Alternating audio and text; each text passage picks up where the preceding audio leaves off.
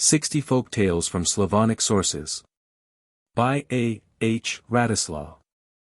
Preface. So much interest has lately been awakened in, and centered round, folklore, that it needs no apology to lay before the British reader additional information upon the subject. Interesting enough in itself, it has been rendered doubly interesting by the rise and progress of the new science of comparative mythology, which has already yielded considerable results, and promises to yield results of still greater magnitude. When all the data requisite for a full and complete induction have been brought under the ken of the inquirer. The stories of most European races have been laid under contribution, but those of the Slavonians have, as yet, been only partially examined.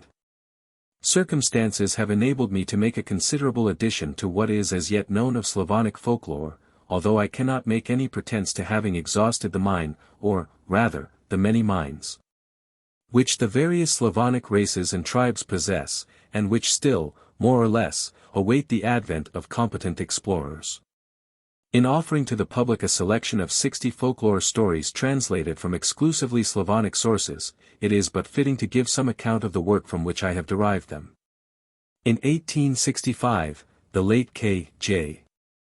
Urban, the celebrated archivarius of the old town of Prague, published a Czytanka, or reading book, intended to enable Bohemians to commence the study of all the numerous Slavonic dialects, containing 100 simple national tales and stories in their original dialects. To this he appended a vocabulary, with explanations of words and forms strange to, or divergent from, the Bohemian, briefly given in the Bohemian language.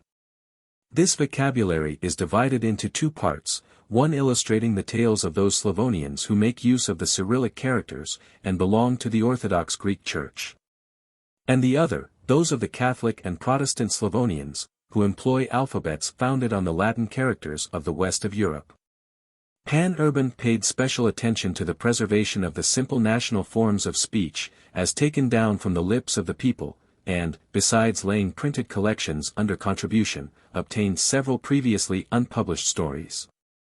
Beginning with his native tongue, the Bohemian language, he passes on to the closely allied Moravian and Hungarian-Slovenish, Slovak, dialects, and then takes the Upper and Lower Lusatian, the former of which is related to the Old Bohemian, while the latter inclines rather to the Polish language.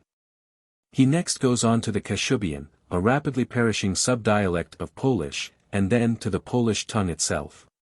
Next comes the White Russian, forming a transition from Polish to Great Russian, whereas the Little Russian in Galicia, the Ukraine, and South Russia, is more nearly allied to the Bohemian than to the White Russian. The ancient Russian language, which was also much allied to the Old Bohemian, is the basis of the present written Russian, and presents a transition to the Bulgarian, which, in the northwest, melts into the Serbian, which again, in its Croatian branch, near Varazdin, approaches most nearly to the Bohemian. The Illyrian-Slovenish of Carinthia, though, in locality, least distant from Bohemia, exhibits forms most removed from the Bohemian language, just as the Upper Lusatian is less allied to the Bohemian than is the locally distant Kashubian. I took up the book, originally, for the purpose for which it was compiled, viz. that of obtaining an acquaintance with the main features of all the Slavonic dialects, but found myself tempted, by the extreme beauty of some of the stories, to translate the major portion of them. That I do not present a still larger selection to the reader is due to the fact that so many of the great Russian skazkas have been so admirably translated, edited, and illustrated by my friend alas, that I must now term him my late friend Mr. W. R. S. Ralston, that I have scarcely considered them as coming within the sphere of the present work. For an essay on the singular mythical being, Kurent, occurring only in the Serbian tales from Carniola, and as yet unnoticed in any work on Slavonic mythology, I am indebted to Professor Gregor Krek, of Graz, in Styria. This will be found prefixed to the stories which it illustrates. I have also prefixed a short introduction, containing various matters of interest, to each set of tales, as they follow each other, according to their different languages, dialects, or subdialects. The table of contents immediately following will give a general view of the stories and their respective sources, arranged under the three heads of A. The Western Slavonians, B. The Eastern Slavonians, and C. the Southern Slavonians. How do you find this book? Any thoughts about the book or the author? Any suggestion for improvement? Please take a moment to share your thoughts in a comment. If you like it, share it with your friends who might enjoy it as well. Subscribe to keep in touch. Visit CompleteAudiobooks.com for more quality content. Bohemian Stories. Introduction. These stories are translated from the language of the Slavonic inhabitants of nearly 3/4 of Bohemia, the Czechs, as the Poles write the word, or Czechs. If we adopt the nearest orthographical approximation to it that the English alphabet allows us to make. This nation had an early literary development, commencing before the foundation of the University of Prague, Praha, by the Emperor Charles IV. In 1348. For a long time after that epoch the Bohemians could justly claim the title of the best educated nation in Europe. They produced a prose writer Thomas of Stitney, whose first original work was published in 1377, whose equal is not to be found in English literature till the age of Queen Elizabeth. In the 30 Years' War, 1620, the people and literature of Bohemia were crushed for more than 2 centuries, the population being reduced during that terrible war from over 4 millions to 800,000. The Bohemian language itself is a very remarkable one. It possesses both accent and quantity independent of each other, like Latin and Greek. Thus it is difficult for a foreigner to read aloud or to speak, for, if he attends carefully to the accent, he is liable to neglect quantity, and if he attends to quantity, he is likely to slur over the proper accentuation of words. It, as well as Polish, employs a sibilated R, which in many words is difficult to pronounce. It also writes semi-vowels, especially R, without a vowel, so that many syllables appear as if there were no vowel in them. But this it is sufficient to notice once for all, as it causes no real difficulty in pronunciation. The fairy tales relating to the kindly or malevolent superhuman inhabitants of the woods are peculiar and striking. In No. 5 these imaginary beings are represented under the latter, and in number 6 under the former aspect. 2 waters, one of death and the other of life, are found in the Bohemian stories, just as in the Russian ones, a point wherein the Slavonic tales regularly differ from those of Western Europe, which only acknowledge the water of life. As Mr. Ralston remarks, Songs of the Russian People, page 97, when the dead water is applied to the wounds of a corpse, it heals them, but before the dead body can be brought to life, it is necessary to sprinkle it with the living water. 1. Long, broad, and sharp sight. There was a king, who was already old, and had but one son. Once upon a time he called this son to him, and said to him, My dear son, you know that old fruit falls to make room for other fruit. My head is already ripening, and maybe the sun will soon no longer shine upon it, but before you bury me, I should like to see your wife, my future daughter. My son, marry. The prince said, I would gladly, father, do as you wish. But I have no bride, and don't know any. The old king put his hand into his pocket, took out a golden key and showed it to his son, with the words, Go up into the tower, to the top story, look round there, and then tell me which you fancy. The prince went without delay. Nobody within the memory of man had been up there, or had ever heard what was up there. When he got up to the last story, he saw in the ceiling a little iron door like a trapdoor. It was closed. He opened it with the golden key, lifted it, and went up above it. There was a large circular room. The ceiling was blue like the sky on a clear night, and silver stars glittered on it. The floor was a carpet of green silk, and around in the wall were 12 high windows in golden frames, and in each window on crystal glass was a damsel painted with the colors of the rainbow, with a royal crown on her head. In each window a different one in a different dress, each handsomer than the other, and it was a wonder that the prince did not let his eyes dwell upon them. When he had gazed at them with astonishment, the damsels began to move as if they were alive, looked down upon him, smiled, and did everything but speak. Now the prince observed that one of the 12 windows was covered with a white curtain. He drew the curtain to see what was behind it. There was a damsel in a white dress, girt with a silver girdle, with a crown of pearls on her head. She was the most beautiful of all, but was sad and pale, as if she had risen from the grave. The prince stood long before the picture, as if he had made a discovery, and as he thus gazed, his heart pained him, and he cried, "This one will I have, and no other." As he said the words the damsel bowed her head, blushed like a rose, and that instant all the pictures disappeared. When he went down and related to his father what he had seen and which damsel he had selected, the old king became sad, bethought himself, and said, "You have done ill, my son, in uncovering what was curtained over. And have placed yourself in great danger on account of those words. That damsel is in the power of a wicked wizard, and kept captive in an iron castle. Of all who have attempted to set her free, not one has hitherto returned. But what's done cannot be undone, the plighted word is a law. Go. Try your luck, and return home safe and sound." The prince took leave of his father, mounted his horse, and rode away in search of his bride. It came to pass that he rode through a vast forest, and through the forest he rode on and on till he lost the road. And as he was wandering with his horse in thickets and amongst rocks and morasses, not knowing which way to turn, he heard somebody shout behind him, "Hi! Stop!" The prince looked round, and saw a tall man hastening after him. "Stop and take me with you, and take me into your service, and you won't regret it." "Who are you?" said the prince, "and what can you do?" "My name is Long, and I can extend myself. Do you see a bird's nest in that pine yonder? I will bring you the nest down without having to climb up."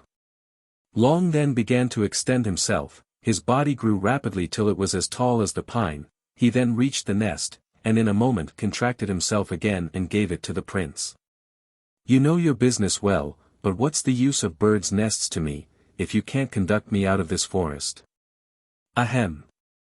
That's an easy matter," said Long, and began to extend himself till he was thrice as high as the highest fir in the forest, looked round, and said, "Here on this side we have the nearest way out of the forest." He then contracted himself, took the horse by the bridle, and before the prince had any idea of it, they were beyond the forest.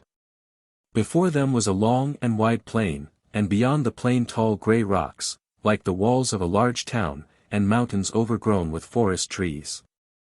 "Yonder, sir, goes my comrade," said Long, and pointed suddenly to the plain. "You should take him also into your service, I believe he would serve you well. Shout to him, and call him hither, that I may see what he is good for." "It is a little too far, sir," said Long. "He would hardly hear me, and it would take a long time before he came, because he has a great deal to carry. I'll jump after him instead." Then Long again extended himself to such a height that his head plunged into the clouds, made 2 or 3 steps, took his comrade by the arm, and placed him before the prince. He was a short, thick-set fellow, with a paunch like a 64-gallon cask. "Who are you?" demanded the prince, "and what can you do?" "My name, sir, is Broad, I can widen myself." "Give me a specimen." "Ride quick, sir, quick, back into the forest," cried Broad, as he began to blow himself out. The prince didn't understand why he was to ride away. But seeing that Long made all haste to get into the forest, he spurred his horse, and rode full gallop after him. It was high time that he did ride away, or else Broad would have squashed him, horse and all, as his paunch rapidly grew in all directions, it filled everything everywhere, just as if a mountain had rolled up. Broad then ceased to blow himself out, and took himself in again, raising such a wind that the trees in the forest bowed and bent, and became what he was at first. "You've played me a nice trick," said the prince, "but I shan't find such a fellow every day, come with me." They proceeded further. When they approached the rocks, they met a man who had his eyes bandaged with a handkerchief. "Sir, this is our third comrade," said Long, "you ought to take him also into your service. I'm sure he won't eat his victuals for naught." "Who are you?" the prince asked him, "and why are your eyes bandaged? You don't see your way." "No, sir, quite the contrary. It is just because I see too well that I am obliged to bandage my eyes. I see with bandaged eyes just as well as others with unbandaged eyes." And if I unbandage them I look everything through and through, and when I gaze sharply at anything, it catches fire and bursts into flame, and what can't burn splits into pieces. For this reason my name is Sharpsight." He then turned to a rock opposite, removed the bandage, and fixed his flaming eyes upon it. The rock began to crackle, pieces flew on every side, and in a very short time nothing of it remained but a heap of sand, on which something glittered like fire. Sharpsight went to fetch it, and brought it to the prince. It was pure gold. "Hey go! You're a fellow that money can't purchase," said the prince. "He is a fool who wouldn't make use of your services, and if you have such good sight, look and tell me whether it is far to the Iron Castle, and what is now going on there." "If you rode by yourself, sir," answered Sharpsight, "maybe you wouldn't get there within a year, but with us you'll arrive today. They're just getting supper ready for us." "And what is my bride doing?" "An iron lattice is before her. In a tower that's high. She doth sit and sigh. A wizard watch and ward keeps o'er her." The prince cried, "Whoever is well disposed, help me to set her free." They all promised to help him. They guided him among the grey rocks through the breach that Sharpsight had made in them with his eyes, and further on through rocks, through high mountains and deep forests, and wherever there was any obstacle in the road. Forthwith it was removed by the three comrades. And when the sun was declining towards the west, the mountains began to become lower, the forests less dense, and the rocks concealed themselves amongst the heath. And when it was almost on the point of setting, the prince saw not far before him an iron castle. And when it was actually setting, he rode by an iron bridge to the gate, and as soon as it had set, up rose the iron bridge of itself, the gate closed with a single movement, and the prince and his companions were captives in the iron castle. When they had looked round in the court, the prince put his horse up in the stable, where everything was ready for it, and then they went into the castle. In the court, in the stable, in the castle hall, and in the rooms, they saw in the twilight many richly dressed people, gentlemen and servants, but not one of them stirred. They were all turned to stone. They went through several rooms, and came into the supper room. This was brilliantly lighted up, and in the midst was a table, and on it plenty of good meats and drinks, and covers were laid for 4 persons. They waited and waited, thinking that someone would come, but when nobody came for a long time, they sat down and ate and drank what the palate fancied. When they had done eating, they looked about to find where to sleep. Thereupon the door flew open unexpectedly all at once, and into the room came the wizard, a bent old man in a long black garb, with a bald head, a grey beard down to his knees, and 3 iron hoops instead of a girdle.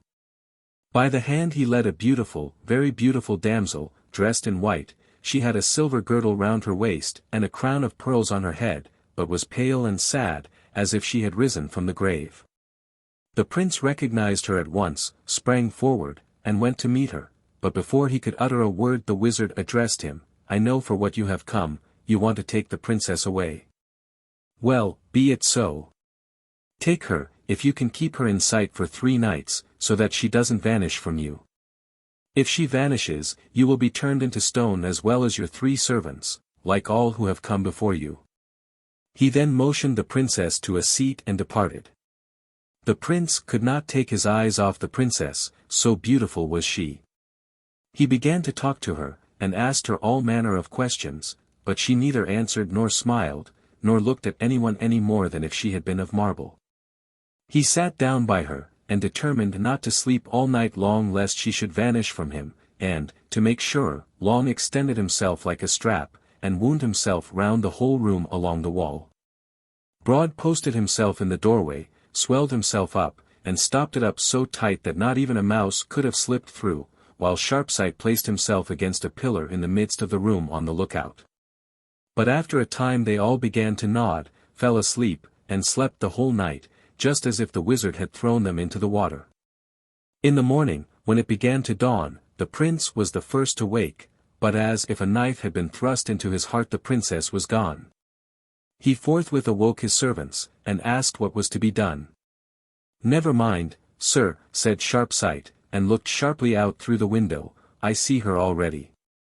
100 miles hence is a forest, in the midst of the forest an old oak, and on the top of the oak an acorn, and she is that acorn. Long immediately took him on his shoulders, extended himself, and went 10 miles at a step, while Sharpsight showed him the way. No more time elapsed than would have been wanted to move once round a cottage before they were back again, and Long delivered the acorn to the prince. "Sir, let it fall on the ground." The prince let it fall, and that moment the princess stood beside him. And when the sun began to show itself beyond the mountains, the folding doors flew open with a crash, and the wizard entered the room and smiled spitefully. But when he saw the princess he frowned, growled, and hang. One of the iron hoops which he wore splintered and sprang off him. He then took the damsel by the hand and led her away. The whole day after the prince had nothing to do but walk up and down the castle, and round about the castle, and look at the wonderful things that were there. It was everywhere as if life had been lost in a single moment. In one hall he saw a prince, who held in both hands a brandished sword, as if he intended to cleave somebody in twain, but the blow never fell, he had been turned into stone. In one chamber was a knight turned into stone, just as if he had been fleeing from someone in terror, and, stumbling on the threshold, had taken a downward direction, but not fallen. Under the chimney sat a servant, who held in one hand a piece of roast meat, and with the other lifted a mouthful towards his mouth, which never reached it. When it was just in front of his mouth, he had also been turned to stone. Many others he saw there turned to stone, each in the position in which he was when the wizard said, "Be turned into stone." He likewise saw many fine horses turned to stone, and in the castle and round the castle all was desolate and dead. There were trees, but without leaves, there were meadows, but without grass, there was a river, but it did not flow, nowhere was there even a singing bird, or a flower, the offspring of the ground, or a white fish in the water. Morning, noon, and evening the prince and his companions found good and abundant entertainment in the castle, the viands came of themselves, the wine poured itself out. After supper the folding doors opened again, and the wizard brought in the princess for the prince to guard. And although they all determined to exert themselves with all their might not to fall asleep, yet it was of no use, fall asleep again they did. And when the prince awoke at dawn and saw the princess had vanished, he jumped up and pulled Sharpsight by the arm. "Hey! Get up, Sharpsight, do you know where the princess is?" He rubbed his eyes, looked, and said, "I see her. There's a mountain 200 miles off, and in the mountain a rock, and in the rock a precious stone, and she's that precious stone. If Long carries me thither, we shall obtain her." Long took him at once on his shoulders, extended himself, and went 20 miles at a step. Sharpsight fixed his flaming eyes on the mountain crumbled, and the rock in it split into 1,000 pieces, and amongst them glittered the precious stone. They took it up and brought it to the prince, and when he let it fall on the ground, the princess again stood there. When afterwards the wizard came and saw her there, his eyes flashed with spite, and bang! Again an iron hoop cracked upon him and flew off. He growled and led the princess out of the room. That day all was again as it had been the day before.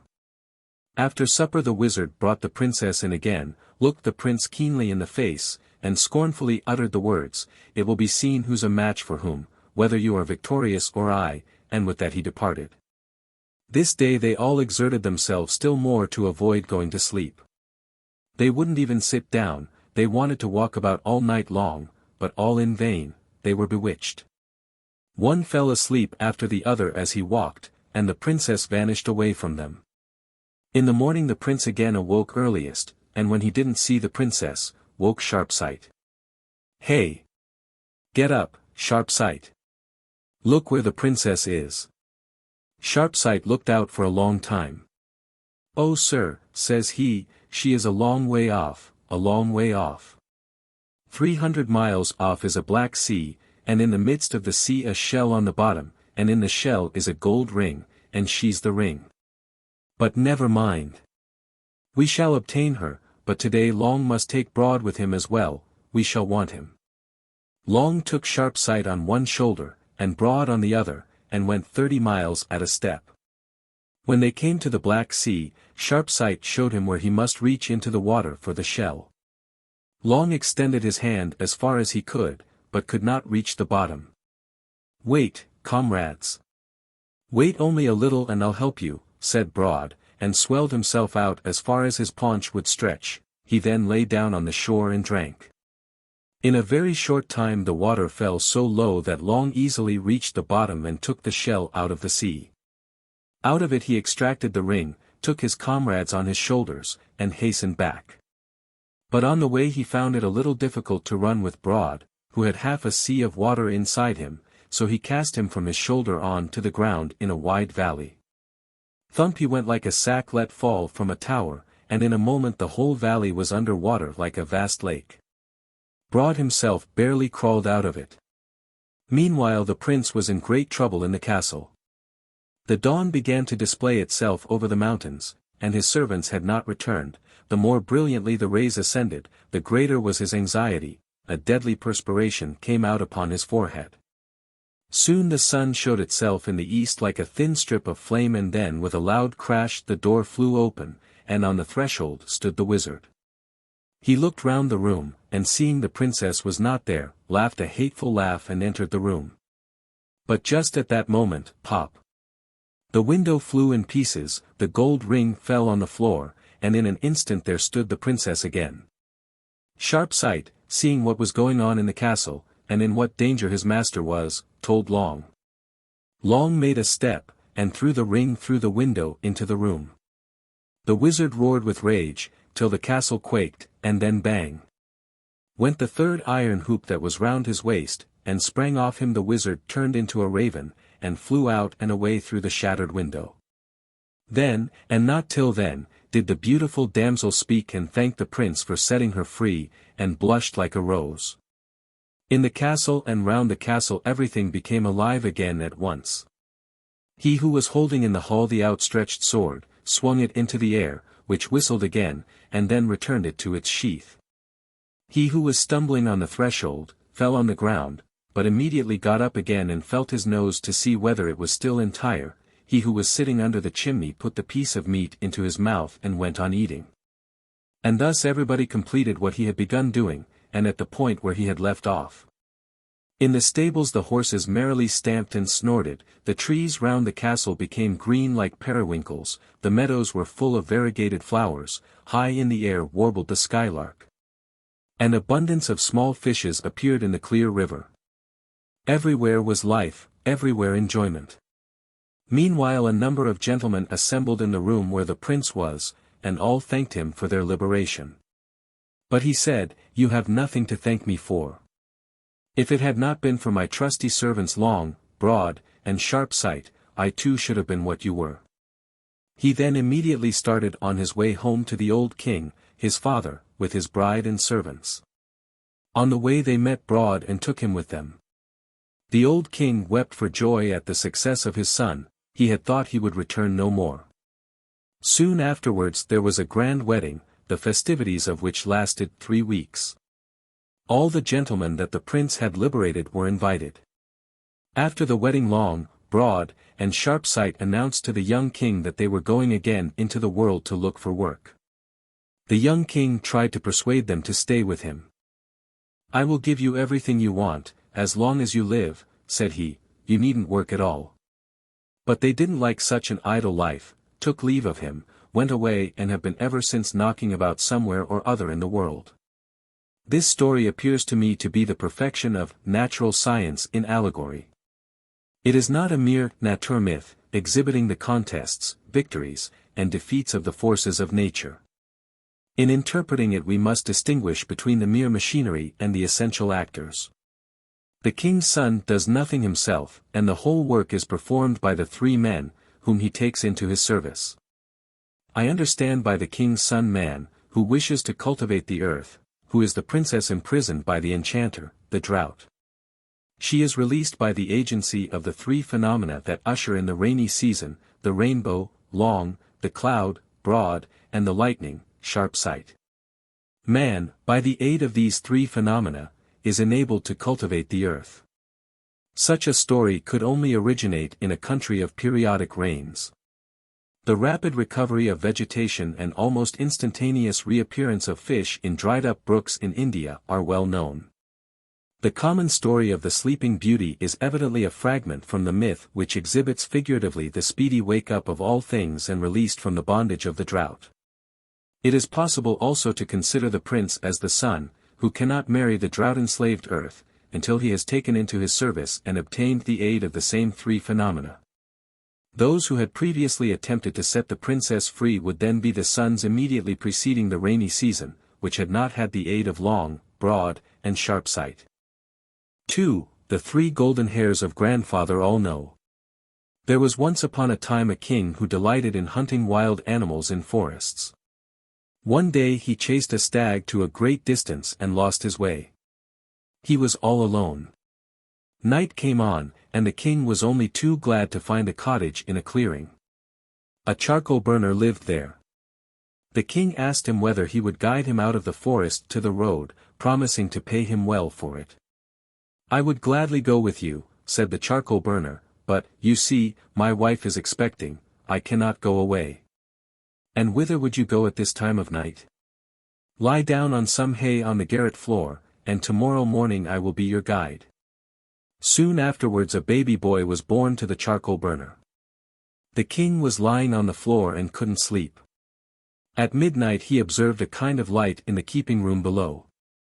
He peeped through a chink in the boarding and saw the charcoal burner asleep, his wife lying in a dead faint, and three old hags, all in white, standing by the baby, each with a lighted taper in her hand. The first said, "My gift to this boy is, that he shall come into great dangers." The second said, "My gift to him is, that he shall escape from them all and live long." And the third said, "And I give him to wife the baby daughter who has this day been born to that king who is lying upstairs on the hay." Thereupon the hags put out their tapers, and all was still again. They were the fates. The king felt as if a sword had been thrust into his breast. He didn't sleep till morning, thinking over what to do, and how to do it, to prevent the coming to pass which he had heard. When day dawned the child began to cry. The charcoal burner got up and saw that his wife had gone to sleep forever. "Oh, my poor little orphan," whimpered he, "what shall I do with you now?" "Give me the baby," said the king. "I'll take care that it shall be well with it, and will give you so much money that you needn't burn charcoal as long as you live." The charcoal burner was delighted at this, and the king promised to send for the baby. When he arrived at his palace they told him, with great joy, that a beautiful baby daughter had been born to him on such and such a night. It was the very night on which he saw the three fates. The king frowned, called one of his servants, and told him, "Go to such a place in the forest, a charcoal burner lives there in a cottage. Give him this money, and he will give you a little child. Take the child and drown it on your way back. If you don't drown it, you shall drink water yourself." The servant went, took the baby and put it into a basket, and when he came to a narrow footbridge, under which flowed a deep and broad river, he threw the basket and all into the water. "Good night, uninvited son-in-law," said the king, when the servant told him what he had done. The king thought that the baby was drowned, but it wasn't. It floated in the water in the basket as if it had been its cradle, and slept as if the river were singing to it, till it floated down to a fisherman's cottage. The fisherman was sitting by the bank mending his net. He saw something floating down the river, jumped into his boat, and went to catch it, and out of the water he drew the baby in the basket. He carried it to his wife, and said, "You've always wanted a little son, and here you have one. The water has brought him to us." The fisherman's wife was delighted, and brought up the child as her own. They named him Floatling Plavacek, because he had floated to them on the water. The river flowed on and years passed on, and from a boy he became a handsome youth, the like of whom was not to be found far and wide. One day in the summer it came to pass that the king rode that way all alone. It was hot, and he was thirsty, and beckoned to the fisherman to give him a little fresh water. When Floatling brought it to him, the king looked at him with astonishment. "You've a fine lad, fisherman," said he. "Is he your son?" "He is and he isn't," replied the fisherman. "Just 20 years ago he floated, as a little baby, down the river in a basket, and we brought him up. A mist came before the king's eyes. He became as pale as a whitewashed wall, perceiving that it was the child he had ordered to be drowned. But he soon recollected himself, sprang from his horse, and said, I want a messenger to my palace, and have nobody with me. Can this youth go thither for me? Your Majesty has but to command and the lad will go, said the fisherman. The king sat down and wrote a letter to his queen, "'Cause this young man whom I send you to be run through with a sword at once, he is a dangerous enemy of mine. Let it be done before I return. Such is my will." He then folded the letter, fastened and sealed it with his signet. Floatling started at once with the letter. He had to go through a great forest, but missed the road and lost his way. He went from thicket to thicket till it began to grow dark. Then he met an old hag, who said to him, "Whither are you going, Floatling?"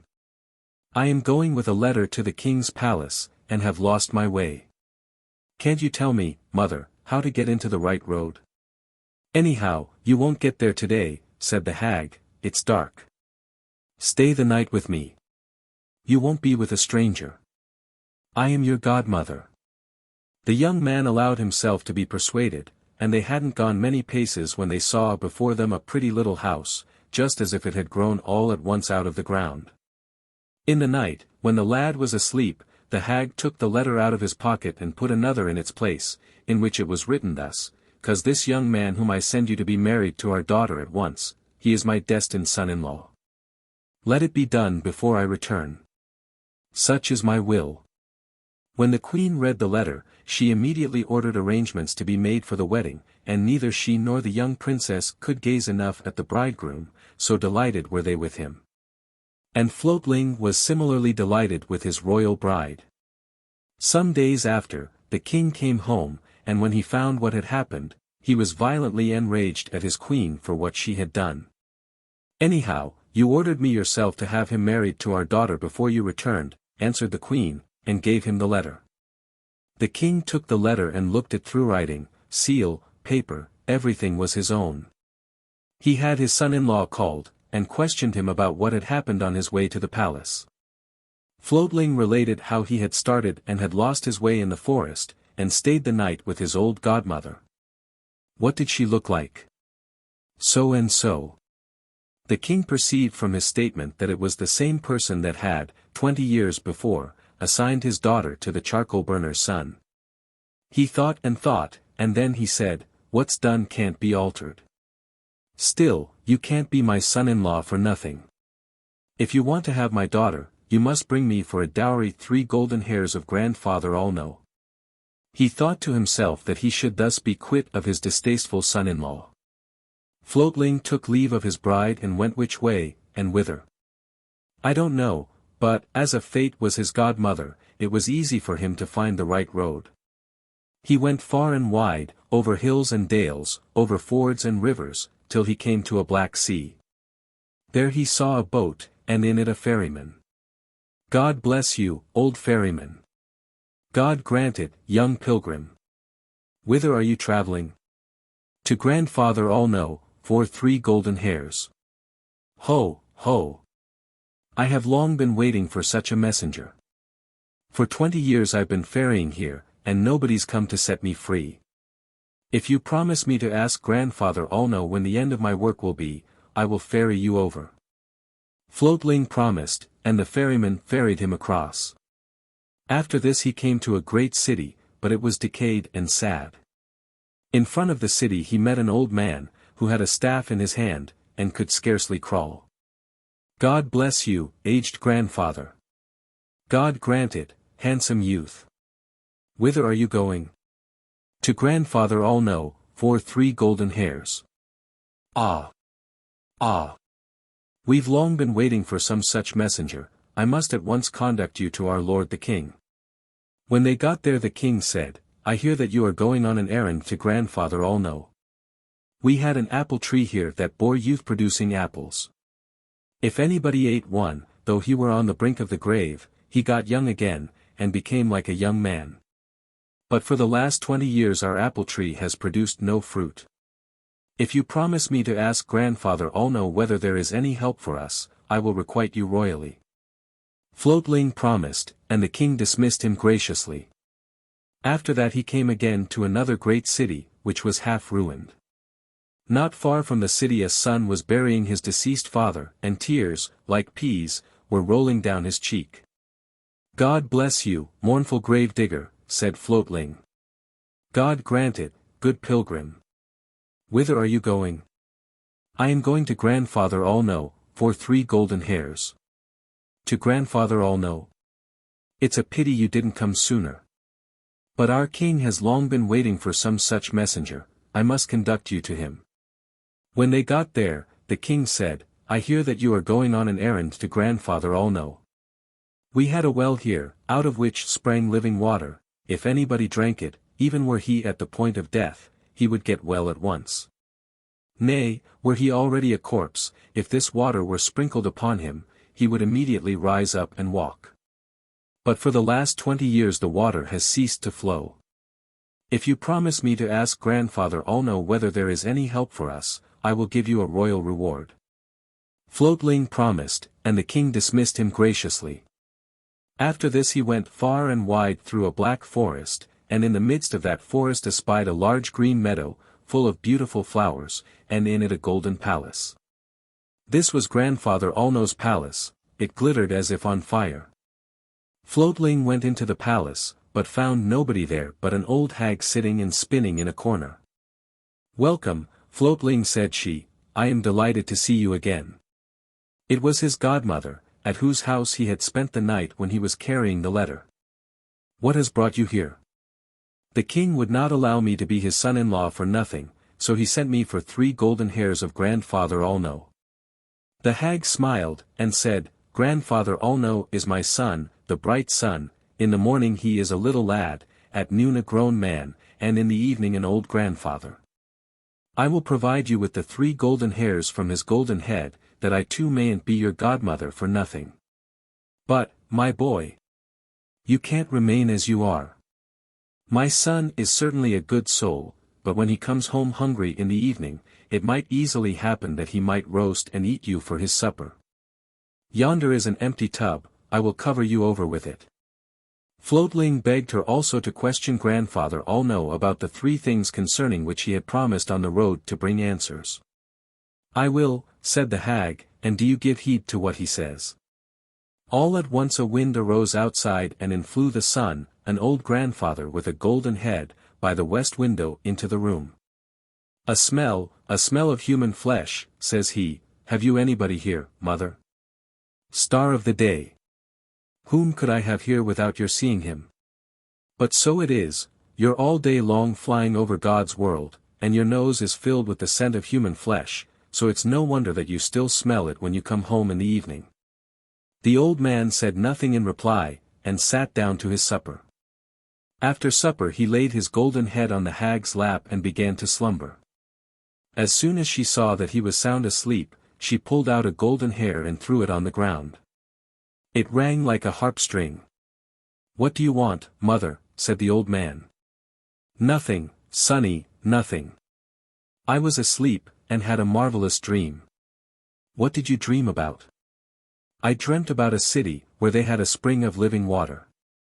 When anybody was ill and drank of it, he got well again, and if he died and was sprinkled with this water, he came to life again. But for the last 20 years the water has ceased to flow. Is there any help that it may flow again?" "Quite easy. There's a toad sitting on the spring in the well that won't let the water flow. Let them kill the toad and clean out the well, the water will flow as before." When the old man fell asleep again, the hag pulled out a second golden hair and threw it on the ground. "What ails you again, mother?"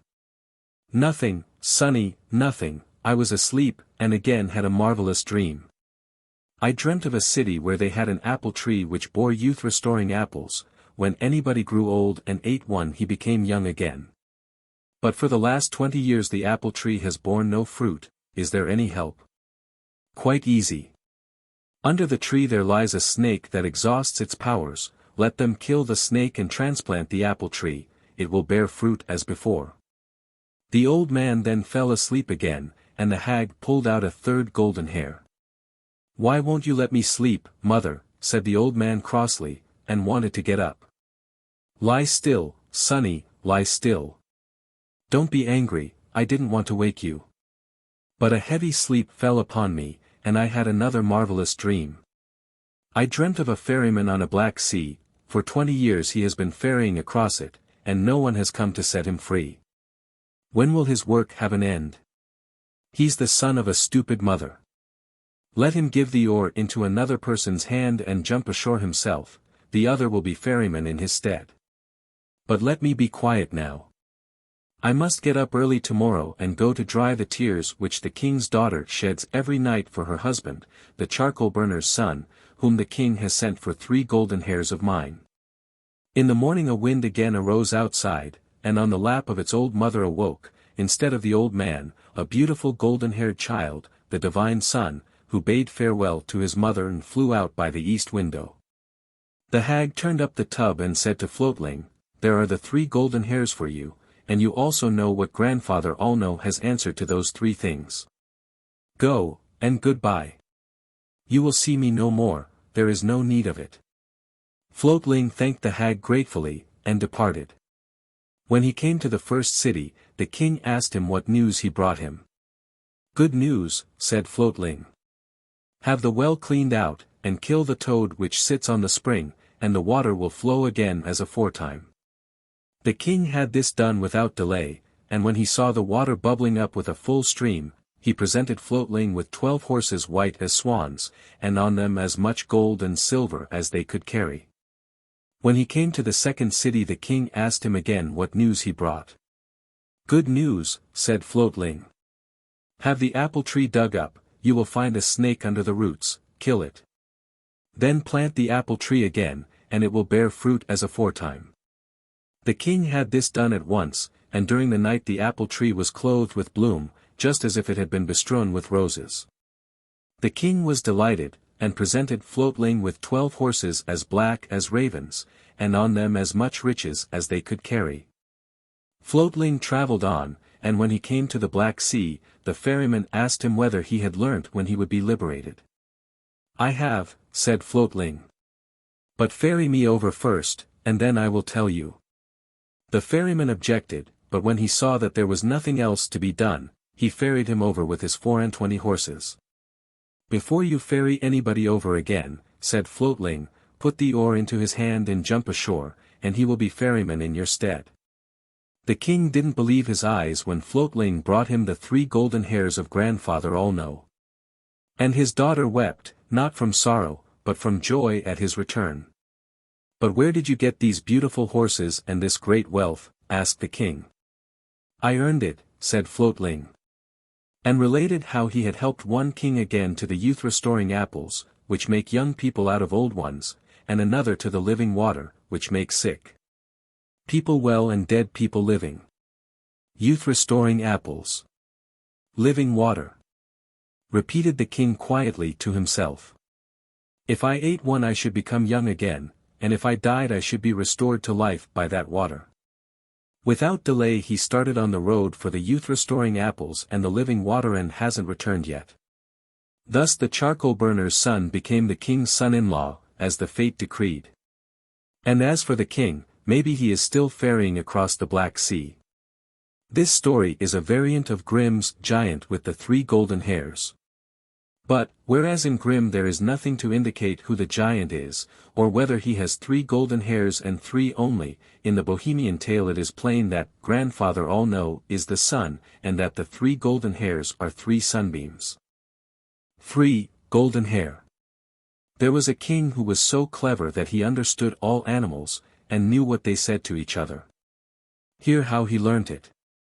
Once upon a time there came to him a little old woman, who brought him a snake in a basket, and told him to have it cooked for him. If he dined off it, he would understand what any animal in the air, on the earth, or in the water said.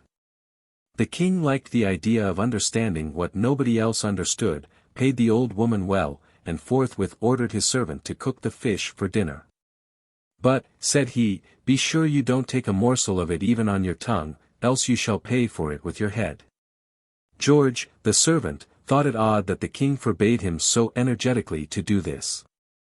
"In my life I never saw such a fish," said he to himself, "it looks just like a snake. And what sort of cook would that be who didn't take a taste of what he was cooking?" When it was cooked, he took a morsel on his tongue, and tasted it. Thereupon he heard something buzzing round his ears, "Some for us, too. Some for us, too." George looked round, and saw nothing but some flies that were flying about in the kitchen. Again somebody called with a hissing voice in the street outside, "Where are you going? Where are you going?" And shriller voices answered, "To the miller's barley. To the miller's barley." George peeped through the window, and saw a gander and a flock of geese.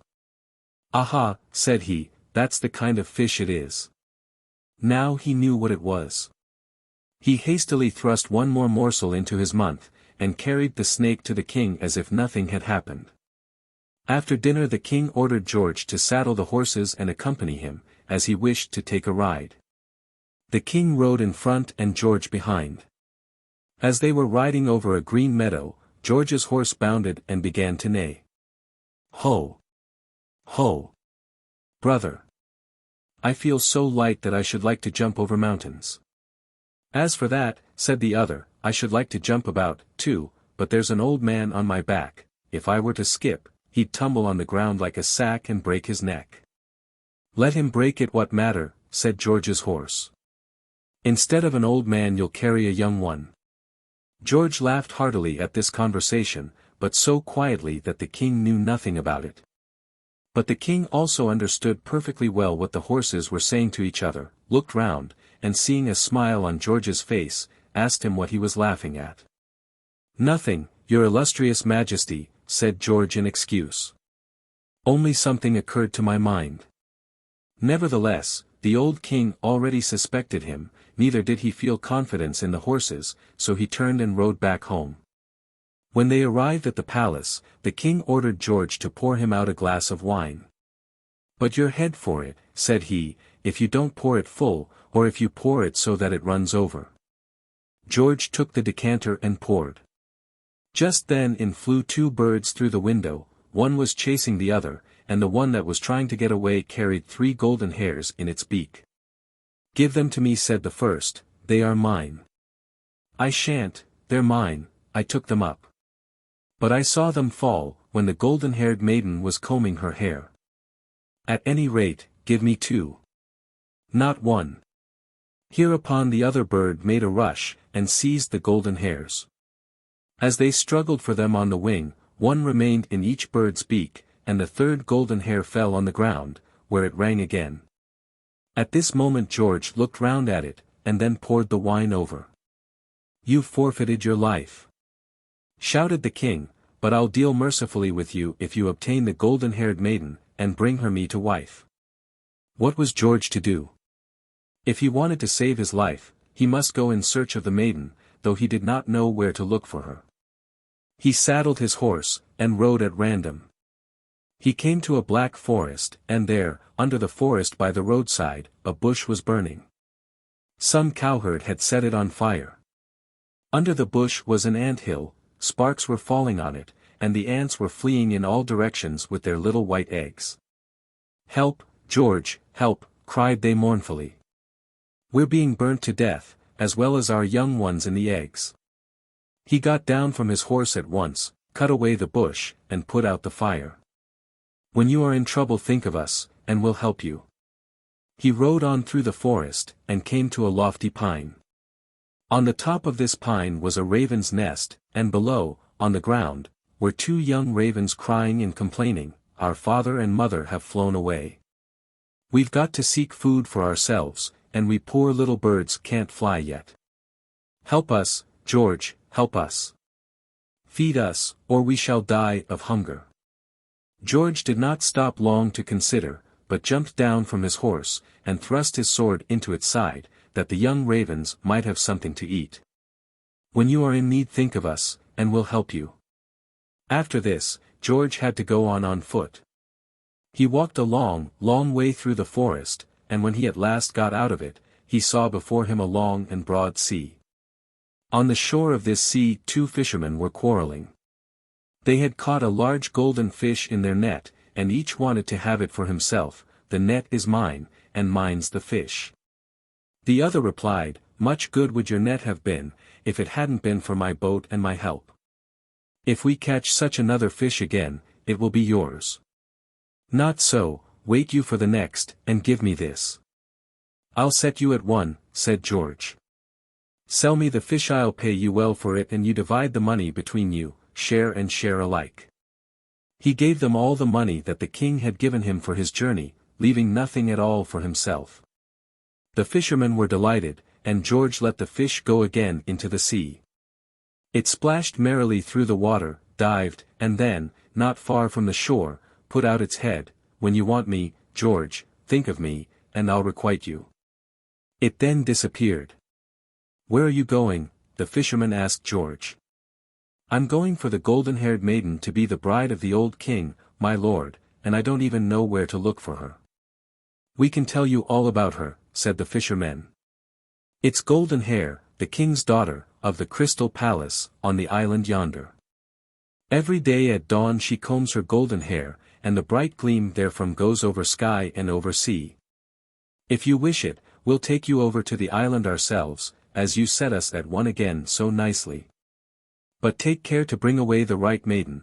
There are 12 maidens the king's daughters, but only one has golden hair. When George was on the island, he went into the Crystal Palace to entreat the king to give the king, his lord, his golden-haired daughter to wife.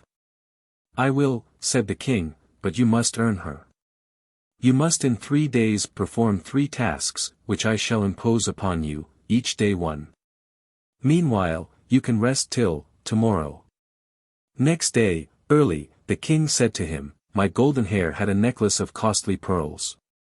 The necklace broke, and the pearls were scattered in the long grass in the green meadow. You must collect all these pearls, without one being wanting. George went into the meadow. It was long and broad. He knelt on the grass, and began to seek. He sought and sought from morn to noon, but never saw a pearl. Ah! If my ants were here, they might help me. Here we are to help you, said the ants, running in every direction, but always crowding round him. What do you want? I have to collect pearls in this meadow, but I don't see one. Only wait a bit, we'll collect them for you. Before long they brought him a multitude of pearls out of the grass, and he had nothing to do but string them on the necklace.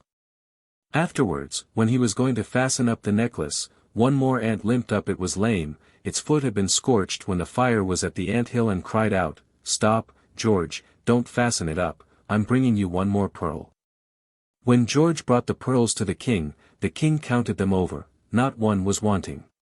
You have done your business well, said he, tomorrow I shall give you another piece of work. In the morning George came, and the king said to him, my golden hair was bathing in the sea, and lost there a gold ring, you must find and bring it. George went to the sea, and walked sorrowfully along the shore. The sea was clear, but so deep that he couldn't even see the bottom, much less could he seek and find the ring there. Oh, that my golden fish were here, it might be able to help me. Whereupon something glittered in the sea, and up swam the golden fish from the deep to the surface of the water. Here I am to help you, what do you want? I've got to find a gold ring in the sea, and I can't even see the bottom. I just met a pike which was carrying a gold ring in its mouth. Only wait a bit, I'll bring it to you. Ere long it returned from the deep water, and brought him the pike, ring and all. The king commended George for doing his business well, and then next morning laid upon him the 3rd task, if you wish me to give your king my golden hair to wife, you must bring her the waters of death and of life, she will require them. George did not know whither to betake himself for these waters, and went at haphazard hither and thither, whither his feet carried him, till he came to a black forest. Ah, if my young ravens were here, perhaps they would help me. Now there was a rustling over his head, and 2 young ravens appeared above him. Here we are to help you, what do you wish? I've got to bring the waters of death and of life, and I don't know where to look for them. Oh, we know them well. Only wait a bit, we'll bring them to you. After a short time they each brought George a bottle gourd full of water. In the one gourd was the water of life, in the other the water of death. George was delighted with his good fortune, and hastened to the castle. At the edge of the forest he saw a cobweb extending from one pine tree to another. In the midst of the cobweb sat a large spider sucking a fly. George took the bottle with the water of death, sprinkled the spider, and the spider dropped to the ground like a ripe cherry. He was dead. He then sprinkled the fly with the water of life out of the other bottle, and the fly began to move, extricated itself from the cobweb, and off into the air. "Lucky for you, George, that you've brought me to life again," it buzzed round his ears. "Without me you'd scarcely guess aright which of the 12 is Goldenhair." When the king saw that George had completed this matter also, he said he would give him his golden-haired daughter.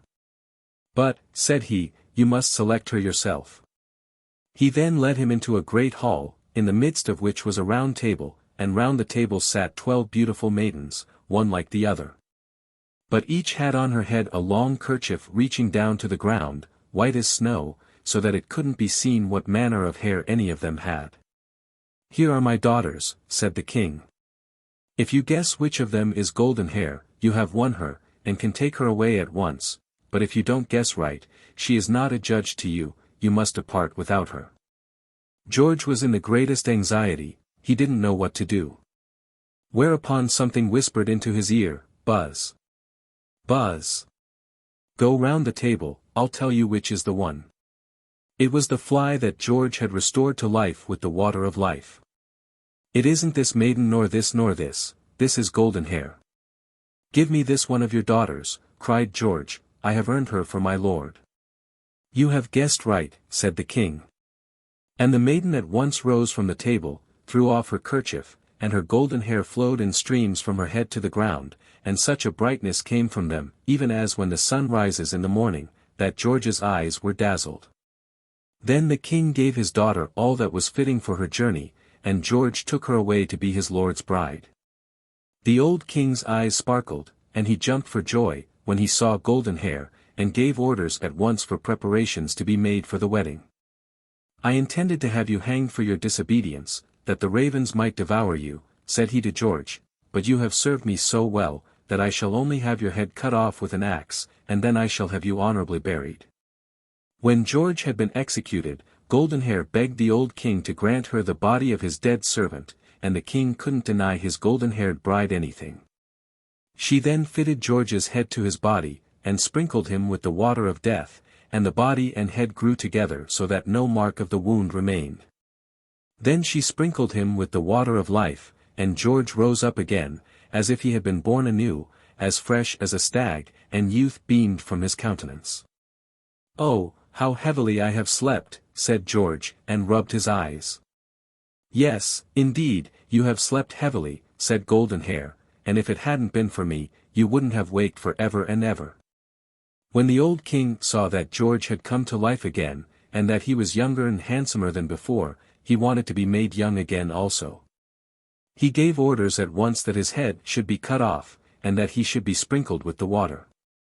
They cut his head off and sprinkled him with the water of life, till they'd sprinkled it all away, but his head wouldn't grow on to the body. Then, and not till then, did they begin to sprinkle him with the water of death, and in an instant the head grew on to the body, but the king was dead all the same, because they had no more of the water of life to bring him to life again. And since the kingdom couldn't be without a king, and they'd no one so intelligent as to understand all animals like George, they made George king and Goldenhair queen.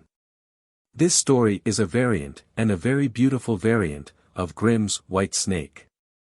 The two kinds of water, that of death and that of life, appear here, showing that it is a true Slavonic, and not a Teutonic story.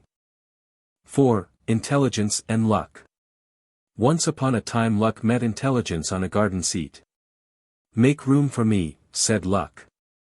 Intelligence was then as yet inexperienced, and didn't know who ought to make room for whom. He said, "Why should I make room for you? You're no better than I am." "He's the better man," answered Luck, "who performs most. See you there yon peasant son who's ploughing in the field? Enter into him, and if he gets on better through you than through me, I'll always submissively make way for you, whensoever and wheresoever we meet. Intelligence agreed, and entered at once into the ploughboy's head. As soon as the ploughboy felt that he had intelligence in his head, he began to think, why must I follow the plough to the day of my death? I can go somewhere else and make my fortune more easily. He left off ploughing, put up the plough, and drove home. Daddy, says he, I don't like this peasant's life, I'd rather learn to be a gardener. His father said, what ails you, Vanek? Have you lost your wits? However, he bethought himself. And said, well, if you will, learn, and God be with you. Your brother will he heir to the cottage after me. Vanek lost the cottage, but he didn't care for that, but went and put himself apprentice to the king's gardener. For every little that the gardener showed him, Vanek comprehended ever so much more. Ere long he didn't even obey the gardener's orders as to how he ought to do anything, but did everything his own way. At first the gardener was angry, but, seeing everything thus getting on better, he was content. I see that you've more intelligence than I, said he, and henceforth let Vanek garden as he thought fit. In no long space of time Vanek made the garden so beautiful that the king took great delight in it, and frequently walked in it with the queen and with his only daughter. The princess was a very beautiful damsel, but ever since she was 12 years old she had ceased speaking, and no one ever heard a single word from her. The king was much grieved, and caused proclamation to be made, that whoever should bring it to pass that she should speak again, should be her husband. Many young kings, princes and other great lords announced themselves one after the other, but all went away as they had come, no one succeeded in causing her to speak. Why shouldn't I too try my luck, thought Vanek. Who knows whether I mayn't succeed in bringing her to answer when I ask her a question. He at once caused himself to be announced at the palace, and the king and his counselors conducted him into the room where the princess was. The king's daughter had a pretty little dog, and was very fond of him because he was so clever, understanding everything that she wanted. When Vanek went into the room with the king and his counselors, he made as if he didn't even see the princess, but turned to the dog and said, I have heard, doggy, that you are very clever, and I come to you for advice. We are 3 companions in travel, a sculptor, a tailor and myself. Once upon a time we were going through a forest and were obliged to pass the night in it. To be safe from wolves, we made a fire, and agreed to keep watch one after the other.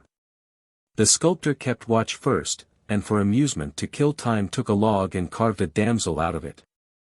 When it was finished he woke the tailor to keep watch in his turn. The tailor, seeing the wooden damsel, asked what it meant. As you see, said the sculptor, I was weary, and didn't know what to do with myself, so I carved a damsel out of a log. If you find time hang heavy on your hands, you can dress her. The tailor at once took out his scissors, needle and thread, cut out the clothes, stitched away, and when they were ready, dressed the damsel in them. He then called me to come and keep watch.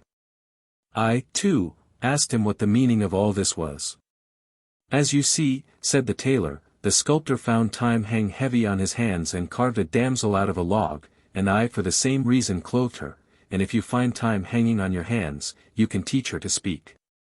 And by morning dawn I had actually taught her to speak. But in the morning when my companions woke up, each wanted to possess the damsel. The sculptor said, I made her, the tailor, I clothed her.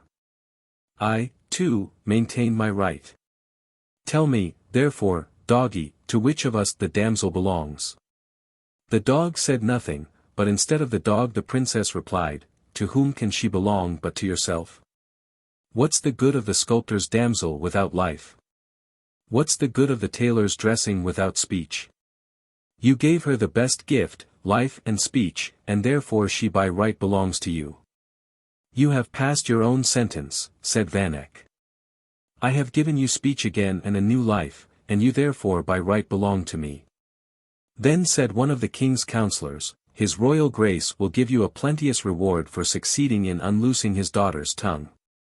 But you cannot have her to wife, as you are of mean lineage. The king said, You are of mean lineage, I will give you a plenteous reward instead of our daughter. But Vanek wouldn't hear of any other reward, and said, The king promised without any exception, that whoever caused his daughter to speak again should be her husband. A king's word is a law. And if the king wants others to observe his laws, he must first keep them himself. Therefore the king must give me his daughter. Seize and bind him, shouted the councillor. Whoever says the king must do anything, offers an insult to his majesty, and is worthy of death. May it please your majesty to order this malefactor to be executed with the sword? The king said, let him be executed. Vanek was immediately bound and led to execution. When they came to the place of execution, Luck was there waiting for him, and said secretly to Intelligence, see how this man has got on through you, till he has to lose his head. Make way, and let me take your place. As soon as Luck entered Vanek, the executioner's sword broke against the scaffold, just as if someone had snapped it.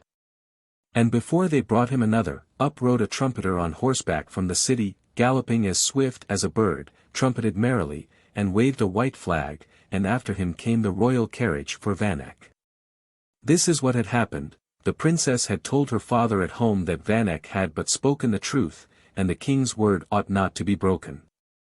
If Vanek were of mean lineage, the king could easily make him a prince. The king said, you're right. Let him be a prince. The royal carriage was immediately sent for Vanek, and the councillor who had irritated the king against him was executed in his stead.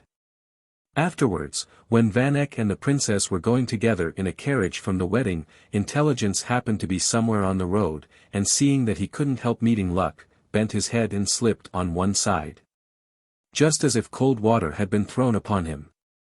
And from that time forth it is said that Intelligence has always given a wide berth to Luck whenever he has had to meet him. 5. The Jezinkas.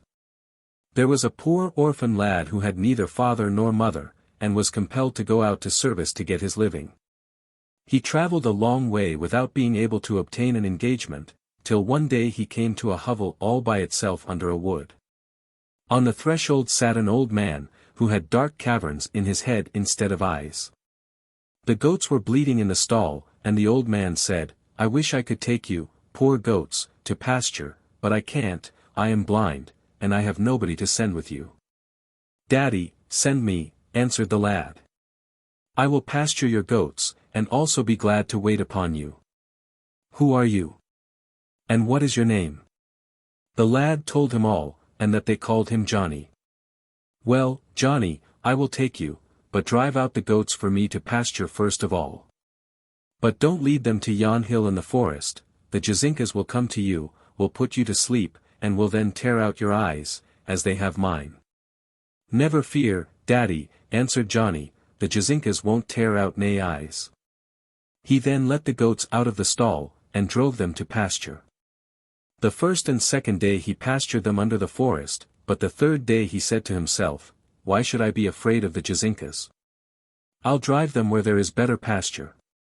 He then broke off 3 green shoots of bramble, put them into his hat, and drove the goats straight on to the hill in the forest. There the goats wandered about for pasture, and Johnny sat down on a stone in the cool. He had not sat long, when all of a sudden, how it came about he knew not, a beautiful damsel stood before him, all dressed in white, with her hair raven black prettily dressed and flowing down her back, and eyes like sloes. God bless you, young goatherd, said she. See what apples grow in our garden. Here's one for you, I'll give it you, that you may know how good they are. She offered him a beautiful rosy apple. But Johnny knew that if he took the apple and ate it he would fall asleep, and she would afterwards tear out his eyes, so he said, I am much obliged to you, beautiful damsel. My master has an apple tree in his garden, on which still handsomer apples grow, I have eaten my fill of them. Well, if you'd rather not, Elle won't compel you, said the damsel, and went away. After a while came another, still prettier, damsel, with a beautiful red rose in her hand, and said, God bless you, young goatherd. See what a beautiful rose I've just plucked off the hedge. It smells so nice, smell it yourself. I am much obliged to you, beautiful damsel. My master has still handsomer roses in his garden, I have smelt my fill of them. Well, then, if you won't, let it alone, said the damsel, quite enraged, turned round, and retired. After a while, a third damsel, the youngest and prettiest of them all, came up. "God bless you, young goatherd." "Thank you, beautiful damsel." "Indeed, you're a fine lad," said the damsel, "but you'd be still handsomer if you had your hair nicely combed and dressed." "Come, I'll comb it for you." Johnny said nothing, but when the damsel came up to him to comb his hair, he took his hat from his head, drew out a bramble shoot, and struck her on both hands. The damsel screamed, "Help, help!" began to weep, but was unable to move from the place. Johnny cared not for her weeping, and bound her hands together with the bramble. Then up ran the other two damsels, and, seeing their sister a captive, began to beg Johnny to unbind her and let her go. "Unbind her yourselves," said Johnny. "Alas! We can't, we have tender hands, we should prick ourselves." But when they saw that the lad would not do as they wished, they went to their sister and wanted to unfasten the bramble. Thereupon Johnny leapt up, and pop, struck them too with a spray, and then bound both their hands together. "See, I've got you, you wicked Jezinkas. Why did you tear out my master's eyes?" After this, he went home to his master, and said, "Come, Daddy, I've found somebody who will give you your eyes again." When they came to the hill, he said to the first Jezinka, "Now tell me where the old man's eyes are. If you don't tell me, I shall throw you at once into the water." The Jezinka made excuse that she didn't know, and Johnny was going to throw her into the river, which flowed hard by under the hill. "Don't, Johnny, don't," entreated the Jezinka, "and I'll give you the old man's eyes." She conducted him into a cavern, where was a great heap of eyes, large and small, black, red, blue and green, and took two out of the heap. But when Johnny placed them in the old man's sockets, the poor man began to cry, "Alas, alas! These are not my eyes. I see nothing but owls." Johnny became exasperated, seized the Jezinka, and threw her into the water. He then said to the second, "Tell me, you, where the old man's eyes are." She, too, began to make excuses that she didn't know, but when the lad threatened to throw her, too, into the water, she led him again to the cavern, and took out two other eyes. But the old man cried again, "Alas! These are not my eyes. I see nothing but wolves." The same was done to the second Jezinka as to the first, the water closed over her. "Tell me, you, where the old man's eyes are," said Johnny to the third and youngest Jezinka. She, too, led him to the heap in the cavern, and took out two eyes for him. But when they were inserted, the old man cried out again that they were not his eyes. "I see nothing but pike." Johnny saw that she, too, was cheating him, and was going to drown her as well, but the Jezinka besought him with tears, "Don't, Johnny, don't. I will give you the old man's proper eyes." She took them from under the whole heap. And when Johnny inserted them into the old man's sockets, he cried out joyfully, These are my eyes. Praise be to God. Now I see well again." Afterwards Johnny and the old man lived together happily. Johnny pastured the goats, and the old man made cheeses at home, mad they ate them together, but the Jezinka never showed herself again on that hill. 6. The Wood Lady. Betty was a little girl, her mother was a widow, and had no more of her property left than a dilapidated cottage and 2 she-goats, but Betty was, nevertheless, always cheerful. From spring to autumn she pastured the goats in the birch wood. Whenever she went from home, her mother always gave her in a basket a slice of bread and a spindle, with the injunction, "Let it be full." As she had no distaff, she used to twine the flax round her head. Betty took the basket, and skipped off singing merrily after the goats to the birch wood. When she got there, the goats went after pasture, and Betty sat under a tree, drew the fibers from her head with her left hand, and let down the spindle with her right so that it just hummed over the ground. And therewith she sang till the wood echoed. The goats meanwhile pastured. When the sun indicated midday, she put aside her spindle, called the goats, and after giving them each a morsel of bread that they mightn't stray from her. bounded into the wood for a few strawberries or any other woodland fruit that might happen to be just then in season, that she might have dessert to her bread. When she had finished her meal, she sprang up, folded her hands, danced and sang. The sun smiled on her through the green foliage, and the goats, enjoying themselves among the grass, thought, "What a merry shepherdess we have after her dance." She spun again industriously, and at even, when she drove the goats home. Her mother never scolded her for bringing back her spindle empty. Once, when according to custom, exactly at midday, after her scanty dinner, she was getting ready for a dance, all of a sudden there she came a very beautiful maiden stood before her. She had on a white dress as fine as gossamer, golden-colored hair flowed from her head to her waist, and on her head she wore a garland of woodland flowers. Betty was struck dumb with astonishment. The maiden smiled at her, and said in an attractive voice, "Betty, are you fond of dancing?" When the maiden spoke so prettily to her, Betty's terror quitted her, and she answered, "Oh, I should like to dance all day long." "Come, then, let's dance together. I'll teach you." So spoke the maiden, tucked her dress up on one side, took Betty by the waist, and began to dance with her. As they circled, such delightful music sounded over their heads, that Betty's heart skipped within her. The musicians sat on the branches of the birches in black, ash-colored, brown, and variegated coats. It was a company of choice musicians that had come together at the beck of the beautiful maiden nightingales, larks, linnets, goldfinches, greenfinches, thrushes, blackbirds, and a very skilful mockingbird. Betty's cheek flamed, her eyes glittered, she forgot her task and her goats, and only gazed at her partner, who twirled before and round her with the most charming movements, and so lightly that the grass didn't even bend beneath her delicate foot. They danced from noon till eve, and Betty's feet were neither wearied nor painful. Then the beautiful maiden stopped, the music ceased, and as she came so she disappeared. Betty looked about her, the sun was setting behind the wood. She clapped her hands on the top of her head, and, feeling the unspun flax, remembered that her spindle, which was lying on the grass, was by no means full. She took the flax down from her head, and put it with the spindle into her basket, called the goats, and drove them home. She did not sing on the way, but bitterly reproached herself for letting the beautiful maiden delude her, and determined that if the maiden should come to her again, she would never listen to her any more. The goats, hearing no merry song behind them, looked round to see whether their own shepherdess was really following them. Her mother, too, wondered, and asked her daughter whether she was ill, as she didn't sing. "No, mother dear, I'm not ill. But my throat is dry from very singing, and therefore I don't sing," said Betty in excuse, and went to put away the spindle and the unspun flax.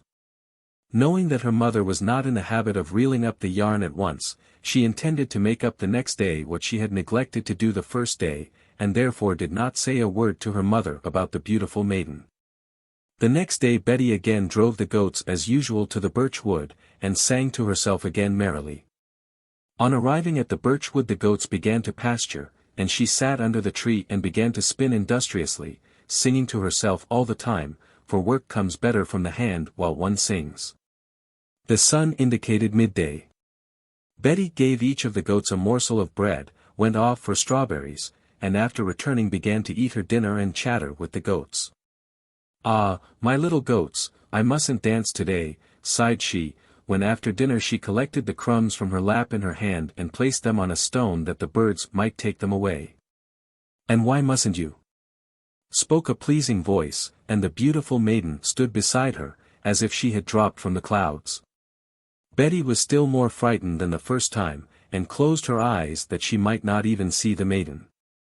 But when the maiden repeated the question, she answered modestly, "Excuse me, beautiful lady, I can't dance with you, because I should again fail to perform my task of spinning, and my mother would scold me. Today, before the sun sets, I must make up what I left undone yesterday. Only come and dance. Before the sun sets help will be found for you," said the maiden, tucked up her dress, took Betty round the waist, the musicians sitting on the birch branches struck up, and the two dancers began to whirl. The beautiful maiden danced still more enchantingly.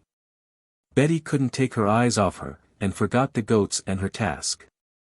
At last the dancer stopped, the music ceased, the sun was on the verge of setting. Betty clapped her hand on the top of her head, where the unspun flax was twined, and began to cry. The beautiful maiden put her hand on her head, took off the flax, twined it round the stem of a slender birch, seized the spindle, and began to spin. The spindle just swung over the surface of the ground, grew fuller before her eyes, and before the sun set behind the wood all the yarn was spun, as well as that which Betty had not finished the day before. While giving the full spool into the girl's hand, the beautiful maiden said, "Reel, and grumble not, remember my words, reel, and grumble not." After these words she vanished, as if the ground had sunk in beneath her. Betty was content, and thought on her way, if she is so good and kind, I will dance with her again if she comes again. She sang again that the goats might step on merrily. But her mother gave her no cheerful welcome. Wishing in the course of the day to reel the yarn, she saw that the spindle was not full, and was therefore out of humor. "What were you doing yesterday that you didn't finish your task?" asked her mother reprovingly. "Pardon, mother. I danced a little too long," said Betty humbly, and, showing her mother the spindle, added, "Today it is more than full to make up for it." Her mother said no more, but went to milk the goats, and Betty put the spindle away. She wished to tell her mother of her adventure, but bethought herself again, "No, not unless she comes again, and then I will ask her what kind of person she is, and will tell my mother." So she made up her mind and held her tongue. The third morning, as usual, she drove the goats to the birch wood. The goats began to pasture, Betty sat under the tree, and began to sing and spin. The sun indicated midday. Betty laid her spindle on the grass, gave each of the goats a morsel of bread, collected strawberries, ate her dinner, and while giving the crumbs to the birds, said, "My little goats, I will dance to you today." She jumped up, folded her hands, and was just going to try whether she could manage to dance as prettily as the beautiful maiden, when all at once she herself stood before her. "Let's go together, together," said she to Betty, seized her round the waist, and at the same moment the music struck up over their heads, and the maiden circled round with flying step. Betty forgot her spindle and her goats, saw nothing but the beautiful maiden, whose body bent in every direction like a willow wand, and thought of nothing but the delightful music, in tune with which her feet bounded of their own accord. They danced from midday till even. Then the maiden stopped, and the music ceased. Betty looked round, the sun was behind the wood. With tears she clasped her hands on the top of her head, and turning in search of the half-empty spindle, lamented about what her mother would say to her. "Give me your basket," said the beautiful maiden. "I will make up to you for what you have left undone today." Betty handed her the basket, and the maiden disappeared for a moment, and afterwards handed Betty the basket again, saying, "Not now.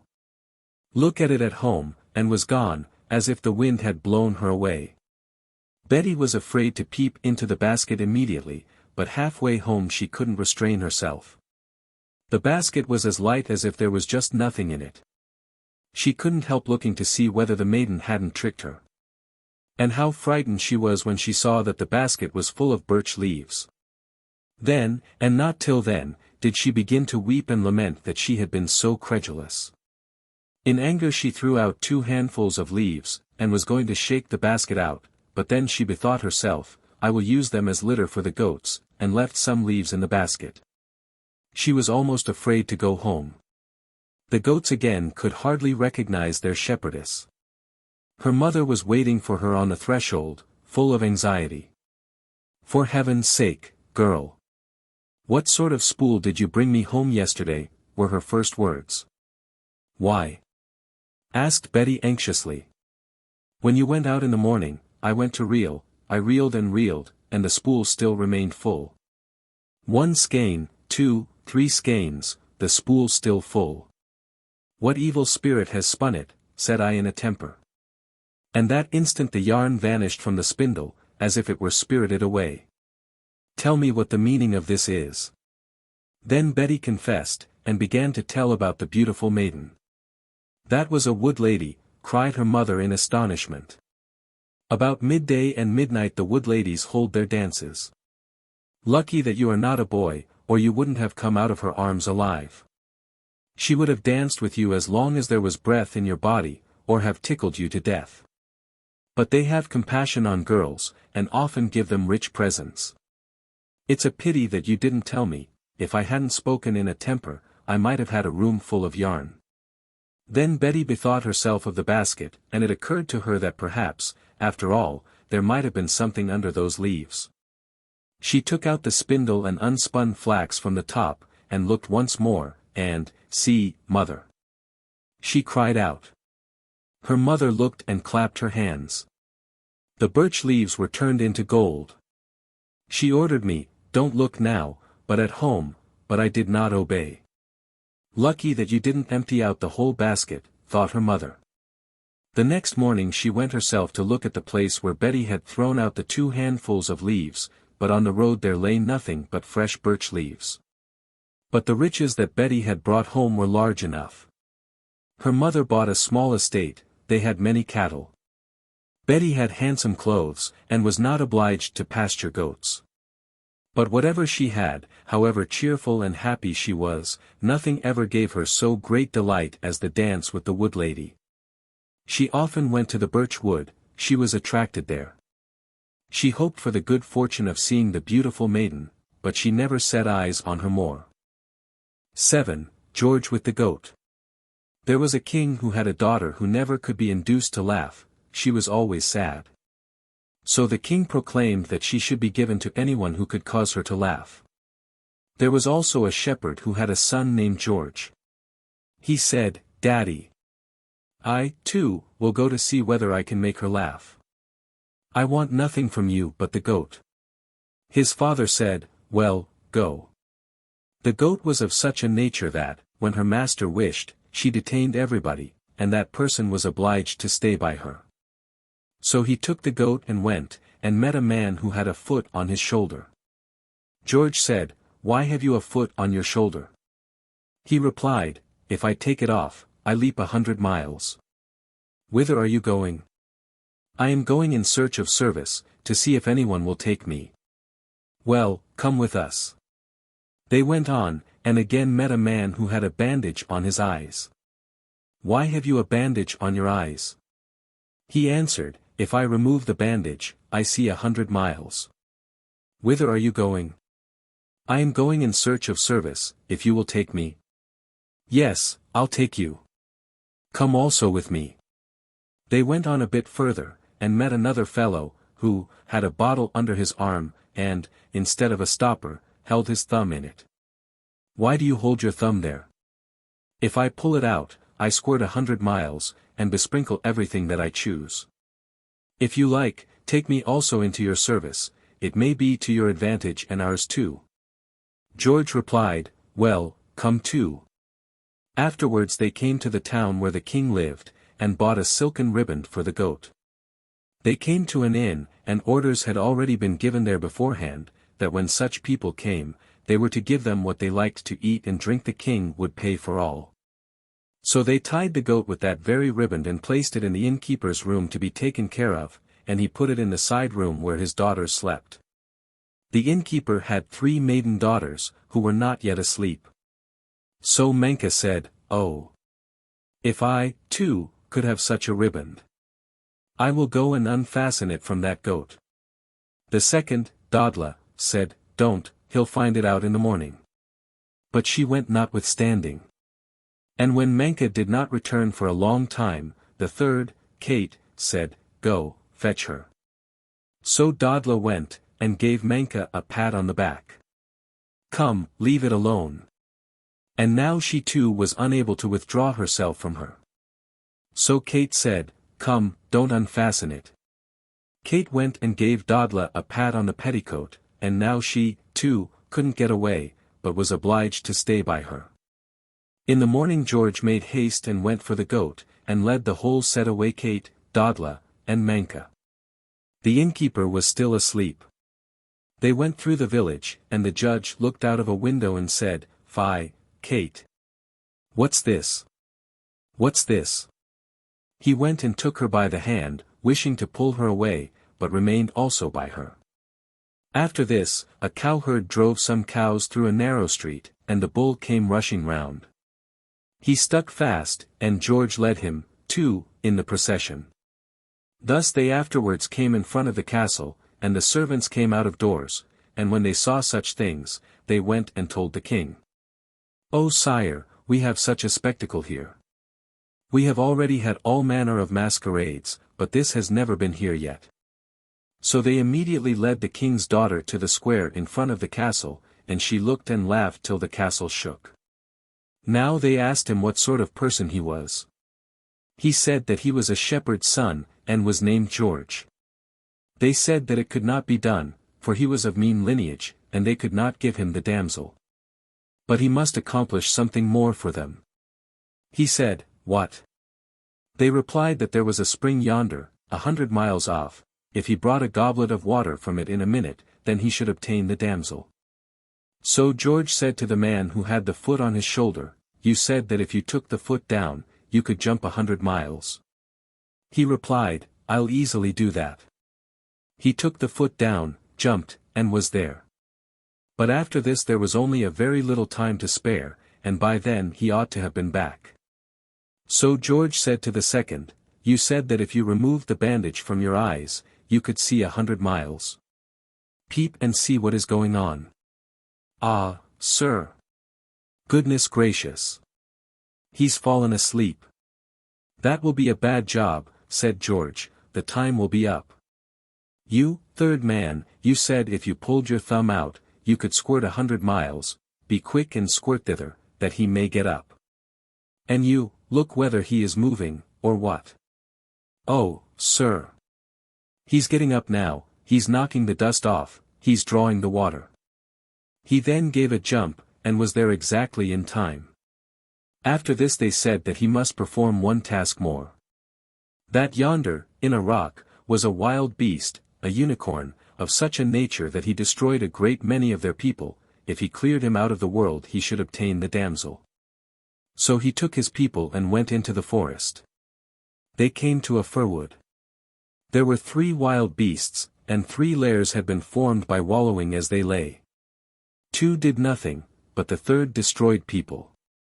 So they took some stones and some pine cones in their pockets, and climbed up into a tree, and when the beasts lay down, they dropped a stone down upon that one which was the unicorn.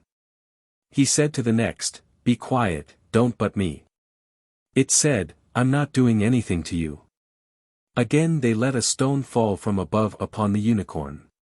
"Be quiet. You've already done it to me twice." "Indeed, I'm doing nothing to you." So they attacked each other and fought together. The unicorn wanted to pierce the second beast through, but it jumped out of the way, and he rushed so violently after it, that he struck his horn into a tree, and couldn't pull it out quickly. So they sprang speedily down from the fir, and the other 2 beasts ran away and escaped, but they cut off the head of the third, the unicorn, took it up, and carried it to the castle. Now those in the castle saw that George had again accomplished that task. "What, prithee, shall we do? Perhaps we must after all give him the damsel." "No, sire," said one of the attendants, "that cannot be. He is too low-born to obtain a king's daughter. On the contrary, we must clear him out of the world." So the king ordered them to note his words, what he should say. There was a hired female servant there, and she said to him, "George, it will be evil for you today, they're going to clear you out of the world." He answered, "Oh, I'm not afraid. When I was only just 12 years old, I killed 12 of them at one blow." But this was the fact: when his mother was baking a flat cake, a dozen flies settled upon her, and he killed them all at a single blow. When they heard this, they said, "Nothing else will do but we must shoot him." So they drew up the soldiers, and said they would hold a review in his honor, for they would celebrate the wedding in the square before the castle. Then they conducted him thither, and the soldiers were already going to let fly at him. But George said to the man who held his thumb in the bottle in place of a stopper, "You said, if you pulled your thumb out, you could besprinkle everything. Pull it out quick." "Oh, sir, I'll easily perform that." So he pulled out his thumb and gave them all such a sprinkling, that they were all blind, and not one could see. So, when they perceived that nothing else was to be done, they told him to go, for they would give him the damsel. Then they gave him a handsome royal robe, and the wedding took place. I, too, was at the wedding. They had music there, sang, ate, and drank, there was meat, there were cheesecakes, and baskets full of everything, and buckets full of strong waters. Today I went, yesterday I came, I found an egg among the tree stumps. I knocked it against somebody's head, and gave him a bald place, and he's got it still. This story is related to Grimm's tale of the Golden Goose, but it is much more rationally constructed, and much more interesting.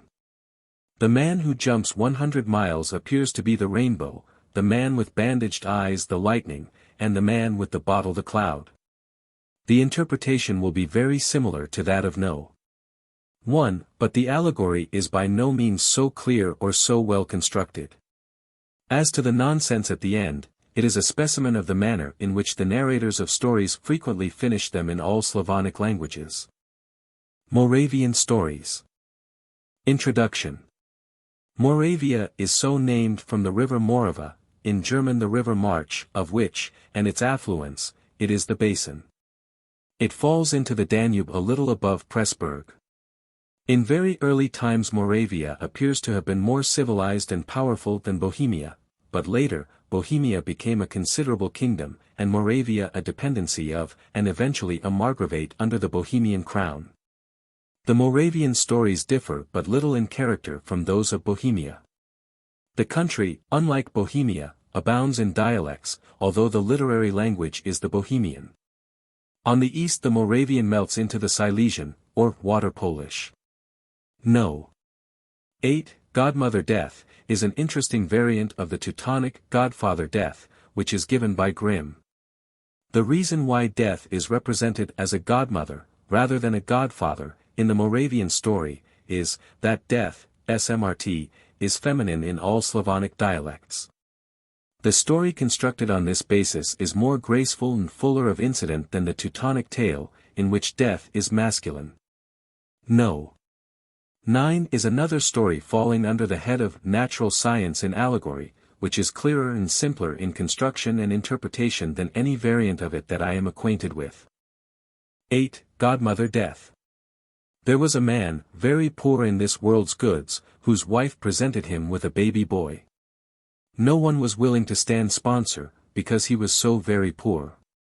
The father said to himself, "Dear Lord, I am so poor that no one is willing to be at my service in this matter. I'll take the baby, I'll go, and I'll ask the first person I meet to act as sponsor, and if I don't meet anybody, perhaps the sexton will help me." He went and met Death, but didn't know what manner of person she was. She was a handsome woman, like any other woman. He asked her to be godmother. She didn't make any excuse, and immediately saluted him as parent of her godchild, took the baby in her arms, and carried him to church. The little lad was properly christened. When they came out of church, the child's father took the godmother to an inn, and wanted to give her a little treat as godmother. But she said to him, "Gossip, leave this alone, and come with me to my abode." She took him with her to her apartment, which was very handsomely furnished. Afterward she conducted him into great vaults, and through these vaults they went right into the underworld in the dark. Their tapers were burning of 3 sizes: small, large, and middle-sized, and those which were not yet alight were very large.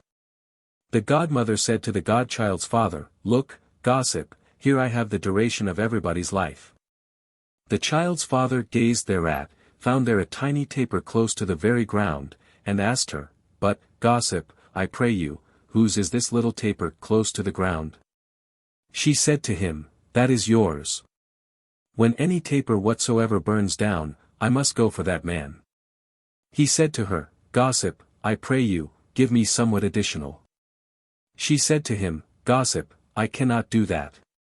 Afterward she went and lighted a large new taper for the baby boy whom they had christened. Meanwhile, while the godmother was not looking, the child's father took for himself a large new taper, lit it, and placed it where his tiny taper was burning down. The godmother looked round at him and said, "Gossip, you ought not to have done that to me, but if you have given yourself additional lifetime, you have done so and possess it. Let us go hence, and we'll go to your wife." She took a present, and went with the child's father and the child to the mother. She arrived, and placed the boy on his mother's bed, and asked her how she was, and whether she had any pain anywhere. The mother confided her griefs to her, and the father sent for some beer, and wanted to entertain her in his cottage, as godmother, in order to gratify her and show his gratitude. They drank and feasted together. Afterwards the godmother said to her godchild's father, "Gossip, you are so poor that no one but myself would be at your service in this matter, but never mind, you shall bear me in memory. I will go to the houses of various respectable people and make them ill, and you shall physic and cure them. I will tell you all the remedies. I possess them all, and everybody will be glad to recompense you well. Only observe this, when I stand at anyone's feet, you can be of assistance to every such person, but if I stand at anybody's head, don't attempt to aid him." It came to pass. The child's father went from patient to patient, where the godmother caused illness, and benefited every one. All at once he became a distinguished physician. A prince was dying, nay, he had breathed his last. Nevertheless, they sent for the physician. He came, he began to anoint him with salves and give him his powders, and did him good. When he had restored him to health, they paid him well, without asking how much they were indebted. Again, a count was dying. They sent for the physician again. The physician came. Death was standing behind the bed at his head. The physician cried, "It's a bad case, but we'll have a try." He summoned the servants, and ordered them to turn the bed round with the patient's feet towards death, and began to anoint him with salves and administer powders into his mouth, and did him good. The count paid him in return as much as he could carry away, without ever asking how much he was indebted. He was only too glad that he had restored him to health. When Death met the physician, she said to him, "Gossip, if this occurs to you again, don't play me that trick any more. True, you have done him good, but only for a while. I must, none the less, take him off whither he is due." The child's father went on in this way for some years. He was now very old. But at last he was wearied out, and asked Death herself to take him. Death was unable to take him, because he had given himself a long additional taper. She was obliged to wait till it burned out. One day he drove to a certain patient to restore him to health, and did so. Afterwards Death revealed herself to him, and rode with him in his carriage. She began to tickle and play with him, and tap him with a green twig under the throat. He threw himself into her lap, and went off into the last sleep.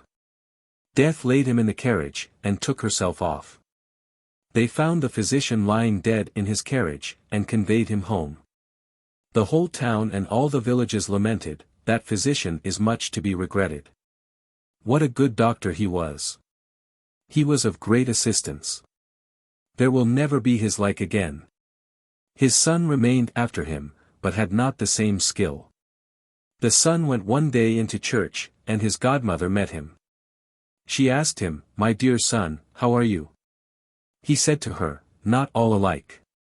So long as I have what my dad saved up for me, it is well with me, but after that the Lord God knows how it will be with me." His godmother said, "Well, my son, fear not. I am your christening mamma. I helped your father to what he had, and will give you, too, a livelihood.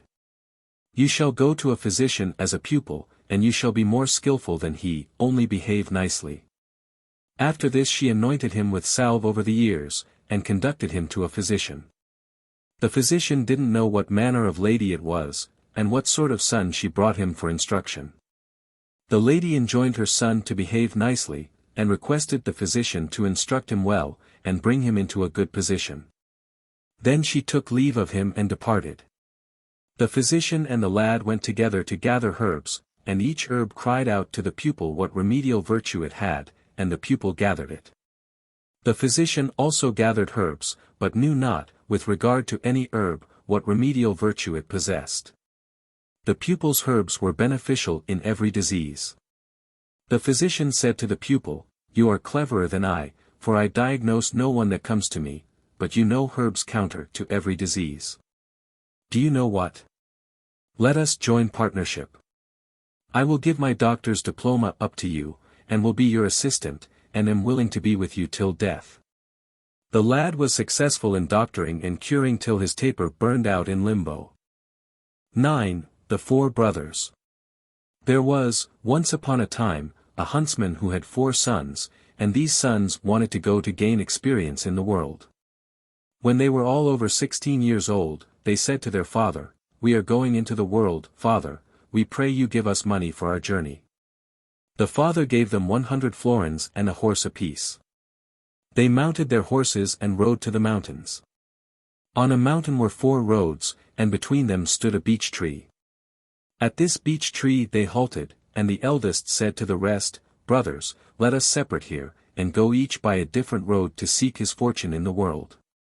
Let us each stick his knife into this beech tree, and in a year and a day let us all meet together here. These knives will be tokens for us. If any one of the knives is rusty, the one of us to whom it belongs will be dead. And he whose knife is free from rust will be alive and well." They separated, and went each his way, and when they came to suitable places they each learned a handicraft. The eldest learned to be a cobbler, the second to be a thief, the third to be an astrologer, and the fourth to be a huntsman. When the year and day arrived, they started on their return. The eldest came first to the beech tree, pulled out his own knife and looked at the other knives. Seeing that they were all free from rust, he rejoiced, and said, "Praise be to God.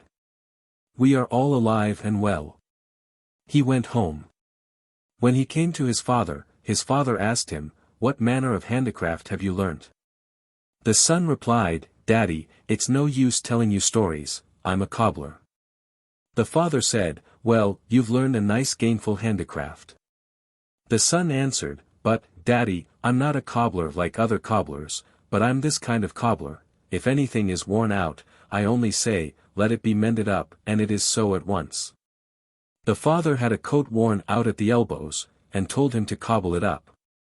The son gave the command, "Let it be mended up," and in a moment the coat was mended up as if it were brand new, nor was it possible to know that it had been mended at all. Upon this the father said nothing more. The next day the second son came to the beech. He pulled out his own knife, and looked at the remaining 2, the third was already gone. Seeing that they were both free from rust, he rejoiced, and said, "Praise be to God. We are all alive and well, our eldest brother is at home already." He also went home. When he came to his father asked him, "What manner of handicraft have you learned?" The son replied, "Dear Daddy, it's no use telling stories to you, I'm a thief." The father said, "Oh, you've learned a nice gainful trade. Shame on you." The son said to him, "But, Daddy, I'm not a thief like a thief, but I'm such a thief that, if I think of anything, be it where it may, I have it with me at once." Just then a hare came running on the hillside, it could be seen through the window. The father told him to fetch the hare. The son immediately said, "Let yon hare be here," and it was with them at once. After this the father said no more. The third day the third son came to the beech, pulled out his own knife and looked at the other knife, 2 not being there. Seeing that it was clear of rust, he said, "Praise be to God. We are all alive and well. My 2 elder brothers are at home already." He also went home. When he came to his father asked him what manner of handicraft he had learned. The son replied, "Dear Daddy, it's no use to tell you stories, I'm an astrologer." His father said to him that it was a nice pretty handicraft. The son answered, "But, Daddy, I am this kind of astrologer, if I look at the sky, I see at once where anything is in the whole earth." On the 4th day the youngest son came to the beech and pulled out his knife, the other 3 being there no longer. He was glad, and said, "My brothers are already all at home." He also went home. When he came to his father asked him what manner of handicraft he had learned. The son answered that he was a huntsman. The father said, "Anyhow, you have not despised my craft, for that you're a good lad." The son said, But, dear daddy, I'm not such a huntsman as you are, but one of this kind. If there is an unusually fine head of game, I say, let it be shot, and immediately shot it is. There was a hare darting along the hillside. It was visible through the window. The father said, shoot it. The youngest son spoke the word, and the hare lay dead. The father said, I don't see whether it is lying dead. The astrologer looked at the sky, and said, yes, daddy, it's lying there behind the bushes. The father said, yes, it's lying there, but how are we to get it? The brother who was a thief said, let it be here, and immediately there it was. But it had come through thorny bushes, and was all torn. The father said, the whole skin is torn, who'll buy it of us? The brother who was a cobbler said, let it be mended up, and immediately mended up it was. The father said, well, you'll all four maintain yourselves by your handicrafts. They lived for some time at home with their father, and maintained themselves well. Then a king lost the princess, his daughter, and made proclamation that whoever should find her, to that person he would give his daughter and the kingdom as well. The brothers said to one another, let us go thither. The father didn't give them leave to go, but go they did, and gave out that they were the people who would find the lost princess. The king immediately sent a carriage for them. When they came to the king, they said that they understood he had made proclamation that his daughter was lost, and that he would give her and the kingdom as well to whoever should find her. The king said that this was very truth, and immediately asked them to tell him where his daughter was. The astrologer replied that he could not tell him just then, but when evening came he would perceive in the sky where she was. About 8 or 9 o'clock they went out and gazed at the sky.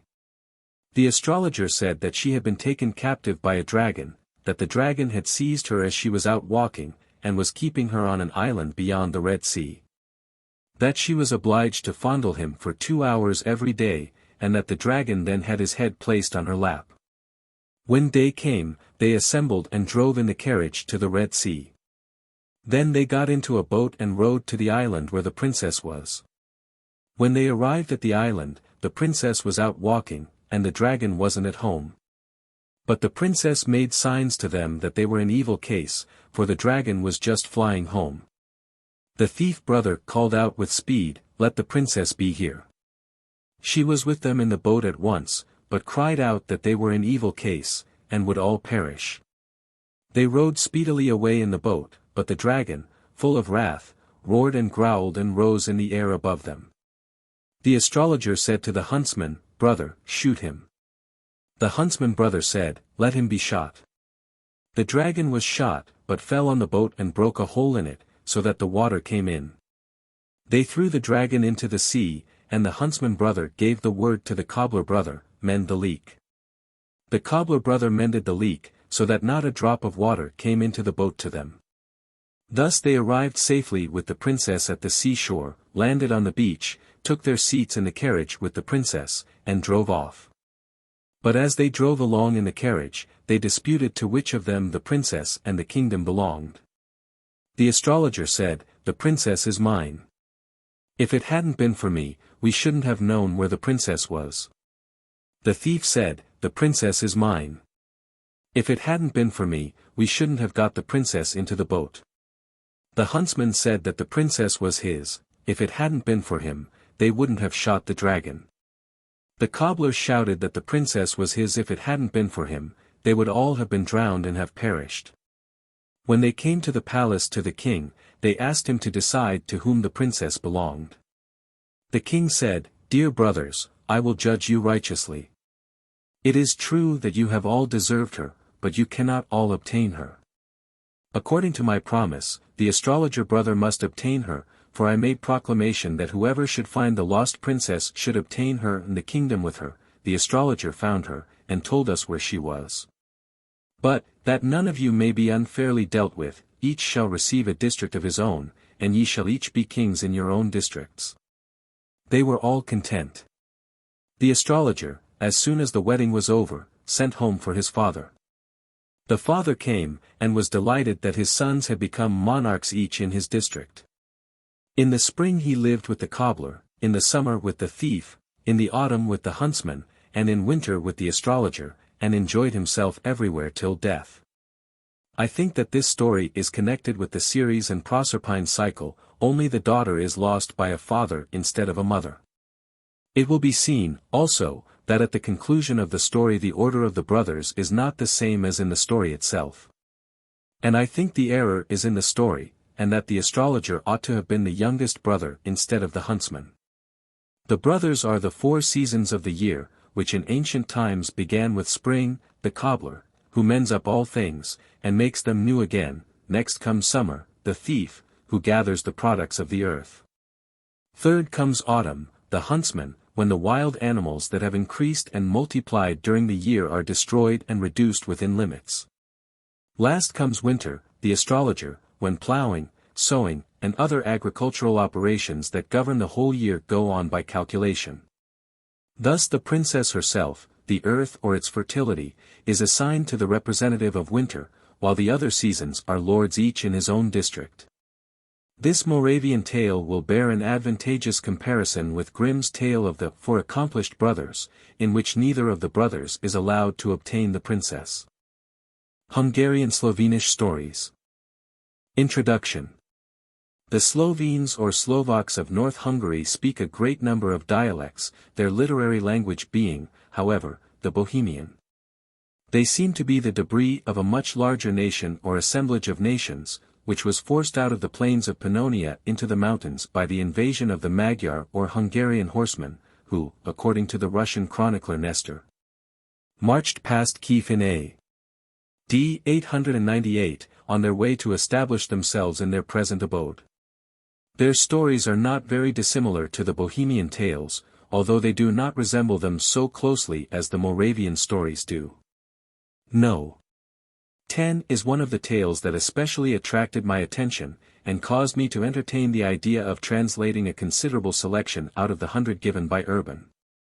Number 11 contains incidents which occur again in the White Russian story, No. 22, and in the Great Russian tale of Ivan Popyalov, given by Ralston, though in other respects the stories are very different. Number 22 is a superior variant of the German Rumpelstiltskin given by Grimm, and No. 13 is a specimen of an entirely different kind of story, illustrating the biter bitten. 10. The 3 Lemons. There was once upon a time an old king who had an only son. This son he one day summoned before him, and spoke to him thus: "My son, you see that my head has become white. Ere long I shall close my eyes, and I do not yet know in what condition I shall leave you. Take a wife, my son. Let me bless you in good time, before I close my eyes." The son made no reply, but became lost in thought. He would gladly with all his heart have fulfilled his father's wish, but there was no damsel in whom his heart could take delight. Once upon a time, when he was sitting in the garden, and just considering what to do, all of a sudden an old woman appeared before him. There she came. "Go to the glass hill, pluck the 3 lemons, and you will have a wife in whom your heart will take delight," said she, and as she had appeared so she disappeared. Like a bright flash did these words dart through the prince's soul. At that moment he determined, come what might, to seek the glass hill and pluck the 3 lemons. He made known his determination to his father, and his father gave him for the journey a horse, arms and armor, and his fatherly blessing.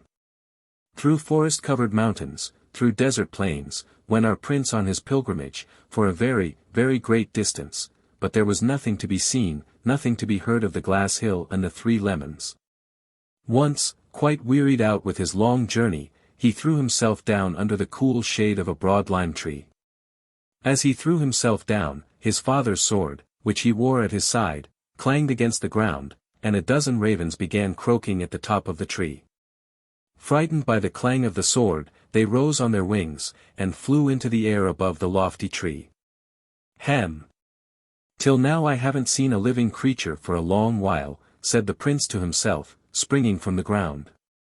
"I will go in the direction in which the ravens have flown, maybe some hope will disclose itself to me." He went on anew for 3 whole days and 3 nights, till at last a lofty castle displayed itself to him at a distance. Praise be to God! I shall now at any rate come to human beings, cried he, and proceeded further. The castle was of pure lead. Round it flew the 12 ravens, and in front of it stood an old woman. It was Jezebaba too, leaning on a long leaden staff. Ah, my son! Whither have you come? Here there is neither bird nor insect to be seen, much less a human being, said Jezebaba to the prince. Flee, if life is dear to you, for, if my son comes, he will devour you. Ah! Not so, old mother, not so, entreated the prince. I have come to you for counsel as to whether you cannot let me have some information about the Glass Hill and the 3 lemons. I have never heard of the Glass Hill, but stay. When my son comes home, maybe he will be able to let you have the information. But I will now conceal you somewhat. You will hide yourself under the besom, and wait there concealed till I call you. The mountains echoed, the castle quaked, and Jezebaba whispered to the prince that her son was coming. Faugh! Faugh! There is a smell of human flesh, I am going to eat it. Shouted Jezebaba's son, while still in the doorway, and thumped on the ground with a huge leaden club, so that the whole castle quaked. Ah, not so, my son, not so, said Jezebaba, soothing him. There has come a handsome youth who wants to consult you about something. Well, if he wants to consult me, let him come here. Yes, indeed, my son, he shall come, but only on condition that you promise to do nothing to him. Well, I'll do nothing to him, only let him come. The prince was trembling like an aspen under the besom, for he saw before him through the twigs an ogre, up to whose knees he didn't reach. Happily his life was safeguarded, when Jezebaba bade him come out from under the besom. Well, you beetle, why are you afraid? Shouted the giant. Whence are you? What do you want? What do I want? Replied the prince. I've long been wandering in these mountains, and can't find that which I am seeking. Now I've come to ask you whether you can't give me information about the Glass Hill and the 3 lemons. Jezebaba's son wrinkled his brow, but, after a while, said in a somewhat gentler voice, There's nothing to be seen here of the Glass Hill, but go to my brother in the Silver Castle, maybe he'll be able to tell you something. But stay, I won't let you go away hungry. Mother, here with the dumplings. Old Jezebaba set a large dish upon the table, and her gigantic son sat down to it. Come and eat, shouted he to the prince. The prince took the first dumpling and began to eat, but 2 of his teeth broke, for they were dumplings of lead. Well, why don't you eat? Maybe you don't like them, inquired Jezebaba's son. Yes, they are good, but I don't want any just now. Well, if you don't want any just now, pocket some, and go your way. The good prince knew he was obliged to put some of the leaden dumplings into his pocket. He then took leave and proceeded further. On he went for 3 whole days and 3 nights, and the further he went, the deeper he wandered into a thickly wooded and gloomy range of mountains. Before him it was desolate, behind him it was desolate. There wasn't a single living creature to be seen. All wearied from his long journey, he threw himself on the ground. The clang of his silver-mounted sword spread far and wide. Above him 24 ravens, frightened by the clash of his sword, began to croak, and, rising on their wings, flew into the air. A good sign, cried the prince. I will go in the direction in which the birds have flown. And on he went in that direction, on he went as fast as his feet could carry him, till all at once a lofty castle displayed itself to him. He was still far from the castle, and already its walls were glistening in his eyes, for the castle was of pure silver. In front of the castle stood an old woman bent with age, leaning on a long silver staff, and this was Jezebaba. Ah, my son! How is it that you have come here? Here there is neither bird nor insect, much less a human being, cried Jezebaba to the prince. If life is dear to you, flee away, for if my son comes, he will devour you. Nay, old mother, he will hardly eat me. I bring him a greeting from his brother in the leaden castle. Well, if you bring a greeting from the leaden castle, then come into the parlor, my son, and tell me what you are seeking. What I am seeking, old mother.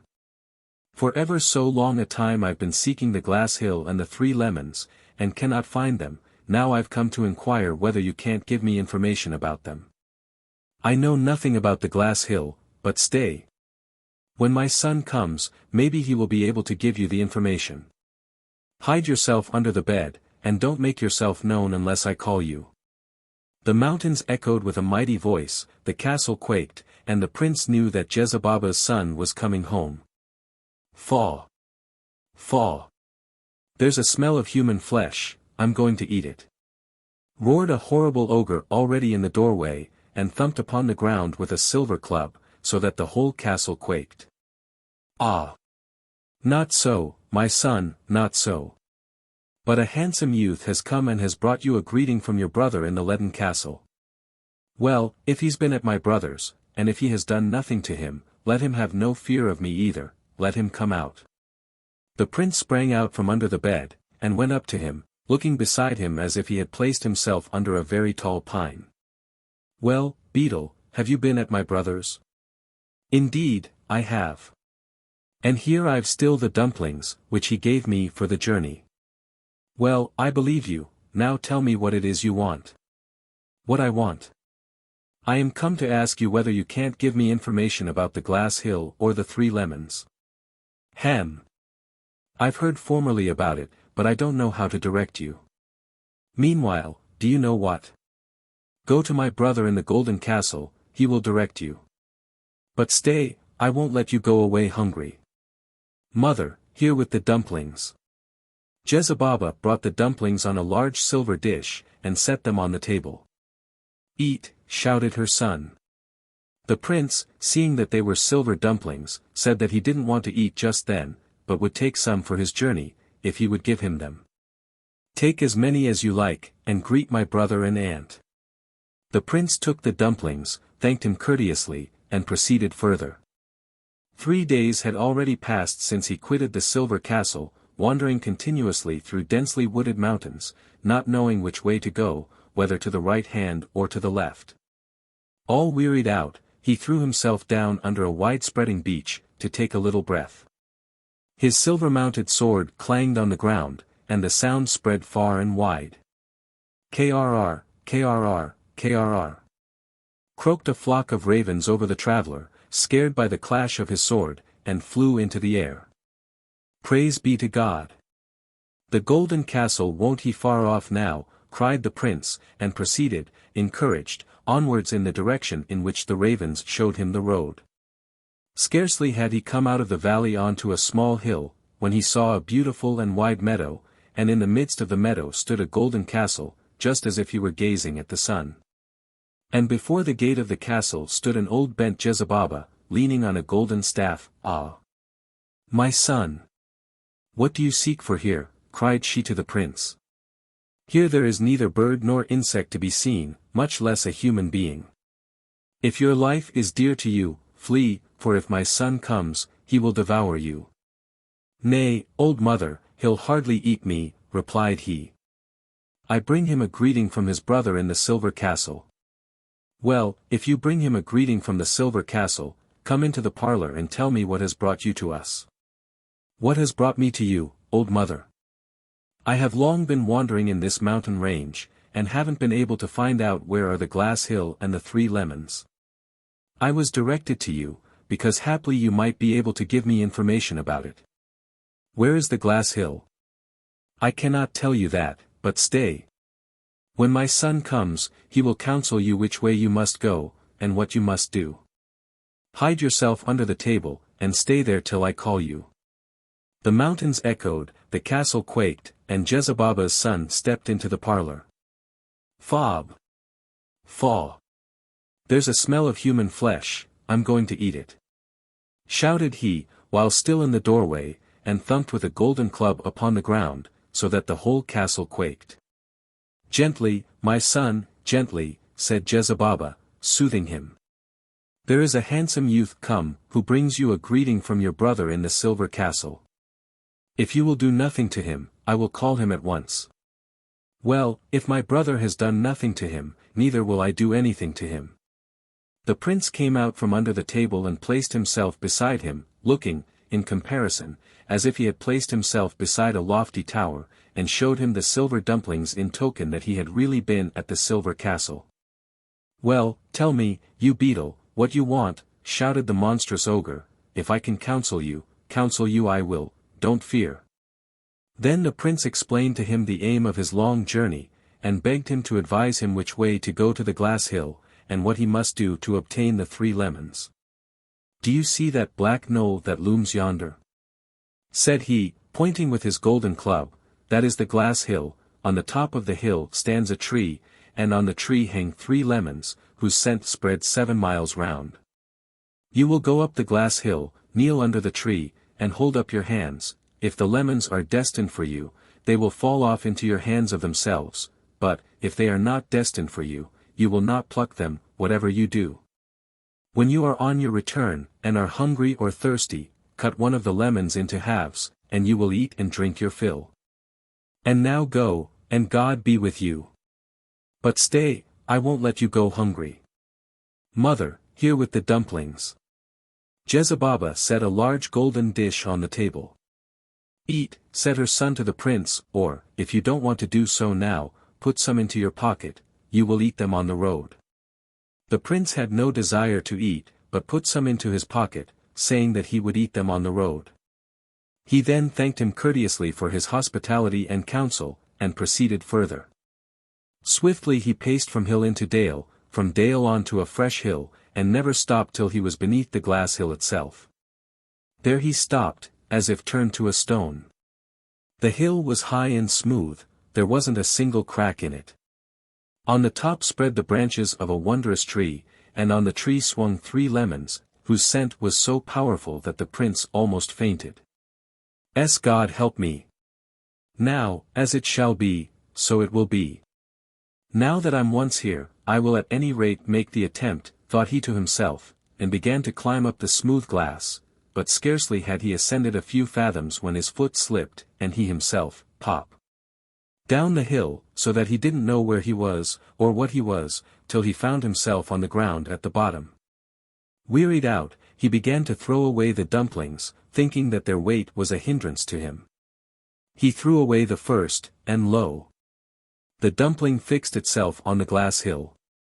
He threw a second and a third, and saw before him 3 steps, on which he could stand with safety. The prince was overjoyed. He kept throwing the dumplings before him, and in every case steps formed themselves from them for him. First he threw the leaden ones, then the silver, and then the golden ones. By the steps thus constructed he ascended higher and higher till he happily attained the topmost ridge of the glass hill. Here he knelt down under the tree and held up his hands. And lo! The 3 beautiful lemons flew down of themselves into the palms of his hands. The tree disappeared, the glass hill crashed and vanished, and when the prince came to himself, there was no tree, no hill, but a wide plain lay extended before him. He commenced his return homeward with delight. He neither ate nor drank, nor saw, nor heard, for very joy. But when the 3rd day came, a vacuum began to make itself felt in his stomach. He was so hungry that he would gladly have then and there betaken himself to the leaden dumplings if his pocket hadn't been empty. His pocket was empty, and all around was just as bare as the palm of his hand. Then he took a lemon out of his pocket and cut it into halves, and what came to pass? Out of the lemon sprang a beautiful damsel, who made a reverence before him, and cried out, "Have you made ready for me to eat? Have you made ready for me to drink? Have you made pretty dresses ready for me? I have nothing, beautiful creature, for you to eat, nothing for you to drink, nothing for you to put on," said the prince, in a sorrowful voice, and the beautiful damsel clapped her white hands thrice before him, made a reverence and vanished. "Aha! Now I know what sort of lemons these are," said the prince. "Stay! I won't cut them up so lightly." From the cut one he ate and drank to his satisfaction, and thus refreshed, proceeded onwards. But on the 3rd day a hunger 3 times worse than the preceding, assailed him. "God help me," said he, "I have still one remaining over. I'll cut it up."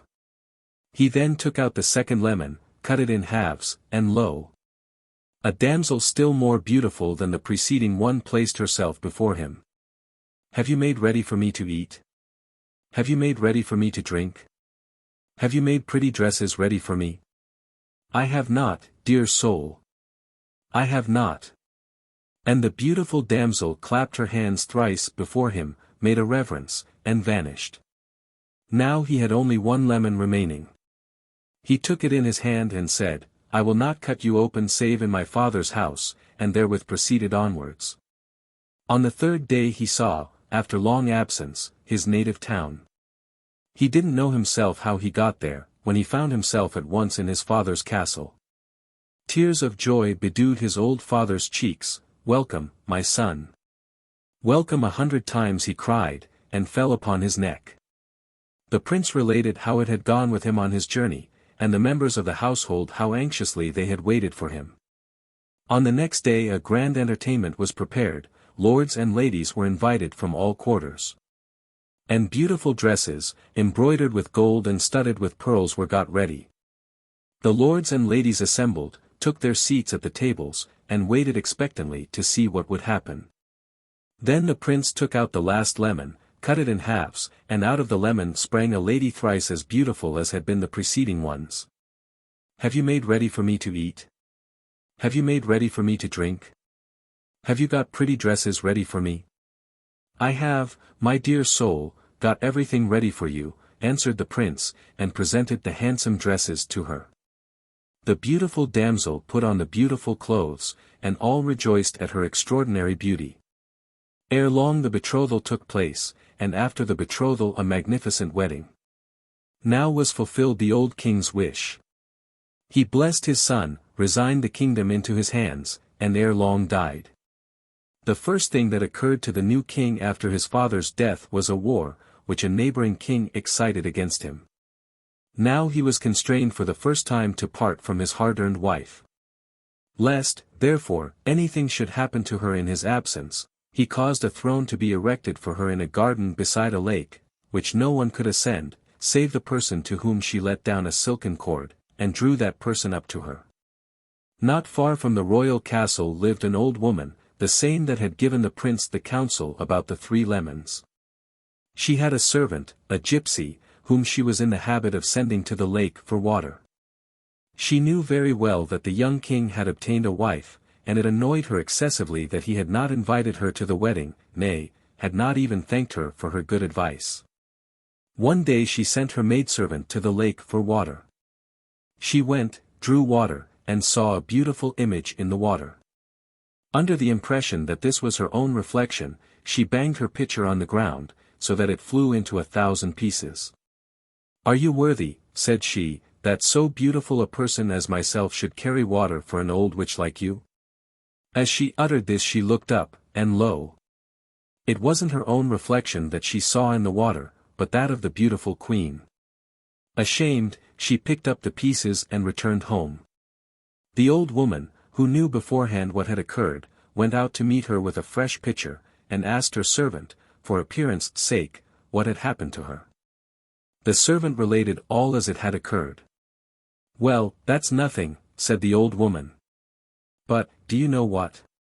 Go you once more to the lake, and ask the lady to let down the silken cord and draw you up, promising to comb and dress her hair.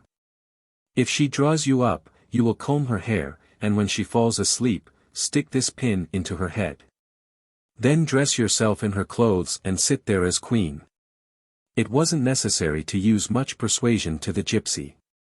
She took the pin, took the pitcher, and returned to the lake. She drew water and looked at the beautiful queen. Dear me! How beautiful you are! Ah! You are beautiful! She screamed, and looked with coaxing gestures into her eyes. Yes, said she.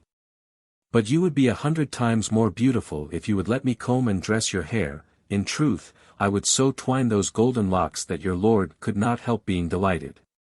And thus she jabbered, thus she coaxed, till the queen let down the silken cord and drew her up.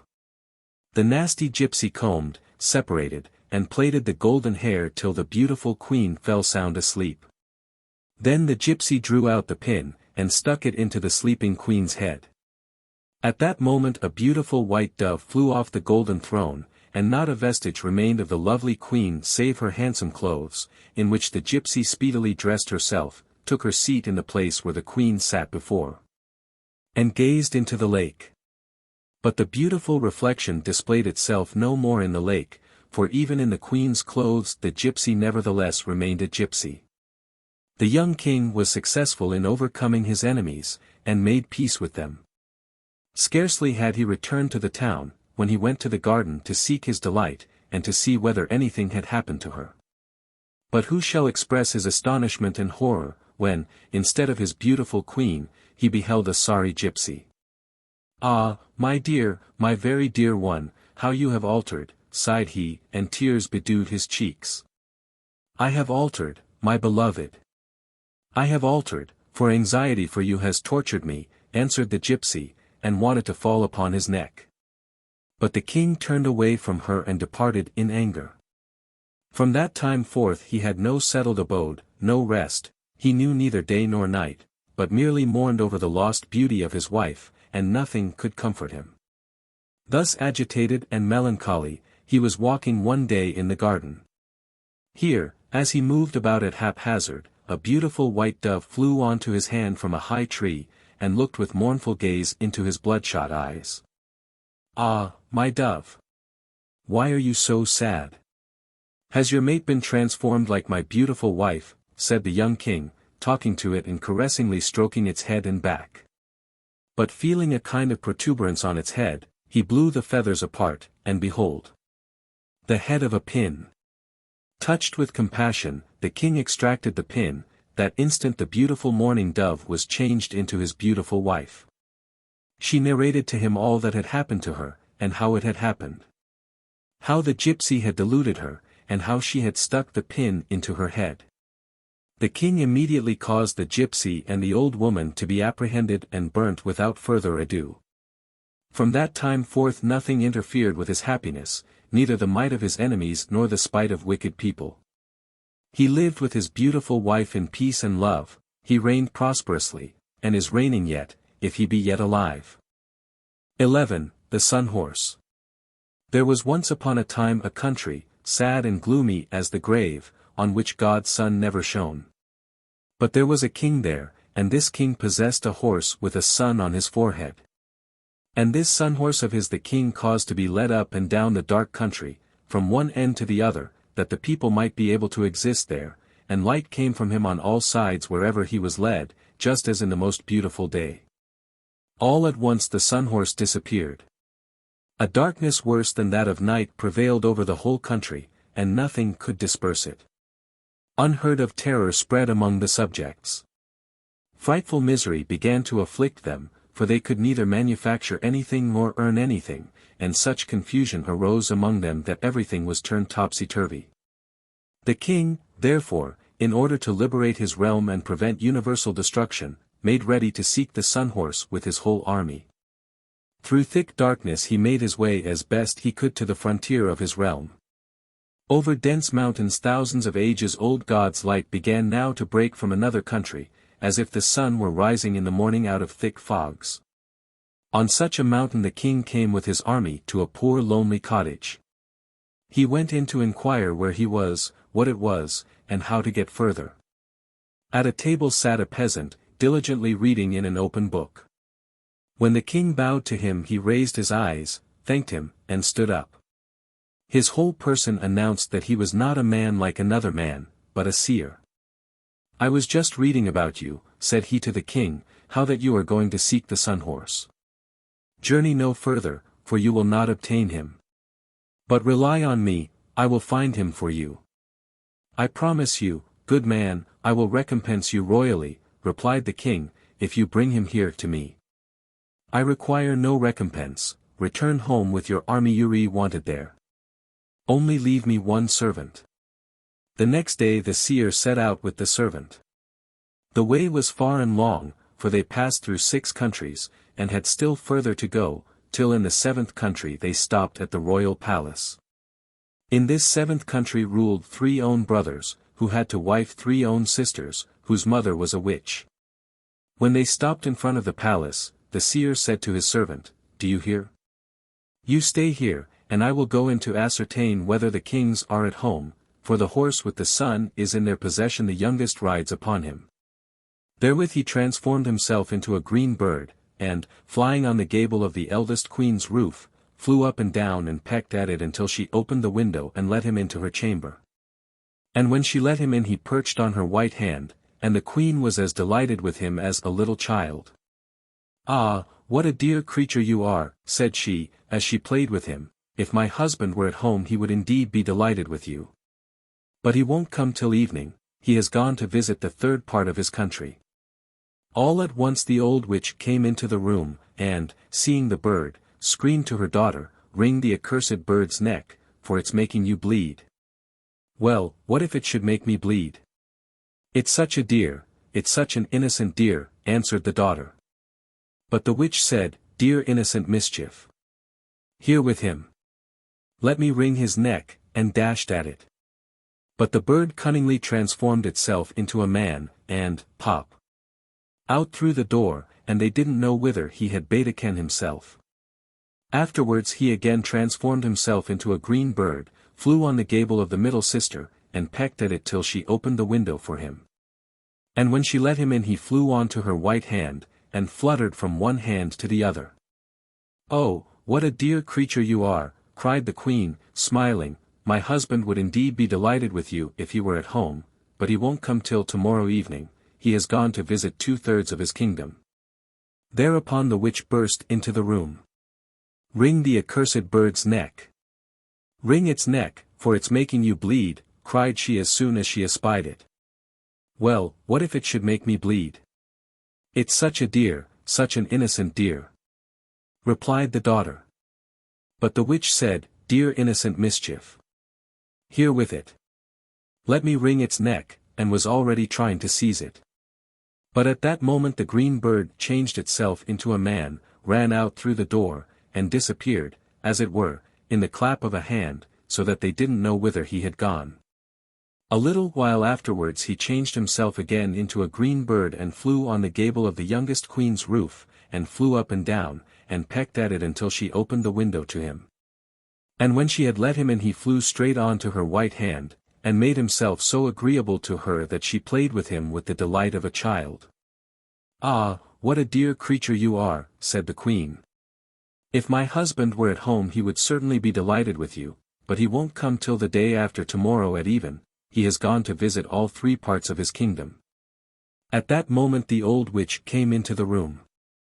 "Wring, wring the accursed bird's neck," screamed she in the doorway, "for it is making you bleed." "Well, what if it should make me bleed, mother?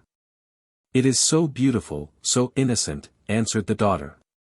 The witch said, "Beautiful innocent mischief. Here with him. Let me wring his neck." But at that moment the bird changed itself into a man, and pop! Out through the door, so that none of them saw him more. Now the seer knew where the kings were, and when they would arrive. He went to his servant and ordered him to follow him out of the town. On they went with rapid step till they came to a bridge, over which the kings were obliged to pass. Under this bridge they stayed waiting till the evening. When at even the sun was sinking behind the mountains, the clatter of a horse was heard near the bridge. It was the eldest king returning home. Close to the bridge his horse stumbled over a log of wood, which the seer had thrown across the bridge. "Ha! What scoundrel was that who threw this log across the road?" exclaimed the king in anger. Thereat the seer sprang out from under the bridge and rushed upon the king for, daring to call him a scoundrel, and, drawing his sword, attacked him. The king, too, drew his sword to defend himself, but after a short combat fell dead from his horse. The seer bound the dead king on the horse, and gave the horse a lash with the whip to make him carry his dead master home. He then withdrew under the bridge, and they waited there till the next evening. When day a second time declined towards evening, the middle king came to the bridge, and, seeing the ground sprinkled with blood, cried out, "Somebody's been killed here. Who has dared to perpetrate such a crime in my kingdom?" At these words the seer sprang out from under the bridge and rushed upon the king with drawn sword, exclaiming, "How dare you insult me? Defend yourself as best you can. The king did defend himself, but after a brief struggle yielded up his life under the sword of the seer. The seer again fastened his corpse upon the horse, and gave the horse a lash with the whip to make him carry his dead master home. They then withdrew under the bridge and waited till the third evening came. The third evening, at the very setting of the sun, up darted the youngest king on the sun-horse, darted up with speed, for he was somewhat late. But when he saw the red blood in front of the bridge, he stopped, and gazing at it exclaimed, "It is an unheard-of villain who has dared to murder a man in my kingdom." Scarcely had these words issued from his mouth when the seer placed himself before him with drawn sword, sternly bidding him defend himself, for he had wounded his honor. "I don't know how," answered the king, "unless it is you that are the villain." But as his adversary attacked him with a sword, he, too, drew his, and defended himself manfully. It had been mere play to the seer to overcome the first two kings, but it was not so with this one. Long time they fought, and broke their swords, yet victory didn't show itself either on the one side or on the other. "We shall effect nothing with swords," said the seer, "but do you know what? Let us turn ourselves into wheels and start down from the hill, the wheel which breaks shall be the conquered." "Good," said the king. "I'll be a cart-wheel, and you shall be a lighter wheel." "Not so," cunningly said the seer, "you shall be the lighter wheel, and I will be the cart-wheel," and the king agreed to it. Then they went up the hill, turned themselves into wheels, and started downwards. The cartwheel flew to pieces, and bang! Right into the lighter wheel, so that it all smashed up. Immediately the seer arose out of the cartwheel and joyfully exclaimed, "There you are, the victory is mine." "Not a bit of it, sir brother," cried the king, placing himself in front of the seer, "you have only broken my fingers. But do you know what? Let us make ourselves into flames, and the flame which burns up the other shall be the victor. I will make myself into a red flame, and do you make yourself into a bluish one." "Not so," interrupted the seer. "You make yourself into a bluish flame, and I will make myself into a red one." The king agreed to this also. They went into the road to the bridge, and, changing themselves into flames, began to burn each other unmercifully. Long did they burn each other, but nothing came of it. Thereupon, by coincidence, up came an old beggar with a long grey beard, a bald head, a large scrip at his side, leaning upon a thick staff. "Old father," said the bluish flame, "bring some water and quench this red flame, I'll give you a penny for it." The red flame cunningly exclaimed, "Old father, I'll give you a shilling if you'll pour the water on this bluish flame." The old beggar liked the shilling better than the penny, brought water and quenched the bluish flame. Then it was all over with the king. The red flame turned itself into a man, took the sun-horse by the bridle, mounted on his back, called the servant, thanked the beggar for the service he had rendered, and went off. In the royal palaces there was deep grief at the murder of the two kings. The entire palaces were draped with black cloth, and the people crowded into them from all quarters to gaze at the cut and slashed bodies of the two elder brothers, whose horses had brought them home.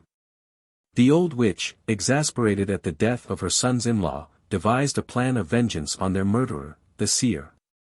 She seated herself with speed on an iron rake, took her 3 daughters under her arms, and off with them into the air. The seer and his servant had already got through a good part of their journey, and were then crossing desert mountains, a treeless waste. Here a terrible hunger seized the servant, and there wasn't even a wild plum to assuage it. All of a sudden they came to an apple tree. Apples were hanging on it, the branches were all but breaking under their weight, their scent was beautiful, they were delightfully ruddy, so that they almost offered themselves to be eaten. "Praise be to God," cried the delighted servant, "I shall eat one of those apples with an excellent appetite." "Don't attempt to gather one of them," cried the seer to him, "wait, I'll gather some for you myself." But instead of plucking an apple, he drew his sword and thrust it mightily into the apple tree, red blood spouted out of it. "There," said he, "you would have come to harm if you had eaten any of those apples, for the apple tree was the eldest queen, whose mother placed her there to put us out of this world." After a time they came to a spring. Water clear as crystal bubbled up in it, all but running over the brim and thus attracting wayfarers. "Ah," said the servant, "if we can't get anything better, let us at any rate have a drink of this good water." "Don't venture to drink of it," shouted the seer, "but stay, I'll get you some of it." Yet he didn't get him any water, but thrust his drawn sword into the midst of it. It was immediately discolored with blood, which began to flow from it in mighty waves. "That is the middle queen, whose mother placed her here to put us out of this world," said the seer, and the servant thanked him for his warning, and went on, would he, knew he, in hunger and thirst, whithersoever the seer led him. After a time they came to a rose bush, which was red with delightful roses, and filled the air round about with their scent. "Oh, what beautiful roses," said the servant, "I never saw such beauties in all my life. I'll go and gather a few of them. I will at any rate comfort myself with them if I can't assuage my hunger and thirst." "Don't venture to gather one of them," cried the seer, "I will gather them for you." With that he cut into the bush with his sword. Red blood spurted out, as if he had cut the vein of a human being. "That is the youngest queen," said the seer to his servant, "whom her mother, the witch, placed here with the intention of taking vengeance upon us for the death of her sons-in-law." They then went on. When they crossed the frontier of the dark realm, flashes flew in all directions from the horse's forehead, and everything came to life again, beautiful regions rejoiced and blossomed with the flowers of spring. The king didn't know how to thank the seer sufficiently, and offered him the half of his kingdom as a reward, but he declined it. "You are king," said he, "rule over the whole realm, and I will return to my cottage in peace." He took leave and departed. 12. The Golden Spinster. Far away somewhere beyond the Red Sea, there was a certain young lord.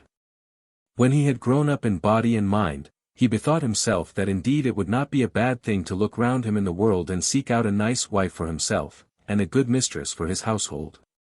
Well, as he determined, so he did. He went out into the world, but could not find such a one as he would have liked. At last he went somehow into the house of a widow, who had 3 daughters, all maidens. The 2 elder were as active as wasps for work, but the youngest, who was named Henka, was like a leaden bird for everything that wanted doing. When the young lord came to them at spinning time he was astounded. "How is it," thought he, "that Henka can he sleeping in the chimney corner, while the other spinsters are hard at work at their tasks?" He said to their mother, "But, old lady, tell me, why don't you make that one, too, take a distaff? She is quite a grown-up girl, and would amuse herself by work." "Ah, young sir," replied the mother, "I would allow her to spin with all my heart, I would fill her distaff myself, but what then? She is such a spinster, that by herself she would by morning spin up not only all our spinning materials, but all the thatch from the roof, and that into golden threads, nay, at last she would betake herself to my grey hairs. I am obliged, therefore, to give her a holiday." "If this be so," said the delighted suitor, "and if it is God's will, you can give her to me to wife. You see, I have a nice establishment flax, hemp, whole heaps of the finer and commoner kinds of tow, she could spin away to her heart's content." At such language the old woman did not take long for consideration, and Henka woke from her slumbers. They brought the bridegroom expectant a handsome olive-colored handkerchief out of the clothes chest, adorned him with periwinkles, and performed the marriage ceremony that very evening.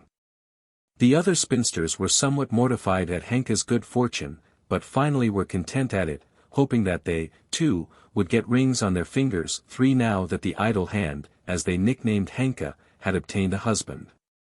The next day our young bridegroom ordered his horses to be harnessed, and when all was ready, placed the tearful bride beside him in a handsome carriage, gave his hand to his mother-in-law, called out "Farewell" to the bride's sisters, and they left the village at a gallop.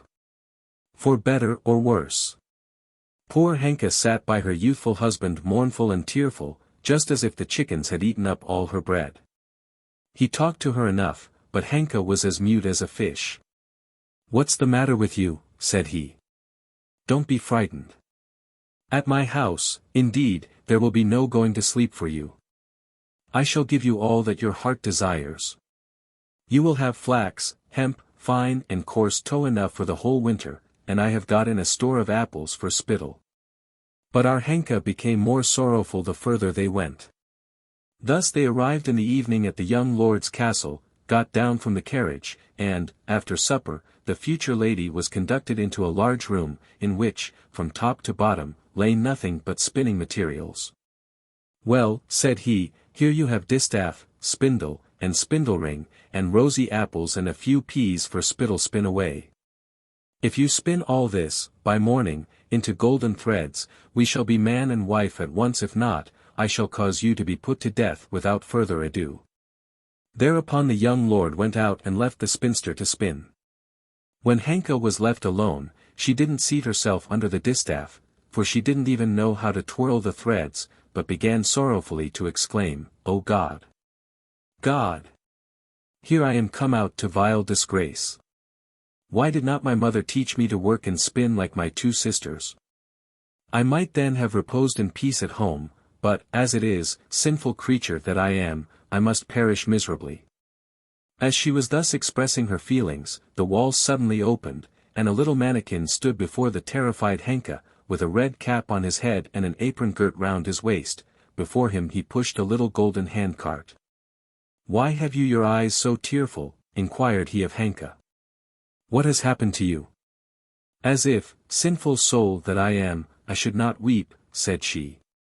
"Only think, they have ordered me to spin all these spinning materials into golden threads by morning, and if I don't do so, they will have me put to death without any ceremony. O God! God! What shall I do, forlorn in this strange world?" "If that is all," said the mannikin, "don't be frightened. I will teach you to spin golden threads cleverly, but only on this condition, that I find you this time next year in this very place. Then, if you do not guess my honorable name, you will become my wife, and I shall convey you away in this cart. But, if you guess it, I shall leave you in peace. But this I tell you, if you choose to hide yourself anywhere this time next year, and if you fly ever so far beneath the sky, I shall find you, and will wring your neck." "Well, have you agreed to this?" It was not, sooth to say, very satisfactory to Henka, but what could the poor thing do? At length she bethought herself, "Let it be left to God, whether I perish this way or that. I agree." The mannikin, on hearing this, made 3 circuits round her with his golden cart, seated himself under the distaff, and repeating, "Thus, Hanikska, thus. Thus, Hanikska, thus. Thus, Hanikska, thus," taught and instructed her to spin golden threads. After this, as he came, so he departed, and the wall closed up of itself behind him. Our damsel, from that time forth a real golden spinster, sat under the distaff, and seeing how the spinning materials decreased and the golden threads increased, spun and spun away, and by morning had not only spun up all, but had had a good sleep into the bargain. In the morning, as soon as the young lord awoke, he dressed himself and went to visit the golden spinster. When he entered the room he was all but blinded by the glitter, and wouldn't even believe his eyes, that it was all gold. But when he had satisfied himself that so it was, he began to embrace the golden spinster, and declared her his true and lawful wife. Thus they lived in the fear of God, and if our young lord had previously loved his Hanikska for the golden spinning, he then loved her 1,000 times more for the beautiful son that she in the meantime bore him. But what? There's no footpath without an end, neither could the joy of our wedded pair endure forever. Day passed after day, till finally the appointed time approached within a span. Now our Henka began to be more sorrowful from moment to moment. Her eyes were as red as if they were baked, and she did nothing but creep like a shadow from room to room. And, indeed, it was a serious thing for a young mother to have to lose all at once her good husband and her beautiful son. Hitherto her poor husband knew not about anything, and comforted his wife as well as he could, but she would not be comforted. When she bethought herself what a nasty dwarf she was going to obtain instead of her shapely husband, she all but dashed herself against the walls from excessive agony. At last she managed to overcome herself, and revealed everything to her husband as it had occurred to her on that first night. He became, from horror, as pale as a whitewashed wall, and caused proclamation to be made throughout the whole district that, if anyone knew of such a dwarf, and should make known his real name, he would give him a piece of gold as large as his head. Ah! What a windfall such a piece of gold as that would be! Whispered neighbor to neighbor, and they dispersed on all sides, examined all corners, all but looked into the mouseholes, searched and searched as for a needle, but, after all, couldn't find anything out. Nobody knew and nobody had seen the dwarf, and as for his name, no living soul could guess it. Under such circumstances the last day arrived. Nothing had been seen or heard of the mannequin, and our Henka, with her boy at her breast, was wringing her hands at the prospect of losing her husband. Her unhappy husband, whose eyes were almost exhausted from weeping, in order, at any rate, to escape from beholding the agony of his wife, took his gun on his shoulder, fastened his faithful hounds in a leash, and went out hunting.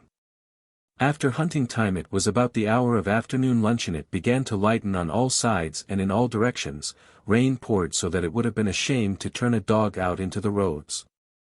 And in this tempest all our young lord's servants sought shelter where they could, and got so lost that he remained with only one on a densely wooded unknown hill, and that is soaked and dripping as a rat. Where were they to seek shelter before the ever-increasing storm? Where to dry themselves? Where to obtain harbor for the night? The unlucky pair, master and servant, looked round on all sides to see whether they couldn't be a shepherd's hut or a cattle shed, but where nothing is, there is nothing. Finally, when they had almost strained their eyes out of the sockets, they saw where, out of the hole of the side shaft of a mine, puffs of smoke were rolling, as from a limekiln. "Go, lad," said the young lord to the servant, "look whence this smoke issues, there must be people there. Ask them whether they will give us lodging for the night." The servant went off and returned in a jiffy with the intelligence that neither door, nor shed, nor people were there. "Fie, you're only a duffer," said the lord to his servant with chattering teeth. "I'll go myself. You, for a punishment, shall drip and freeze."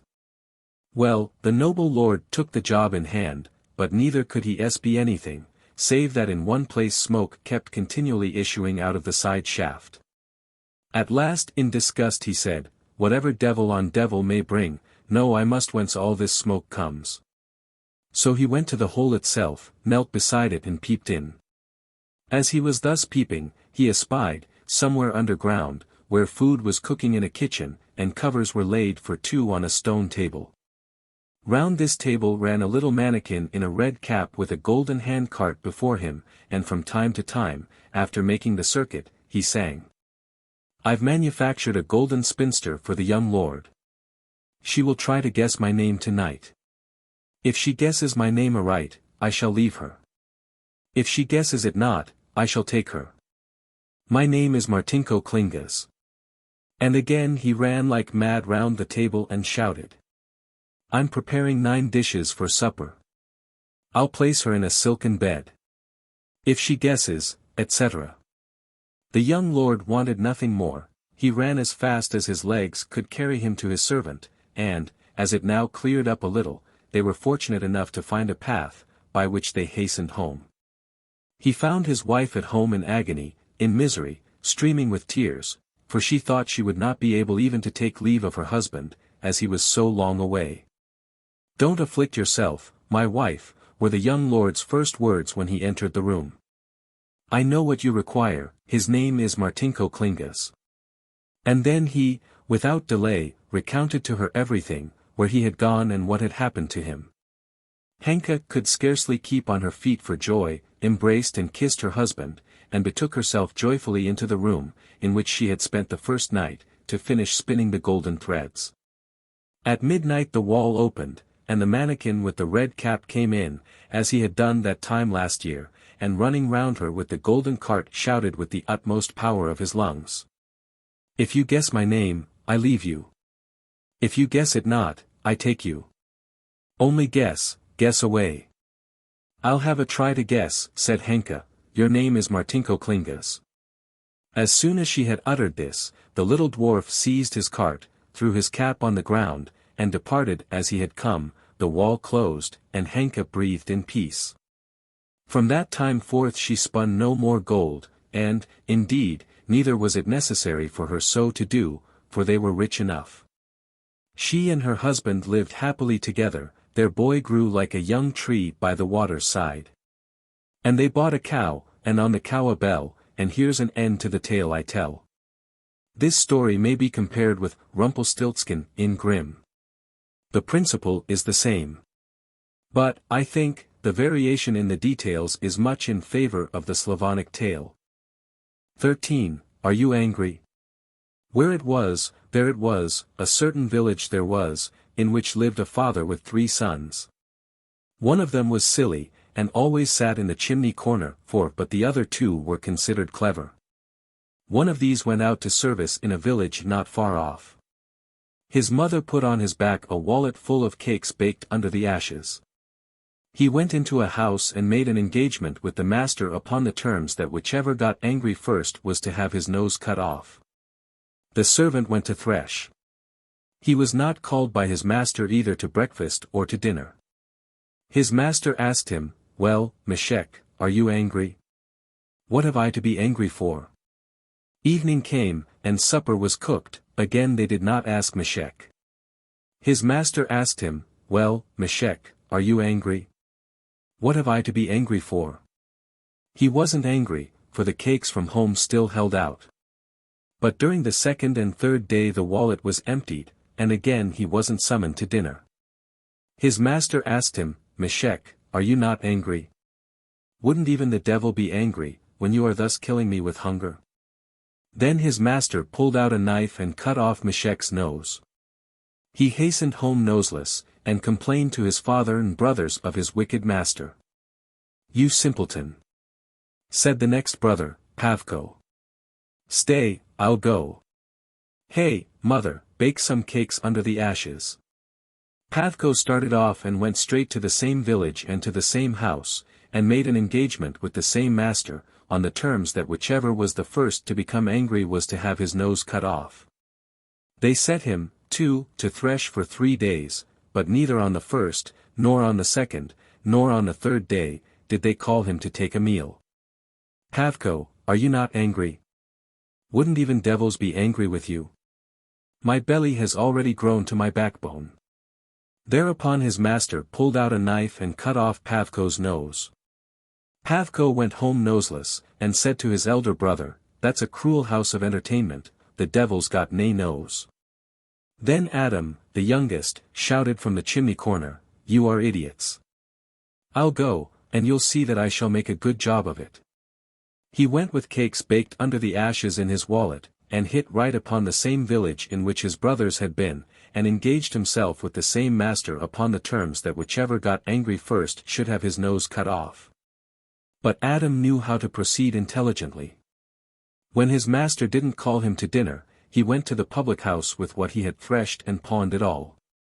His master came and didn't see a grain of corn. Adam then asked him, "Master, are you angry?" "Why should I be angry?" This occurred several times, and his master always said that he wasn't angry, for fear of losing his nose. Once there came a day on which the master and mistress were obliged to be from home, and they ordered Adam by their return to kill the first sheep that looked at him when he entered the stable, to dress it and boil it in a cauldron, putting parsley with it. Adam went into the stable with great banging and noise, so that all the sheep looked at him at once, whereupon he slaughtered them all. One he dressed and put in a cauldron, but instead of parsley he threw in a dog called by that name. His master and mistress came and asked Adam whether he had done everything properly. He said, "I've slaughtered the sheep and thrown parsley into the cauldron till I saw his feet. Now, master, are you angry?" "What have I to be angry about?" he replied, for he preferred keeping his nose. On Christmas Eve, when they had to go to church, it was very dark. Adam's master said to him, "It would be a good thing if somebody would light us as far as the church." "Go. Go. I'll light you." He took fire and set the roof on fire, till the whole house was in flames. The master hurried up, and Adam said to him, "Master, are you angry?" "Why should I be angry?" said he, for his nose was dearer to him than his house. But what was he to do without a house, without everything? They went into the world, master, mistress, and servant. They wanted to put him to death, and planned together, that when he was asleep his master should throw him into the water. But Adam was up to this. He didn't lie down on the side nearest the water, but got up in the night and threw his mistress, who was on that side, into the water. His master woke, and saw that his wife was gone, and began to cry out. But Adam asked him, "Well, master, are you angry? Wouldn't even the devil be angry, now that you've done me out of everything?" Adam took a knife and cut off his master's nose. He then took to his heels, went home, and said to his brothers, "Now you see, you wiseacres, that I've earned the nose." Upper and Lower Lusatian Stories. Introduction. The Upper Lusatian language is spoken in a district which may be marked by the towns of Lobau, Botzen, and Muska, while the Lower Lusatians dwell round the towns of Spremberg and Cottbus. Of the Upper Lusatians the larger portion live in Saxony and the smaller in Prussian territory, the Lower Lusatians are all Prussian subjects. The Upper Lusatian story illustrates, in folklore style, a moral principle of great value. The Lower Lusatian tale is a variant of our own Little Red Riding Hood. But it completes the story in such a manner as to explain the allegorical meaning of the narrative in the sense in which I am inclined to interpret it, as will be shown at the conclusion of the story. But the Slavonic remnant in Lusatia is so surrounded by German territory, that most of its folklore has already been pressed into the service of the Germans. A remarkable point in the Lusatian language is the completeness of the dual number in both nouns, adjectives, and verbs. 14. Right always remains right. There was once upon a time a huntsman, who had a son, who was also a huntsman. He sent his son into a foreign land, to look about him and learn something additional. Here he went into a tavern, where he found a stranger, with whom he entered into conversation. They told each other all the news, till they also began to talk about right and wrong. The stranger asserted that the greatest wrong could be made right for money. But the huntsman opined that right always remained right, and offered to bet $300 upon it, if the stranger would do the same. 5. The stranger was content therewith, and they agreed to ask 3 advocates the question at once. They went to the first advocate, and he said that it was possible to make wrong right for money. They then went to another. He also asserted that wrong could be made right for money. Finally, they went to a third. He also told them that wrong could be made right for money. They then went back again, and as they had been going about the whole day, it wasn't till late in the evening that they got to their tavern. The stranger then asked the huntsman whether he still disbelieved that the greatest wrong could be made right for money, and the huntsman replied that he should soon be obliged to believe it on the assertion of the 3 advocates. Although he was very unwilling to do so. The stranger was willing to grant him his life if he consented to pay $300, but as they were talking about it, in came a man who overpersuaded the stranger that he must needs abide by what they had previously agreed upon. He did not, however, do this, but only, with a red-hot iron, took his eyesight from him, and told him at the same time, that he would then and then only believe that right remained right in the world, when the huntsman regained his sight. The huntsman entreated the host of the tavern to put him on the right road to the town. He put him on the road to the gallows, and went his way. When the huntsman had gone a little further, there was the end of the road, and he heard it strike 11.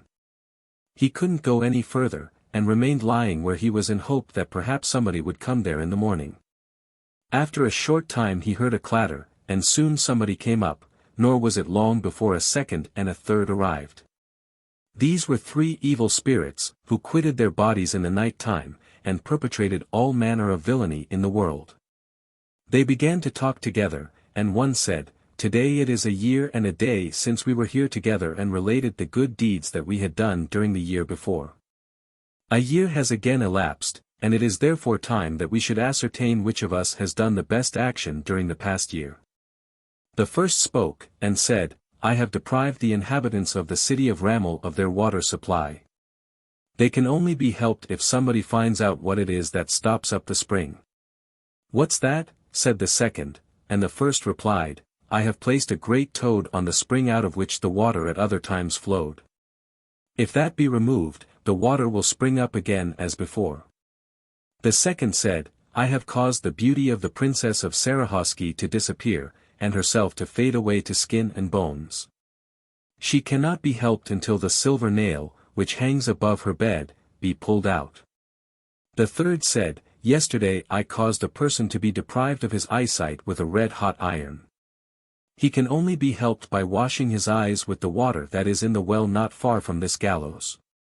It then struck 12 in the town, and the 3 disappeared at once, but the huntsman remembered all that he had heard, and rejoiced that it was in his power to regain his eyesight. Early on the morrow he heard somebody passing by, and begged him to send him people from the town, to tell where the healing spring was. Then all manner of people came to him, but no one could show him the spring, save at length one old woman. He caused himself to be led thither, and as soon as he had washed his eyes in it, he immediately obtained his eyesight again. He now asked the way to the city of Ramel, and went thither. As soon as he arrived, he told the town council that he would restore them their water.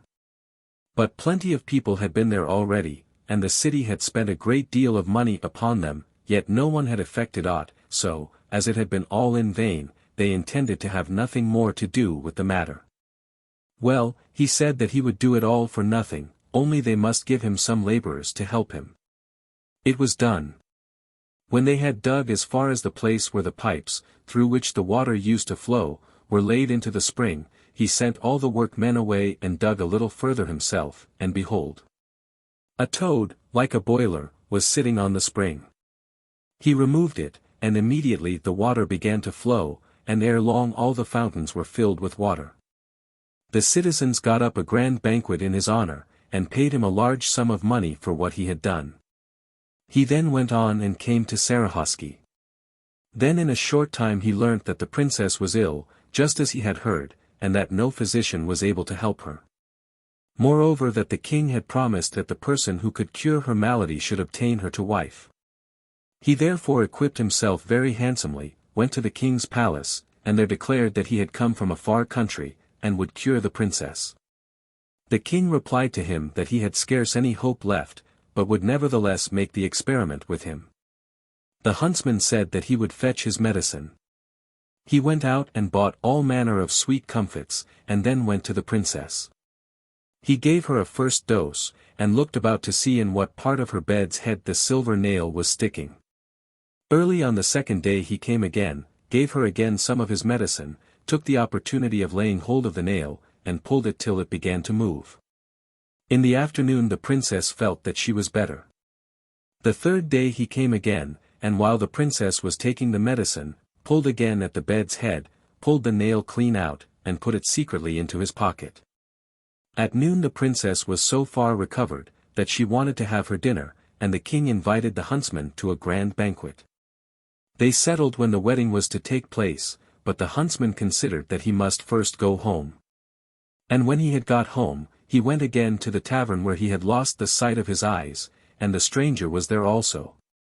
They began to tell each other all the news, and the huntsman related what he had heard under the gallows. How he had discovered the water, and finally how he had regained the sight of his eyes, and said that the stranger must now believe that in the world right always remained right. The stranger marveled exceedingly, and said that he would believe it. After this the huntsman went on and came to his princess, and they had a grand wedding festival, which lasted a whole week. The stranger bethought himself that he, too, would go under the gallows. Peradventure he might also hear some such things as the huntsman had heard, and might in consequence also obtain a princess to wife. And when the year had elapsed, he also went there. He heard it strike 1, and in a short time he heard a clatter. Then up came somebody again, and it wasn't long before a second and third arrived. They began to talk together, and one said, "It cannot but be, that some one overheard us last year, and through that everything that we have done is ruined. Let us, therefore, make a careful search before we again recount to each other what we have done." They immediately began to search, and found the stranger. They tore him into 3 pieces and hung them up on the 3 corners of the gallows. When the old king died they took the huntsman for king, and if he has not died, he is reigning still at the present day, and firmly believes that in his realm right will always remain right. 15. Little Red Hood. Once upon a time, there was a little darling damsel, whom everybody loved that looked upon her, but her old granny loved her best of all, and didn't know what to give the dear child for love. Once she made her a hood of red samite, and since that became her so well, and she, too, would wear nothing else on her head, people gave her the name of Red Hood. Once her mother said to Red Hood, "Go. Here is a slice of cake and a bottle of wine, carry them to old granny. She is ill and weak, and they will refresh her. But be pretty behaved, and don't peep about in all corners when you come into her room, and don't forget to say, good day. Walk, too, prettily, and don't go out of the road, otherwise you will fall and break the bottle, and then poor granny will have nothing." Red Hood said, "I will observe everything well that you have told me," and gave her mother her hand upon it. But granny lived out in a forest, half an hour's walk from the village. When Red Hood went into the forest, she met a wolf. But she did not know what a wicked beast he was, and was not afraid of him. "God help you, Red Hood," said he. "God bless you, wolf," replied she. "Whither so early, Red Hood?" "To granny." "What have you there under your mantle?" "Cake and wine. We baked yesterday, old granny must have a good meal for once, and strengthen herself therewith." "Where does your granny live, Red Hood?" "A good quarter of an hour's walk further in the forest, under yon 3 large oaks. There stands her house, further beneath are the nut trees, which you will see there," said Red Hood. The wolf thought within himself, "This nice young damsel is a rich morsel. She will taste better than the old woman, but you must trick her cleverly, that you may catch both." For a time he went by Red Hood's side. Then said he, "Red Hood, just look. There are such pretty flowers here. Why don't you look round at them all? Methinks you don't even hear how delightfully the birds are singing. You are as dull as if you were going to school, and yet it is so cheerful in the forest." Little Red Hood lifted up her eyes, and when she saw how the sun's rays glistened through the tops of the trees, and every place was full of flowers, she bethought herself, "If I bring with me a sweet-smelling nosegay to granny, it will cheer her. It is still so early, that I shall come to her in plenty of time," and therewith she skipped into the forest and looked for flowers. And when she had plucked one, she fancied that another further off was nicer, and ran there, and went always deeper and deeper into the forest. But the wolf went by the straight road to old granny's, and knocked at the door. "Who's there?" "Little Red Hood, who has brought cake and wine." "Open." "Only press the latch," cried granny, "I am so weak that I cannot stand."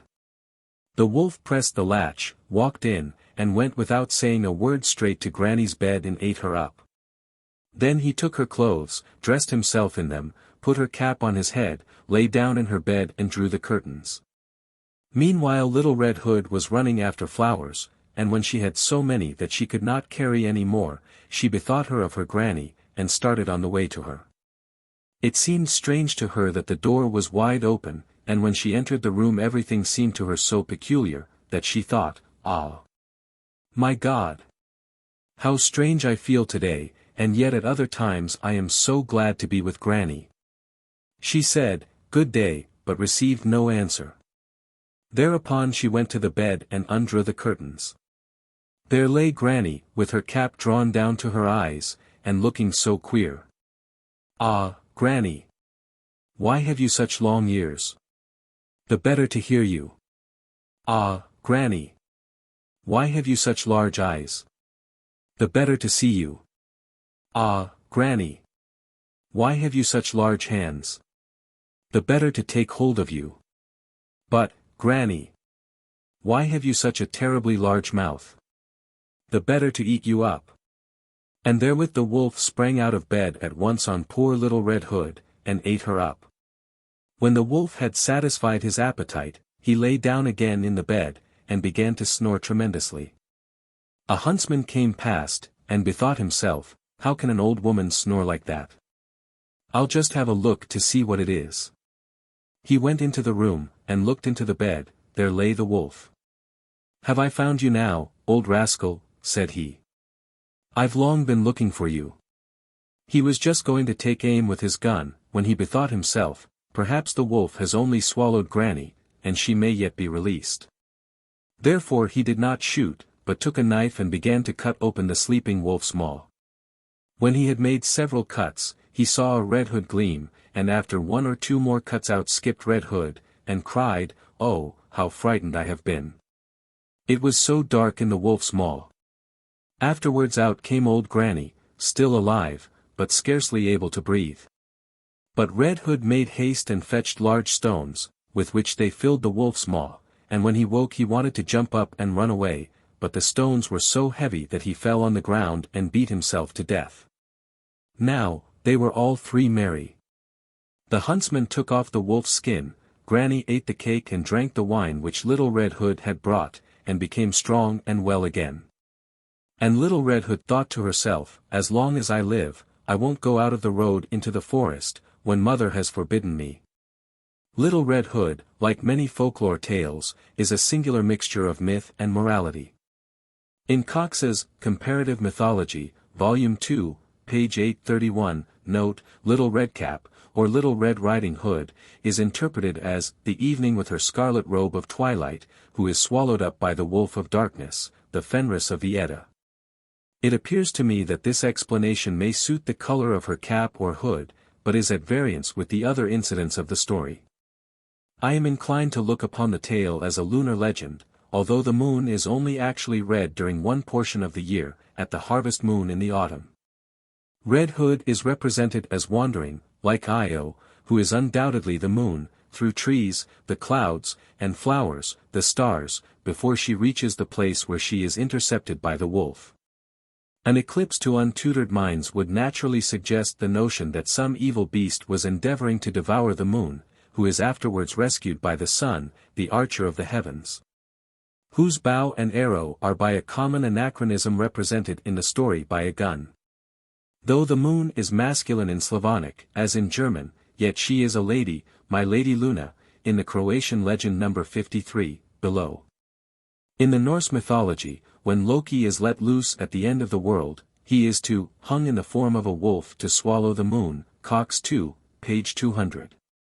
The present masculine Slavonic word for moon, which is also that for month, mezek, or mezek, is a secondary formation, the original word having perished. In Greek and Latin the moon is always feminine. Kashubian story. Introduction. The Kashubians inhabit a small district in the northeast of Pomerania, the province upon the sea, from upon, and more, the sea. The limits of the district may be roughly marked by the towns of Liba, Lauenburg and Buto or Bitom. The story contains many of the circumstances of the German story of the table, the ass and the stick, in Grimm's collection. The Kashubian tales again would naturally be pressed into the service of the surrounding Germans. Bitter complaints have been made by Slavonic literati, that their folklore tales have been appropriated by the Germans. Of course there is a vast amount of common ground in folklore, and incidents belonging to one tale will sometimes start up at a distance in another apparently entirely unconnected with it. But I believe that there is considerable ground for the complaint. 16. Cudgel, bestir yourself. A cobbler was busying himself on Saturday with mending old shoes, that he might be able to go to church on Sunday. He worked till late in the evening, and, having finished his work, early in the morning dressed himself, and took his book to service. In church he heard this doctrine, that if any one dedicates his property to the church, God will recompense him 100-fold in another form. And as he was poor, he therefore determined to sell his cottage and goods and take the whole price to the priest at the church. He went home and told his wife of his intentions, and in a few days the money was in the hands of the parson. 6 But day passed after day, and nothing was to be seen of a recompense. At last, when hunger sorely tried the cobbler, he dressed himself like an old beggar and went to seek for the Lord God. After wandering a couple of days he met with an old shepherd, who was pasturing a large flock of lambs. And as he was very hungry, he made up his mind to go up to the old shepherd, and ask him to give him a little to eat out of his dinner basket. 7 During the meal he related all that he had done, and how it was then going with him. The old shepherd compassionated the poor cobbler, and gave him a lamb, which scattered ducats at every call, "Lamb, shake yourself." But gave it him under the condition, that in one village, through which he was obliged to pass, he was not to enter the house of his old gossip. He laid the lamb on his shoulder with great joy, thanked the old man for it, and started with speed on his way home to rejoice his wife and children. When he got behind the hill, he began to distrust the words of the old shepherd, for he could not get it into his head that an ordinary lamb would scatter ducats. Wishing, therefore, to assure himself of their truth, he placed the lamb on the ground and uttered the old man's words, "Lamb, shake yourself." And when at the selfsame moment he espied ducats round the lamb's feet, he considered himself the most fortunate man in the whole world. Without delay he put the lamb on his back, and went on towards home. But when he went past his gossip's tavern, she besought him to pay her a visit, for they had not seen each other for a very long time. The cobbler at first hesitated a little, but wishing to show that he had ducats in his pocket, and that he had met with such good fortune, he went into the tavern. And, after first giving into her charge his present from the old man, with these words, "But don't say to him, lamb, shake yourself," went to the table and drank off a noggin of brandy. But his gossip, a knavish old woman, bethought herself at once that there must be some secret lying in these words. She, therefore, took the lamb into another room, and when she was there by herself, said to the lamb, "Lamb, shake yourself." When she saw that he scattered ducats she began to consider how to cheat her gossip. After a short time she determined to make the cobbler drunk, to detain him all night at her house, and next day, early, to give him instead of his lamb another like it out of her own flock, which was effected according to her intention. Well, early in the morning the cobbler took the lamb on his shoulder and now hastened straight to his wife and children, and tossed them, as they wept, a couple of ducats, that his wife might get a good meal ready. His wife could not wonder enough whence her little husband had got so much money, but she did not venture to question him. After the meal the cobbler put the lamb on the table, called his children, that they might enjoy with him the rolling ducats, and shouted, "Lamb, shake yourself." But the lamb stood as if he were made of wood, and never even moved his head. The children, who had eaten their fill, began to laugh, and the wife thought that her husband was not quite right in his head. The cobbler, angry that his wish had not come to pass, repeated once more the old man's words, but this time, too, without effect, therefore he pushed the lamb off the table. So long as the ducats held out, there was content in the home. But as soon as they began to run short in the cottage, his wife began to reproach her husband for doing no work, and not troubling himself about a livelihood. So nothing again remained for the cobbler but, stick in hand, to go to look for the old man. He knew very well what a bad welcome he would receive from him, but what was to be done? However, the old man had compassion on the poor family, and this time gave him a tablecloth, which at every summons, "Tablecloth, spread yourself," spread itself of its own accord, and on it stood most excellent food and drink. But under the condition that he didn't go into his gossip's house. The cobbler, well content with the present, thanked the old man and moved towards home. In a short time he was behind the hill, sat down upon the ground, and, not from curiosity but from hunger, gave the word of command to the tablecloth to spread itself, for his inside was croaking. When, after eating his fill, he went past the tavern, his old gossip was waiting for him in front of the door. She begged him in the kindest terms not to pass her tavern, adding the proverb, "Whoever passes a tavern sprains his foot." The cobbler wavered long, but at last went in and entrusted her with the tablecloth with these words, "Dear gossip, don't say, tablecloth, spread yourself." The crafty woman gave him brandy in welcome, not for money. Therefore, her gossip tossed off noggin after noggin, till there came a dizziness in his head. Then his gossip did the same with the tablecloth as with the lamb. The cobbler came to his wife and children, placed the tablecloth on the table and cried, "Tablecloth, spread yourself." But the tablecloth didn't stir, and the cobbler began to despair and to revile the old woman, his gossip. He returned again to the old man, begged pardon of him on his knees for not fulfilling the condition that time also, and prayed him, nevertheless, to have compassion on him and to be his preserver once more. The old man for a long time refused, but at last gave him a cudgel with a silver mounting set with precious stones, and ordered him this time to visit his gossip, and take note of these words, "Cudgel, bestir yourself." The cobbler, seized with new joy, thanked the old man 100 times, and made the more haste towards his wife and children. Still, when behind the hill, he was curious to know what the cudgel meant, and wishing to satisfy himself, said, "Cudgel, bestir yourself." In a moment there stood before him a couple of stout fellows, who began to thrash him mercilessly. The cobbler, seized by cruel terror, did not know how to order them to cease beating him. At last, when already well beaten, he cried out, "Cudgel, leave off."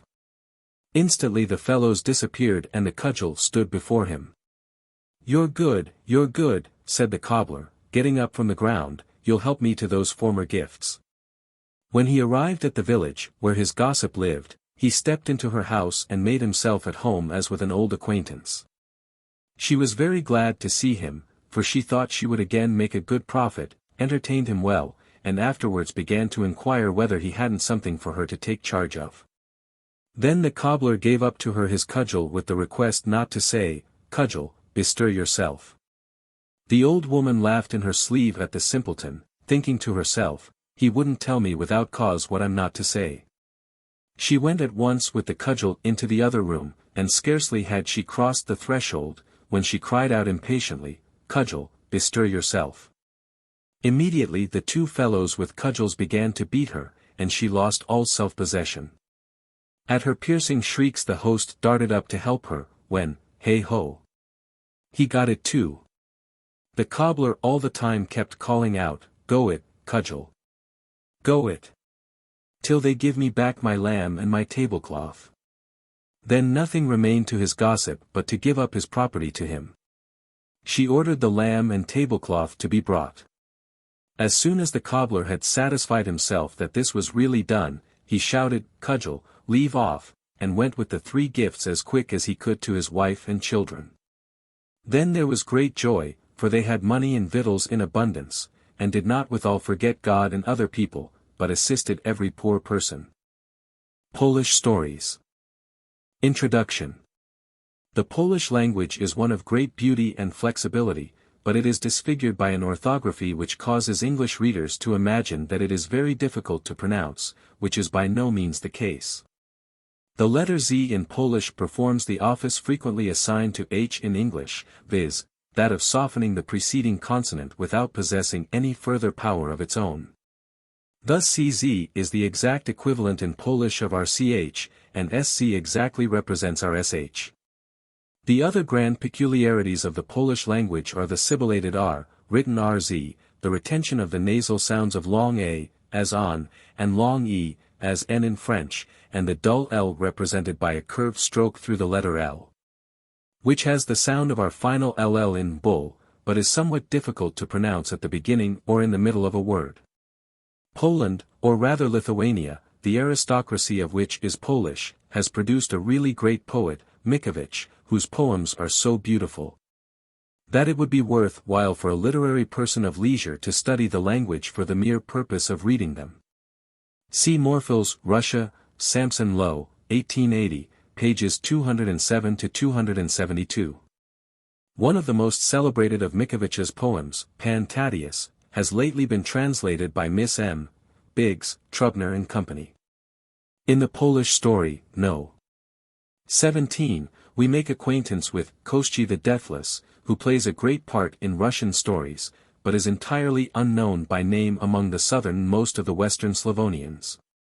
His place is with them taken by dragons and evil shapes of various kinds. His name is probably derived from kost, of bone, and I have ventured to anglicize it accordingly. He is generally supposed to symbolize winter, and certainly deciduous trees and bushes then exhibit a very skeleton-like appearance. In a story from the government of Perm, given by Mr. Ralston, the secret of his immortality is discovered, and he is put to death accordingly. But I cannot help inferring that his death is of annual occurrence, and that he resumes his reign annually at the proper season, to be again put to death toward spring. With number 18 several Russian tales given by Mr. Ralston, pp. 185 to 193, may be compared. Number 19 is a singular story of a more Oriental than European cast, and number 20 reads as much like a dream dreamed after the consumption of a considerable quantity of vodka, as a genuine folklore story. Such is also the case with several of Crofton Croker's Legends of the South of Ireland. Tale number 17 has already appeared in the Folklore Journal for January, 1884. For mere beauty of construction and narration I doubt whether its equal can be found in any language. 17. Prince Unexpected. There was a king and queen who had been married for 3 years, but had no children, at which they were both much distressed. Once upon a time the king found himself obliged to make a visit of inspection round his dominions. He took leave of his queen, set off and was not at home for 8 months. Towards the end of the 9th month the king returned from his progress through his country, and was already hard by his capital city, when, as he journeyed over an uninhabited plain during the most scorching heat of summer, he felt such excessive thirst that he sent his servants round about to see if they could find water anywhere and let him know of it at once. The servants dispersed in various directions, sought in vain for a whole hour, and returned without success to the king. The thirst-tormented king proceeded to traverse the whole plain far and wide himself, not believing that there was not a spring somewhere or other. On he rode, and on a level spot, on which there had not previously been any water, he espied a well with a new wooden fence round it, full to the brim with spring water, in the midst of which floated a silver cup with a golden handle. The king sprang from his horse and reached after the cup with his right hand, but the cup, just as if it were alive and had eyes, darted quickly on one side and floated again by itself. The king knelt down and began to try to catch it, now with his right hand, now with his left, but it moved and dodged away in such a manner that, not being able to seize it with one hand, he tried to catch it with both. But scarcely had he reached out with both hands when the cup dived like a fish, and floated again on the surface. "Hang it," thought the king, "I can't help myself with the cup, I'll manage without it." He then bent down to the water, which was as clear as crystal and as cold as ice, and began in his thirst to drink. Meanwhile his long beard, which reached down to his girdle, dipped into the water. When he had quenched his thirst, he wanted to get up again. Something was holding his beard and wouldn't let it go. He pulled once and again, but it was of no use. He cried out therefore in anger, "Who's there? Let go! It's I, the subterranean king, immortal Bony, and I shall not let go till you give me that which you left unknowingly at home, and which you do not expect to find on your return." The king looked into the depth of the well, and there was a huge head like a tub, with green eyes and a mouth from ear to ear, which was holding the king by the beard with extended claws like those of a crab, and was laughing mischievously. The king thought that a thing of which he had not known before starting, and which he did not expect on his return, could not be of great value, so he said to the apparition, "I give it." The apparition burst with laughter and vanished with a flash of fire, and with it vanished also the well, the water, the wooden fence, and the cup. And the king was again on a hillock by a little wood kneeling on dry sand, and there was nothing more. The king got up, crossed himself, sprang on his horse, hastened to his attendants, and rode on. In a week or maybe a fortnight the king arrived at his capital. The people came out in crowds to meet him. He went in procession to the great court of the palace and entered the corridor. In the corridor stood the queen awaiting him, and holding close to her bosom a cushion, on which lay a child, beautiful as the moon, kicking in swaddling clothes. The king recollected himself, sighed painfully, and said within himself, "This is what I left without knowing and found without expecting." And bitterly, bitterly did he weep. All marveled, but nobody dared to ask the cause. The king took his son, without saying a word, in his arms, gazed long on his innocent face, carried him into the palace himself, laid him in the cradle, and, suppressing his sorrow, devoted himself to the government of his realm, but was never again cheerful as formerly. since he was perpetually tormented by the thought that some day Bony would claim his son. Meanwhile weeks, months, and years flowed on, and no one came for his son. The prince, named Unexpected, grew and developed, and eventually became a handsome youth. The king also in course of time regained his usual cheerfulness, and forgot what had taken place, but alas, everybody did not forget so easily. Once the prince, while hunting in a forest, became separated from his suite and found himself in a savage wilderness. Suddenly there appeared before him a hideous old man with green eyes, who said, "How do you do, Prince Unexpected? You have made me wait for you a long time. Who are you?" "That you will find out hereafter, but now, when you return to your father, greet him from me, and tell him that I should be glad if he would close accounts with me, for if he doesn't soon get out of my debt of himself, he will repent it bitterly."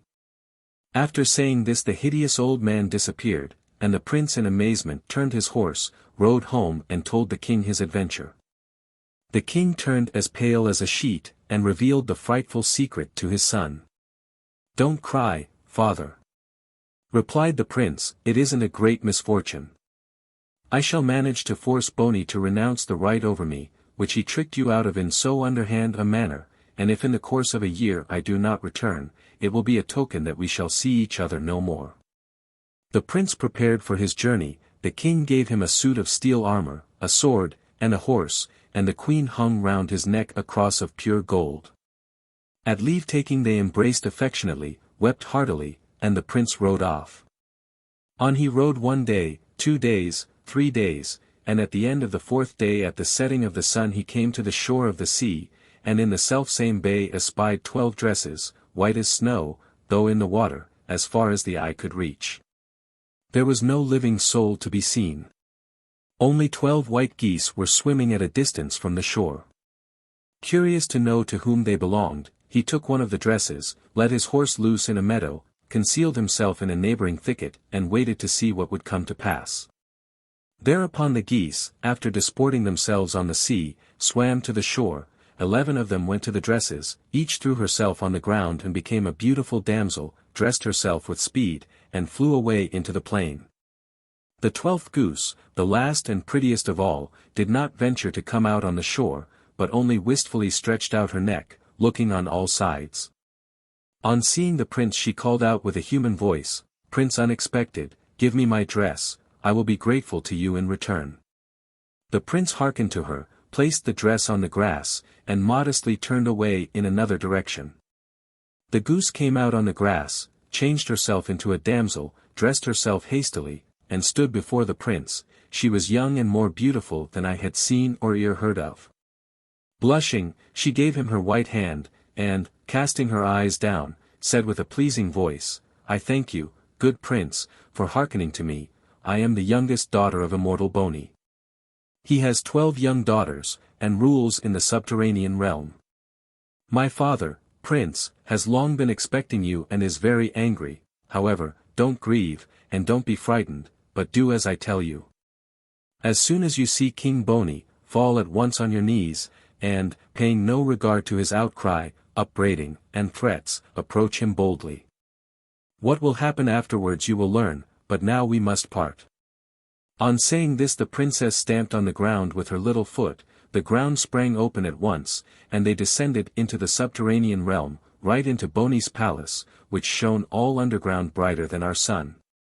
The prince stepped boldly into the reception room. Bony was sitting on a golden throne with a glittering crown on his head, his eyes gleamed like 2 saucers of green glass and his hands were like the nippers of a crab.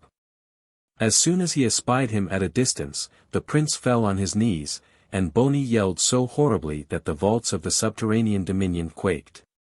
But the prince boldly moved on his knees towards the throne, and, when he was only a few paces from it, the king smiled and said, "Thou hast marvelous luck in succeeding in making me smile. Remain in our subterranean realm, but before thou becomest a true citizen thereof thou art bound to execute 3 commands of mine, but because it is late today, we will begin tomorrow, meanwhile go to thy room." The prince slept comfortably in the room assigned to him, and early on the morrow Bony summoned him and said, "We will see, prince, what thou canst do. In the course of the following night build me a palace of pure marble. Let the windows be of crystal, the roof of gold, an elegant garden round about it, and in the garden seats and fountains. If thou buildest it, thou wilt gain thyself my love, if not, I shall command thy head to be cut off. The prince heard it, returned to his apartment, and was sitting mournfully thinking of the death that threatened him, when outside at the window a bee came buzzing and said, "Let me in." He opened the lattice, in flew the bee, and the princess, Boni's youngest daughter, appeared before the wondering prince. "What are you thus thinking about, Prince Unexpected?" "Alas! I am thinking that your father wishes to deprive me of life." "Don't be afraid. Lie down to sleep, and when you get up tomorrow morning your palace will be ready." So, too, it came to pass. At dawn the prince came out of his room and espied a more beautiful palace than he had ever seen, and Boni, when he saw it, wondered, and wouldn't believe his own eyes. "Well, thou hast won this time, and now thou hast my second command.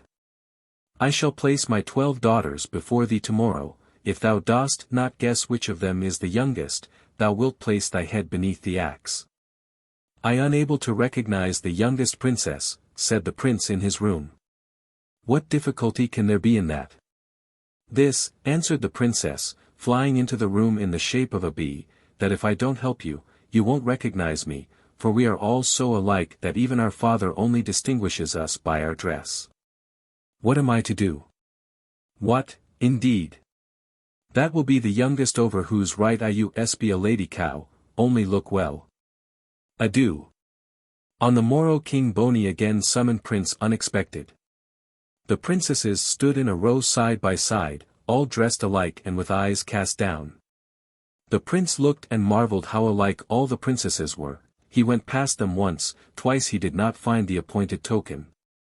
The third time he saw a lady cow over the eyebrow of one, and cried out, "This is the youngest princess." "How the deuce have you guessed it?" said Boni angrily. "There must be some trickery here. I must deal with your lordship differently. In 3 hours you will come here again, and will show your cleverness in my presence. I shall light a straw, and you will stitch a pair of boots before it goes out, and if you don't do it you will perish." The prince returned desponding and found the bee already in his apartment. "Why pensive again, prince?"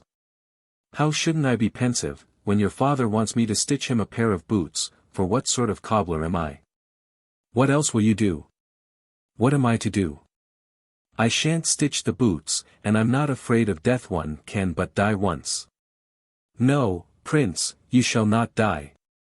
I will endeavor to rescue you, and we will either escape together or perish together.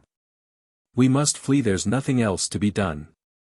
Saying this, the princess spat on one of the window panes, and the spittle immediately froze.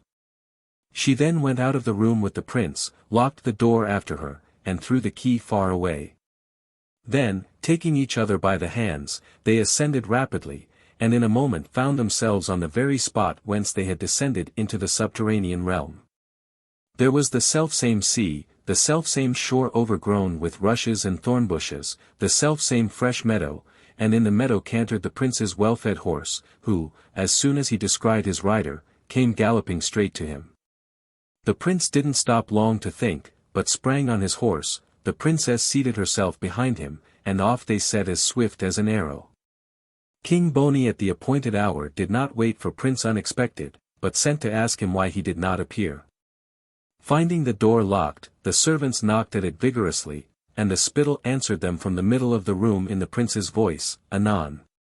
The servants carried this answer to the king. He waited, no prince. He therefore again sent the same servants, who heard the same answer, "Anon," and carried what they had heard to the king. "What's this? Does he mean to make fun of me?" shouted the king in wrath. "Go at once, break the door open and conduct him to me." The servants hurried off, broke open the door, and rushed in. What, indeed? There was nobody there, and the spittle on the pane of glass was splitting with laughter at them. Boni all but burst with rage, and ordered them all to start off in pursuit of the prince, threatening them with death if they returned empty-handed. They sprang on horseback and hastened away after the prince and princess. Meanwhile Prince Unexpected and the princess, Boni's daughter, were hurrying away on their spirited horse, and amidst their rapid flight heard, tramp, tramp, behind them. The prince sprang from the horse, put his ear to the ground and said, "They are pursuing us." "Then," said the princess, "we have no time to lose." Instantly she transformed herself into a river, changed the prince into a bridge, the horse into a raven, and the grand highway beyond the bridge divided into 3 roads. Swiftly on the fresh track hastened the pursuers, came on to the bridge, and stood stupefied. They saw the track up to the bridge, but beyond it disappeared, and the highway divided into 3 roads. There was nothing to be done but to return, and they came with naught. Boni shouted with rage, and cried out, "A bridge and a river! It was they! How was it that ye did not guess it? Back, and don't return without them." The pursuers recommenced the pursuit. "I hear, tramp, tramp," whispered the princess, Boni's daughter, affrightedly to Prince Unexpected, who sprang from the saddle, put his ear to the ground, and replied, "They are making haste, and are not far off." That instant the princess and prince, and with them also their horse, became a gloomy forest, in which were roads, by-roads, and footpaths without number, and on one of them it seemed that 2 riders were hastening on a horse. Following the fresh track, the pursuers came up to the forest, and when they espied the fugitives in it, they hastened speedily after them. On and on hurried the pursuers, seeing continually before them a thick forest, a wide road and the fugitives on it. Now they thought to overtake them, when the fugitives and the thick forest suddenly vanished, and they found themselves at the selfsame place whence they had started in pursuit. They returned, therefore, again to Boni empty-handed. "A horse, a horse! I'll go myself. They won't escape out of my hands," yelled Boni, foaming at the mouth, and started in pursuit. Again the princess said to Prince Unexpected, "Methinks they are pursuing us, and this time it is Boni, my father, himself, but the first church is the boundary of his dominion, and he won't be able to pursue us further. Give me your golden cross." The prince took off his affectionate mother's gift and gave it to the princess, and in a moment she was transformed into a church, he into the priest, and the horse into the bell, and that instant up came Boni. "Monk!" Boni asked the priest, "Hast thou not seen some travelers on horseback?" "Only just now Prince Unexpected rode this way with the princess, Boni's daughter. They came into the church, performed their devotions, gave money for a mass for your good health, and ordered me to present their respects to you if you should ride this way." Boni, too, returned empty-handed. But Prince Unexpected rode on with the princess, Boni's daughter, in no further fear of pursuit. They rode gently on, when they saw before them a beautiful town, into which the prince felt an irresistible longing to go. "Prince," said the princess, "don't go, my heart forebodes misfortune there. I'll only ride there for a short time, and look round the town, and will then proceed on our journey. It's easy enough to ride thither, but will it be as easy to return? Nevertheless, as you absolutely desire it, go, and I will remain here in the form of a white stone till you return. Be circumspect, my beloved. The king, the queen, and the princess, their daughter, will come out to meet you, and with them will be a beautiful little boy. Don't kiss him, for, if you do, you will forget me at once. And will never set eyes on me more in the world. I shall die of despair. I will wait for you here on the road for 3 days, and if on the 3rd day you don't return, remember that I perish, and perish all through you." The prince took leave and rode to the town, and the princess transformed herself into a white stone, and remained on the road. 1 day passed, a second passed, the 3rd also passed, and nothing was seen of the prince. Poor princess! He had not obeyed her counsel. In the town, the king, the queen, and the princess their daughter, had come out to meet him, and with them walked a little boy, a curly-headed chatterbox, with eyes as bright as stars. The child rushed straight into the prince's arms, who was so captivated by the beauty of the lad that he forgot everything, and kissed the child affectionately. That moment his memory was darkened, and he utterly forgot the princess, Boni's daughter. The princess lay as a white stone by the wayside, 1 day, 2 days, and when the 3rd day passed and the prince did not return from the town, she transformed herself into a cornflower, and sprang in among the rye by the roadside. Here I shall stay by the roadside, maybe some passer-by will pull me up or trample me into the ground, said she, and tears like dewdrops glittered on the azure petals.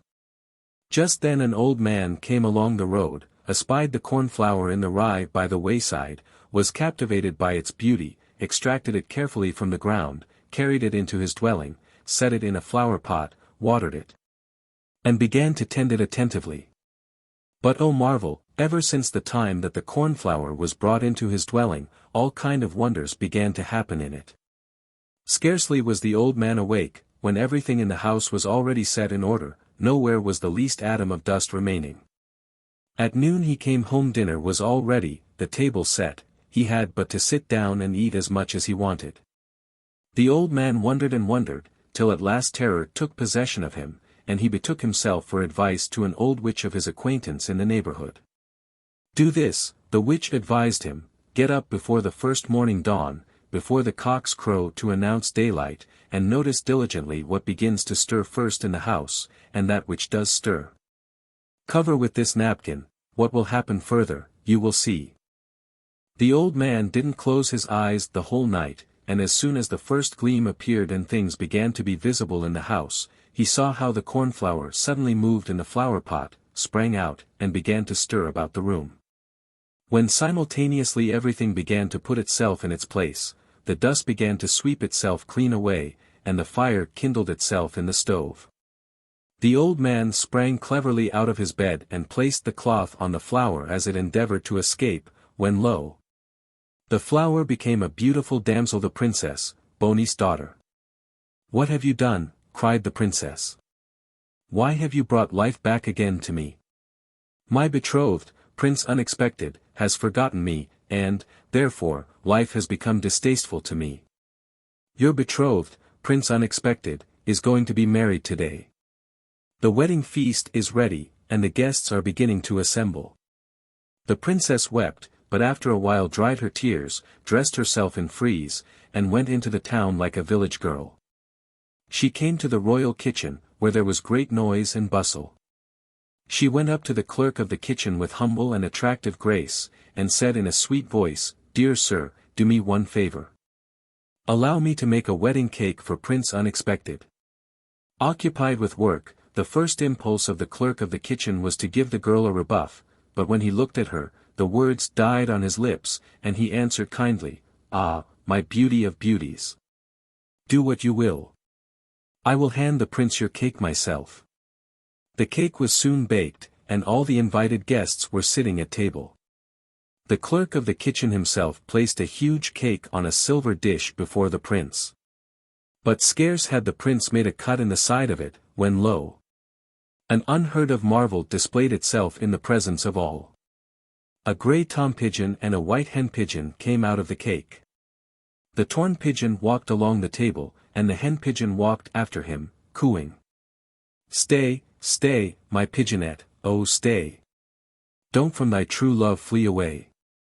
My faithless lover I pursue. Prince Unexpected like unto. Who Boni's daughter did betray. Scarcely had Prince Unexpected heard this cooing of the pigeon, when he regained his lost recollection, bounced from the table, rushed to the door, and behind the door the princess, Boni's daughter, took him by the hand. They went together down the corridor, and before them stood a horse saddled and bridled. Why delay? Prince Unexpected and the princess, Boni's daughter, sprang on the horse, started on the road, and at last arrived happily in the realm of Prince Unexpected's father. The king and queen received them with joy and merriment, and didn't wait long before they prepared them a magnificent wedding, the like of which I never saw and ear never heard of. With the above story should be compared that of The Water King, and Vasilis of the Wise, Ralston, page 120. A large number of tales that may also be compared with it are mentioned by Mr. Ralston in pages 132 to 133 of his Russian folk tales. As to the interpretation of Prince Unexpected, it is very tempting to look upon Koschy's 12 daughters as representing the 12 months. And, as the year anciently began with spring, Koschy's youngest daughter would be the month which forms the transition from winter to spring. The interruption of their progress by Prince Unexpected's temporary forgetfulness may be explained as the temporary cessation of warm weather and return of a kind of secondary winter, which often occurs in early spring. Prince Unexpected himself may, perhaps, be considered as representing the sun, who has been held in captivity by the winter and has escaped with the last month of the year. Vasilissa the Wise is the eldest daughter of the Water King, and would thus represent the first month of the new year. 18. The Spirit of a Buried Man. A poor scholar was going by the highway into a town, and found under the walls of the gate the body of a dead man, unburied, trodden by the feet of the passers-by. He had not much in his purse, but willingly gave enough to bury him, that he might not be spat upon and have sticks thrown at him. He performed his devotions over the fresh heaped-up grave, and went on into the world to wander. In an oak wood sleep overpowered him, and when he awoke, he espied with wonderment a bag full of gold. He thanked the unseen beneficent hand, and came to the bank of a large river, where it was necessary to be ferried over. The two ferrymen, observing the bag full of gold, took him into the boat, and just at an eddy took from him the gold and threw him into the water. As the waves carried him away insensible, he by accident clutched a plank, and by its aid floated successfully to the shore. It was not a plank, but the spirit of the buried man, who addressed him in these words, "You honored my remains by burial. I thank you for it. In token of gratitude I will teach you how you can transform yourself into a crow, into a hare, and into a deer." Then he taught him the spell. The scholar, when acquainted with the spell, could with ease transform himself into a crow, into a hare, and into a deer. He wandered far, he wandered wide, till he wandered to the court of a mighty king, where he remained as an archer in attendance at the court. This king had a beautiful daughter, but she dwelt on an inaccessible island, surrounded on all sides by the sea. She dwelt in a castle of copper, and possessed a sword such that he who brandished it could conquer the largest army. Enemies had invaded the territory of the king, he needed and desired the victorious sword. But how to obtain it, when nobody had up to that time succeeded in getting on to the lonely island? He therefore made proclamation that whoever should bring the victorious sword from the princess should obtain her hand, and, moreover, should sit upon the throne after him. No one was venturesome enough to attempt it, till the wandering scholar, then an archer attached to the court, stood before the king announcing his readiness to go, and requesting a letter. That on receipt of that token the princess might give up the weapon to him. All men were astonished, and the king entrusted him with a letter to his daughter. He went into the forest, without knowing in the least that another archer attached to the court was dogging his steps. He first transformed himself into a hare, then into a deer, and darted off with haste and speed. He traversed no small distance, till he stood on the shore of the sea. He then transformed himself into a crow, flew across the water of the sea, and didn't rest till he was on the island. He went into the castle of copper, delivered to the beautiful princess the letter from her father, and requested her to give him the victorious sword. The beautiful princess looked at the archer. He captured her heart at once. She asked inquisitively how he had been able to get to her castle, which was on all sides surrounded by water and knew no human footsteps. Thereupon the archer replied that he knew secret spells by which he could transform himself into a deer, a hare, and a crow. The beautiful princess, therefore, requested the archer to transform himself into a deer before her eyes. When he made himself into a graceful deer, and began to fawn and bound, the princess secretly pulled a tuft of fur from his back. When he transformed himself again into a hare, and bounded with pricked-up ears, the princess secretly pulled a little fur off his back. When he changed himself into a crow and began to fly about in the room, the princess secretly pulled a few feathers from the bird's wings. She immediately wrote a letter to her father and delivered up the victorious sword. The young scholar flew across the sea in the form of a crow, then ran a great distance in that of a deer, till in the neighborhood of the wood he bounded as a hare. The treacherous archer was already there in ambush, saw when he changed himself into a hare, and recognized him at once. He drew his bow, let fly the arrow, and killed the hare. He took from him the letter and carried off the sword, went to the castle, delivered to the king the letter and the sword of victory, and demanded at once the fulfillment of the promise that had been made. The king, transported with joy, promised him immediately his daughter's hand, mounted his horse, and rode boldly against his enemies with the sword. Scarcely had he espied their standards, when he brandished the sword mightily several times, and that towards the four quarters of the world. At every wave of the sword large masses of enemies fell dead on the spot, and others, seized with panic, fled like hares. The king returned joyful with victory, and sent for his beautiful daughter, to give her to wife to the archer who brought the sword. A banquet was prepared. The musicians were already striking up, the whole castle was brilliantly lighted. But the princess sat sorrowful beside the assassin archer. She knew at once that he was in no wise the man whom she saw in the castle on the island, but she dared not ask her father where the other handsome archer was. She only wept much and secretly, her heart beat for the other.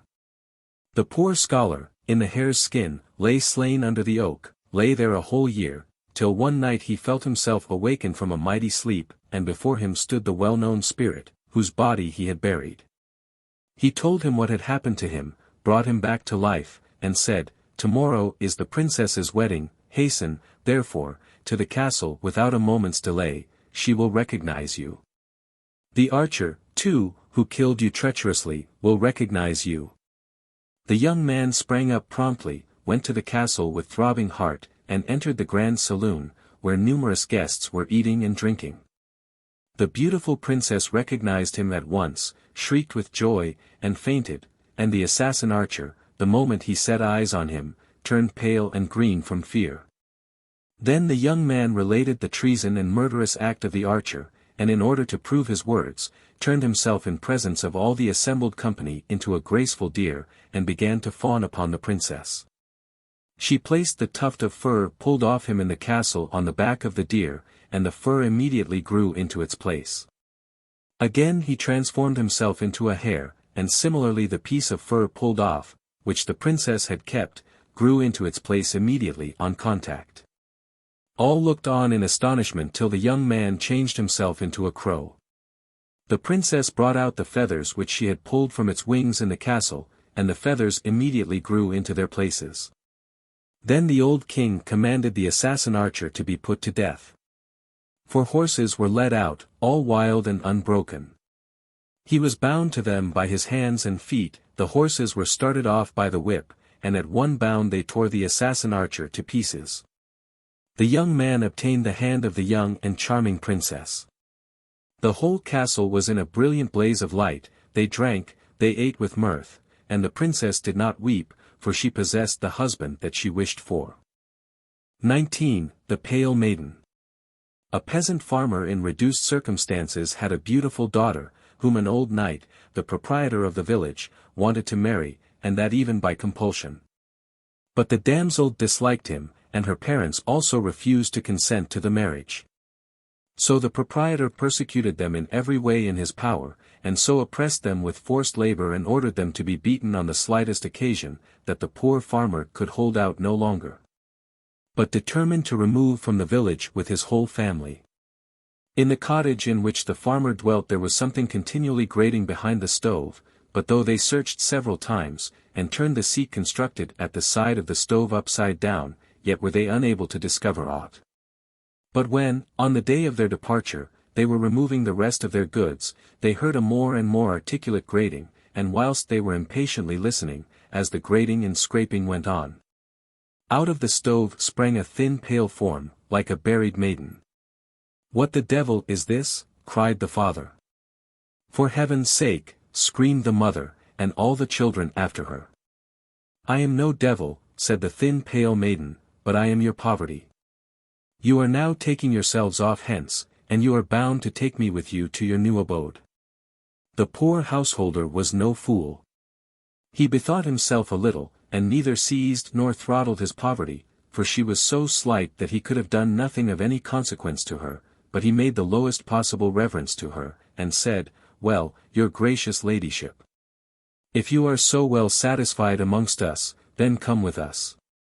But, as you see, we are removing everything for ourselves, so help us to carry something, and we shall get off the quicker. Poverty agreed to this, and wanted to take a couple of small vessels out of the house, but the householder distributed the small vessels among his children to remove. And said that there was still a block of wood in the yard which must also be taken away. Going out into the yard, he made a cut in the block from above with his axe. He then called Poverty, and politely requested her to help him remove the block. Poverty did not see on which side to lift the block, till, when the farmer pointed out the cleft to her, she put her long thin fingers in the chink. The farmer, pretending to lift the block on the other side, suddenly pulled his axe out of the cleft, and Poverty's long thin fingers remained squeezed in the block, so that, being utterly unable to pull them out, she shrieked out immediately in what pain she was. But all in vain. The farmer removed all his goods as well as his children, quitted the cottage completely, and returned to the place no more. When the farmer settled in another village, things went with him so prosperously that ere long he was the richest man in the whole village. He married his daughter to a respectable and wealthy farmer's son, 20 years old, and the whole family prospered. On the other hand, the proprietor of the first village, the oppressor of these poor people, having to assign vacant cottages to fresh tenants, came to inspect the cottage left vacant by the reduced farmer, who had refused to give him his daughter. Seeing Poverty beside the block complaining of the pain of her fingers, he took pity on the Pale Maiden, took her fingers out by means of a wedge, and set her completely free. From the time of her liberation the Pale Maiden never quitted the side of her liberator, and when, moreover, the devil lit a fire in the old stove, and the proprietor went dotty with love in his old age, he spent, and ran through everything that he had. 20. The Plague Swarm. A Ruthenian, having lost his wife and children by the plague, fled into the forest from his desolate cottage and sought safety there. He wandered about all day long. Towards evening he constructed a booth of branches, lit a little fire, and fell asleep, wearied out. It was already after midnight when a mighty noise awoke him. He rose to his feet, listened, and heard a kind of songs in the distance, and accompanying the songs a sound of tambourines and fifes. He listened, in no small astonishment, that, when death was raging around, people were rejoicing there so merrily. The noise that he heard kept continually approaching, and the terrified Podolian espied a swarming multitude advancing along a wide road. It was a troop of strange-looking spectres that circled round a carriage. The carriage was black and elevated, and in it sat the plague. At every step the frightful company kept increasing, for on the road almost everything was transformed into a spectre. Feebly burned his little fire. A tolerably large firebrand was still smoking a little. Scarcely had the plague swarm drawn near when the firebrand stood upon feet, extended 2 arms. The burning part began to glitter with 2 glaring eyes. It began to sing in concert with the others. The villager was stupefied. In speechless terror he seized his axe and was on the point of striking the nearest spectre, but the axe flew out of his hands, transformed itself into a tall woman with raven-black tresses, and, singing, vanished before his eyes. The plague swarm proceeded onwards, and the Podolian saw how the trees, the bushes, the owls, the screech-owls, assuming tall shapes, increased the multitude, the terrible harbinger of a frightful death. He fell down powerless, and when in the morning the warmth of the sun awoke him, the vessels that he had brought with him were smashed and broken, the clothes torn to rags, the provisions spoilt. He perceived that no one but the plague swarm had done him all this mischief, and, thanking God that he had at any rate escaped with life, proceeded further to seek shelter and food. White Russian Stories. Introduction. We now come to the first set of stories belonging to those Slavonians who make use of the Cyrillic instead of the Latin characters. The White Russians occupy the whole of the governments of Minsk and Mogilev, and great part of those of Vitebsk and Grodno. In these stories we first met with the distinction between the Western and Eastern Slavonic terms for monarch. The Western Slavonians employ the terms Král, Krol, or Korol, for a monarch, which are believed to originate from the name of the mighty Frankish monarch, Karl the Great, whom we generally know by his French title, Charlemagne. The Eastern Slavonians usually make use of the term Tsar, emperor, which is a corruption of the Latin Caesar, the title of the emperors of Constantinople, and later of the Russian emperors. Thus in the following stories we shall find emperors and empresses generally, though not invariably, replacing kings and queens, till we return again to the West. The White Russian language possesses but little literature, but was employed for diplomatic purposes by the once powerful state of Lithuania. Morphos, Slavonic Literature, SPCK, page 113. The heroes Overturn Hill, Vertiger, and Overturn Oak, Vertidub, who appear in number 22, occur also in a story from the Ukraine, given by Mr. Ralston, pages 170 to 175. Several circumstances in No. 22 are also similar to incidents in the Russian tale of Ivan Popyalov, Ralston, page 66, but in spite of these similarities the stories are truly distinct. 21. The Frost, the Sun, and the Wind. Once upon a time a man went out alone, and met on the road the sun, the frost, and the wind. Well, on meeting them, he gave them a salutation, praised be the Lord Jesus Christ. To which did he present the salutation? The sun said, to me, that I might not burn him. The frost said, to me, and not to you, for he is not so much afraid of you as of me. Storytellers. It's false, said, lastly, the wind. That man presented the salutation not to you two, but to me. They began to jangle and quarrel together, and all but pulled the mantles off each other's backs. Well, if it's so, let's ask him to whom he presented the salutation, to me or to you. They overtook the man and asked him, then he said, to the wind. Didn't I say that it was to me? Stop you. I'll give you a baking, you rascal, said the sun, you shall remember me. Then said the wind, never fear, he won't bake you. I shall blow and cool him. So will I freeze you up, you scoundrel, said the frost. Don't be frightened, poor fellow. Then I shan't blow, and he'll do nothing to you, he doesn't freeze you up without a wind. 22. Little Rolling-Pea. In a certain empire in a certain province, on the ocean sea, on the island of Bugin, stood a green oak, and under the oak a roasted ox, and by its side a whetted knife. Suddenly the knife was seized. Be so good as to eat. This isn't a story, Kazka, but only a preface to a story. Prekaska, whoever shall listen to my story, may he have a sable-skin cloak, and a horse-skin cloak, and a very beautiful damsel, 100 rubles for the wedding. And 50 for a jollification. There was a husband and wife. The wife went for water, took a bucket, and after drawing water, went home, and all at once she saw a pea rolling along. She thought to herself, this is the gift of God.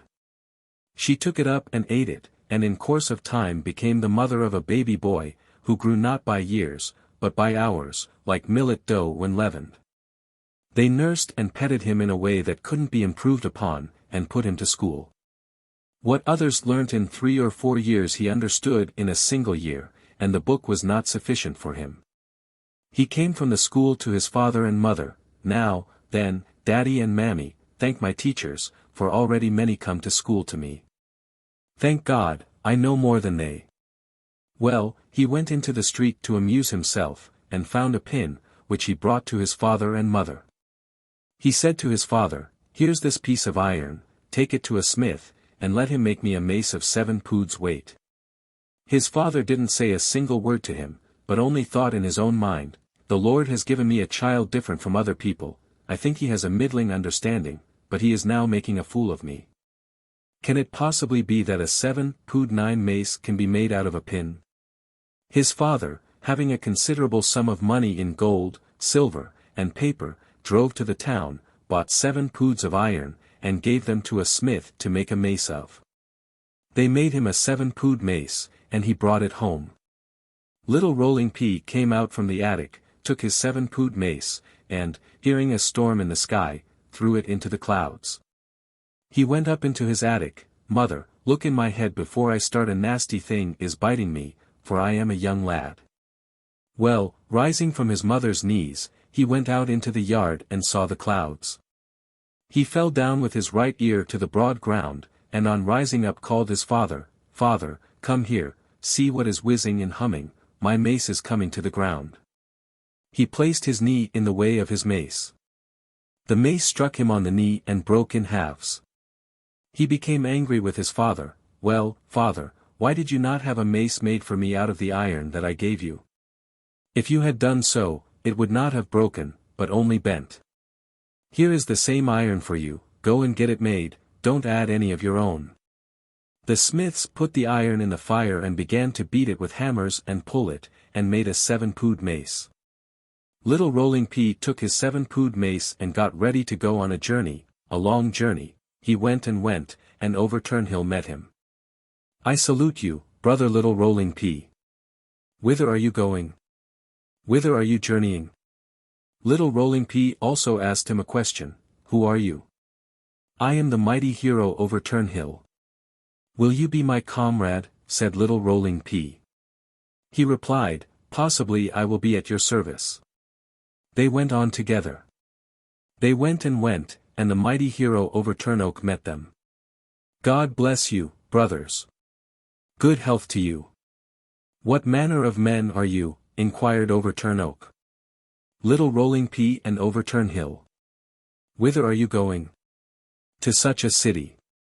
A dragon devours people there, so we are going to smite him. Is it not possible for me to join your company?" "It is possible," said Little Rolling-Pea. They went to the city, and made themselves known to the emperor. "What manner of men are you?" "We are mighty heroes." "Is it in your power to deliver this city?" "A dragon is ravenous and destroys much people. He must be slain. Why do we call ourselves mighty heroes, if we do not slay him?" Midnight came, and the went up to a bridge of Gelder rosewood over a river of fire. Lo! Up came a 6-headed dragon, and posted himself upon the bridge, and immediately his horse neighed, his falcon chattered, and his hound howled. He gave his horse a blow on the head, "Don't neigh, devil's carrion, 10 don't chatter, falcon. And you, hound, don't howl. For here is Little Rolling-Pea." "Well now," said he, "come forth, Little Rolling-Pea. Shall we fight or shall we try our strength?" Little Rolling-Pea answered, "Not to try their strength do good youths travel, but only to fight." They began the combat. Little Rolling-Pea and his comrade struck the dragon 3 blows at a time on 3 heads. The dragon, seeing that he could not escape destruction, said, "Well, brothers, it is only Little Rolling-Pea that troubles me. I'd settle matters with you too." They began to fight again, smashed the dragon's remaining heads, took the dragon's horse to the stable, his falcon to the mews, and his hound to the kennel. And Little Rolling-Pea cut out the tongues from all 6 heads, took and placed them in his knapsack, and the headless trunk they cast into the river of fire. They came to the emperor, and brought him the tongues as certain proof. The emperor thanked them. "I see that you are mighty heroes and deliverers of the city, and all the people. If you wish to drink and eat, take all manner of beverages and eatables without money and without tax." And from joy he issued a proclamation throughout the whole town, that all the eating houses, inns, and small public houses were to be open for the mighty heroes. Well, they went everywhere, drank, amused themselves, refreshed themselves, and enjoyed various honors. Night came, and exactly at midnight they went under the Gelder Rose Bridge to the river of fire, and speedily up came a 7-headed dragon. Immediately his horse neighed, his falcon chattered, and his hound howled. The dragon immediately struck his horse on the head. "Neigh not, devil's carrion. Chatter not, falcon. Howl not, hound. For here is Little Rolling-Pea. Now then," said he, "come forth, Little Rolling-Pea. Shall we fight or try our strength? Good youths travel not to try their strength, but only to fight." And they began the combat, and the heroes beat off 6 of the dragon's heads. The 7th remained. The dragon said, "Give me breathing time." But Little Rolling-Pea said, "Don't expect me to give you breathing time." They began the combat again. He beat off the last head also, cut out the tongues, and placed them in his knapsack, but threw the trunk into the river of fire. They came to the emperor, and brought the tongues for certain proof. The third time they went at midnight to the bridge of Gelderose and the river of fire, speedily up came to them a 9-headed dragon. Immediately his horse neighed, his falcon chattered, and his hound howled. The dragon struck his horse on the head. Neigh not, devils carrion. Falcon, chatter not. Hound, howl not. For here is little Rolling-Pea. And now come forth, little Rolling-Pea. Shall we fight or try our strength? Little Rolling-Pea said, not to try their strength do good youths travel, but only to fight. They began the combat, and the heroes beat off 8 heads, the 9th remained. Little Rolling-Pea said, give us breathing time, unclean power. It answered, take breathing time or not, you will not overcome me, you slew my brothers by craft, not by strength. Little Rolling-Pea not only fought, but thought how to delude the dragon. All at once he thought of a plan, and said, yes, there's still much of your brother behind, I'll take you all. Hastily the dragon looked round, and he cut off the 9th head also, cut out the tongues, put them into his knapsack, and threw the trunk into the river of fire. They went to the emperor. The emperor said, I thank you, mighty heroes. Live with God, and with joy and courage, and take as much gold, silver, and paper money as you want. After this the wives of the 3 dragons met together and took counsel together. Whence did those men come who slew our husbands? Well, we shall be women if we don't get rid of them out of the world. The youngest said, now then, sisters. Let us go by the high road, where they will go. I will make myself into a very beautiful wayside seat, and if, when wearied, they sit down upon it, it will be death to them all. The second said to her, if you do nothing to them, I will make myself into an apple tree beside the high road, and when they begin to come up to me, the agreeable odor will attract them, and if they taste the apples, it will be death to them all. Well, the heroes came up to the beautiful wayside seat. Little Rolling-Pea thrust his sword into it up to the hilt, blood poured forth. They went on to the apple tree. Brother Little Rolling-Pea, said the heroes, let us each eat an apple. But he said, if it is possible, let us eat, if it is not possible, let us go on further. He drew his sword and thrust it into the apple tree up to the hilt, and blood poured forth immediately. The third she-dragon hastened after them, and extended her jaws from the earth to the sky. Little Rolling-Pea saw that there was not room for them to pass by. How were they to save themselves? He looked about and saw that she specially aimed at him, and threw the 3 horses into her mouth. The she-dragon flew off to the blue sea to drink water, and they proceeded further. She pursued them again. He saw that she was near, and threw the 3 falcons into her mouth. Again the she-dragon flew to the blue sea to drink water, and they proceeded further. Little Rolling-Pea looked round. The she-dragon was again pursuing him, and seeing his danger, he took and threw the 3 hounds into her mouth. Again she flew off to the blue sea to drink water, while she drank her fill, they proceeded still further. He looked round and saw that she was catching them up again. Little Rolling-Pea took his 2 comrades and threw them into her mouth. The she-dragon flew to the blue sea to drink water, and he went on. Again she overtook him. He looked round, saw that she was not far off, and said, Lord, protect me and save my soul. He saw before him an iron workshop, and fled into the smithy. The smith said to him, Why, stranger, are you so cowardly? Honorable gentleman, protect me from an unclean power, and save my soul. They took and shut the smithy completely up.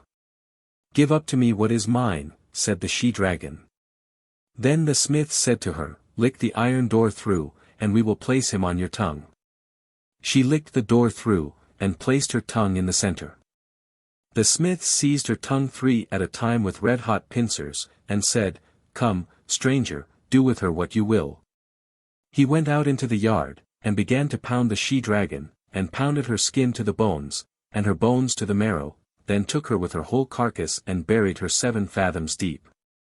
Then, and not till then, did he live and eat morsels, but we ate bread, for he had none. I was there, too, and drank honey wine, it flowed over my beard, but didn't get into my mouth.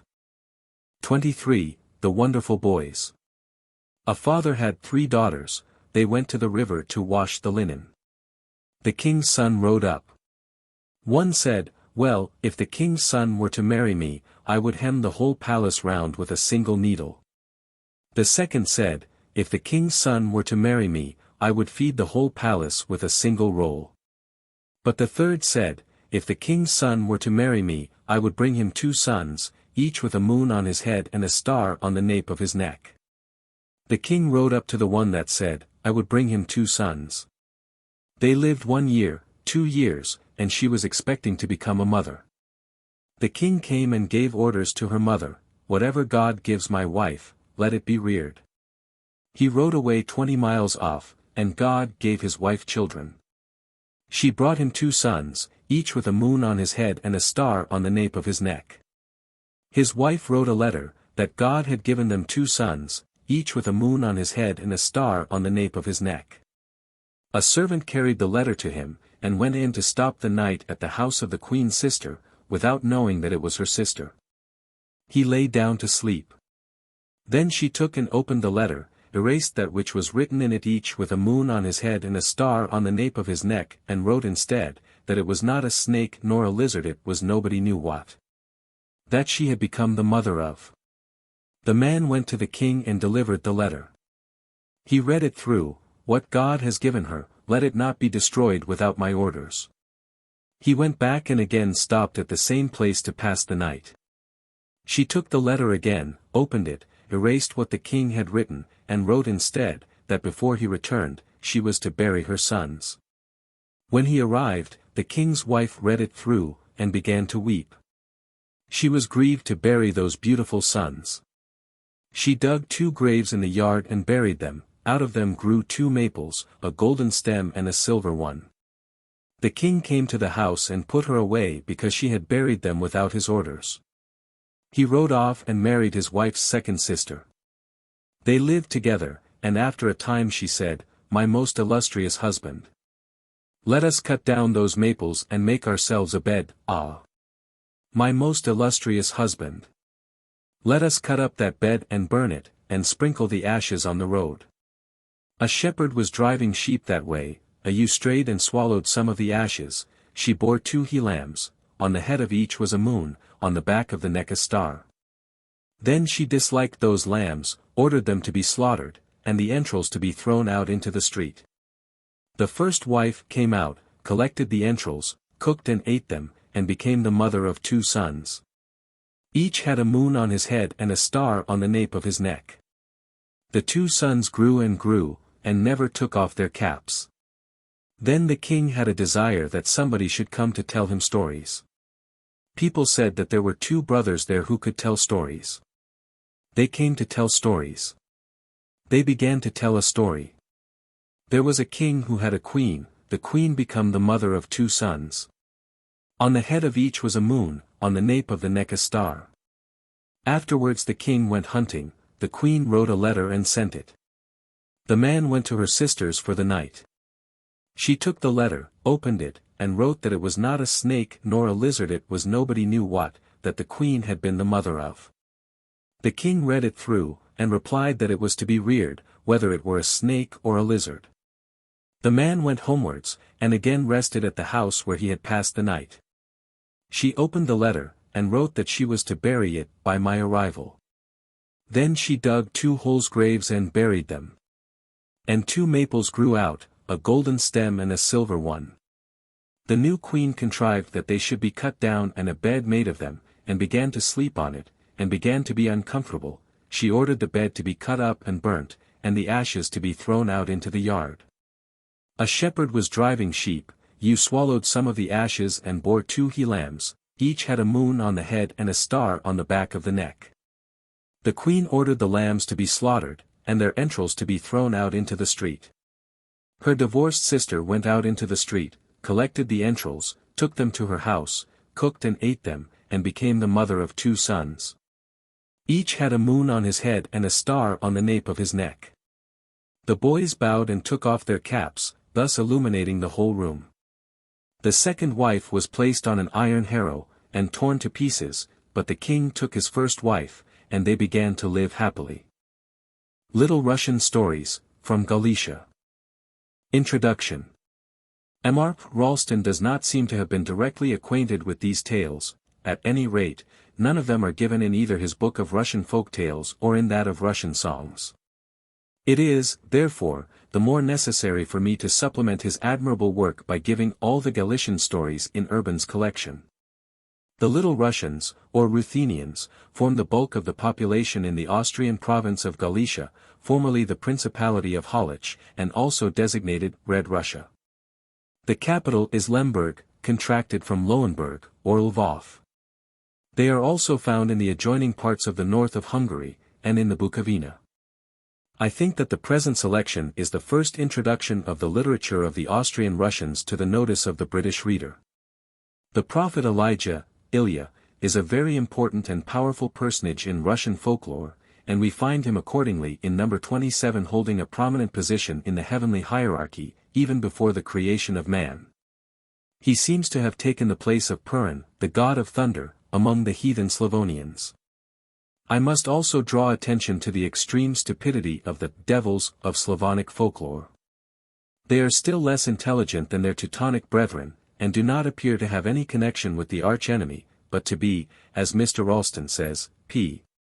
370, rather the lubber fiends of heathen mythology, beings endowed with supernatural might, but scantily provided with mental power. Number 26 gives a specimen of their average intelligence. 24. God knows how to punish man. There was a very wealthy proprietor, he had buildings enough, there was where and wherewith for every purpose. Once upon a time he had guests at his house, and said to them, if my buildings were to be burnt down, I should know where and how to rebuild them. He said, and it came to pass. While he was conversing thus with his guests, somebody went out into the courtyard, but returned still quicker and said, you're on fire. But the proprietor said, never mind, I wish it to be so. He neither attempted to extinguish the fire himself nor allowed others to do so, and thus all was reduced to ashes, only the site was left. But he didn't trouble himself a bit, but went and lived by the waterside, and kept his money in a willow tree, being thus a source of danger to himself. Unexpectedly a heavy rain fell, and before he could look about him the water had already undermined the willow and carried it away. He then became poor, so that it became his lot to serve others. He was obliged to carry letters for gentlemen. Well, it came to pass once that he was going with a letter, and night overtook him on the way. What was he now to do? He begged a night's lodging at a certain man's house. This man was rich and kindly, so he said, good. You shall not pass my house. Meanwhile the mistress prepared supper, and after supping they prayed to God, but before they lay down to sleep they conversed together about this and that. The traveller began to relate how he had himself been wealthy, how he had been burnt out, and had come to poverty. I had, said he, still a little money, and kept it in a willow tree, but great floods came, undermined the willow, and carried my money away with the water. Thus I remained with nothing, and now it has been my lot more than once to beg for bread. Scarcely had his host heard this when he looked at his wife, for the willow had floated to shore under their barn, and when they began to cut it up, the money tumbled out a little at a time. They both went out into a room, and began to consult how to return the money to him without his knowing whence it came. They consulted. Then said the host, well, what shall we do? Let us cut off the under part of a loaf. Take out the crumb, put the money inside, then cover it again with the crust, and when he is on the point of departing let us give it him, as if it were provision for his journey. And so they did. The next day when he was starting to proceed on his way, they gave him the loaf of bread, and said, here's for you, it will be of use on the road. He took it, made his bow, and went on his way.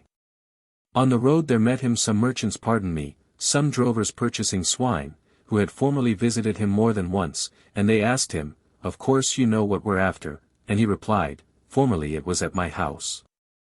Misfortune has come upon me, I've been burnt out, and now I serve others. When he had spoken these words he all at once gave his knapsack a tap, and said, "Come. Buy some bread." He took it out. "Somehow I'm not hungry, and it's heavy to carry. Some money would be more advantageous on my journey." Bargain and sale. They came to an agreement. The merchants took the bread and he the money, and they parted. The merchants came to that very same village, and went to the house of that very same proprietor, from whom the bread came, and began to make inquiries of him respecting their business. "Not I, but God," said he, "sit down, meanwhile, and rest." And he sent for a snack for them. But they said to him that he needn't trouble himself. On the road we bought a loaf of excellent bread from a man who was going with a letter. They, the host and his wife, felt a quaking at the heart. They had a suspicion, but the merchants soon took it out and placed it on the table, the very same loaf, which they had given to the traveler. The proprietor looked at his wife, and said to their guests, "Before anything is done, let us go and have a look round, maybe you will make a purchase." "Let us go," and they went out of the house, but he winked to his wife, and she knew at once what he wanted. When they went out on their business, the mistress brought out another loaf and placed it on the table, but removed the first one. They returned, breakfasted, either did or didn't come to terms, and went away. After some time the man came again with a letter, and turned in again at the proprietor's, just as at an old acquaintance's, for the night. They received him and were glad, for they thought they might now be successful in returning the money somehow or other. They waited. They passed the night, and when he had gone out of the house, they wrapped the money in a cloth, put it in his knapsack, gave him breakfast, and dismissed him. He went off, and as he went by a footpath through the orchard, he bethought himself, "Ah! What beautiful apples! Come! Let me pluck a few for my journey." He took off his knapsack and hung it on a tree, that it mightn't embarrass him, and began himself to reach after the apples. Just then up came his host, the proprietor. He saw him, and took flight so much the quicker, leaving his knapsack on the tree. The proprietor espied the knapsack hanging on a branch, began to think, and afterwards also said, "The poor fellow was frightened, and has forgotten his knapsack." He took down the knapsack, and said, "His road goes to the footbridge." He ran away through the bushes that he mightn't see me. "I'll put it on the bridge, and then he'll be sure to take it up." Even so he did. He ran round sideways, placed the money on the bridge, and went himself behind a bush not very far off, to keep a lookout and see what would happen. Suddenly the traveller came up to the bridge, and looking downwards thought, and afterwards said, "It's good that I still have some sight, at any rate, and can go on my way and earn something to get my bread. What should I do if I were to go blind? How should I get across this bridge? Come, I'll see whether I could do it successfully." Then, closing his eyes, tap, tap, with his stick over the bridge, he went straight forwards, stepped over the money, and went his way. The proprietor, recovering from his astonishment, said aloud, "He has angered God." 25. The Good Children.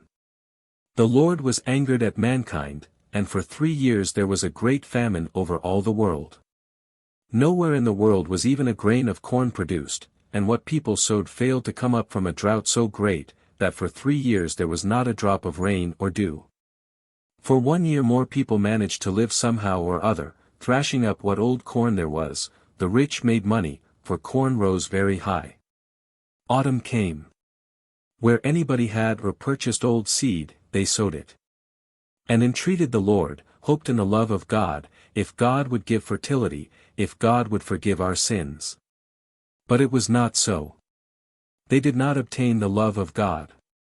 When they cast the seed into the holy earth, that was the last they saw of it. If it germinated somewhat, if it sent up shoots, it withered away close to the ground. Woe! An abundance of it. God's world went on, sorrowed and wept, for now it was manifest that death by hunger was approaching. They somehow got miserably through the winter. Spring came. Where anybody had still any grain, they sowed it. What would come to pass? No blessing was poured forth, for the drought began with wind. Moreover, there was but little snow in the winter, and everything dried up so that the black earth remained as it was. It now came to this, all of the world began to perish. The people died, the cattle perished. As misery carried them, so did the people proceed. There was at that time a powerful emperor in a certain empire, as the young ordinarily cleave to the young, so would he associate only with young men. Whether in council or in office or in the army, there were none but young men, no old man had access to anything anywhere. Well, as young men, unripe in understanding, were the counselors, so was their counsel also unripe. 1 year passed, a second passed, then, in the third year, they saw that misery was already on every side, that it was already coming to this, that all the world would perish.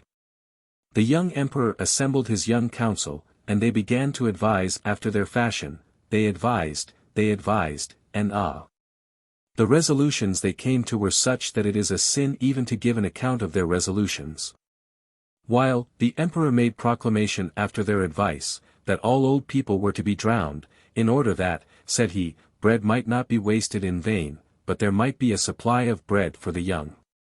And that no one should venture, on pain of death, to maintain or harbor any old man. Well, heralds went about throughout the whole country, and promulgated the emperor's command everywhere. Brigands seized old people where they chose, and drowned them without mercy. There were then in a certain place 3 own brothers, who had an aged father. When they heard of this edict, they told their father, and their father said, My sons, such is the will of God and the will of the emperor. Take me, let me perish at once, only that you, my children, may live on. I am already with 1 foot in the grave. No, our own daddy. We will die, but we will not give you up, cried the good sons with one voice, and fell upon his neck. We will keep you, we will take from our own mouths, and will nourish you. The 3 brothers took their aged father, conducted him into their cottage, dug under the raised portion of the floor, made up a bed with sheets and frieze-coats, for straw was scarce, and placed the old man there. Brought him a loaf of bread as black as the holy earth, and covered him over with the floor. There the old man abode for 2 or 3 months, and his sons brought him clandestinely all that they had.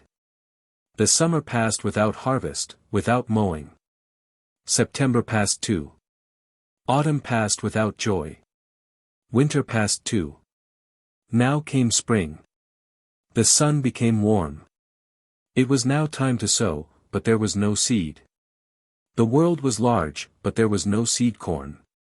When one kind was used up, the people sowed others, hoping that there would be a crop. But when they cast it into the holy earth, it rotted there. It seemed as if the end of the world were come. Then the 3 sons went to their father, and asked him, Daddy, what shall we do? It's time to sow, God is now sending showers of rain. The earth is warmed and is crumbling like grits, but of seed there is not a blessed grain. Take, my sons, and strip the old roof off the house, and thresh the bundles and sow the chaff. The lad stripped the house and barn, anyhow, there was nothing in it, and threshed away till the sweat ran from their brows, so that they crushed the bundles as small as poppy seeds. When they sowed, God gave a blessing. So in a week's time it became green like rue, in a month's time, in 2 months' time, there was corn, ever so much, and all manner of seed was found there was rye, there was wheat and barley. Maybe, there was also a plant or 2 of buckwheat and millet. Wherever you went throughout the world there was no corn to be seen, all the plain was overgrown with grasses, steppe grasses, and thistles, but with them was corn like a forest. How people wondered and were astounded. The fame thereof went over the whole world, and the news reached the emperor himself, that in such and such a place there were 3 own brothers, and with them corn had sprung up for all the world, and so beautiful, never was the like beheld. The emperor ordered the 3 brothers to appear in the imperial presence. The brothers heard of it, and smacked the tops of their heads with their hands. Now it will be amen with us. They went again to their father. Daddy. They tell us to appear before the emperor. Advise us, Daddy, what to do. Go, my sons, what will be, and tell the pure truth before the emperor. The brothers started off and went to the emperor. The emperor inquired menacingly, Why, villains, did ye hoard up corn, when there was such a famine that so many people died of hunger? Tell the truth, if not, I shall order you to be tortured and racked even unto death. The brothers related all as it had been, from the beginning to the end. Now, most gracious emperor, give us over to any torture whatever, or let thy kindness have compassion on us. The emperor's brow became smooth, his eyes became serene. He then ordered the old father to be brought before him at once, and made him sit beside him close to his throne, and hearken to his counsel till death, and his sons he rewarded handsomely. He ordered the corn to be collected ear by ear, and to be rubbed out in men's hands, and sent it about for seed corn in all empires, and from it was produced holy corn for all the world. 26. The Devil and the Gipsy. An old gypsy went to engage himself as servant to a devil. The devil said, I will give you what you wish to bring me firewood and water regularly, and to put fire under the kettle. Good. The devil gave him a pail and said, Go yonder to the well and draw some water. Our gypsy went off, got some water into the pail, and drew it up with a hook. But, being old, he couldn't draw it out, and was obliged to pour the water out, in order not to lose the pail in the well. But what was he now to return home with? Well, our gypsy took some stakes out of a fence, and grubbed round about the well, as if he were digging. The devil waited, and as the gypsy didn't appear himself, of course he didn't appear with the water. After a while he went himself to meet the gypsy, and without thinking inquired, But why do you loiter so? Why haven't you brought water by this time? Well, what? I want to dig out the whole well, and bring it to you.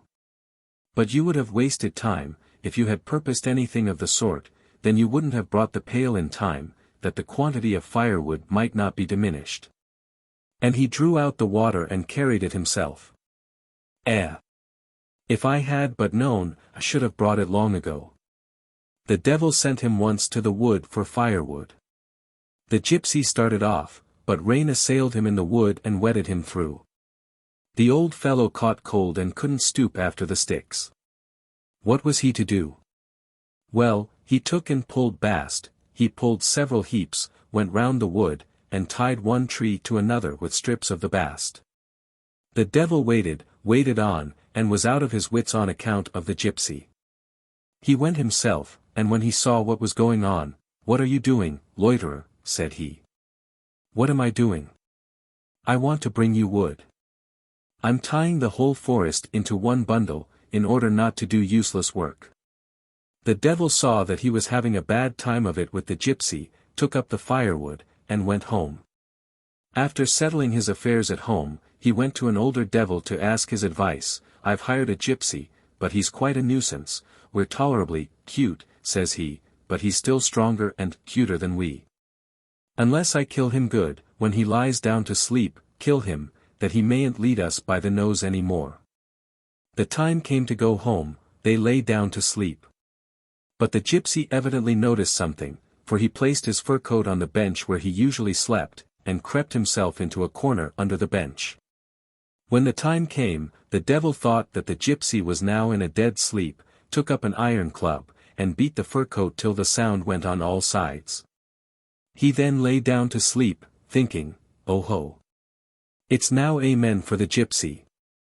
But the gypsy grunted, "Oh," and made a rustling in the corner. "What ails you?" "Oh, a flea bit me." The devil went again to the older one for advice, but where to kill him, said he. "When I smashed him with a club, he only made a rustling and said, 'A flea bit me.'" "Then pay him up now," said the elder devil, "as much as he wants, and pack him off about his business." The gypsy chose a bag with ducats and went off. Then the devil was sorry about the money, and consulted the older one again. "Overtake the gypsy, and say that the one of you that kicks a stone best, so that the sound goes 3 miles, shall have the money." The devil overtook him. "Stay, gypsy. I've something to say to you." "What are you after, son of the enemy?" Oh, stay, let us kick, the one that kicks loudest against a stone, let his be the money. Now then, kick away, said the gypsy. The devil kicked once, twice, till it resounded in their ears, but the gypsy meanwhile poured some water on it. What's that, you fool? When I kick a dry stone, water spurts out. Ah! When he kicks, tremble. Water has spurted out of the stone. The devil went again for advice. The elder one said, let the one who throws the club highest have the money. The gypsy had now got some miles on his way, he looked round, the devil was behind him. Stop. Wait, gypsy. What do you want, son of the enemy? The one of us that throws the club highest, let his be the money. Well, let us throw now. I've 2 brothers up yonder in heaven, both smiths, and it will just suit them either for a hammer or for tongs. The devil threw, so that it whizzed, and was scarcely visible. The gypsy took it by the end, scarcely held it up, and shouted, hold out your hands there, brothers hey. But the devil seized him by the hand. Ah, stop.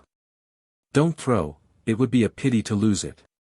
The elder devil advised him again, overtake him once more, and say, the one that runs fastest to a certain point, let him have the money. The devil overtook him, the gypsy said, do you know what? I shan't contend with you any more, for you don't deserve it, but I've a young son, Hare, who's only just 3 days old, if you overtake him, you shall measure yourself with me. The gypsy espied a hare in a firwood, there he is. Little hare. Now, then, hare. Catch him up. When the hare started he went hither and thither in bounds, only a line of dust rose behind him.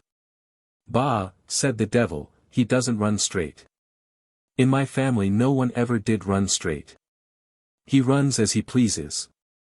The elder devil advised him to wrestle, the stronger was to have the money. Said the gypsy, you hear the terms for me to wrestle with you. I have a father, he is so old that for the last 7 years I have carried him food into a cave. If you floor him, then you shall wrestle with me. But the gypsy knew of a bear, and led the devil to his cave. Go, said he, in there, wake him up, and wrestle with him. The devil went in and said, get up, long beard. Let us have a wrestle. Alas! When the bear began to hug him, when he began to claw him, he beat him out, he turned him out, and threw him down on the floor of the cave. The elder devil advised that the one who whistled best, so that it could be heard for 3 miles, should have the money. The devil whistled so that it resounded and whizzed again. But the gypsy said, do you know what? When I whistle you will go blind and deaf, bind up your eyes and ears. He did so. The gypsy took a mallet for splitting logs, and banged it once and twice against his ears. Oh, stop. Oh. Don't whistle, or you'll kill me. May ill luck smite you with your money. Go where you will never be heard of again. That's all. 27. God and the Devil. Once upon a time there was nothing, there was only the heaven above, and water beneath. Then God journeyed, in a boat, upon the water and saw a vast, vast crust of hard foam, on which sat the devil.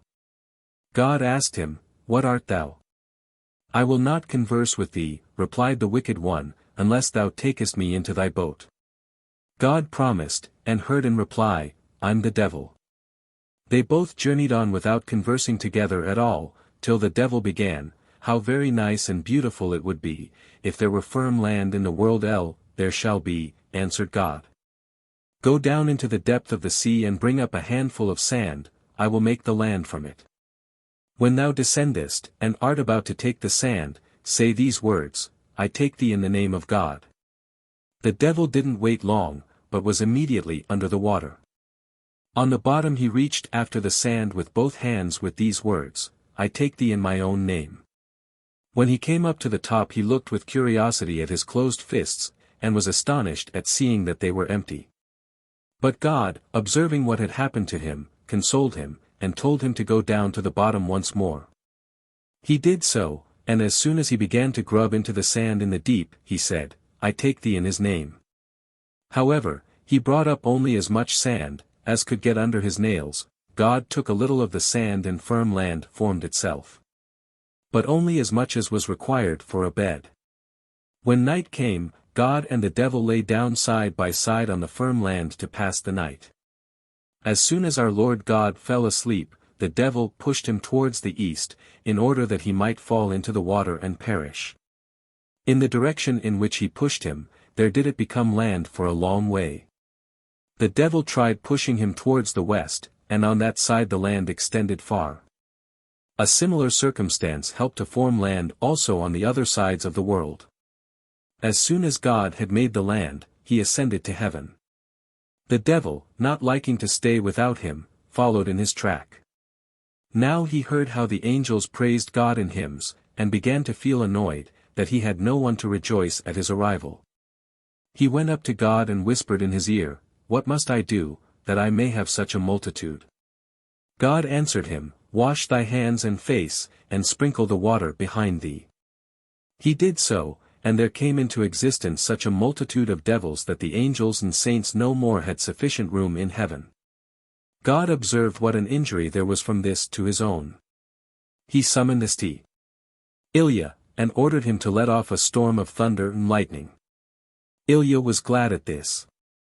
He roared, thundered, and lightened with a tempest, and poured rain for 40 days and nights, and along with the great rain the devils also fell from heaven onto the earth. At last there were no more wicked ones, and angels also began to fall.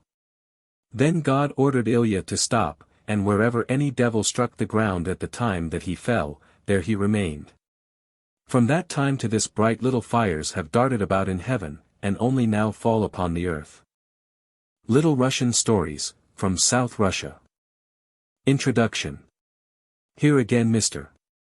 Ralston informs us in his preface that he has been able to use but little the South Russian collections of Kulish and Rodchenko, there being no complete dictionary available of the dialect, or rather language, in which they are written. He has, however, given a long and interesting story from the Ukraine, which I find also in Urban, the Vnorka. One of Urban's South Russian stories is too closely identical with a pretty tale from the government of Voronezh, given by Ralston, p. 63, for me to give it a place here. All the other South Russian stories in Urban's collection I have translated, and only wish they had been more numerous. The tales of snake husbands always appear to have an evil end, though the two that I have translated do not conclude so touchingly as the beautiful Great Russian story, The Water Snake, Ralston, page 116. Certainly the science of comparative mythology cannot be considered as having its data complete, until Slavonic folklore has been thoroughly investigated and analyzed. In number 28 an old friend will be discovered in a very rustic dress. 28. The Beautiful Damsel and the Wicked Old Woman. In the woods stood a cottage. In it lived a man and his wife, but they had no children. Well, they went on a pilgrimage to beseech God to give them a child. God gave them a daughter. She grew and prospered. The prince about that time rode up to the place, as he was out hunting, and sent his attendant, saying, "Be so good as to go and ask for a draught of water at yon cottage." The attendant went to ask for the water just when the child was weeping, and pearls were rolling down from her eyes. Her mother pacified her, she began to smile, all manner of flowers bloomed. The servant went out and said, "Prince, I have seen a little girl, when she weeps, pearls roll down, and when she smiles, all manner of flowers bloom." The prince went into the cottage, and began to tease the child to make her cry. She cried, and pearls rolled down. He then begged her mother to pacify her. When she smiled, the prince saw that all manner of flowers bloomed. The girl continued to grow, and the prince always rode round that way when he went hunting. Well, she grew up. The prince said, "Old man, give me your daughter to wife." She now embroidered handkerchiefs with eagles.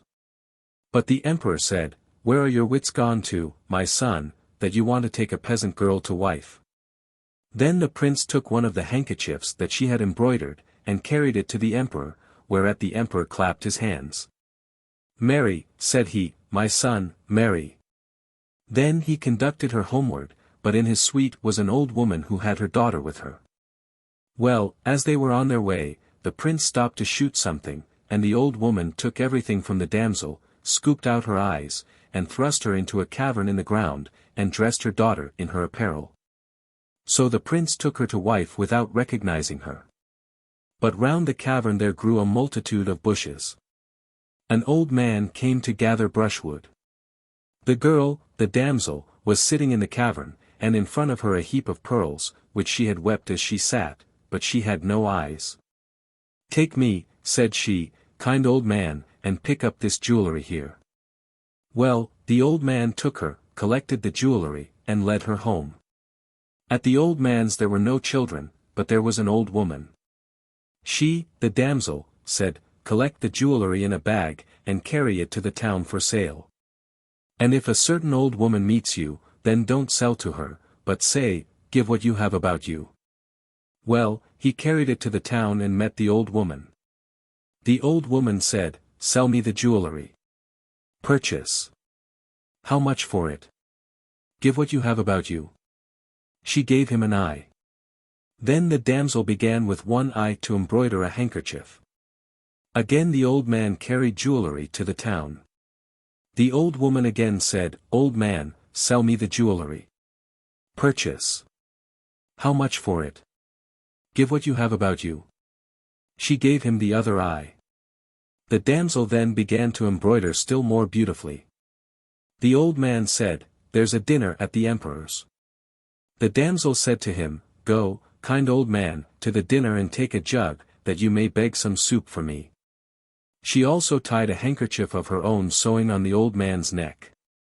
When the prince espied the handkerchief on the old man's neck, he cried, "Whence come you, old man?" "From the farm yonder, prince, and there is also a damsel living at my house, so be so kind as to give her something in this jug." "But, old man, where did you get that handkerchief?" "I found a damsel in a cavern in the ground, and she embroidered it." The prince at once recognized it by the embroidery. "'Tis she! 'Tis she!" But the old woman's daughter he packed off to tend swine. That's all. 29. The Snake and the Princess. There was an emperor and empress who had 3 daughters. The emperor fell ill, and sent his eldest daughter for water. She went to fetch it, when a snake said, "Come. Will you marry me?" The princess replied, "No, I won't." "Then," said he, "I won't give you any water." Then the second daughter said, "I'll go, he'll give me some." She went, the snake said to her, "Come. Will you marry me?" "No," she said, "I won't." He gave her no water. She returned and said, "He gave me no water." He said, "If you will marry me I will give it." The youngest said, "I will go, he will give me some." She went, and the snake said to her, "Come. Will you marry me?" "I will," she said. Then he drew her water from the very bottom, cold and fresh.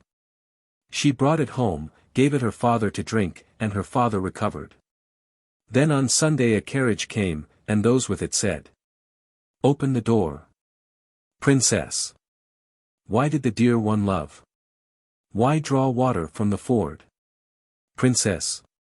She was terrified, wept, and went and opened the door. Then they said again, "Open the rooms." "Princess. Why did the dear one love? Why draw water from the ford?" "Princess."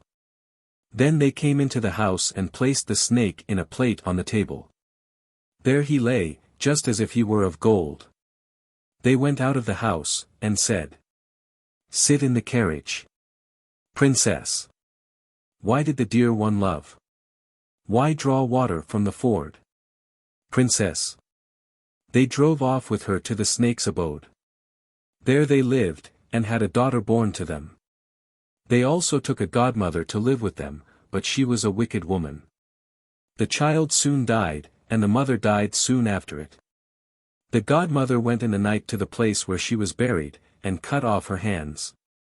Then she came home, and heated water gruel, scalded the hands, and took off the gold rings. Then the princess, such was the ordinance of God, came to her for the hands, and said, "The fowls are asleep, the geese are asleep. Only my godmother does not sleep. She scalds white hands in water gruel. She takes off golden rings." The godmother concealed herself under the stove.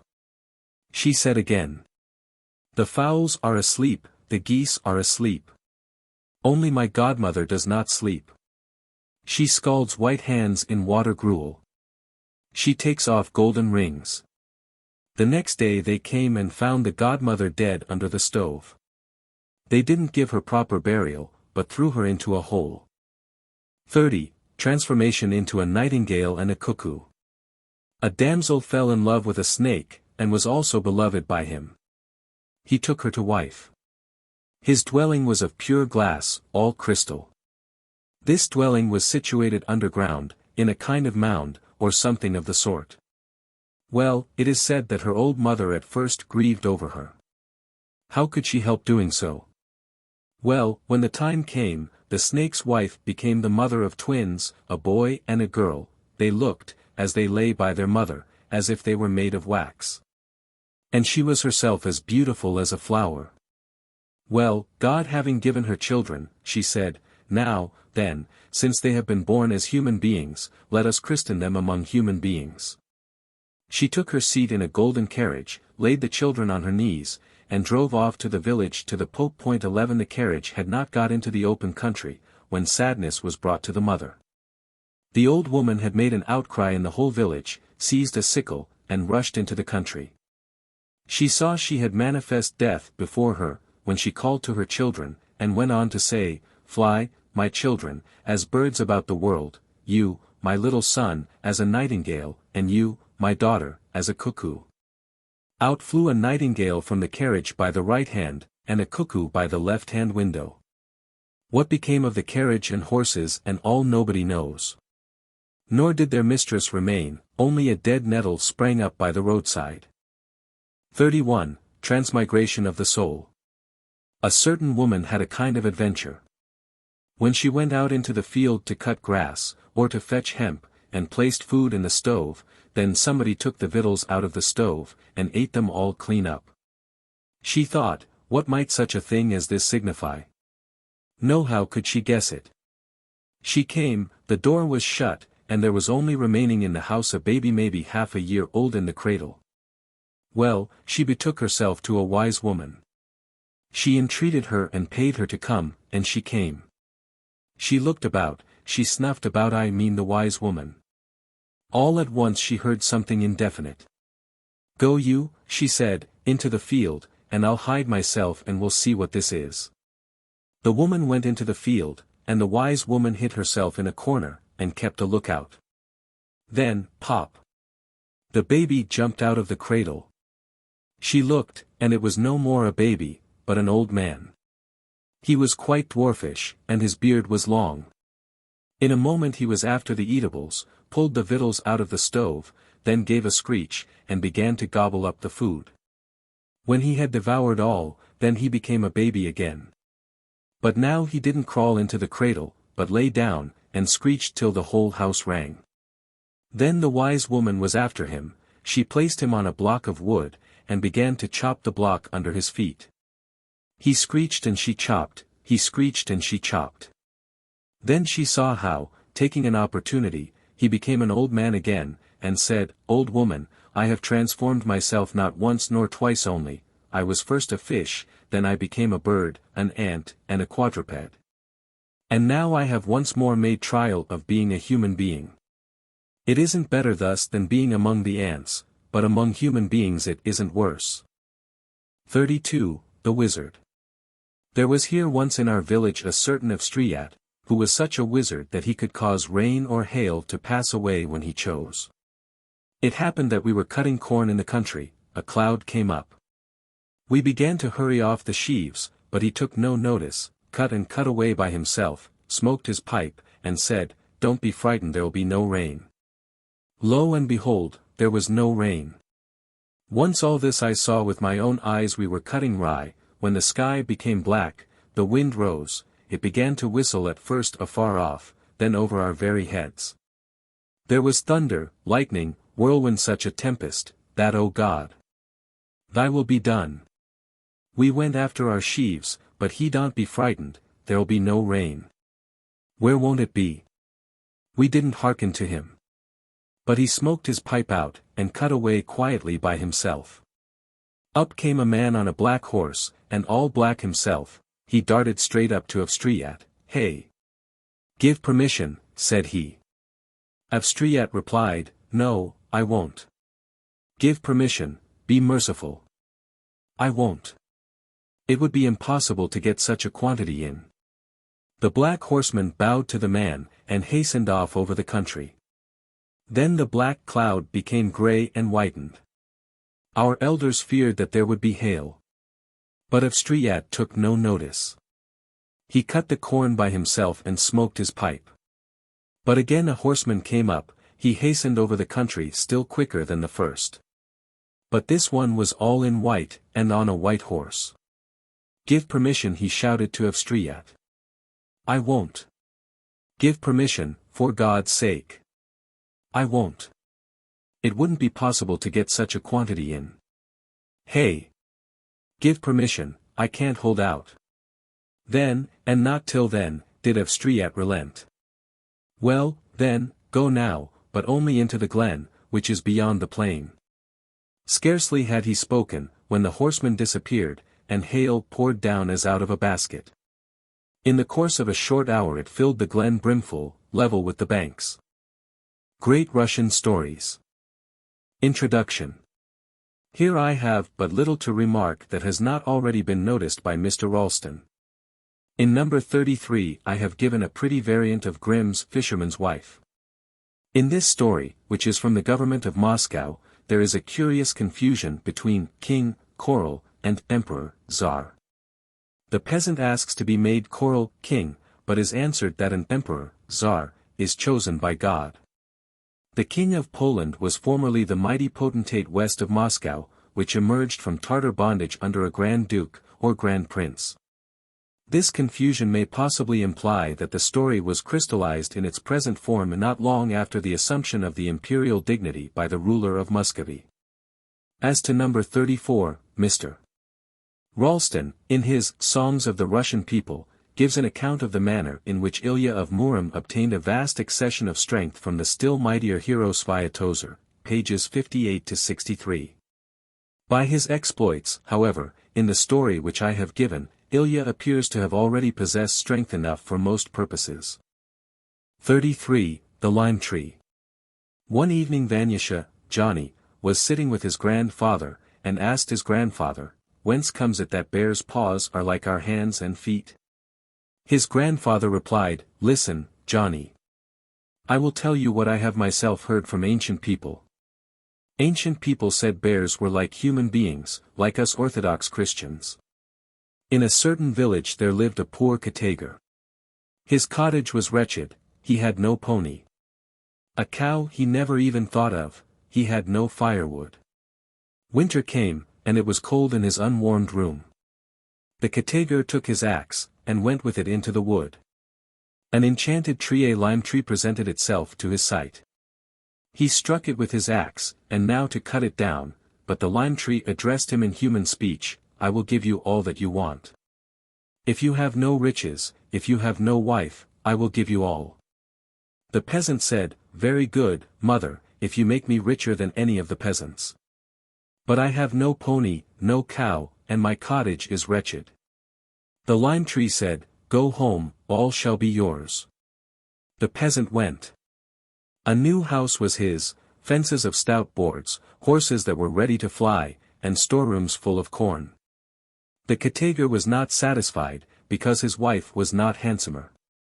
What was to be done? "I'll go off quick to Mother Lime Tree." He took his axe, and went off into the wood. He went into the wood to the lime tree, and struck it with his axe. "What do you want?" "Mother Lime Tree, among mankind there are wives and wives, but mine is such a disagreeable one. Do me a service, give me a handsome wife." The lime tree said, "Go home." The peasant went. His wife came to meet him, such a beauty, blood and milk, and storerooms full of everything good.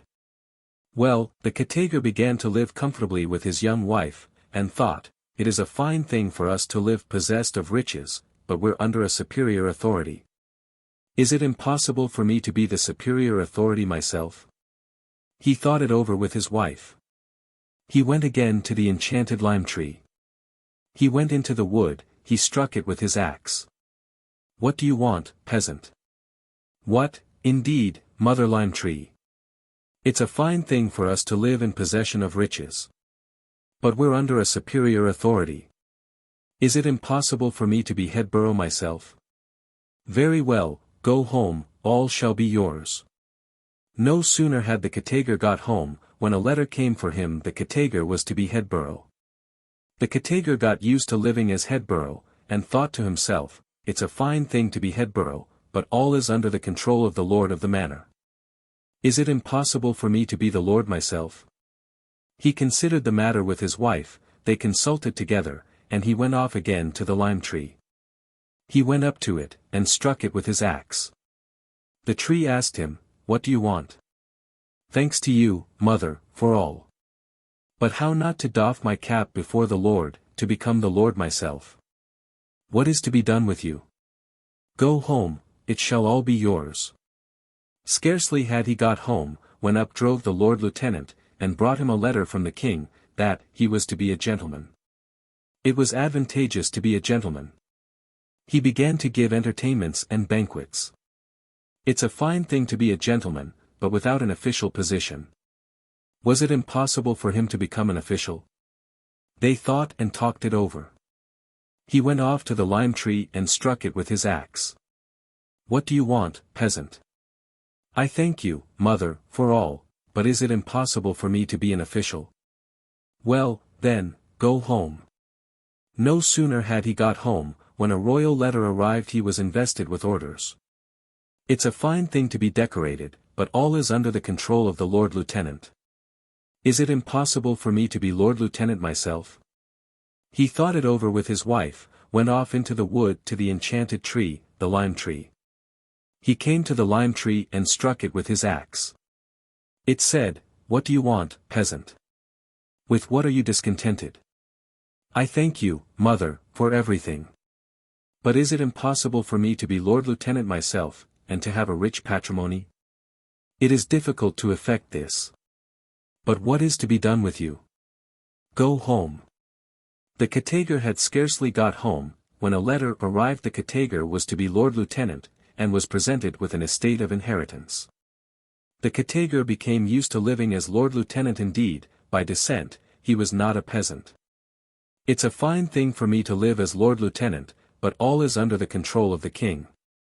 He considered, he went off into the wood to the enchanted tree, the lime tree. He came to it, and struck it with his axe.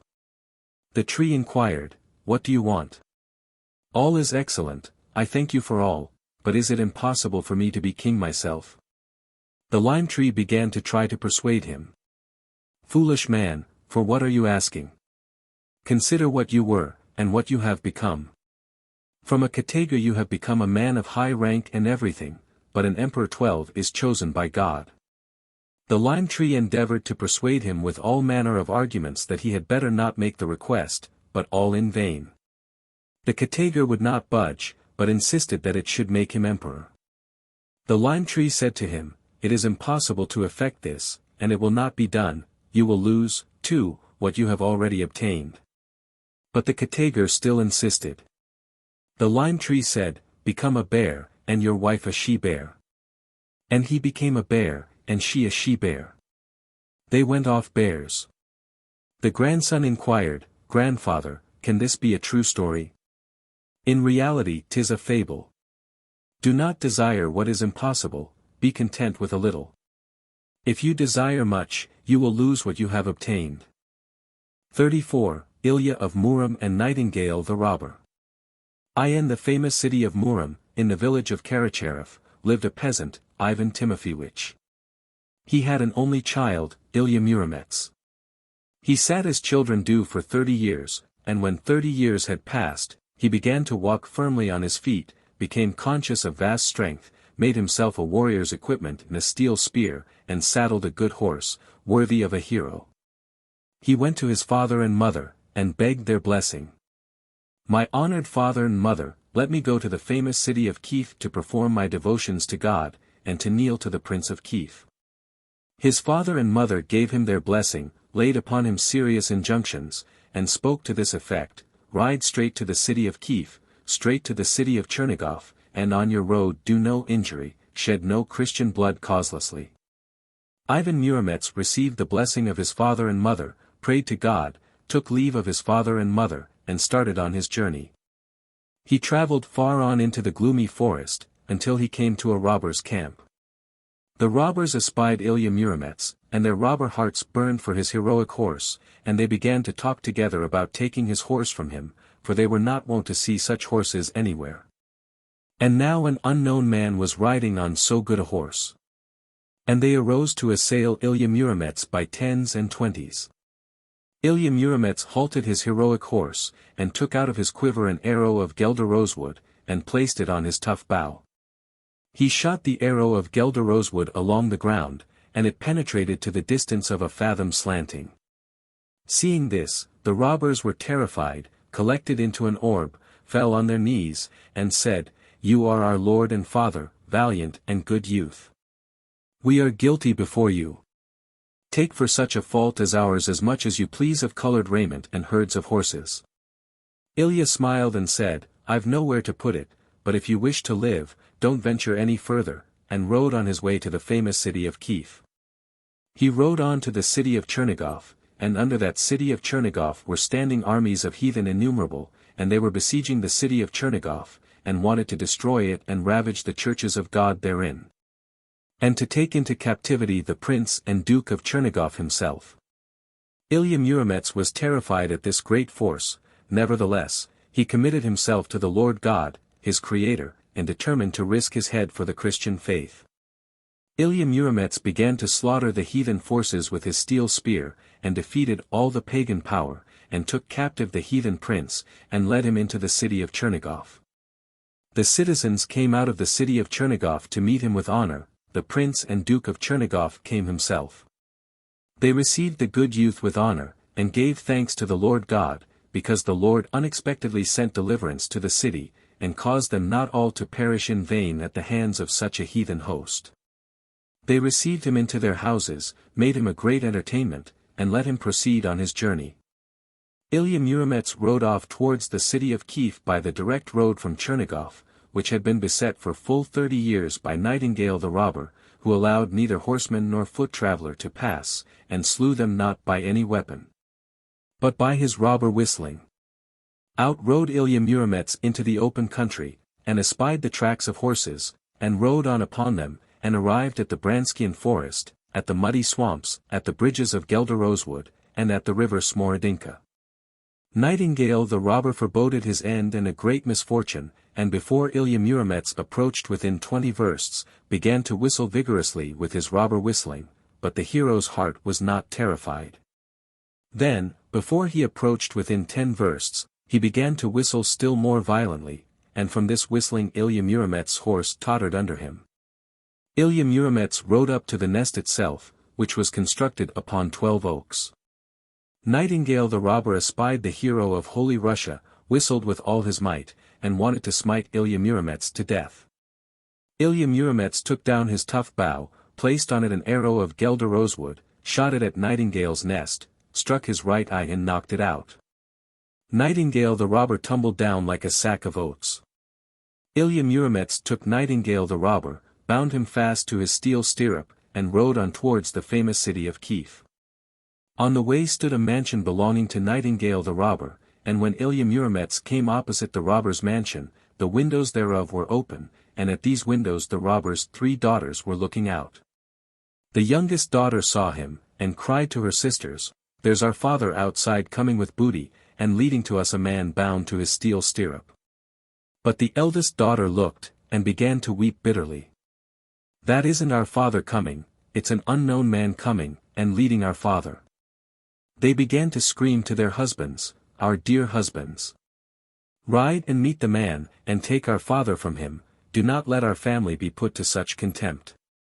Their husbands, strong heroes, rode against the hero of Holy Russia, their horses were good, their spears were sharp, and they were about to receive Ilya on their spears.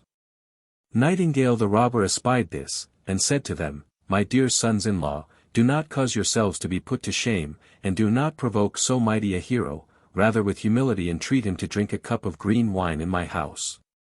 At the request of the sons-in-law, Ilya turned into the house, not knowing their villainy. The eldest daughter raised on chains an iron slab, which was placed over the door, in order to crush him. But Ilya observed her at the door, struck her with his spear, and smote her to death. When Ilya Muromets arrived at Kiev city, he rode straight to the prince's palace, and entered the house, which was of white stone, prayed to God, and knelt to the prince.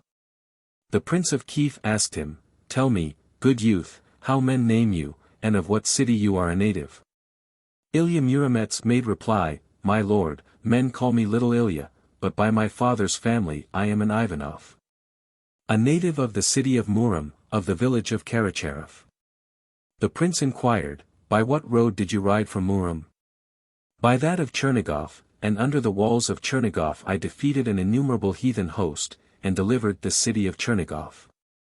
Thence I proceeded by the direct road, and took captive the mighty hero, Nightingale the robber, and led him hither with me bound to my steel stirrup.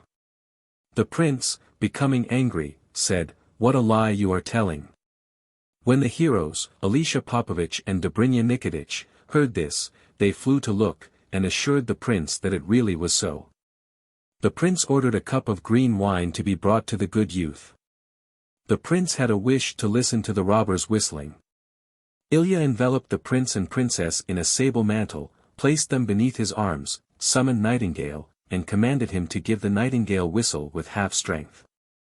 But Nightingale the robber whistled with his full robber whistle, and deafened the heroes, so that they fell on the floor.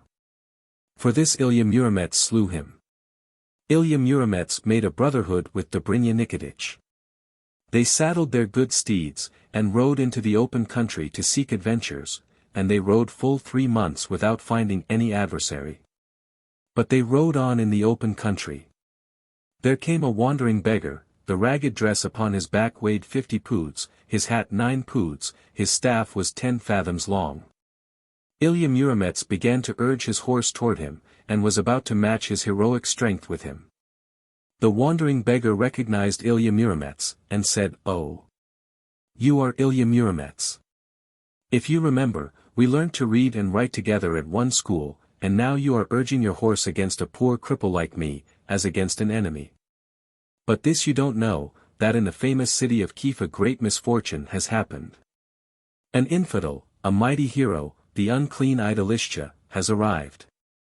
His head is as big as a beer cauldron, his shoulders are a fathom broad, the distance between his eyebrows is a span, that between his ears is an arrow of Gelder rosewood, he eats an ox at a time, and drinks a cauldron at a draught. And the Prince of Kiev is very grieved about you, because you have left him in such perplexity. Clothing himself in the beggar's dress, Ilya Muromets went straight to the prince's court, and cried with heroic voice, Oh, is it you, Prince of Kiev? Send me an alms, wandering beggar that I am. The prince saw him, and spake as follows. Come into the palace to me, beggar, I will give you your fill of food and drink, and gold for your journey. And the beggar entered the palace and stood by the stove, he looked on at what was occurring. Idolishcha asked for something to eat. They brought him a whole ox roasted, and he ate it up, bones and all. Idolishcha asked for something to drink. They brought him a cauldron of beer, carried by 20 men, he took it up by the handles, and drank it all up. Ilya Muromets said, My father had a greedy mare, she overate herself and died. Idolishcha didn't stand that, and said, Oh, it's you, wandering beggar. Why do you insult me? It's nothing to me to take you up in my hands. Nay, what are you? If such an one as Ilya Muromets was among you, I'd make a fight of it even with him. Then here's such an one as he, said Ilya Muromets, and, taking off his hat, struck him gently on the head with it, but he broke through the wall of the house, took the corpse of Idalisha, and threw it out by the rent. For this the prince honored Ilya Muromets with great commendations, and placed him on the list of mighty heroes. Bulgarian Stories. Introduction. The Bulgarians do not derive their name from a Slavonic origin, but from a small and warlike nation of horsemen, which in A.D.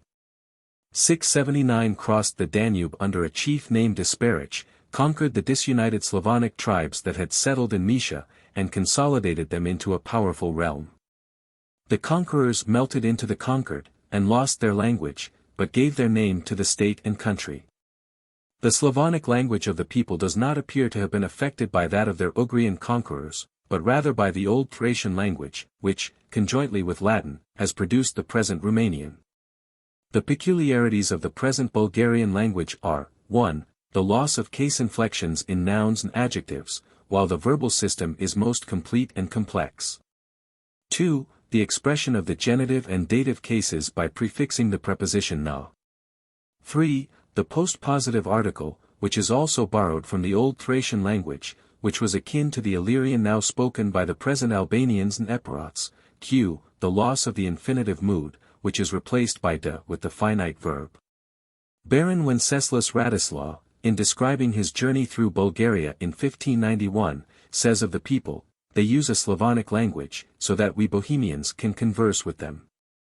The Bulgarian tales themselves are curious, and some of them very beautiful, as are also the songs, to which considerable space is devoted by Mr. Morfill in his Slavonic Literature, pages 125 to 144. There are old traditions as to the world and its inhabitants, apparently of heathen origin, number 35, a singular fusion of the history of Abraham and Isaac with some other, probably heathen, tradition, number 36, a version of Cinderella, no. 37, which, involving as it does the transmigration of souls, clearly exhibits an Indian origin, a beautiful story, number 38, the latter part of which is a variant of the latter part of the Russian tale of Maria Morevna, Ralston, page 85, and no. 39, in the latter part of which many people will recognize a variant of an old acquaintance. 35. The Lord God as an old man. In the beginning, when man began to plough, when he had cut a furrow from one end to the other, he lifted his plough on to his shoulder, and when he had carried it back to the same end that he had begun from, he began again to plough thence. The Lord, in the form of an old man, passed by and said to him, "Not thus, my son, but when you make a furrow, turn your plough round at the same place to which you have cut the furrow, and plough back to the end from which you began." And thus the ploughman learnt to plough aright, as people plough at this day. Thence the Lord went away in the form of an old man, and saw a woman who was weaving at a loom, and putting the thread, 3 threads at a time, into her mouth. She bit the thread off at one end, and began again at the same side. The Lord said to her, "Not thus, daughter, but put the thread hither and thither with 2 hands without biting the thread off." And she learnt to weave as people weave at this day. The next day the Lord again passed alongside of the ploughman in a different guise, and asked him, "Who taught you, my son, to plough thus?" He replied to him, "The Lord God, in the form of an old man." The Lord blessed him, and said, "A day to plough and a year to eat." Afterwards he passed by the woman and asked her, "Who taught you, daughter, to weave thus?" She replied, "Myself, my very own self, quickly, quite quickly." Then the Lord said to her, "A year to weave, that you may carry it under the arm." They say, moreover, that at that time men had command not only over all animals, but also over inanimate things. But later, they say, it was altered when men became wicked. For instance, when a man had cut logs of wood and piled them in a heap, he struck them with a stick, and they went of themselves whither they were required to go. But a certain woman having cut logs and struck them to make them go, they started, but she, being tired of walking beside them on foot, seated herself at top, and the logs resisted. She struck them on one side, she struck them on the other, but they didn't move any whither. Then she unfastened her girdle, and put them on her back. On the way God showed himself to her, and said to her, "Since you are wicked, instead of your riding on them, let them ride on you." When the Lord walked about the earth and blessed it, he went first to a herdsman. He was lying on his back under a tree, a pear tree, his pitcher, in which he fetched water for himself, stood by empty. The Lord, in the form of an old man, asked him, "My son, is there any water in the pitcher?" He said to him, "No." The Lord said to him, "Go, my son, to fetch me a little water, that the old man may drink." The herdsman made a sign to him with his foot, "There is where the spring is, if you're thirsty, go, drink." The Lord then gave the word that all the herd should run off as if assailed by the gadfly. Then, when they began all to run in one direction, the herdsman took his hat in his hand and started off, and as he ran after them thought, "How I have sinned against God." Then the Lord went to a shepherd. The shepherd also had a pitcher. The Lord asked him, "My son, have you any water?" He replied to him, "There is water, old man, but I cannot go to fetch it myself, or the sheep will disperse." Then said the Lord, "Go, my son, I will watch them." When the shepherd went off for the water, the Lord took the shepherd's staff, and when he had stuck it into the ground, placed the shepherd's cloak upon it, and blessed the sheep. They became quiet and tranquil in the shade. During the shepherd's absence up came a wolf to obtain the appointed tribute which he received every day from the shepherd. The Lord gave him a lamb of little value. The wolf, discontented, did not choose to take it, but darted forward and seized another, which he liked. Then the Lord took the shepherd's trumpet, and struck him on the loins on the spine. From this it has remained a property of the wolf that his loins are just as weak as his neck is strong. But he carried off the lamb which he had seized. The Lord took 2 little stones, threw them after the wolf and blessed them. They became 2 dogs, ran after the wolf, and took away the lamb which the wolf had seized. The shepherd came up bringing the Lord cold water, and saw the sheep quiet, for they were standing in the shade and the 2 dogs were frolicking round them. The shepherd then asked the old man, "Well, old man, now when the sheep are standing quiet, and are like blocks of wood, how shall I drive them to pasture?" The Lord said to him, "My son, take a copper trumpet, and blow it to them. They will start off in the direction from which the wind blows gently." From that time forth down to the present day people drive their sheep to pasture blowing trumpets. 36. Bulgarian Hospitality. Once upon a time, when the Lord had formed the world, he wished to see how his people lived. He came down from heaven first of all on the Balkan mountains, took the form of a man with a long white beard and white clothes, took a staff in his hand, and went about the world in the Bulgarian land. He traveled much, a whole day long, over desolate mountains. In the evening he came to a village to pass the night. He went into the first house at the end of the village and sat down on the threshold, said nothing, but meditated by himself. The mistress was in her house doing some work, and did not see him. But now her husband came from the field, from his plough, espied the old man, was delighted, and said to him, "Old man, you are very tired, you are a weary traveler. Come into the house, rest yourself, if it is but a poor one. I will entertain you with all that the Lord has given me, only say the word." The old man regarded him with cheerful eyes, went into the house and sat down. The man and his wife quickly rose up and prepared a hospitable meal according to what they possessed, and as nicely and as handsomely as they could, and placed it on the table. The couple ate of their homely meal, but the old man would not. He only smelt the homely banquet, said nothing, but watched how the 2 persons enjoyed themselves, and rejoiced. They urged him, they begged him. "Old man, why don't you eat? You will remain hungry. Take, and taste, and try what you please. What we have is all here before you."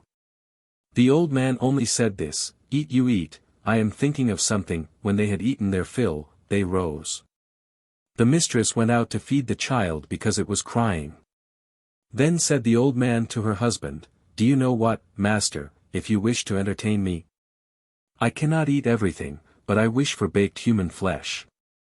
Kill your little son, wash him nicely, and place him whole on the frying pan in the oven. Only look out that your wife does not see you, for she will weep." He replied, "Is this all that you want, old man? Why did you not tell me long before, that you might not have sat a hungry guest in the house? Did I not tell you that all was yours that the Lord had given me? Indeed, I love you exceedingly, old man, my heart tells me that you are good and worthy, and now you shall see, only have a little patience, till I get ready that which you desire.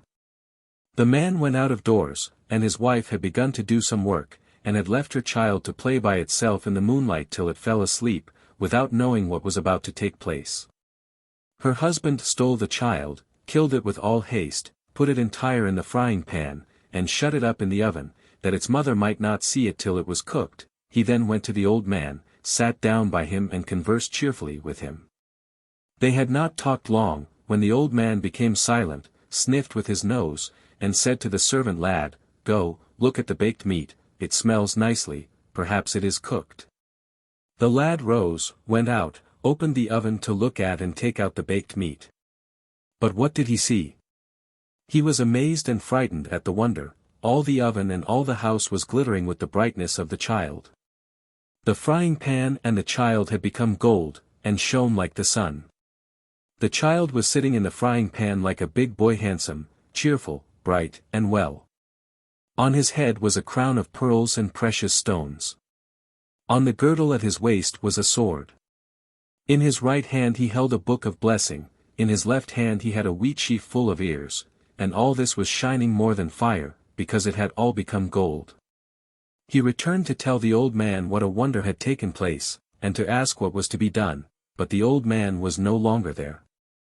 He had gone out in front of the house, and said to them, "Fare ye well, and live as ye have done till now, honorably and contentedly. Your good hearts will have good from field and cattle, and blessing and peace upon your children and children's children from the Lord. He will receive you and entertain you in his heavenly house." He then went away alone under cover of the night, no one knows whither. 37. Cinderella. Once upon a time, a number of girls were assembled spinning round a deep rift or chasm in the ground. As they spun they chattered together and told stories to each other. Up came a white-bearded old man, who said to them, "Girls, as you spin and chatter, be circumspect round this rift, or, if any of you drops her spindle into it, her mother will be turned into a cow." Thus saying he departed. The girls were astonished at his words, and crowded round the rift to look into it. Unfortunately, one of them, the most beautiful of all, dropped her spindle into it.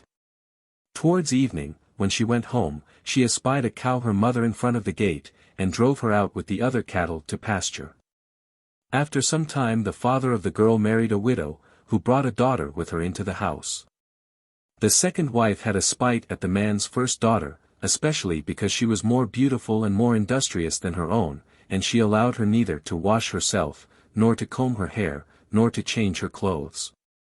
One day she sent her out with the cattle, gave her a bag full of tow, and told her, "If you don't spin this tow into yarn today, or if you don't wind it into a ball, you had better not come home at eventide, I shall kill you." It was sad for the poor girl, as she went after the cattle, endeavoring as well as she could to keep them together. In the afternoon, when the cattle lay down to chew the cud, she began to look at the bag to see how to perform her task upon it. But when she saw that she could not make out what to do with it, she began to cry. When the cow which was her mother saw her crying, she asked her why she was crying. She told her how it was, and what it was. Then said the cow to her, "Don't be afraid, I will help you. I will take all the tow into my mouth, and will chew it, and yarn will come up into my ear. You must take it and reel it into a ball, and you will finish it in good time."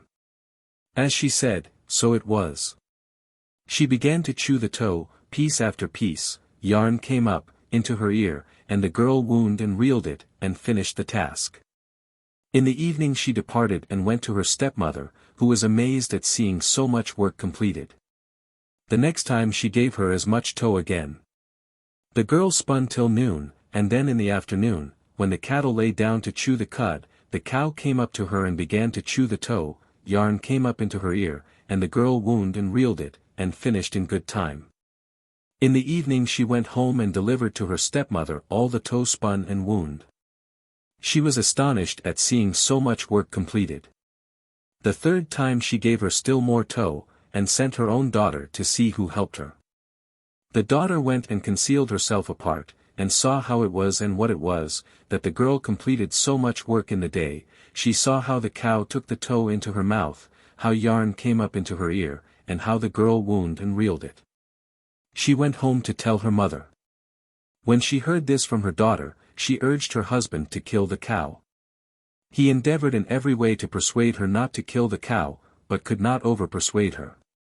At last, when he saw that there was no escape, he promised to kill it on a certain day. When the girl heard that they were going to kill the cow, she began to cry, and told the cow secretly that they were going to kill her. She said to the girl, "Be quiet, don't cry.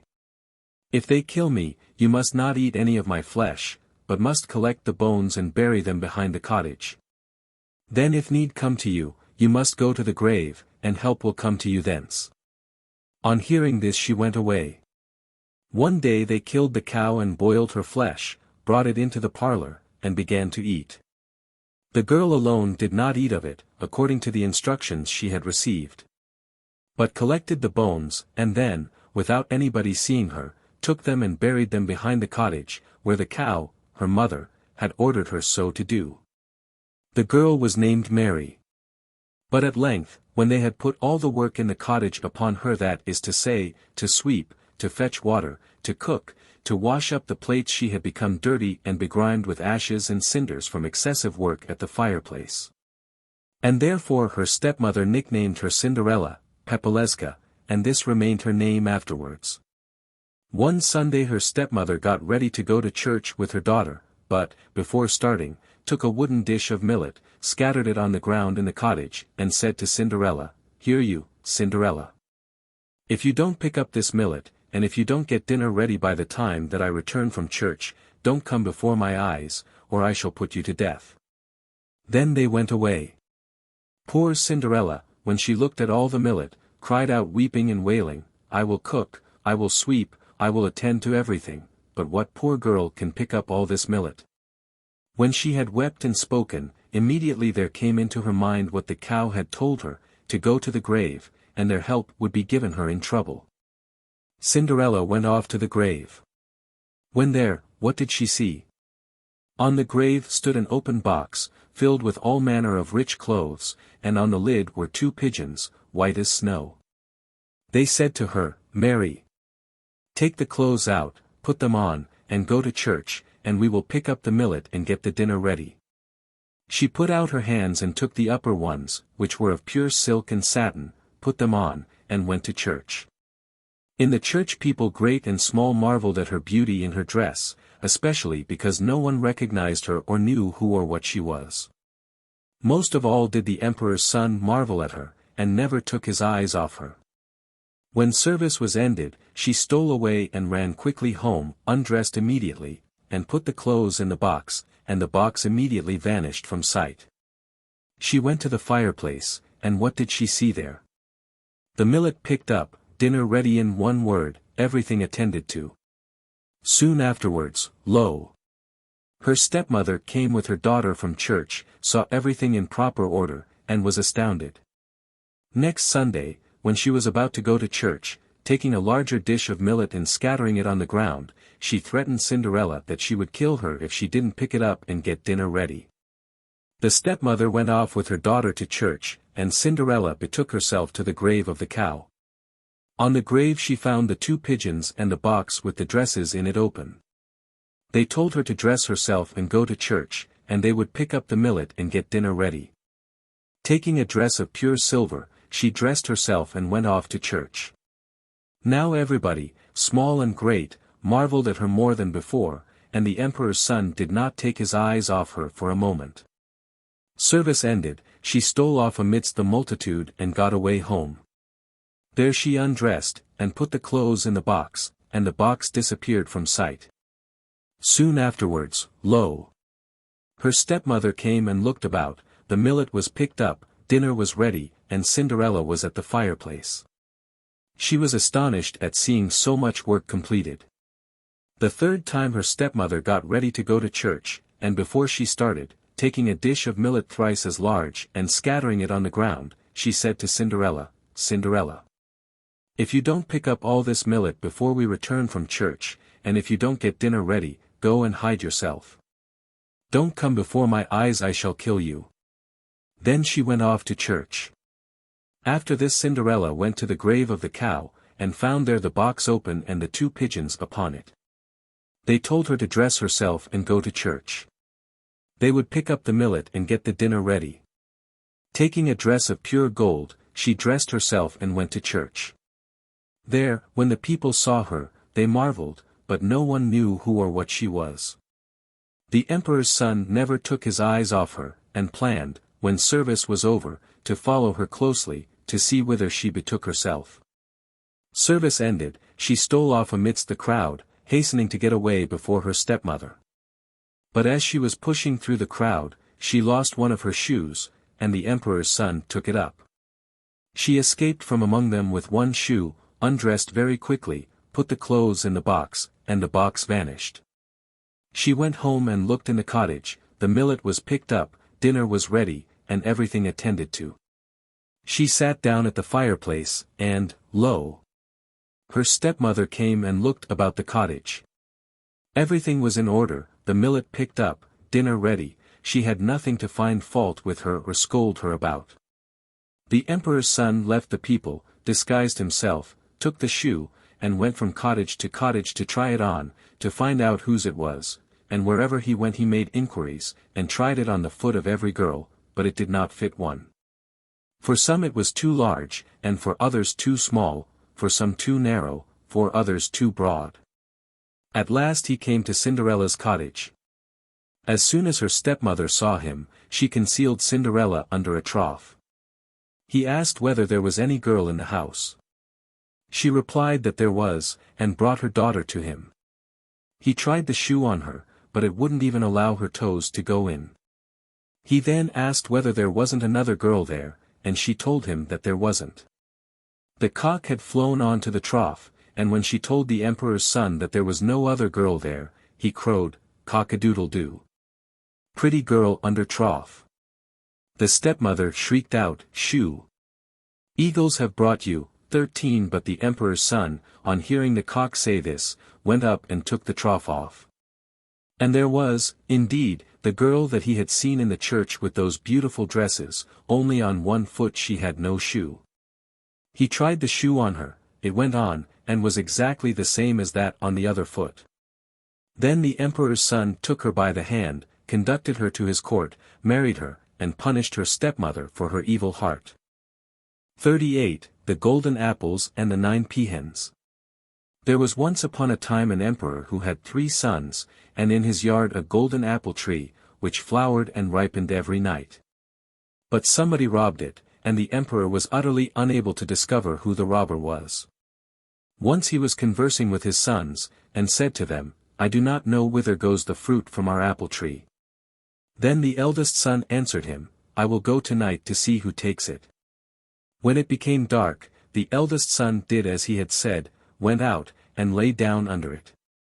Well, when the apples began to ripen in the course of the night, slumber overtook him, and he fell asleep, and when he awoke at dawn he looked, but where were the apples? Taken away.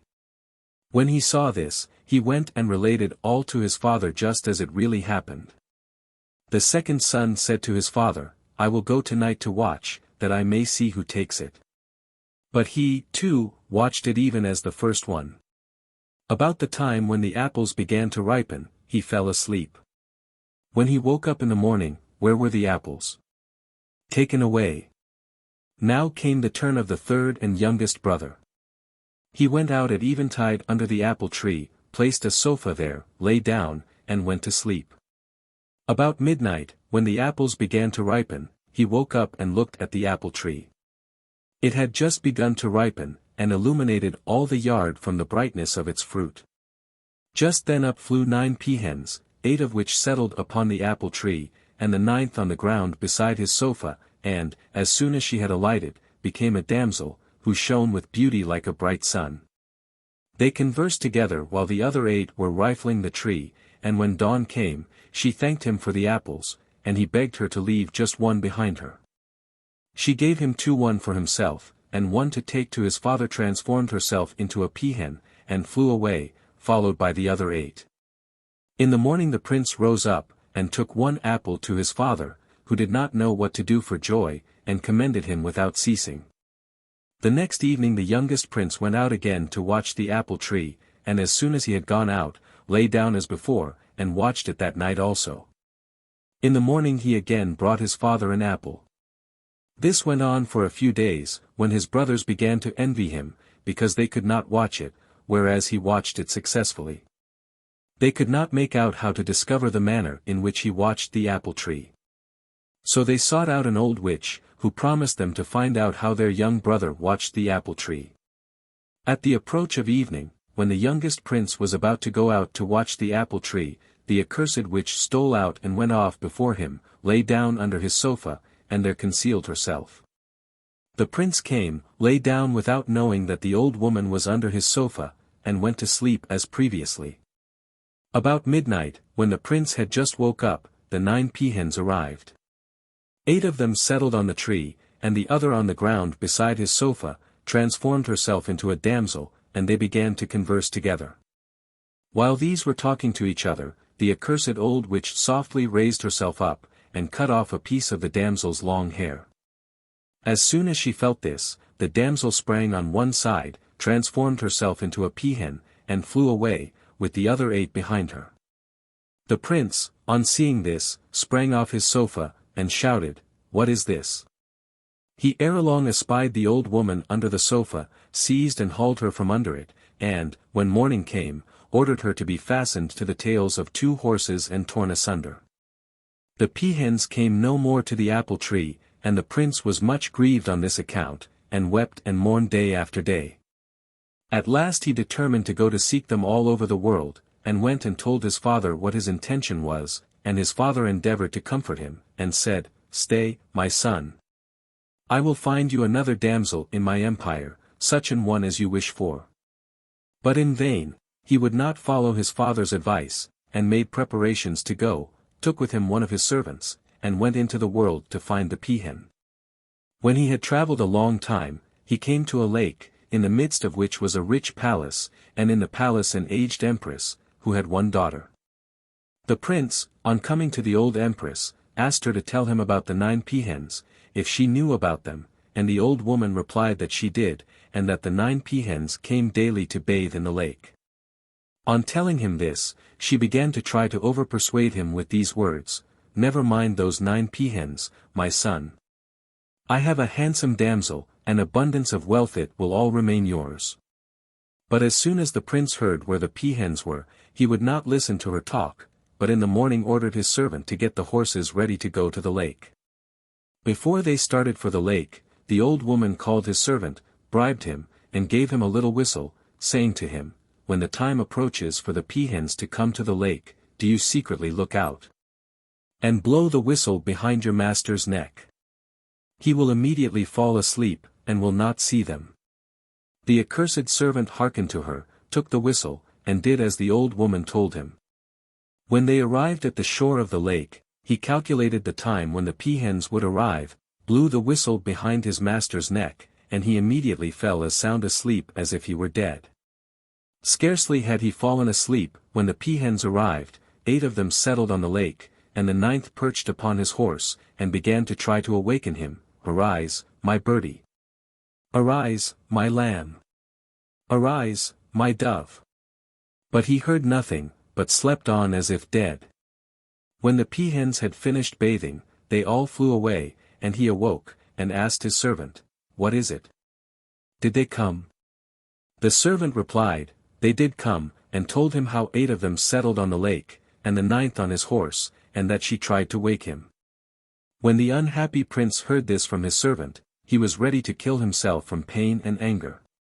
The next morning they visited the shore of the lake again, but his accursed servant calculated the time to blow the whistle behind his neck, and he immediately fell asleep as if he were dead. Scarcely had he fallen asleep, when the 9 peahens arrived, 8 settled on the lake, and the 9th on his horse, and began to try to awake him. "Arise, my birdie. Arise, my lamb. Arise, my dove." But he slept on as if he were dead, hearing nothing. When the peahen failed to wake him, and they were about to fly away again, the one which had been trying to wake him turned and said to his servant, "When your master wakes, tell him that tomorrow it will once more be possible for him to see us. But after that, never more." On saying this she took flight, and the others from the lake after her. Scarcely had they flown away, when the prince awoke, and asked his servant, "Did they come?" He told him, "They did come, and 8 of them settled on the lake, and the 9th on your horse, and tried to wake you, but you slept soundly. As she departed, she told me to tell you that you will see her here once again tomorrow, and never more." When the prince heard this, he was ready to kill himself in his unhappiness, and did not know what to do for sorrow. On the 3rd day he got ready to go to the lake, mounted his horse, went to the shore, and, in order not to fall asleep, kept his horse continually in motion. But his wicked servant, as he followed him, calculated the time, and blew the whistle behind his neck, and he immediately leant forward on his horse and fell asleep. As soon as he fell asleep, the 9 peahens flew up. 8 settled on the lake, and the 9th on his horse, and endeavored to wake him. "Arise, my birdie. Arise, my lamb. Arise, my dove." But he slept as if he were dead, and heard nothing. Then, when they were about to fly away again, the one which had perched on his horse turned round, and said to his servant, "When your master wakes up, tell him to roll the under peg on the upper, and then he will find me." 14 Then she flew off, and those from the lake after her. When they had flown away, he awoke again, and asked his servant, "Did they come?" He replied, "They did. And the one that had perched on your horse told me to tell you to roll the upper peg on the under one, and then you would find her." When the prince heard this, he drew his sword, and cut off his servant's head. When he had done this, he started to travel on alone. When he had traveled a long time, he came at dusk to the cottage of a hermit, and lodged there for the night. In the evening the prince asked the hermit, "Grandfather, have you heard of 9 golden peahens?" The hermit answered, "Yes, my son, you are fortunate in having come to me to ask about them. They are not far hence.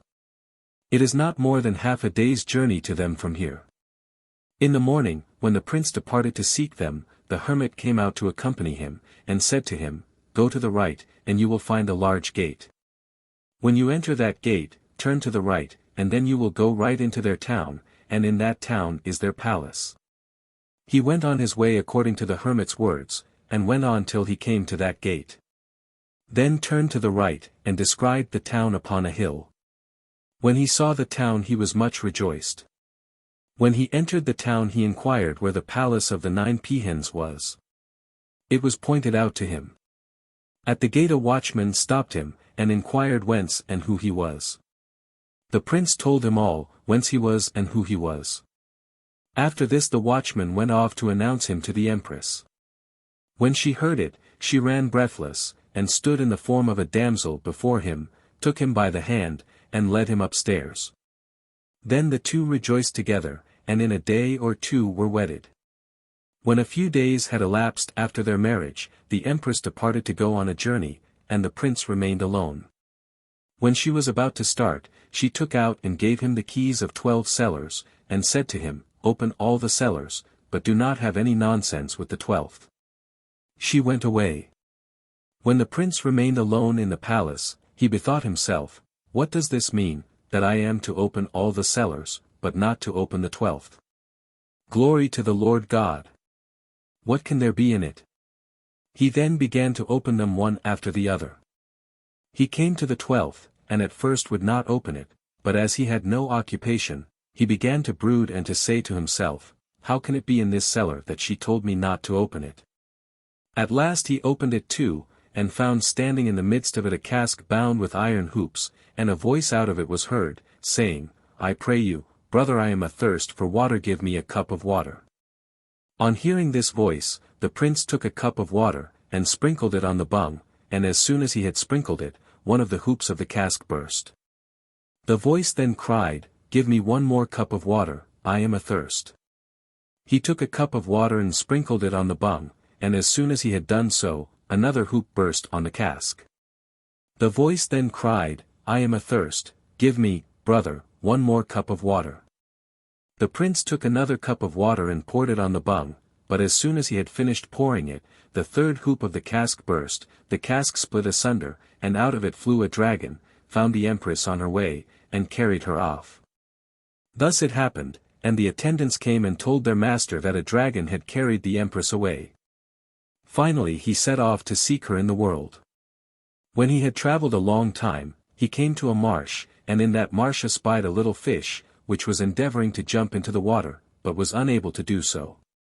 This little fish, on seeing the prince, addressed itself to him, "I pray you, brother, do a good action, throw me into the water, I shall some time be of use to you. Only take a scale from me, and when you are in want of me, rub it between your fingers." On hearing this he took a scale off it, threw the fish into the water, put the scale into a handkerchief, and went on his way. When he had gone a little further, he espied a fox caught in a trap. When the fox saw him, it called out, "I pray you, brother, let me out of this trap, I shall some day be of use to you. Only take 1 or 2 hairs from my fur, and when I am wanted for you, rub them between your fingers." He let it out of the trap, took 1 or 2 hairs from it, and went on his way. Thus he proceeded onwards, till, as he went, he came to a hill, and found a crow caught in a trap just like the fox before. As soon as the crow saw him, it cried out, "I pray you, be a brother to me, traveller, let me out of this trap. I shall some day be of use to you, only take a feather or 2 from me, and when you are in want of me, rub them between your fingers." The prince took 1 or 2 feathers from the crow, let it out of the trap, and then went on his way. As he went on to find the empress, he met a man, and asked him, "I pray you, brother, do you not know where is the palace of the dragon emperor?" The man showed him the way, and also told him at what time he was at home, that he might find him. The prince thanked him, and said, "Farewell." He then went on, and gradually came to the palace of the dragon emperor. On his arrival there he found his beloved, and when she saw him and he saw her, they were both full of joy. Now they began to plan together how to escape. Finally they agreed to saddle their horses and take to flight. They saddled them, mounted, and off. When they had ridden off, the dragon arrived and looked about, but the empress was not to be found. "Now what shall we do?" said the dragon to his horse. "Shall we eat and drink, or pursue them?" The horse replied to him, "Don't trouble yourself, eat and drink." When he had dined, the dragon mounted his horse and galloped after them, and in course of time overtook them, and took the empress away, but said to the prince, "Go in safety, this time you are forgiven, because you gave me water in the cellar.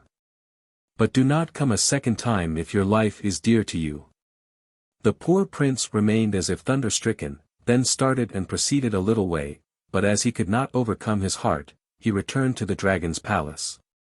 There he found the empress weeping. When they saw each other and met, they began to consult how to get away so as to escape. Then said the prince to the empress, "When the dragon comes, ask him from whom he bought that horse, and tell me, that I may obtain such another, that we may escape." After saying this to her he went out, that the dragon might not find him on his arrival. When the dragon came, the empress began to coax him and make herself agreeable to him, and said to him, "What a swift horse yours is! From whom did you buy him? Tell me, I pray you." He answered, "Where I bought him nobody can make a purchase. On a certain hill lives an old woman who has 12 horses in her stable, such that you don't know which is better than another. One of them is in the corner, and this one looks skinny, but he is the best of all, and is brother of mine, this one could fly to the sky. Whoever seeks to obtain a horse from the old woman must serve her 3 days. The old woman has a mare with a foal, whoever watches the mare successfully for 3 days, to him the old woman gives the choice of whichever horse he wishes. Whoever engages himself to watch the mare, and fails to watch her successfully for 3 days and 3 nights, loses his life." On the morrow the dragon went away, and the prince came in. The empress told him what the dragon had said. Then the prince started off and went to the hill where the old woman was to be found. When he entered her house, he said to her, "Good day, old woman." The old woman replied, "The Lord give you prosperity, my son." She said to him, "What brings you here, my son?" He replied, "I should like to take service with you."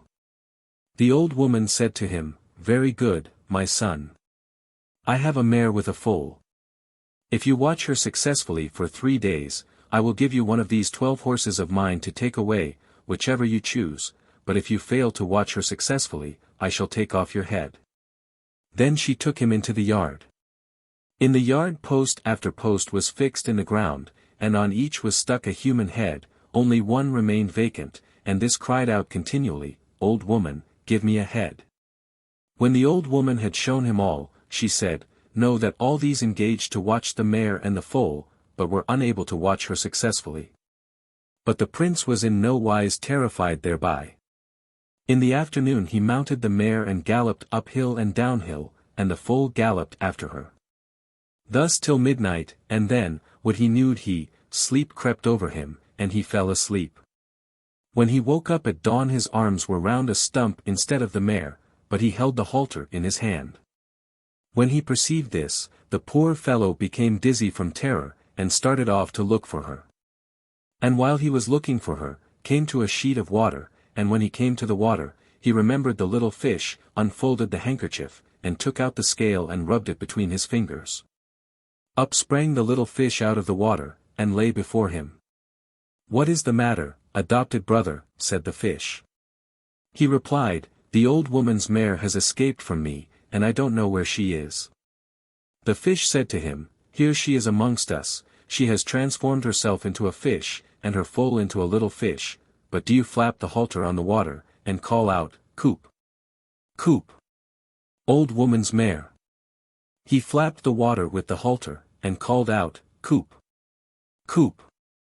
Old woman's mare," and immediately she transformed herself again into a mare, and, pop! There she was on the brink of the water before him. He put the halter on her and mounted her, and trot! Trot! And at the old woman's. When he brought her in, the old woman gave him his dinner, but led the mare into the stable, scolded her, and said, "Among the fish, good-for-nothing rogue?" The mare replied, "I was among the fish, but they told of me, because they are his friends." The old woman said to her, "Go among the foxes." The second day he mounted the mare, and galloped uphill and downhill, and the foal galloped after. Thus till midnight. When it was about midnight sleep overcame him, and he fell asleep upon the mare's back. At dawn, when he awoke, his arms were round a stump, but he held the halter in his hand. When he perceived this, he sprang off again to seek her. As he was seeking her, it came at once into his head what the old woman had said to the mare when she was leading it into the stable. Then he unwrapped the fox's hairs out of the handkerchief, rubbed them between his fingers, and the fox immediately jumped out before him. "What is it, adopted brother?" He replied, "The old woman's mare has run away." The fox said to him, "Here she is amongst us, she has become a fox, and the foal a fox cub. But do you flap the ground with the halter, and call out, 'Coop! Coop! Old woman's mare!'" He flapped and called, and the mare leaped out before him. Then he caught her and put the halter on her, mounted her, and rode to the old woman's. When he brought her home, the old woman gave him his dinner, led the mare off to the stable, and said, "Among the foxes, good-for-nothing rogue?" The mare replied, "I was among them, but they are his friends, and told of me."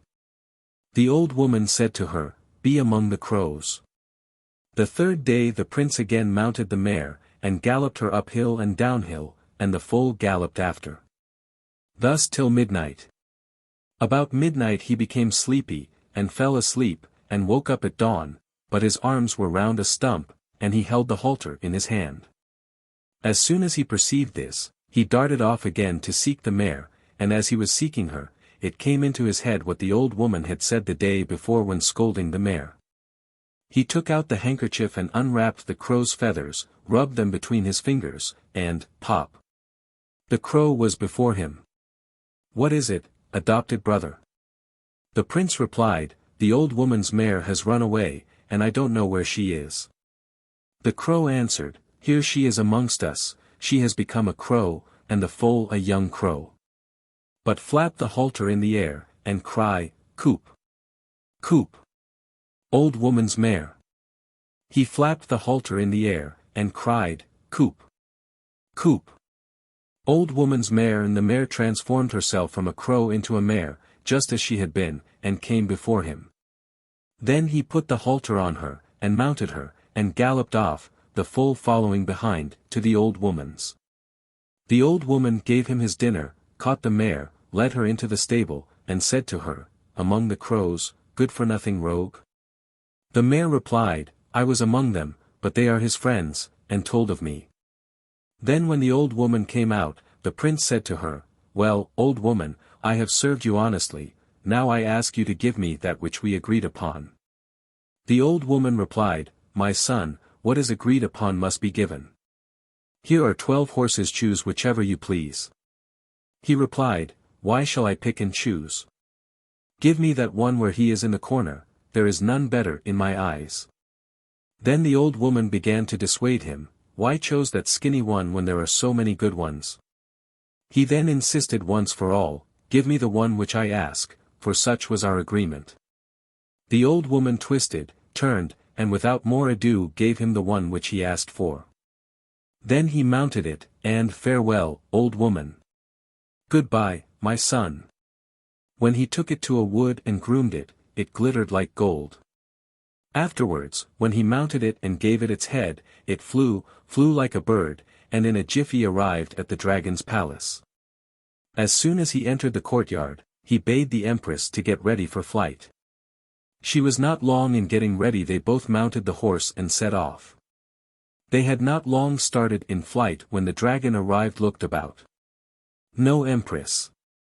Then he said to his horse, "Shall we eat and drink, or shall we pursue? Eat or not, drink or not, pursue or not, you won't catch him." When the dragon heard this, he immediately mounted his horse, and started to pursue them. When the prince and empress perceived that he was pursuing them, they were terrified, and urged their horse to go quickly, but the horse answered them, "Never fear, there's no need to hurry." The dragon came trot, trot, and the horse he rode called to that which bore the prince and the empress, "Bless you, brother, wait. For I shall break my wind from pursuing you." The other replied, "Whose fault is it, if you're such a fool as to carry that spectre on your back? Buck, and throw him on the ground, and then follow me." When the dragon's horse heard this, up with his head, a jump with his hindquarters, and bang went the dragon against a stone. The dragon was smashed to pieces, and his horse followed the prince and empress.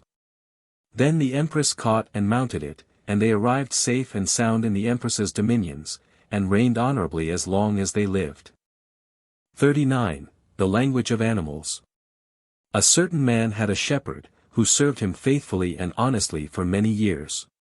This shepherd, when he was once upon a time following the sheep, heard a whistling on the hill, and, not knowing what it was, went off to see. When he got to the place, there was a conflagration, and in the middle of it a serpent was squeaking. When he saw this, he waited to see how the serpent would act, for all around it was burning, and the fire had almost come close to it. When the serpent saw him, it screamed, "Dear shepherd, do a good action, take me out of this fire." The shepherd took pity on its words, and reached it his crook, and it crawled out upon it. When it had crawled out, it coiled itself round his neck. When the shepherd saw this, he was frightened, and said, "Indeed you are a wretch. Is that the way you are going to thank me for rescuing you? So runs the proverb, do good, and find evil." The serpent answered him, "Don't fear, I shall do you no harm, only carry me to my father is the emperor of the serpents." The shepherd begged pardon, and excused himself, "I can't carry you to your father, because I have no one to leave in charge of my sheep." The serpent said to him, "Don't fear for your sheep, nothing will happen to them. Only carry me to my father, and go quickly." Then there was no help for it, so he started with it over the hill. When he came to a door, which was formed of nothing but serpents intertwined, and went up to it, the serpent which was coiled round his neck gave a whistle, and the serpents, which had twined themselves into the form of a door, immediately untwined, and made way for them to enter. As the shepherd and the serpent entered the palace, the serpent called to the shepherd, "Stop. Let me tell you something, when you come into my father's palace, he will promise you what you desire, silver and gold. But don't you accept anything, only ask him to give you such a tongue that you will be able to understand all animals. He will not give you this readily, but at last grant it you he will." The shepherd went with it into its father's palace, and its father, on seeing it, shed tears, and asked it, "Hey, my son, where have you been till now?" It replied, and told him everything in order, what had taken place, and how it had taken place, and how the shepherd had rescued it. Then the emperor of the serpents turned to the shepherd, and said to him, "Come, my son, what do you wish me to give you in recompense for rescuing my child?" The shepherd replied to him, "Nothing else, only give me such a tongue that I can understand all animals." The emperor of the serpents said to him, "That is not a proper gift for you, my son, because, if I give you anything of the kind, you will betray yourself in somebody's presence by boasting of it, and then you will die immediately. Ask something else." The shepherd replied to him, "I wish for nothing else. If you will give it me, give it, if not, farewell." He turned to go, but the emperor of the serpents cried out, "Stay. Return. If you ask this, come, that I may give it you. Open your mouth." The shepherd opened his mouth, and the emperor of the serpents spat into it, and told him to spit also into his mouth. And thus they spat thrice into each other's mouths. When this was done, the emperor of the serpents said to the shepherd, "Now you have the tongue which you desired, go, and farewell. But it is not permitted you to tell anybody, because, if you do, you will die. I am telling you the truth." The shepherd then departed. As he went over the hill, he understood the conversation of the birds, and, so to speak, of everything in the world. When he came to his sheep, he found them correct in number, and sat down to rest. But scarcely had he lain down, when 2 crows flew up, perched on a tree hard by him, and began to converse in their language. If that shepherd knew that just where that black lamb lies a vault full of silver and gold is buried in the ground, he would take its contents. When he heard this, he went and told his master, and he brought a cart, and they broke open the door of the vault, and took out its valuable contents. His master was a righteous man, and said to him, "Well, my son, this is all yours. The Lord has given it you. Go, provide a house, get married, and live comfortably." The shepherd took the property, went away, provided a house, got married, and lived very comfortably. This shepherd, after a little time, became so rich and prosperous that there was nobody richer than he in his own or the neighboring villages. He had shepherds, cowherds, swineherds, grooms, and everything on a handsome scale. Once upon a time this shepherd ordered his wife on New Year's Eve to provide wine, brandy, and everything requisite, and to go the next morning to his cattle, to take the provisions to the herdsmen, that they, too, might enjoy themselves. His wife obeyed him, and did as her husband ordered her. The next day they got up, got ready, and went. When they arrived where the cattle were, the master said to his shepherds, "Lads, assemble together, and sit down to eat and drink your fill, and I will watch the cattle tonight." This was done. They assembled together, and he went out to sleep by the cattle. In the course of the night, after some time, the wolves began to howl and speak in their language, and the dogs to bark and speak in theirs. The wolves said, "Can we capture any young cattle?" The dogs answered in their language, "Come in, that we, too, may eat our fill of flesh." But among the dogs there was one old dog, who had only 2 teeth left. This dog spoke and answered the wolves, "In faith, as long as these 2 teeth of mine last, you shan't come near to do harm to my master." In the morning, when it dawned, the master called the herdsmen, and told them to kill all the dogs except that old one. His servants began to implore him, "Don't, master." "Why? It's a sin." But he said to them, "Do just as I ordered you, and not otherwise." Then he and his wife mounted their horses and went off. His wife rode a mare, and he a horse. As they went, the master's horse outstripped the wife's mare, and began to say to her in their language, "Go quicker, why do you hang back? The mare's reply in defense of her lagging pace was so amusing that the man laughed out loud, turned his head, and looked behind him with a smile. His wife observed him smiling, whipped her mare to catch him up, and then asked him to tell her why he smiled. He said to her, "Well, suppose I did. Something came into my head." This answer did not satisfy her, but she began to worry him to tell her why he smiled. He said this and that to her to get out of it, but the more he said to get out of it, the more did she worry him. At length he said to her that, if he told her, he would die immediately. But she had no dread of her husband's dying, and went on worrying him, "There is no alternative, but tell me you must." When they got home, they dismounted from their horses, and as soon as they had done so, her husband ordered a grave to be dug for him. It was dug, and he lay down in it, and said to his wife, "Did you not press me to tell you why I smiled? Come now, that I may tell you, but I shall die immediately." On saying this, he gave one more look round him, and observed that the old dog had come from the cattle. Seeing this, he told his wife to give him a piece of bread. She gave it him, but the dog would not even look at it, but shed tears and wept, but the cock, seeing it, ran up and began to peck it. The dog was angry, and said, "As if you'd die hungry. Don't you see that our master is going to die?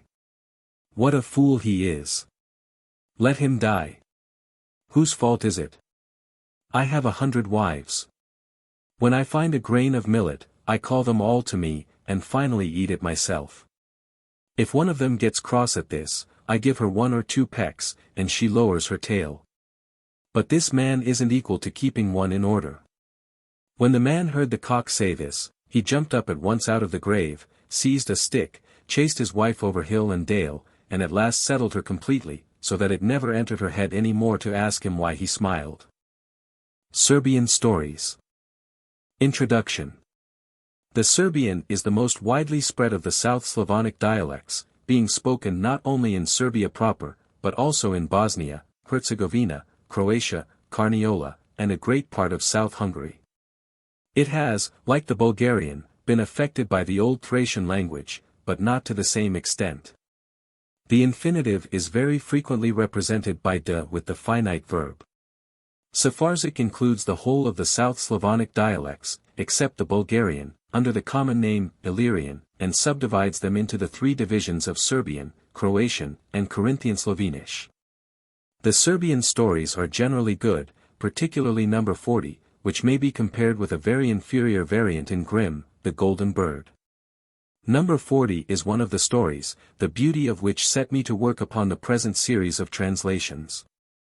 In it is to be noticed the pobratimstvo, or adoptive brotherhood, which plays so important a part in Serbian life, and of which we have just had a glimpse in the Bulgarian story, number 38. No. 43 is a very good story, containing novel and interesting incidents. In number 44 it must be observed that fate is represented as a man, for the converse reason to that for which death is represented as a woman in the Moravian story, number 8. Usud, fate, is masculine, while smrt, death, is feminine in Slavonic. The Serbs possess actual epic poetry, of which an account is given by Mr. Morfill, Slavonic Literature, pages 154 to 162. 40. The Lame Fox. There was a man who had 3 sons, 2 intelligent, and 1 a simpleton. This man's right eye was always laughing, while his left eye was weeping and shedding tears. This man's sons agreed to go to him one by one, and ask him why his right eye laughed and his left eye shed tears. Accordingly the eldest went to his father by himself, and asked him, "Father, tell me truly what I am going to ask you. Why does your right eye always laugh and your left eye weep?" His father gave him no answer, but flew into a rage, seized a knife, and at him, and he fled out of doors, and the knife stuck in the door. The other 2 were outside, anxiously expecting their brother, and when he came out, asked him what his father had said to him. But he answered them, "If you're not wiser than another, go, and you will hear." Then the middle brother went to his father by himself, and asked him, "Father, tell me truly what I am going to ask you. Why does your right eye always laugh and your left weep?" His father gave him no answer, but flew into a rage, seized a knife, and at him, and he fled out of doors, and the knife stuck in the door. When he came out to his brothers asked him, "Tell us, brother, so may health and prosperity attend you, what our father has said to you." He answered them, "If you're not wiser than another, go, and you will hear." But this he said to his elder brother on account of the simpleton, that he, too, might go to his father to hear and see. Then the simpleton, too, went by himself to his father, and asked him, "Father, my 2 brothers won't tell me what you have said to them, tell me why your right eye always laughs and your left eye weeps." His father immediately flew into a rage, seized a knife, and brandished the knife to pierce him through, but as he was standing, so he remained standing where he was, and wasn't frightened in the least. When his father saw that, he came to him, and said, "Well, you're my true son, I will tell you, but those 2 are cowards. The reason why my right eye laughs is, that I rejoice and am glad because you children obey and serve me well. And why my left eye weeps, it weeps on this account, I had in my garden a vine, which poured forth a bucket of wine every hour, thus producing me 24 buckets of wine every day and night. This vine has been stolen from me, and I have not been able to find it, nor do I know who has taken it or where it is. And for this reason my left eye weeps, and will weep till I die, unless I find it." When the simpleton came out of doors, his brothers asked him what his father had said, and he told them all in order. Then they prepared a drinking bout for their father and the domestics, and set out on their journey. On the journey they came to a crossroad, and 3 ways lay before them. The 2 elder consulted together, and said to their youngest brother, the simpleton, "Come, brother, let us each choose a road, and let each go by himself and seek his fortune." "Yes, brothers," answered the simpleton, "you choose each a road. I will take that which remains to me." The 2 elder took 2 roads which ran into each other, started on their way, and afterwards met, came out into the road, and said, "Praise be to God that we're quit of that fool." They then sat down to take their dinner. Scarcely had they sat down to eat, when up came a lame she-fox on 3 legs, which approached them, fawning and begging to obtain something to eat. But as soon as they saw the fox, "Here's a fox," said they. "Come, let us kill it." Then, stick in hand, and after it. The fox limped away in the best fashion it could, and barely escaped from them. Meanwhile, shepherd dogs came to their wallet and ate up everything that they had. When they returned to the wallet they had a sight to see. The simpleton took the 3rd road right on, and went forward till he began to feel hungry. Then he sat down on the grass under a pear tree, and took bread and bacon out of his wallet to eat. Scarcely had he sat down to eat, when, lo! That very same lame fox which his 2 brothers had seen began to approach him, and to fawn and beg, limping on 3 feet. He had compassion on it because it was so lame, and said, "Come, fox, I know that you are hungry, and that it is hard lines for you that you have not a 4th foot." He gave it bread and bacon to eat, a portion for himself, and a portion for the fox. When they had refreshed themselves a little, the fox said to him, "But, brother, tell me the truth, whither are you going?" He said, "Thus and thus, I have a father and us 3 brothers. And one of my father's eyes always laughs, because we serve him well, and the other eye weeps, because there has been stolen from him a vine belonging to him, which poured forth a bucket of wine every hour. And now I am going to ask people all over the world whether someone cannot inform me about this vine, that I may obtain it for my father, that is I may not weep any longer." The fox said, "Well, I know where the vine is, follow me." He followed the fox, and they came to a large garden. Then the fox said, "There is the vine of which you are in search, but it is difficult to get to it. Do you now mark well what I am going to say to you? In the garden, before the vine is reached, it is necessary to pass 12 watches, and in each watch 12 warders. When the warders are looking, you can pass them freely, because they sleep with their eyes open. If they have their eyes closed, go not, for they are awake, not sleeping, with their eyes closed. When you come into the garden, there under the vine stand 2 shovels, one of wood, and the other of gold. But mind you don't take the golden shovel to dig up the vine, for the shovel will ring, and will wake up the watch will seize you, and you may fare badly. But take the wooden shovel, and with it dig up the vine, and, when the watch is looking, come quietly to me outside, and you will have obtained the vine. He went into the garden, arrived at the first watch. The warders directed their eyes towards him, one would have thought they would have looked him to powder. But he went past them as past a stone, came to the second, third, and all the watches in succession, and arrived in the garden at the vine itself. The vine poured forth a bucket of wine every hour. He was too lazy to dig with the wooden shovel, but took the golden one, and as soon as he struck it into the ground, the shovel rang and woke the watch assembled, seized him, and delivered him to their lord. The lord asked the simpleton, "How did you dare to pass so many watches, and come into the garden to take my vine away?" The simpleton said, "It is not your vine, but my father's. And my father's left I weeps, and will weep till I obtain him the vine, and I must do it, and if you don't give me my father's vine, I shall come again, and the second time I shall take it away." The Lord said, "I cannot give you the vine. But if you procure me the golden apple tree which blooms, ripens, and bears golden fruit every 24 hours, I will give it you." He went out to the fox, and the fox asked him, "Well, how is it?" He answered, "No how. I went past the watch, and began to dig up the vine with the wooden shovel, but it was too long a job, and I took the golden shovel, the shovel rang and woke the watch. The watch seized me, and delivered me to their lord, and the lord promised to give me the vine, if I procured him the golden apple tree which, every 24 hours, blooms, ripens, and bears golden fruit." The fox said, "But why did you not obey me? You see how nice it would have been to go to your father with the vine." He shook his head, "I see that I have done wrong, but I will do so no more." The fox said, "Come. Now let us go to the golden apple tree." The fox led him to a far handsomer garden than the first one, and told him that he must pass similarly through 12 similar watches. "And when you come in the garden," said she, "to where the golden apple tree is, 2 very long poles stand there, one of gold, and the other of wood. Don't take the golden one to beat the golden apple tree, for the golden branch will emit a whistling sound, and will wake the watch, and you will fare ill. But take the wooden pole to beat the golden apple tree, and then mind you come out immediately to me. If you do not obey me, I will not help you further."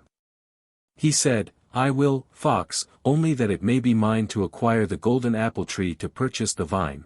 I am impatient to go to my father." He went into the garden, and the fox stayed waiting for him outside. He passed the 12 watches, and also arrived at the apple tree. But when he saw the apple tree, and the golden apples on the apple tree, he forgot for joy where he was, and hastily took the golden pole to beat the golden apple tree. As soon as he had stripped a golden branch with the pole, the golden branch emitted a whistling sound, and woke the watch hastened up, seized and delivered him to the lord of the golden apple tree. The lord asked the simpleton, "How did you dare, and how were you able, to go into my garden in face of so many watches of mine, to beat the golden apple trees?" The simpleton said, "Thus and thus, my father's left eye weeps because a vine has been stolen from him, which poured forth a bucket of wine every hour. That vine is kept in such and such a garden, and the lord of the garden and the vine said to me, if you procure me the golden apple tree which, every 24 hours, blooms, ripens, and produces golden fruit, I will give you the vine. And, therefore, I have come to beat the golden apple tree, to give the apple tree for the vine, and to carry the vine to my father, that his left eye may not weep. And if you do not give me the golden apple tree now, I shall come again to steal it." The Lord said, "It is good, if it is so. Go you and procure me the golden horse which, in 24 hours, goes over the world, and I will give you the golden apple tree. Give the apple tree for the vine, and take the vine to your father, that he may weep no more." Then he went outside, and the fox, awaiting him, said, "Now, then, how is it?" "Not very well. The golden apple trees are so beautiful that you can't look at them for beauty. I forgot myself, and couldn't take the wooden pole, as you told me, but took the golden pole to beat the golden apple tree.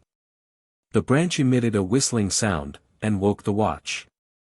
The watch seized me, and delivered me to their lord, and the lord told me, if I procured him the golden horse which goes over the world in 24 hours, he would give me the golden apple tree. That I may give the apple tree for the vine to take to my father, that he may weep no more. Again the fox began to scold and reproach him, why did you not obey me? You see that you would have been by now at your father's.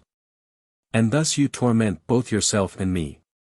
He said to the fox, only procure me the horse, fox, and I will always henceforth obey you. The fox led him to a large and horrible forest, and in the forest they found a farmyard. In this farmyard 12 watches, as in the case of the vine and the apple tree, guarded the golden horse. The fox said, now you will pass the watches as before, go if they are looking, do not go if they have their eyes shut. When you enter the stable, there stands the golden horse, equipped with golden trappings. By the horse are 2 bridles, one of gold, and the other plated of tow. Mind you don't take the golden bridle, but the one of tow. If you bridle him with the golden bridle, the horse will neigh and will wake the watch will seize you, and who will be worse off than you? Don't come into my sight without the horse. I won't, fox, said he, and went. He passed all the watches, and entered the stable where the horse was. When he was there, golden horse. Golden wings.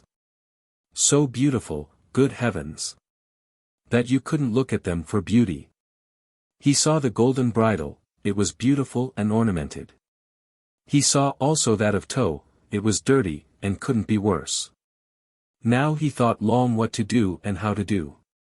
I can't put that nasty thing, the tow bridle, it's so nasty, on that beauty. I had rather not have him at all than put such a horse to shame. He took the golden bridle, bridled the golden horse, and mounted him. But the horse neighed, and woke the watch seized him and delivered him to their lord. Then the lord said, how did you have resolution to pass my numerous warders into my stable to take away my golden horse? The simpleton replied, need drove me. I have a father at home, and his left eye continually weeps, and will weep till I obtain for him a vine which in a day and night poured forth 24 buckets of wine. This vine has been stolen from him. Well, I have found it, and it has been told me that I shall obtain the vine if I procure the golden apple tree for the lord of the vine. And the lord of the golden apple tree said if I procured him the golden horse, he would give me the golden apple tree. And I came from him to take away the golden horse, that I might give the golden horse for the golden apple tree, and the golden apple tree for the vine, to take it home and give it my father, that he may weep no more. The Lord said, good. If it is so, I will give you my golden horse, if you procure me the golden damsel in her cradle, who has never yet seen either the sun or the moon, so that her face is not tanned. And the simpleton said, I will procure you the golden damsel, but you must give me your golden horse, on which to seek the golden damsel and bring her to you. And a golden horse properly appertains to a golden damsel. The Lord, and how will you guarantee that you will return to me again? The simpleton, behold, I swear to you by my father's eyesight, that I will return to you again, and either bring the horse, if I do not find the damsel, or give you the damsel, if I find her, for the horse. To this the Lord agreed, and gave him the golden horse. He bridled it with the golden bridle, and came outside to the fox. The fox was impatiently expecting him, to know what had happened. The fox, well, have you obtained the horse? The simpleton, I have, but on condition that I procure for him the golden damsel in her cradle, who has never yet seen the sun or the moon, so that her face is not tanned. But if you know what need is, good friend, in the world, say whether she is anywhere, and whether you know of such a damsel. The fox said, I know where the damsel is, only follow me. He followed, and they came to a large cavern. Now the fox said, there the damsel is. You will go into that cavern, deep into the earth. You will pass the watches as before. In the last chamber lies the golden damsel in a golden cradle. By the damsel stands a huge spectre, which says, No. No. No. Now, don't be at all afraid, it cannot do anything to you in any wise, but her wicked mother has placed it beside her daughter, that no one may venture to approach her to take her away. And the damsel is impatiently waiting to be released and freed from her mother's cruelty. When you come back with the damsel in the cradle, push all the doors to behind you, that they may be shut, that the watch may not be able to come out after you in pursuit. He did so. He passed all the watches, entered the last chamber, and in the chamber was the damsel, rocking herself in a golden cradle, and on the way to the cradle stood a huge spectre, which said, "No. No. No." But he paid no attention to it. He took the cradle in his hands, seated himself with the cradle on the horse, and proceeded, pushed the doors to, and the doors closed from the first to the last, and out he flew with the damsel in the cradle before the fox. The fox was anxiously expecting him. Now the fox said to him, "Are you not sorry to give so beautiful a damsel for the golden horse? But you will not otherwise be able to acquire the golden horse, because you have sworn by your father's eyesight. But come. Let me try whether I can't be the golden damsel." She bounded hither and thither, and transformed herself into a golden damsel. Everything about her was damsel-like, only her eyes were shaped like a fox's eyes. He put her into the golden cradle, and left the real damsel under a tree to take charge of the golden horse. He went, he took away the golden cradle, and in the cradle the fox damsel, delivered her to the lord of the golden horse, and absolved himself from the oath by his father's eyesight. He returned to the horse and the damsel. Now that same lord of the golden horse, full of joy at acquiring the golden damsel, assembled all his lordship, prepared a grand banquet for their entertainment, and showed them what he had acquired in exchange for his golden horse. While the guests were gazing at the damsel, one of them scrutinized her attentively, and said, "All is damsel-like, and she is very beautiful, but her eyes are shaped like a fox's eyes." No sooner had he said this, when up sprang the fox and ran away. The lord and the guests were enraged that he had said "fox's eyes," and put him to death. The fox ran to the simpleton, and on they went to give the golden horse for the golden apple tree. They arrived at the place. Here again the fox said, "Now, you see, you have got possession of the golden damsel, but the golden horse properly appertains to the golden damsel. Are you sorry to give the golden horse?" "Yes, fox. But though I am sorry, yet I wish my father not to weep."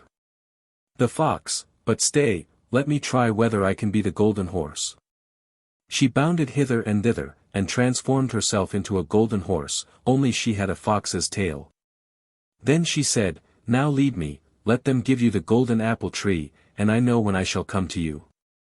He led off the fox horse, delivered it to the lord of the golden apple tree, and obtained the golden apple tree. Now, the lord of the golden apple tree was delighted at having acquired so beautiful a horse, and invited his whole lordship to a feast, to boast to them what a horse he had acquired. The guests began to gaze at the horse, and to wonder how beautiful he was. All at once one scrutinized his tail attentively, and said, "All is beautiful and all pleases me, only I should say that it is a fox's tail." The moment he said that, the fox jumped up and ran away. But the guests were enraged at him for using the expression "fox's tail," and put him to death. The fox came to the simpleton, and proceeded with the golden damsel, the horse, and the golden apple tree to the vine. Now again the fox said, "You see, now you have acquired the golden apple tree. But the golden damsel is not appropriate without the golden horse, or the golden horse without the golden apple tree. Are you sorry to give the golden apple tree?" The simpleton, "Yes, fox. But I must, to obtain the vine, that my father may not weep. I had rather that my father did not weep than all that I have." The fox said, "Stay. I will try whether I can be the golden apple tree." She bounded hither and thither, and transformed herself into a golden apple tree, and told him to take it away and give it for the vine. He took off the golden fox apple tree, and gave it to the lord of the vine, obtained the vine, and went away. The lord for joy assembled his whole lordship, and prepared a grand feast, to display what a golden apple tree he had acquired. The guests assembled and began to gaze at the apple tree. But one scrutinized it attentively, and said, all is beautiful, and cannot be more beautiful, only the fruit is in shape a fox's head, and not like other apples. No sooner had he said this when up jumped the fox and ran away. But they were enraged at him and slew him, because he had said, fox's head.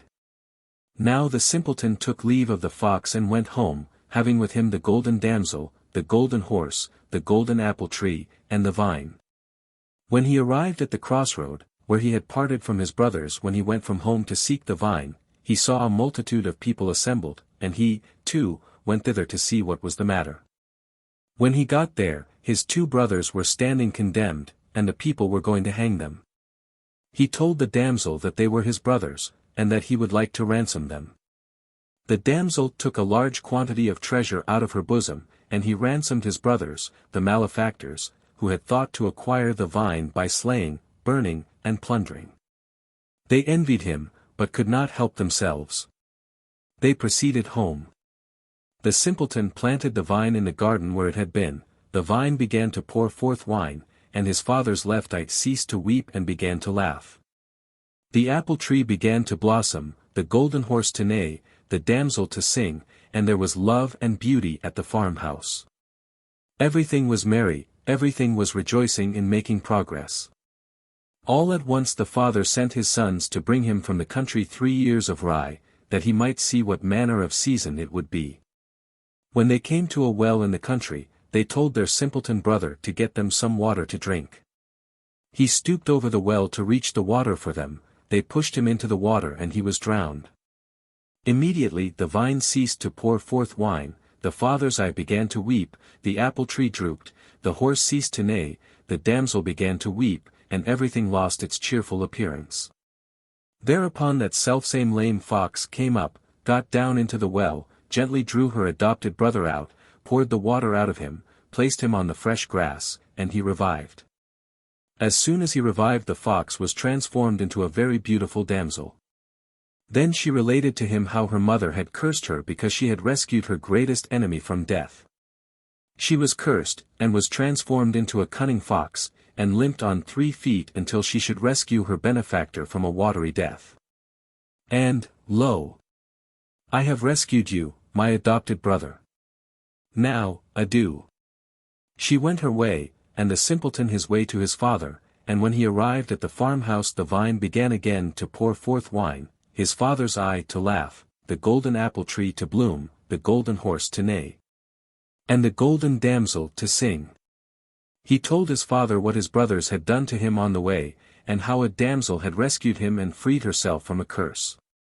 When his father heard this he drove the 2 villains into the world.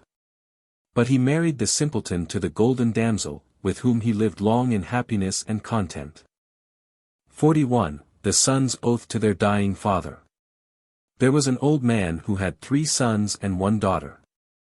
When the time came for the old man to die, he summoned all his 3 sons, and made them promise under oath to give their sister to the first who came to ask for her, whoever he might be. When some time had elapsed after the father's death, an old man arrived in a 2-wheeler, and asked for the maiden in marriage. The 2 elder brothers would not give her to him immediately, because he was old and poor. But the youngest insisted that they should give her to him, reminding them of the oath they had sworn to their father. And so they gave her in marriage to the old man, and the old man took her away to his home. After some time, the elder brother went on a visit to his sister. When he got there, it was a large house, and couldn't be better. The sister was greatly delighted when she saw her brother, and when he inquired of her how she was getting on, she replied, "Excellently, it can't be better." When the brother arrived at his sister's, the old man was not at home, but soon afterwards arrived, and was very pleased when he saw his wife's brother, and said to him, "We will feast and be merry. But first you shall go on my horse to fetch him some grass, but you must cut it where the horse paws with his foot, and not where you please." His wife's brother said to him, "Good brother-in-law, I will." He then mounted the horse and went off. As on he went, he came to a silver bridge. When he espied the bridge and saw that it was all of silver, he became covetous, dismounted, and pulled off a silver plate, saying, "I may benefit myself." Afterwards he cut grass where he pleased, without waiting till the horse pawed with his foot, mounted the horse again, and returned back. On arriving at the house, he put the horse in the stable, placed the grass before him, and went off into the house. When he arrived in the house, the old man asked him whether he had satisfied the horse, and whether the horse was eating the grass. He replied, yes, and that the horse was eating. The old man said, it is good that I also look. He then went into the stable. When he got there, the horse had not touched it. The old man understood that the grass had not been cut where he had told him, he therefore at once sent off his brother-in-law supperless, to go back whence he had come. On reaching home, he didn't tell his brothers how he had fared at his brother-in-law's, but said to the middle brother, our brother-in-law salutes you, and wishes you to go to be his guest. After some time, the middle brother went on a visit to his sister, but he, too, fared even as the first one. His sister's husband sent him, too, for grass, and when he got to the silver bridge, he, too, became covetous, like the first, pulled off a silver plate, and did not cut the grass as his brother-in-law told him, but where he thought fit. When he came back to his brother-in-law's house, his brother-in-law caught him, too, out in a lie, and sent him home supperless, like the first one. When he got home, he told nobody how he had fared at his brother-in-law's, but said to the youngest brother, our brother-in-law salutes you, and wishes you to go to visit him. After some time, the youngest brother, too, went off.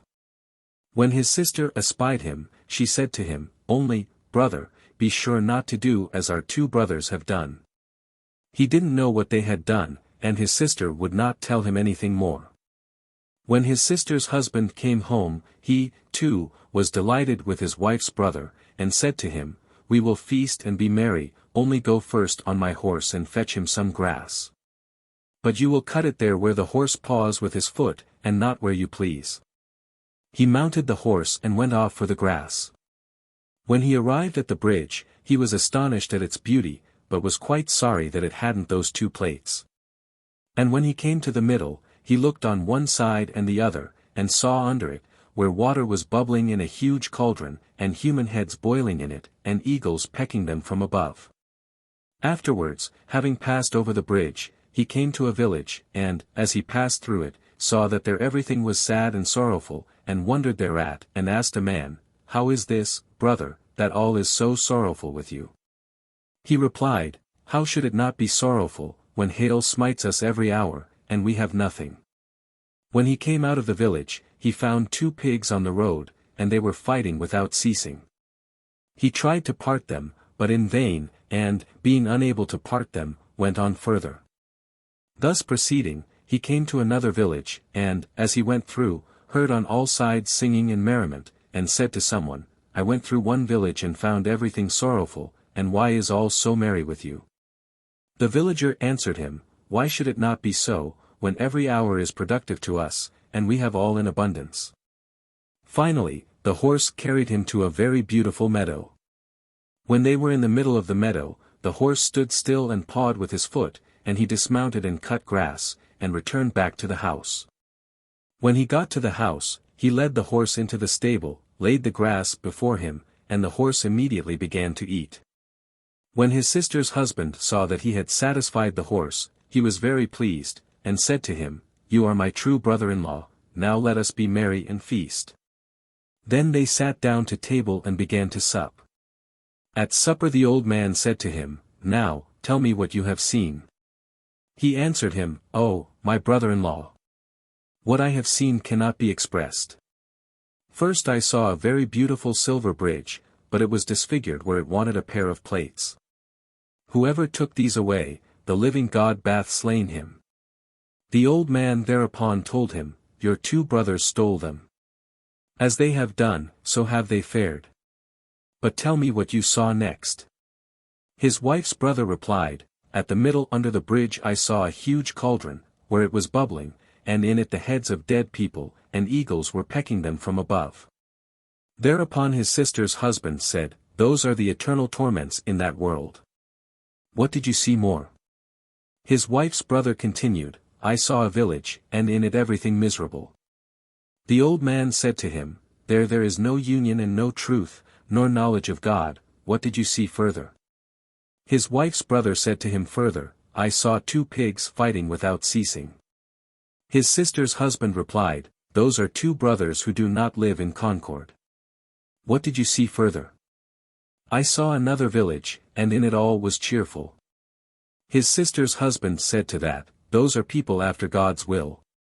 They gladly welcome and entertain everybody, and do not drive the poor empty-handed from before their houses. Tell me what you saw further. His wife's brother said to him, I saw a very beautiful meadow. I would stay there 3 days to view such beauty. His sister's husband replied, that is the paradise of that world, but it is difficult to attain to it.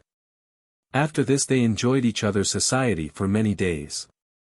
Finally, the wife's brother declared that he must go home, and his sister's husband presented him with a large gift, and told him that he recognized him immediately for an honorable man, because he had insisted that his father's directions, which he had sworn to observe, should be carried out, and that he would be prosperous, and his 2 brothers unprosperous.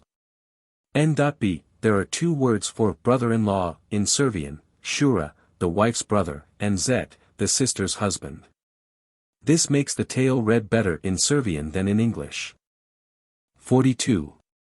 The Wonderful Hair. There was a man who was very poor, but so well supplied with children that he was utterly unable to maintain them, and one morning more than once prepared to kill them, in order not to see their misery in dying from hunger. But his wife prevented him. One night a child came to him in his sleep, and said to him, Man, I see that you are making up your mind to destroy and to kill your poor little children, and I know that you are distressed thereat.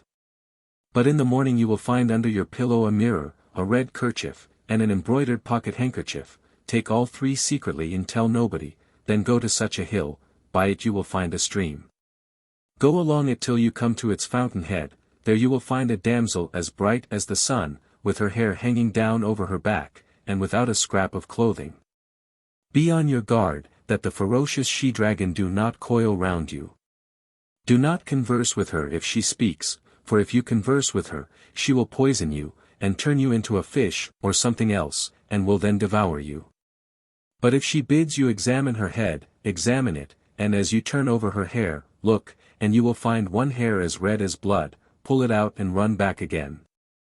Then, if she suspects and begins to run after you, throw her first the embroidered pocket handkerchief, then the kerchief, and, lastly, the mirror, then she will find occupation for herself. And sell that hair to some rich man.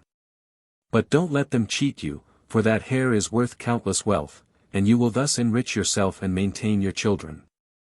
When the poor man awoke, he found everything under his pillow, just as the child had told him in his sleep. And then he went to the hill. When there, he found the stream, went on and on alongside of it, till he came to the fountain head.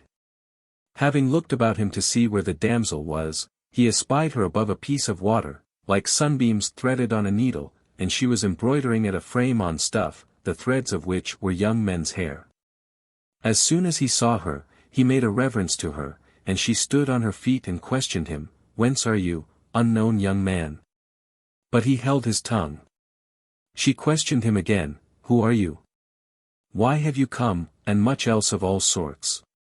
But he was as mute as a stone, making signs with his hands, as if he were deaf and wanted help. Then she told him to sit down on her skirt. He did not wait for any more orders, but sat down, and she bent down her head to him, that he might examine it. Turning over the hair of her head, as if to examine it, he was not long in finding that red hair, and separated it from the other hair, pulled it out, jumped off her skirt and ran away back as he best could. She noticed it, and ran at his heels full speed after him. He looked round, and seeing that she was about to overtake him, threw, as he was told, the embroidered pocket handkerchief on the way, and when she saw the pocket handkerchief, she stooped and began to overhaul it in every direction, admiring the embroidery, till he had got a good way off.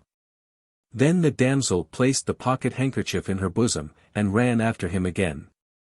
When he saw that she was about to overtake him, he threw the red kerchief, and she again occupied herself, admiring and gazing, till the poor man had again got a good way off.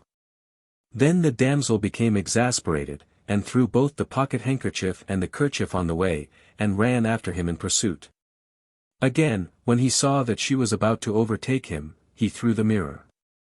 When the damsel came to the mirror, the like of which she had never seen before, she lifted it up, and when she saw herself in it, not knowing that it was herself, but thinking that it was somebody else, she, as it were, fell in love with herself in the mirror, and the man got so far off that she was no longer able to overtake him. When she saw that she could not catch him, she turned back, and the man reached his home safe and sound. After arriving at his home, he showed his wife the hair, and told her all that had happened to him, but she began to jeer and laugh at him. But he paid no attention to her, and went to a town to sell the hair. A crowd of all sorts of people and merchants collected round him, one offered a sequin, another 2, and so on, higher and higher, till they came to 100 gold sequins. Just then the emperor heard of the hair, summoned the man into his presence, and said to him that he would give him 1,000 sequins for it, and he sold it to him. What was the hair? The emperor split it in 2 from top to bottom, and found registered in it in writing many remarkable things, which had happened in the olden time since the beginning of the world. Thus the man became rich and lived on with his wife and children. And that child, that came to him in his sleep, was an angel sent by the Lord God, whose will it was to aid the poor man, and to reveal secrets which had not been revealed till then. 43. The Dragon and the Prince. There was an emperor who had 3 sons. One day the eldest son went out hunting, and when he got outside the town, up sprang a hare out of a bush, and he after it, and hither and thither, till the hare fled into a watermill, and the prince after it.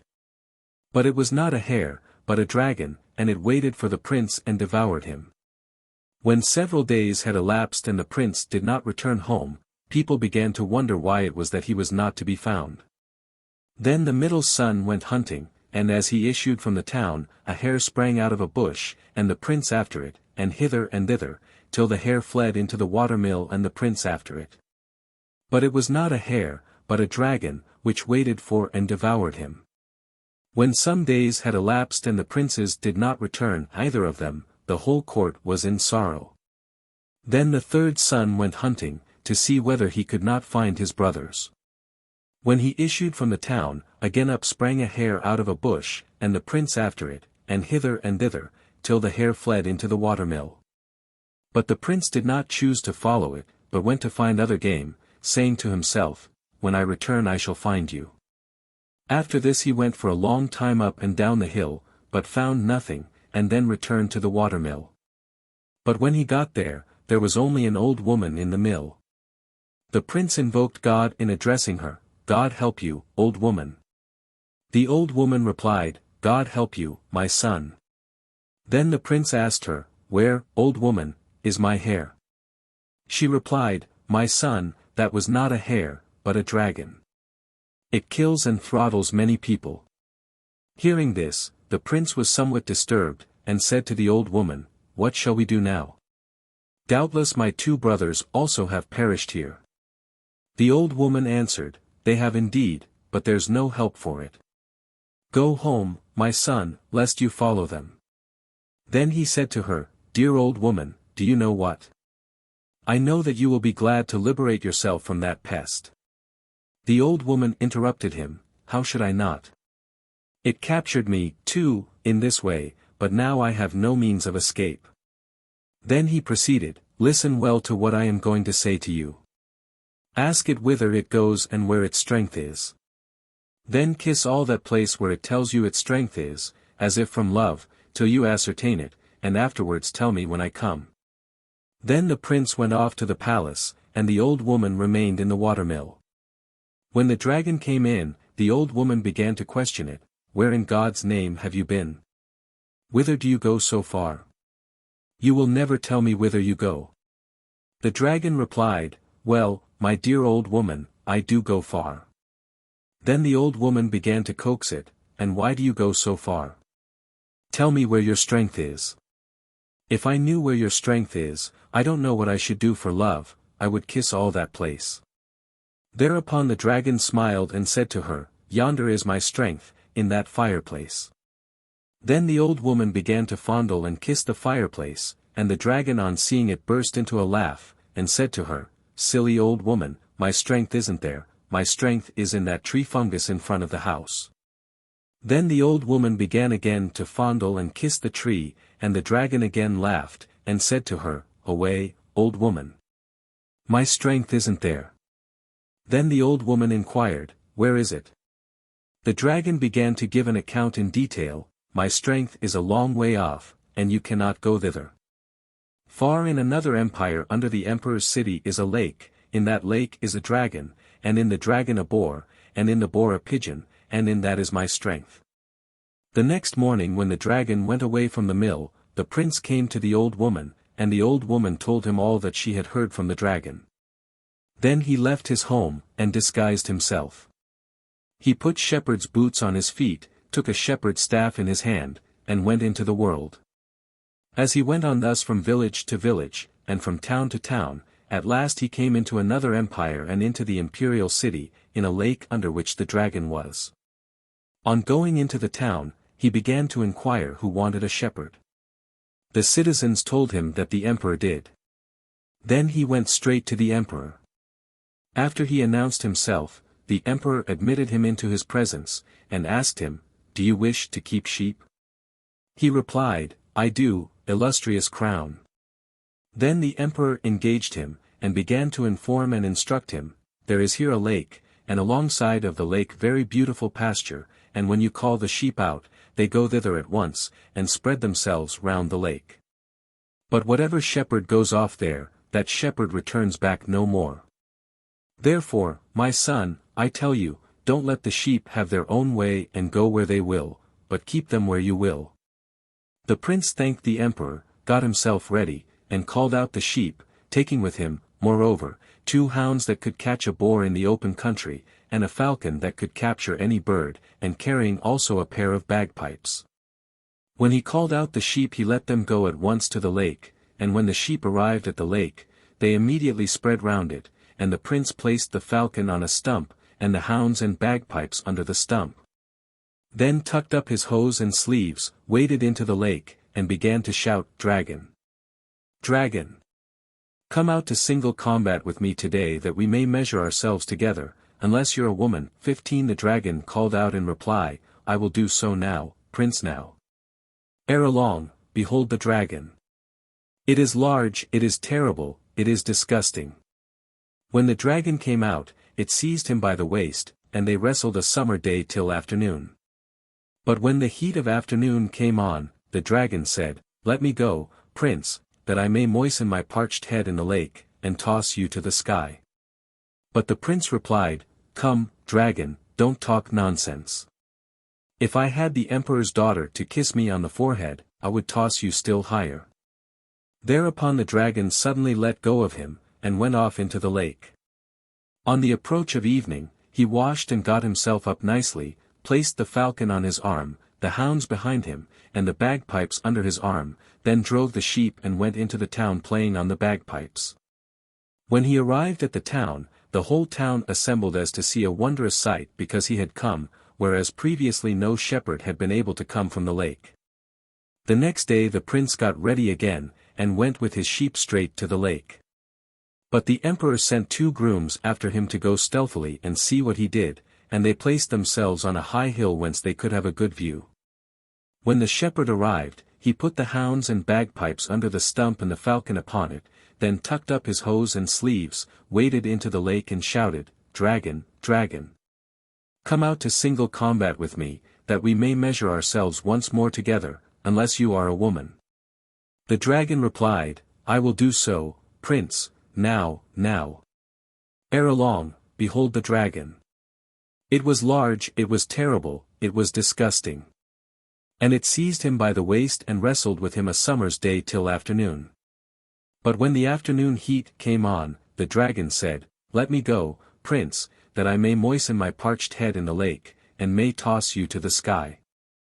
The prince replied, "Come, dragon, don't talk nonsense. If I had the emperor's daughter to kiss me on the forehead, I would toss you still higher." Thereupon the dragon suddenly left hold of him, and went off into the lake. When night approached, the prince drove the sheep as before, and went home playing the bagpipes. When he arrived at the town, the whole town was astir and began to wonder because the shepherd came home every evening, which no one had been able to do before. Those two grooms had already arrived at the palace before the prince, and related to the emperor in order everything that they had heard and seen. Now when the emperor saw that the shepherd returned home, he immediately summoned his daughter into his presence and told her all, what it was and how it was. But, said he, tomorrow you must go with the shepherd to the lake and kiss him on the forehead. When she heard this she burst into tears and began to entreat her father. You have no one but me, and I am your only daughter, and you don't care about me if I perish. Then the emperor began to persuade and encourage her, don't fear, my daughter. You see, we have had so many changes of shepherds, and of all that went out to the lake not one has returned, but he has been contending with the dragon for 2 whole days and it has done him no hurt. I assure you, in God's name, that he is able to overcome the dragon, only go tomorrow with him to see whether he will free us from this mischief which has destroyed so many people. When, on the morrow, the day dawned and the sun came forth, up rose the shepherd, up rose the maiden too, to begin to prepare for going to the lake. The shepherd was cheerful, more cheerful than ever, but the emperor's daughter was sad, and shed tears. The shepherd comforted her, Lady sister, I pray you, do not weep, but do what I tell you. When it is time, run up and kiss me, and fear not. As he went and drove the sheep, the shepherd was thoroughly cheery, and played a merry tune on his bagpipes. But the damsel did nothing but weep as she went beside him, and he several times left off playing and turned towards her, weep not, golden one, fear not. When they arrived at the lake, the sheep immediately spread round it, and the prince placed the falcon on the stump, and the hounds and bagpipes under it, then tucked up his hose and sleeves, waded into the water, and shouted, Dragon! Dragon! Come out to single combat with me, let us measure ourselves once more, unless you're a woman. The dragon replied, I will, prince, now. Ere long, there was the dragon. It was huge, it was terrible, it was disgusting. When it came out, they seized each other by the middle, and wrestled a summer's day till afternoon. But when the afternoon heat came on, the dragon said, Let me go, prince, that I may moisten my parched head in the lake, and toss you to the skies. The prince replied, Come, dragon, don't talk nonsense, if I had the emperor's daughter to kiss me on the forehead, I would toss you much higher. When he said this, the emperor's daughter ran up and kissed him on the face, on the eye, and on the forehead. Then he swung the dragon, and tossed it high into the air, and when it fell to the ground it burst into pieces. But as it burst into pieces, out of it sprang a wild boar, and started to run away. But the prince shouted to his shepherd dogs, Hold it! Don't let it go, and the dogs sprang up and after it, caught it, and soon tore it to pieces. But out of the boar flew a pigeon, and the prince loosed the falcon, and the falcon caught the pigeon and brought it into the prince's hands.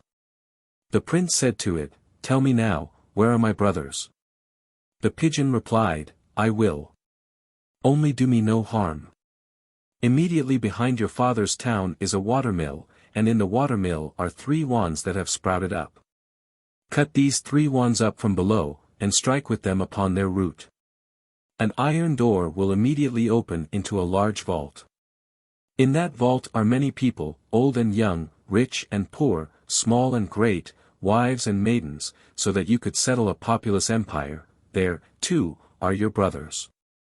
When the pigeon had told him all this, the prince immediately wrung its neck. The emperor had gone out in person, and posted himself on the hill from which the grooms had viewed the shepherd, and he, too, was a spectator of all that had taken place. After the shepherd had thus obtained the dragon's head, twilight began to approach. He washed himself nicely, took the falcon on his shoulder, the hounds behind him, and the bagpipes under his arm, played as he went, drove the sheep, and proceeded to the emperor's palace, with the damsel at his side still in terror. When they came to the town, all the town assembled as to see a wonder. The emperor, who had seen all his heroism from the hill, called him into his presence, and gave him his daughter, went immediately to church, had them married, and held a wedding festival for a week. After this the prince told him who and whence he was, and the emperor and the whole town rejoiced still more. Then, as the prince was urgent to go to his own home, the emperor gave him a large escort, and equipped him for the journey. When they were in the neighborhood of the water-mill, the prince halted his attendants, went inside, cut up the 3 wands, and struck the root with them, and the iron door opened at once. In the vault was a vast multitude of people. The prince ordered them to come out one by one, and go whither each would, and stood himself at the door. They came out thus one after another, and lo!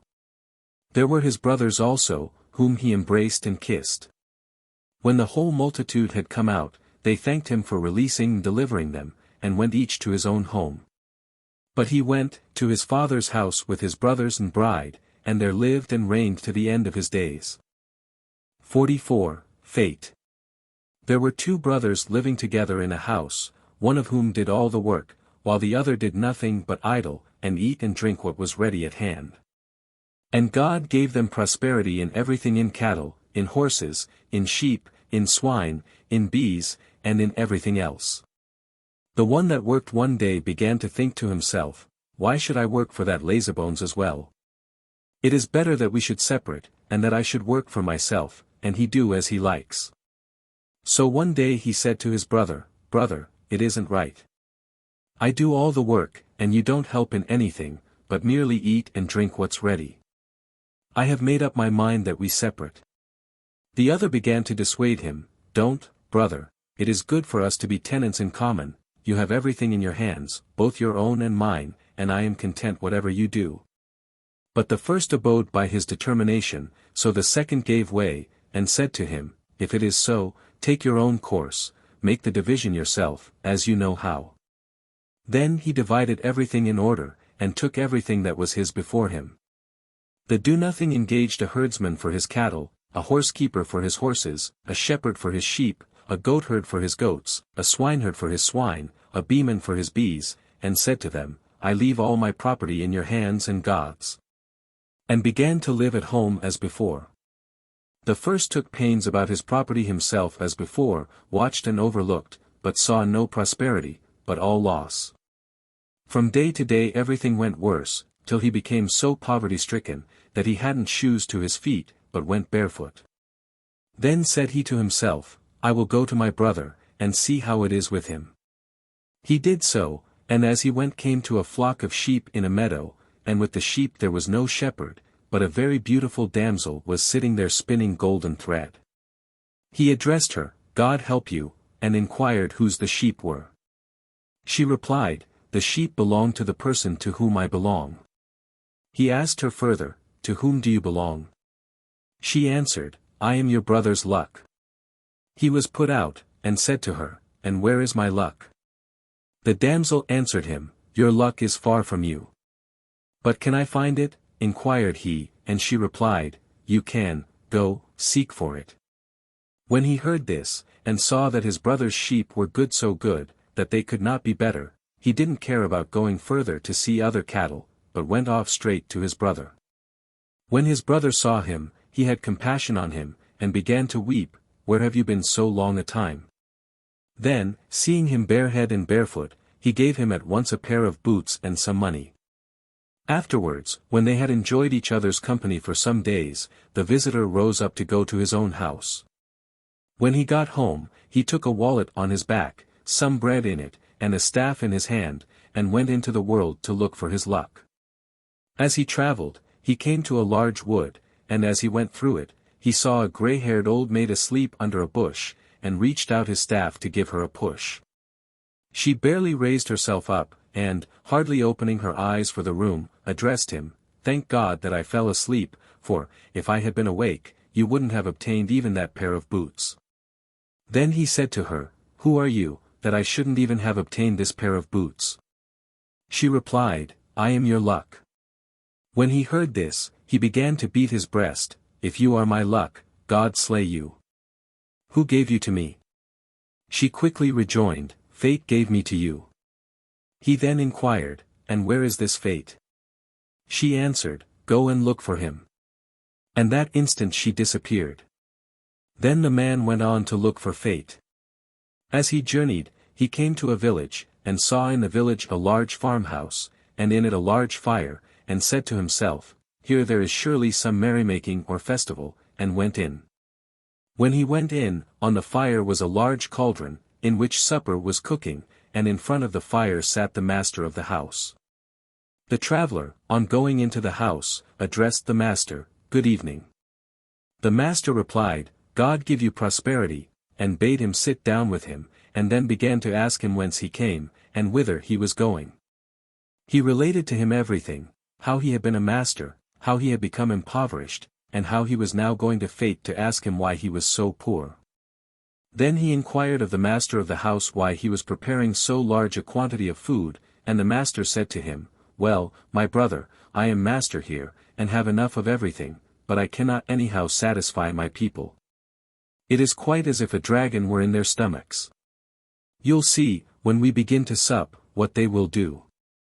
When they sat down to sup, everybody snatched and grabbed from everybody else, and that large cauldron of food was empty in no time. After supper, a maidservant came in, put all the bones in a heap, and threw them behind the stove.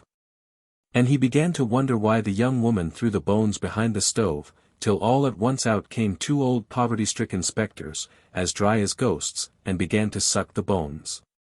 Then he asked the master of the house, "What's this, brother, behind the stove?" He replied, "Those, brother, are my father and mother, just as if they were fettered to this world, they will not quit it." The next day, at his departure, the master of the house said to him, "Brother, remember me, too, if anywhere you find Fate, and ask him what manner of misfortune it is that I cannot satisfy my people, and why my father and mother do not die."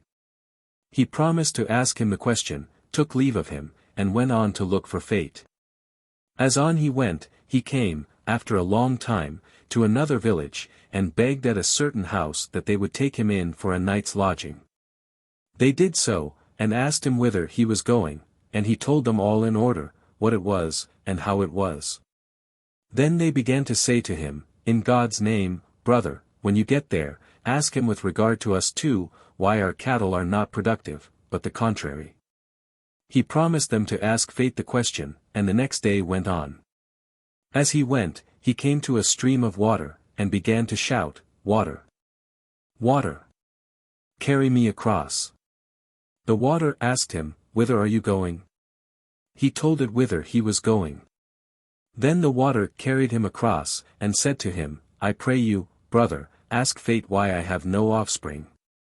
He promised the stream to ask the question, and then went on. He went on for a long time, and at last came to a wood, where he found a hermit, whom he asked whether he could tell him anything about Fate. The hermit answered, "Go over the hill yonder, and you will come right in front of his abode. But when you come into Fate's presence, do not say a word, but do exactly what he does, until he questions you himself."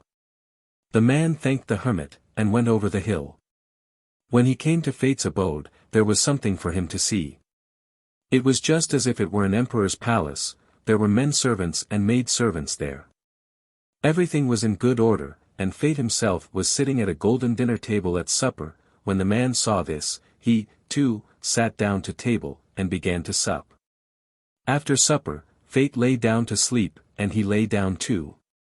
About midnight a terrible noise arose, and out of the noise a voice was heard, "Fate!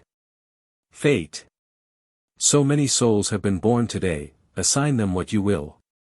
Then Fate arose, and opened a chest with money in it, and began to throw nothing but ducats behind him, saying, "As to me today, so to them for life."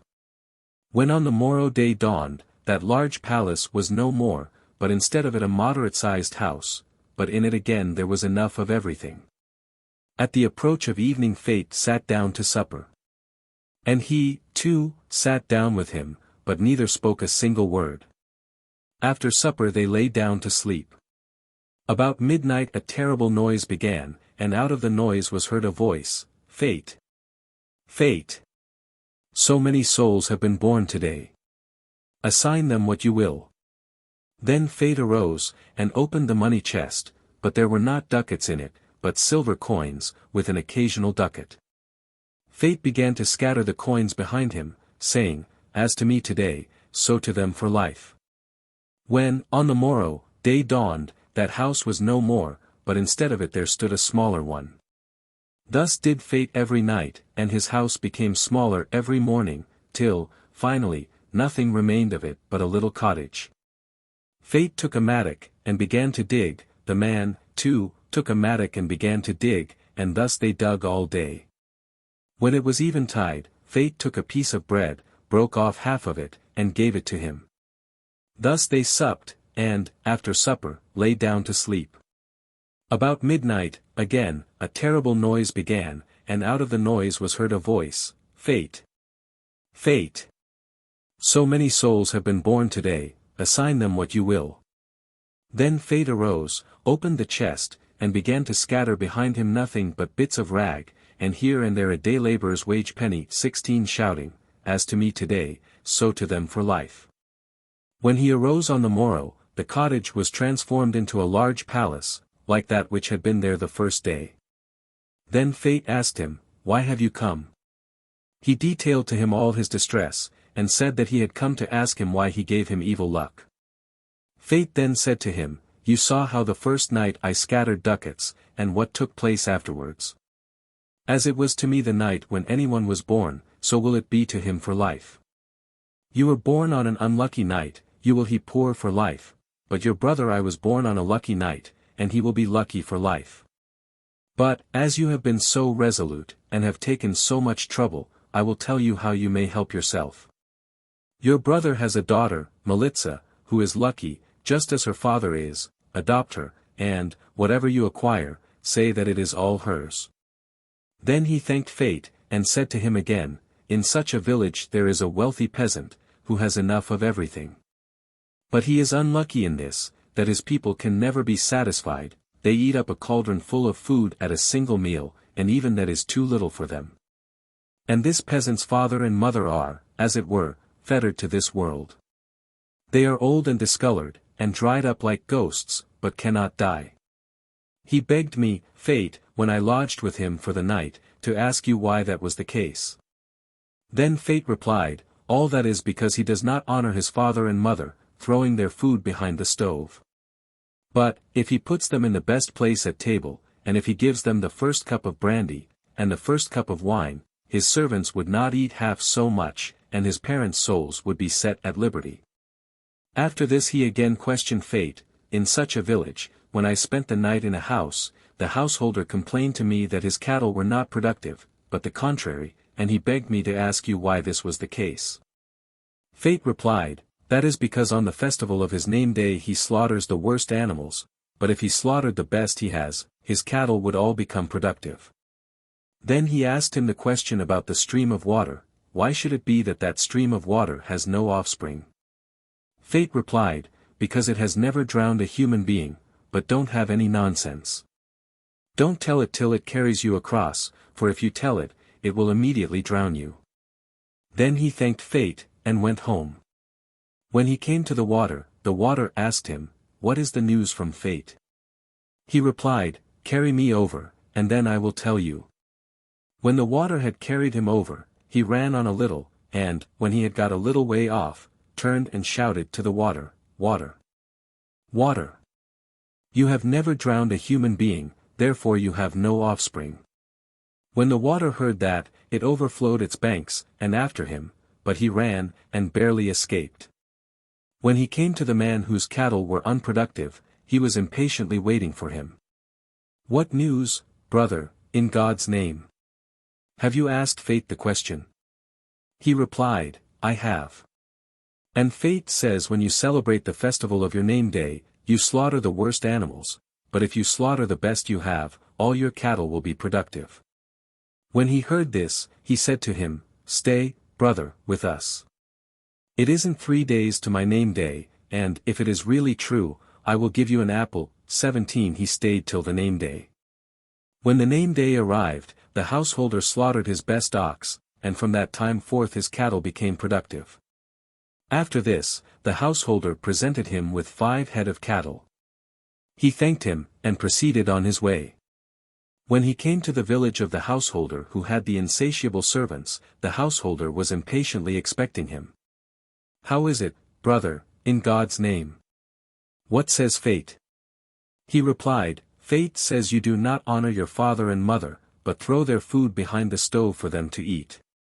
If you put them in the best place at table, and give them the first cup of brandy, and the first cup of wine, your people will not eat half as much, and your father and mother will be content." When the householder heard this, he told his wife, and she immediately washed and combed her father and mother-in-law, and put nice shoes on their feet. And, when evening came, the householder put them in the best place at table, and gave them the first cup of brandy and the first cup of wine. From that time forth the household could not eat half what they did before, and on the morrow both the father and the mother departed this life. Then the householder gave him 2 oxen, he thanked him, and went home. When he came to his place of abode, his acquaintances began to congratulate him, and ask him, "Whose are these cattle?" He replied to everybody, "Brother, they are my niece Militsa's." When he got home he immediately went off to his brother, and began to beg and pray him, "Give me, brother, your daughter Militsa to be my daughter. You see that I have no one." His brother replied, "It is good, brother, Militsa is yours." He took Militsa, and conducted her home, and afterwards acquired much, but said, with regard to everything, that it was Militsa's. Once he went out into the field to go round some rye, the rye was beautiful, it could not be better. Thereupon a traveller happened to come up, and asked him, "Whose is this rye?" He forgot himself, and said, "Mine." The moment he said that, the rye caught fire and began to burn. When he saw this, he ran after the man, "Stop, brother. It is not mine, it belongs to Militsa, my niece." Then the fire and the rye went out, and he remained lucky with Militsa. Serbian Stories from Bosnia.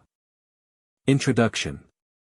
The Bosnian stories are not written in the Cyrillic, but in the Latin character. This indicates that the Christian inhabitants of Bosnia belong to the Latin rather than to the Greek Church.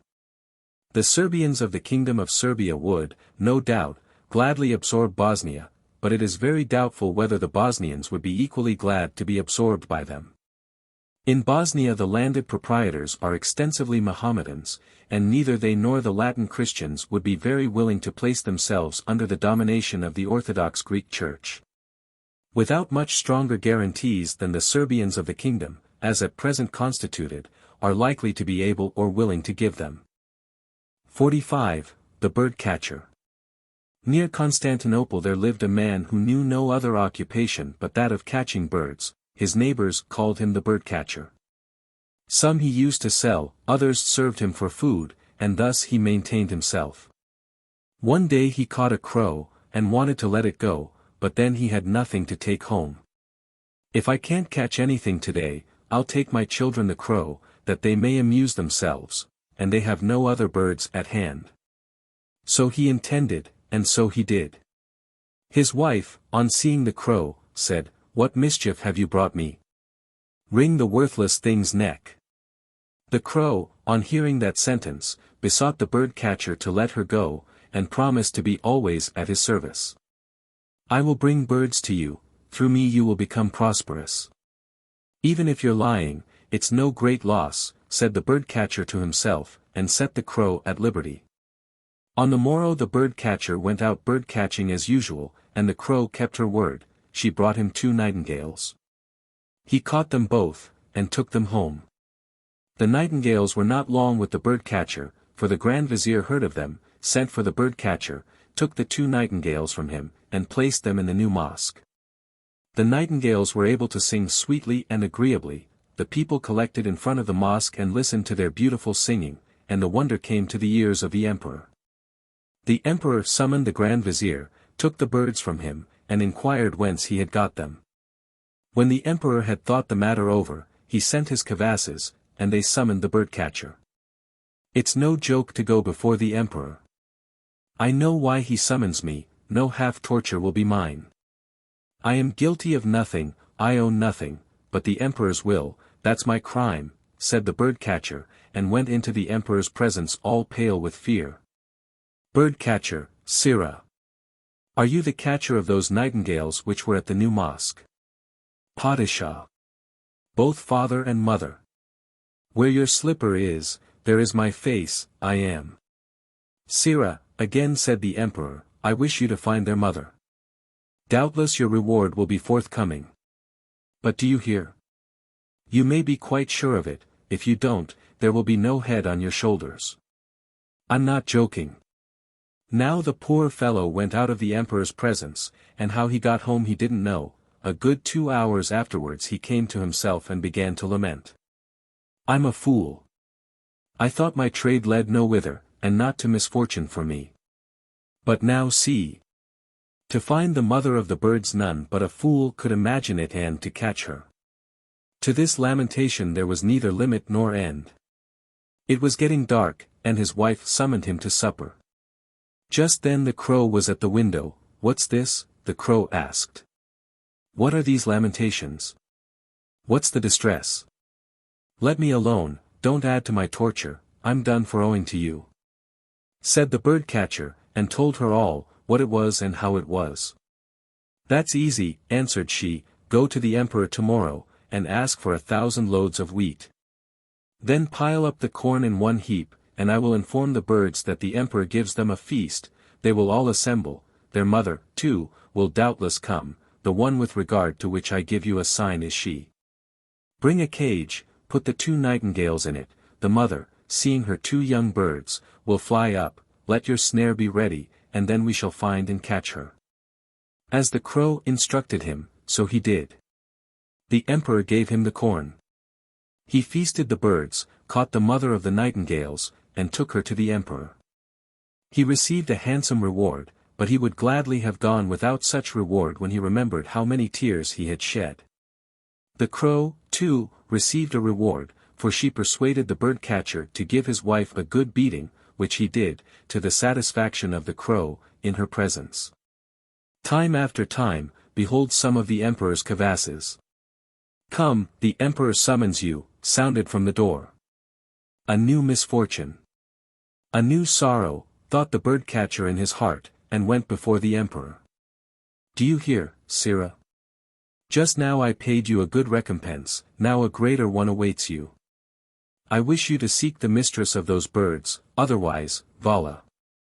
Bila. Your head will be in danger. Do you understand me?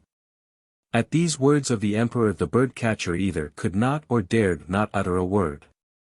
He shrugged his shoulders and went out of his presence. As he went home he talked to himself weeping, I see that he is determined to destroy me, and some devil has put it into his head to torture me first. On arriving at home he found his crow at the window. Has some misfortune again occurred to you? Don't ask, replied the bird-catcher, one still blacker and more miserable, and told her all in detail, what it was and how it was. Don't trouble your head much about that, said the crow. Be quick, ask the emperor for a boat full of all manner of wares. Then we will push off on the deep sea. When people hear that the emperor's agent is bringing wares, the people will assemble, and that lady is sure to come, the one on which I perch is she, up anchor and off with the boat. This the bird-catcher remembered well. What he asked of the emperor, that he gave him, and he pushed the boat over the sea, his bringing wares for sale went from mouth to mouth, people came and purchased the wares. At last came the mistress of the birds also, and began to examine the wares, the crow perched on her shoulder, the anchor was raised, and in a short time the bird-catcher brought the boat to under the emperor's quay. When the bird-catcher brought her before the emperor was astounded. He didn't know which to admire most, the bird-catcher's cleverness or her beauty. Her beauty overpowered the emperor's mind. He rewarded the bird-catcher handsomely, and placed the sultana in his house. You are the dearest to me of all, said the emperor several times to her, if I were to banish all the sultanas, you should never go out of my seraglio. The bird-catcher was again in evil case. The new sultana was in a perpetual state of irritation, for it was poor luck to be obliged to be affectionate to an elderly Longbeard. The emperor comforted her, and asked her what failed her, when she had everything in abundance with him. A woman's revenge is worse than a cat's. Not daring to tell the emperor the truth, she wanted to revenge herself on the poor bird-catcher. "Dear Padishah, I had a valuable ring on my hand when that bird-catcher deluded me into the boat, and pushed it from the shore. I began to wring my hands in distress, the ring broke, and one half fell into the sea, just where it was my hap to be. But, dear Sultan, if I am a little dear to you, send that bird-catcher, let him seek that half for me, that I may unite it to this one." "All shall be done," said the emperor, and the Kavasses soon brought the bird-catcher. "My son," said the emperor, "if you do not intend to lose my love and favor, hearken to me once more. At the place where you captured that lady, she broke a ring, it fell into the sea. I know that you can do so find her that half. Your reward will not fail, otherwise, you know." When the poor fellow got home, a fit of laughter seized him from distress. "I knew that the devil was teaching him how to torment and torture me before he put me to death. If hell were to open, all the devils wouldn't find it." "What's the matter, friend?" said the crow. "Till now you were weeping and complaining, and now in a rage you are laughing." He told her all what it was, and how it was. "Don't fret yourself," continued the crow. "Have you given your wife a good thrashing? I wish you to give her a good hiding again, when we go down to the sea. And now come, ask the emperor for 1,000 barrels of oil." The emperor had stores of oil and felt, he gave him as much as he required. Everybody thought that he was going to trade with the oil. When he arrived at the place where he captured the young lady, the crow gave the word of command, and they poured out all the oil into the sea.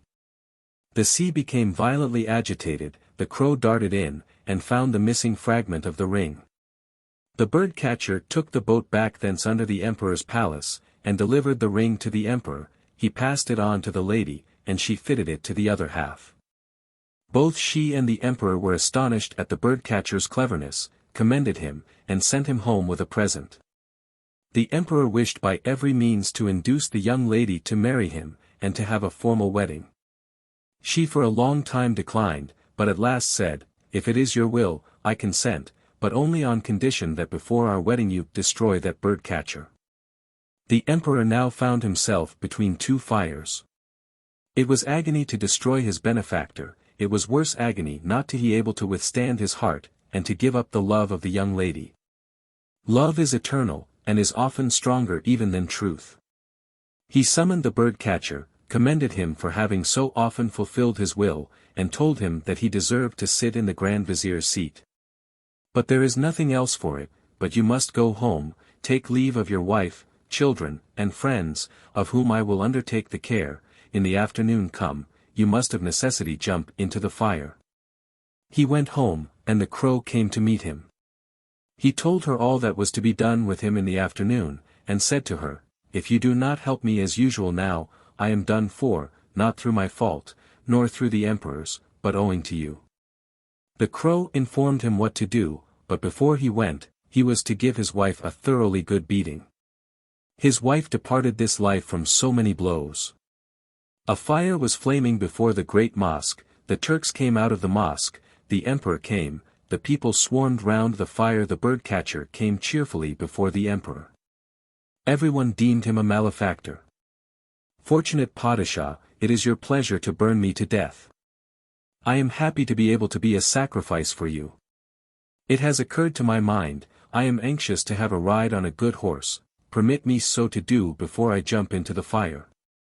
The emperor smiled, and ordered his best horse to be brought for him. He mounted, and made the horse gallop well. When the horse sweated, he dismounted, anointed himself with the horse's foam, remounted, darted up to the fire, then dismounted, and darted into the fire. The people looked on. 5 times, 6 times did he cross the flames, sprang out of the fire, and stood before the emperor as a youth of 20 years of age, sound, young, goodly, and handsome. The people cried, "Mercy, Emperor! He has fulfilled his penalty."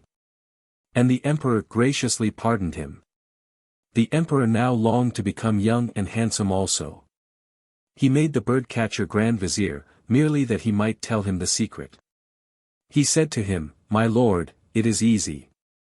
Take a good horse, gallop about an hour as I did, dismount when the horse sweats, anoint yourself with his perspiration, jump into the fire, and you will come out such as I am. Friday dawned, the emperor's best horse was saddled for him. Everybody thought that he was going to the mosque. A fire was burning furiously in front of the mosque. The people said, "There's somebody going to jump in again," and they were under no delusion. The emperor darted up to the fire all alone, the people looked on to see what was going to happen. The emperor dismounted with great speed, and sprang into the fire. The people crowded to rescue the emperor. 'Twas all in vain. The emperor was burned to death. He was crazy, shouted the chief men and soldiers. They conducted the bird-catcher into the mosque, and girt him with the emperor's sword. Then the bird-catcher became emperor, the damsel he selected sultana, and the crow the chief lady at court. 46. The Two Brothers. There was a man who had a wife but no sons, a female hound but no puppies, and a mare but no foal. "What in the world shall I do?" said he to himself. "Come, let me go away from home to seek my fortune in the world, as I haven't any at home." As he thought, so he did, and went out by himself into the white world as a bee from flower to flower. One day, when it was about dinner time, he came to a spring, took down his knapsack, took out his provisions for the journey, and began to eat his dinner. Just then a traveler appeared in front of him, and sat down beside the spring to rest. He invited him to sit down by him that they might eat together. When they had inquired after each other's health and shaken hands, then the second corner asked the first on what business he was traveling about the world. He said to him, "I have no luck at home, therefore I am going from home, my wife has no children, my hound has no puppies, and my mare has never had a foal, I am going about the white world as a bee from flower to flower." When they had had a good dinner, and got up to travel further, then the one who had arrived last thanked the first for his dinner, and offered him an apple, saying, "Here is this apple for you." If I am not mistaken it was a Frederick Pippin, and return home at once. "Peel the apple and give the peel to your hound and mare, cut the apple in two, give half to your wife to eat, and eat the other half yourself. What has hitherto been unproductive will henceforth be productive. And as for the two pips which you will find in the apple, plant them on the top of your house." The man thanked him for the apple, they rose up and parted, the one going onwards and the other back to his house. He peeled the apple and did everything as the other had instructed him. As time went on his wife became the mother of 2 sons, his hound of 2 puppies, and his mare of 2 foals, and, moreover, out of the house grew 2 apple trees. While the 2 brothers were growing up, the young horses grew up, and the hounds became fit for hunting. After a short time the father and mother died, and the 2 sons, being now left alone like a tree cut down on a hill, agreed to go out into the world to seek their fortune. Even so they did, each brother took a horse and a hound, they cut down the 2 apple trees, and made themselves a spear apiece, and went out into the wide world. I can't tell you for certain how many days they traveled together. This I do know, that at the first parting of the road they separated. Here they saw it written up, "If you go by the upper road you will not see the world for 5 years, if you go by the lower road, you will not see the world for 3 years." Here they parted, one going by the upper and the other by the lower road. The one that went by the lower road, after 3 years of traveling through another world, came to a lake, beside which there was written on a post, "If you go in, you will repent it, if you don't go in, you will repent it." If it is so, thought he to himself, let me take whatever God gives, and swam across the lake. And lo! A wonder! He, his horse, and his hound were all gilded with gold. After this he speedily arrived at a very large and spacious city. He went up to the emperor's palace and inquired for an inn where he might pass the night. They told him, "Up there, yon large tower, that was an inn." In front of this tower he dismounted.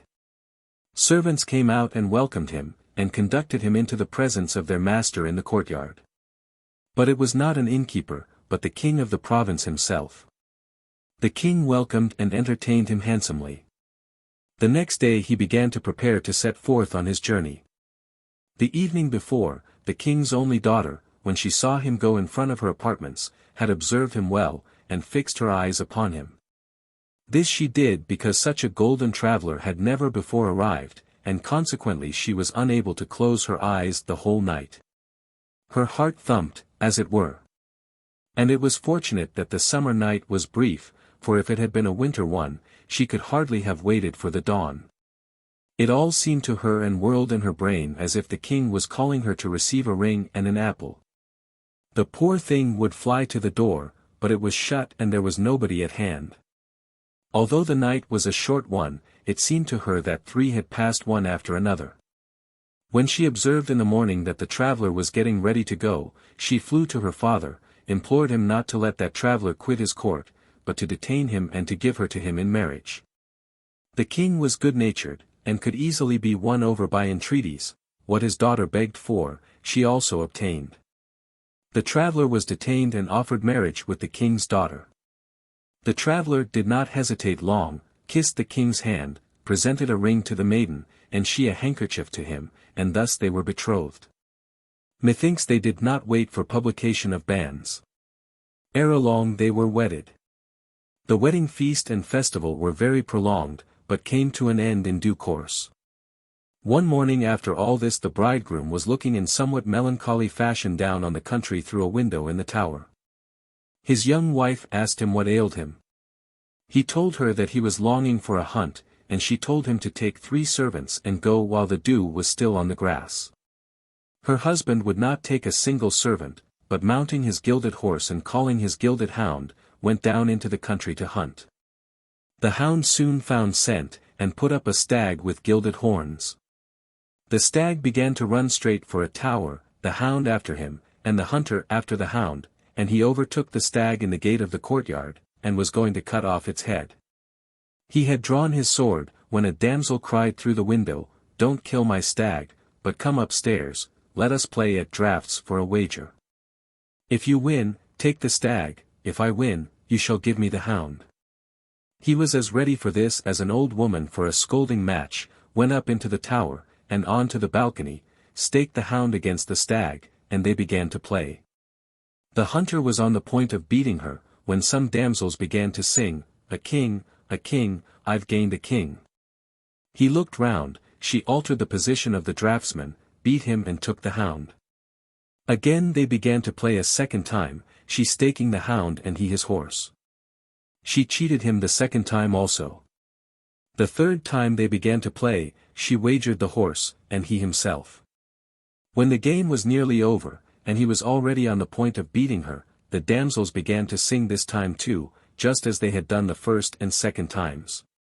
He looked round, she cheated and beat him, took a cord, bound him, and put him in a dungeon.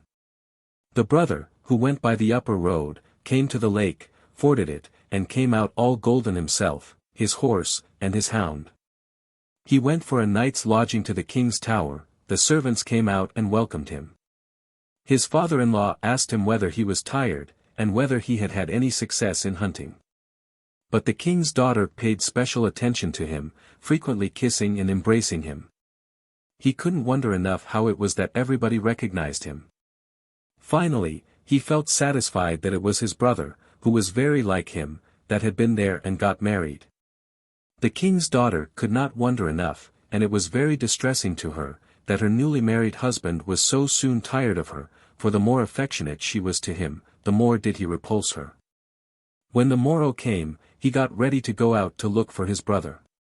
The king, his daughter, and all the courtiers, begged him to take a rest. "Why," said they to him, "you only returned yesterday from hunting, and do you want to go again so soon?" All was in vain, he refused to take the 30 servants whom they offered him, but went down into the country by himself. When he was in the midst of the country, his hound put up a stag, and he after them on his horse, and drove it up to a tower. He raised his sword to kill the stag, but a damsel cried through a window, "Don't meddle with my stag, but come upstairs that we may have a game at draughts, then let the one that wins take off the stakes, either you my hound, or I yours." When he went into the basement, in it was a hound and a horse. The hounds and horses recognized each other and he felt sure that his brother had fallen into prison there. They began the game at draughts, and when the damsel saw that he was going to beat her, some damsels began to sing behind them, "A king! A king!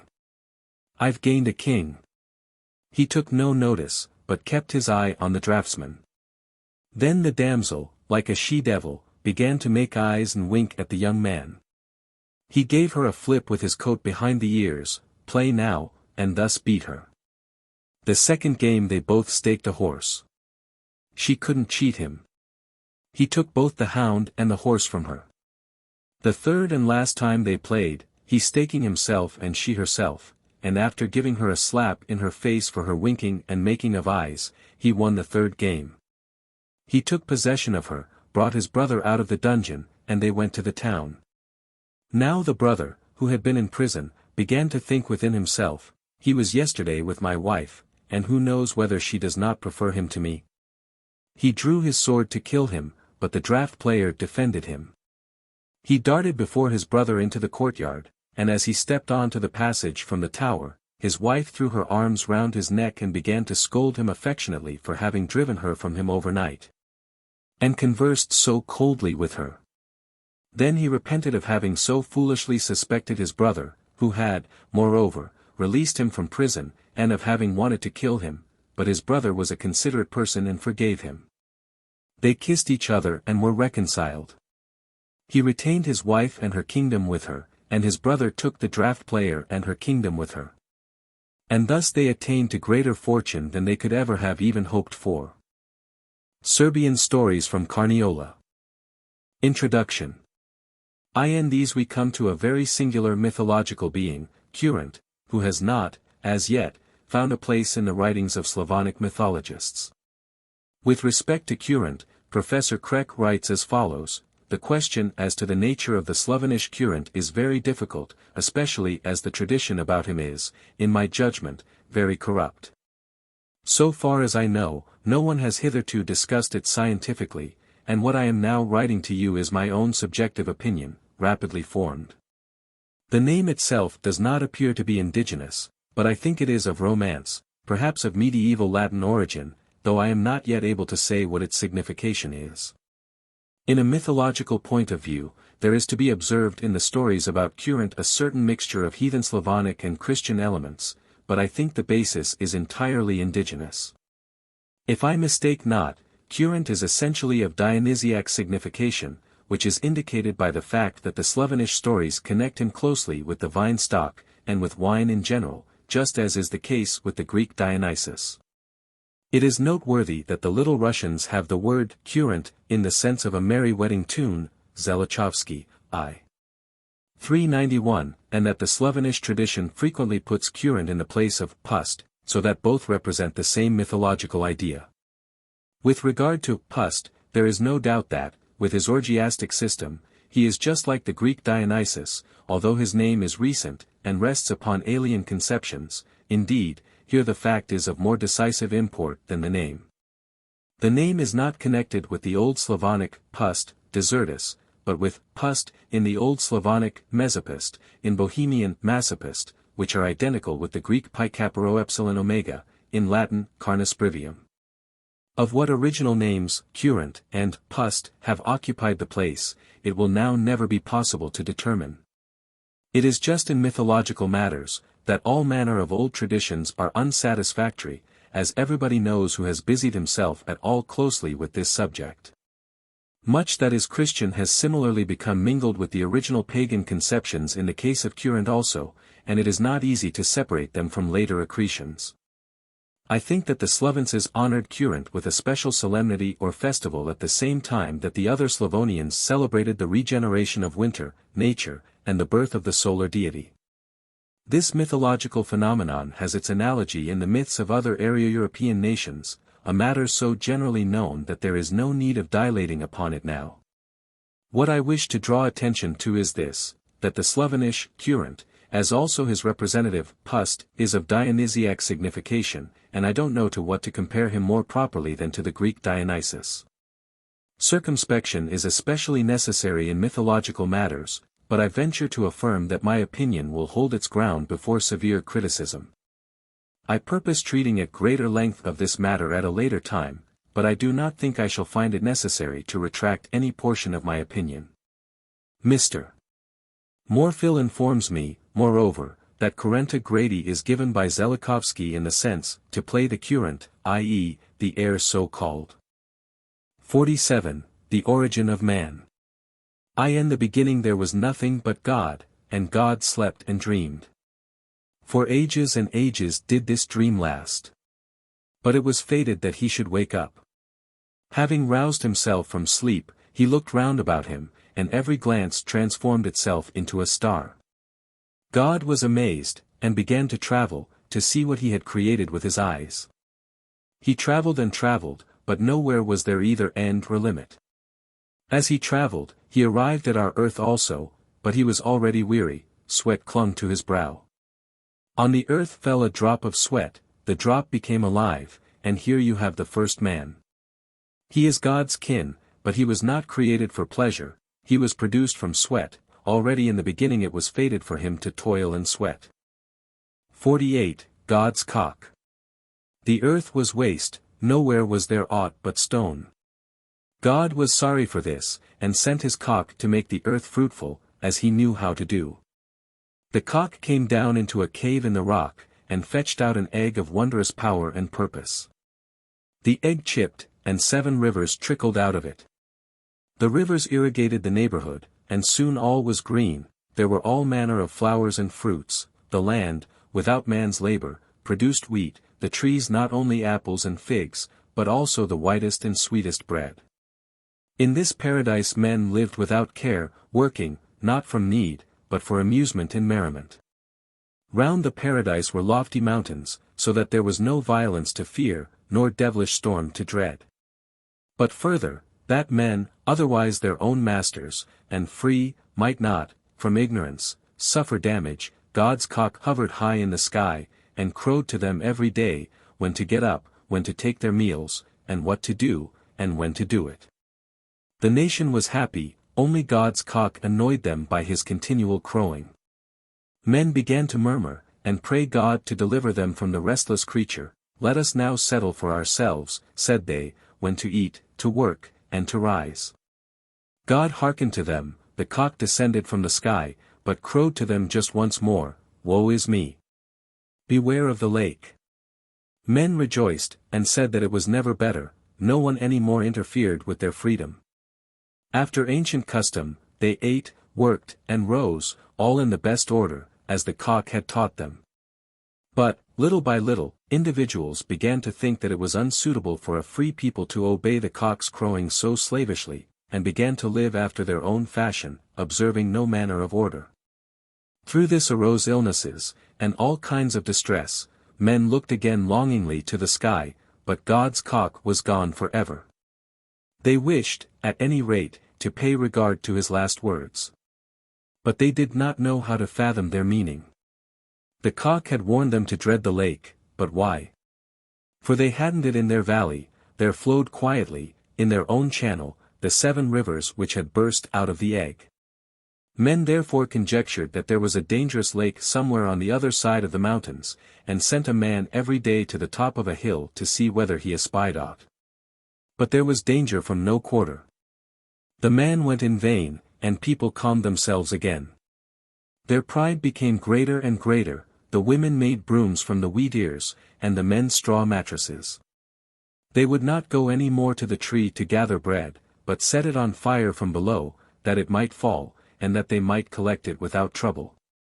When they had eaten their fill, they lay down by the rivers, conversed, and spoke all manner of blasphemies.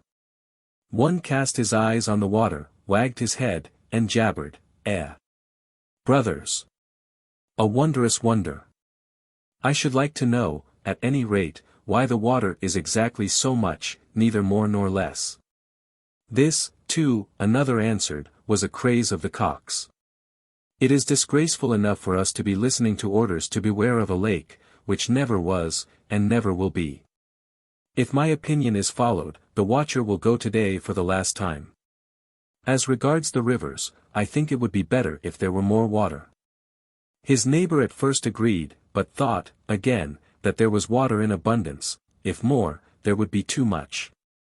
A corpulent fellow put in energetically that undoubtedly both were right. It would, therefore, be the most sensible thing to break the egg up, and drive just as much water as was wanted into each man's land, and there was certainly no need of a watchman to look out for the lake. Scarcely had these sentiments been delivered, when an outcry arose in the valley, all rushed to the egg to break it to pieces, all men deplored nothing but this, that the disgraceful lookout could not be put a stop to before the morrow.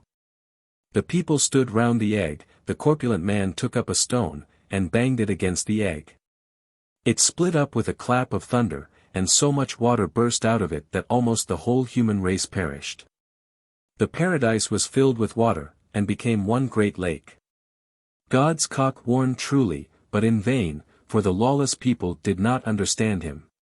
The flood now reached the highest mountains, just to the place where the watchman was standing, who was the only survivor from the destruction of mankind. Seeing the increasing waters, he began to flee. 49. Kurent the Preserver. Mankind perished by the flood, and there was only one who survived, and this was Kraljevitch. Kraljevitch fled higher and higher, till the water flooded the last mountain. The poor wretch saw how the pines and shrubs were covered, one vine, and one only, was still dry. To it he fled, and quickly seized hold of it, not from necessity, but from excessive terror, but how could it help him, being so slender and weak? Kurent observed this, for the vine was his stick, when he walked through the wide world. It was agreeable to him that man should be thought to seek help from him. It is true that Kurent was a great joker. But he was also of a kindly nature, and was always glad to deliver anyone from distress. Hearing Kraljevitch lamenting, he straightened the vine, his stick, and lengthened it more and more, till it became higher than the clouds. After 9 years the flood ceased, and the earth became dry again. But Kraljevitch preserved himself by hanging on the vine, and nourishing himself by its grapes and wine. When all became dry, he got down, and thanked Kurent as his preserver. But this didn't please Kurent. "It was the vine that rescued you," said he to Kraljevitch. "Thank the vine, and make a covenant with it, and bind yourself and your posterity, under a curse, that you will always speak its praises and love its wine more than any other food and drink." Very willingly did the grateful Kraljevitch make the engagement for both himself and his posterity, and to this day his descendants still keep faith, according to his promise, loving wine above all things, and joyfully commemorating Kurent, their ancient benefactor. 50. Kurent and Man.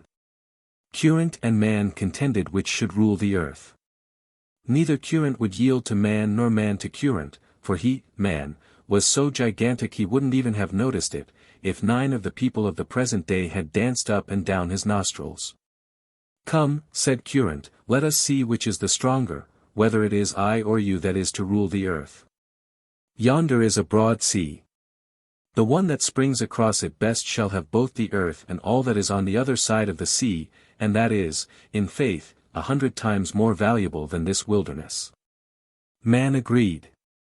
Kurent took off his coat and jumped across the sea, so that just 1 foot was wetted when he sprang on to dry land. Now he began to jeer at the man. But the man held his tongue, didn't get out of temper, neither did he take off his coat, but stepped without effort and quite easily over the sea, as over a brook, and came on to dry land without even wetting a foot. "I'm the stronger," said man to Kurent, "see how my foot is dry and yours is wet." "The first time you have overcome me," answered Kurent, "yours are the plains, yours is the sea, and what is beyond the sea. But that isn't all the earth, there is also some beneath us and above us. Come, then, let us see a second time which is the stronger." Kurent stood on a hollow rock and stamped on it with his foot, so that it burst with a noise like thunder, and split in pieces. The rock broke up, and a cavern was seen where dragons were brooding. Now the man also stamped, and the earth quaked and broke up right to the bottom, just where pure gold flowed like a broad river, and the dragons fell down and were drowned in the river. "This trial, too, is yours," said Kurent. "But I don't acknowledge you emperor till you overpower me in a third fierce contest. Yonder is a very lofty mountain. It rises above the clouds, it reaches to the celestial table, where the cock sits and watches God's provisions. Now, then, take you an arrow and shoot, and so will I. The one which shoots highest is the stronger, and his is the earth, and all that is beneath and above it. Kurent shot, and his arrow wasn't back for 8 days.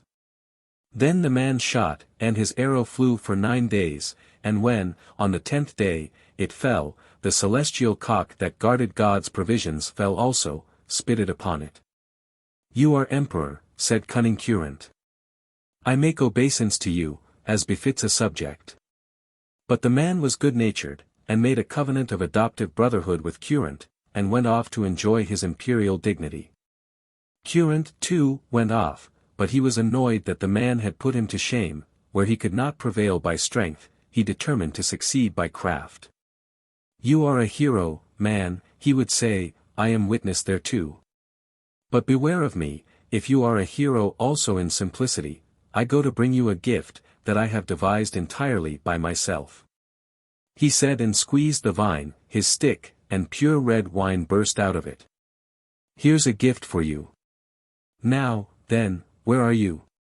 He found the man on the earth the other side of the sea, where he was enjoying a bowl of sweet stirabout. What are you doing, my lord? Said Kurent. I've mixed a bowl of stirabout from white wheat and red fruit, and, see, here I am eating it and drinking water. My poor lord! You are emperor of the world and drinking water.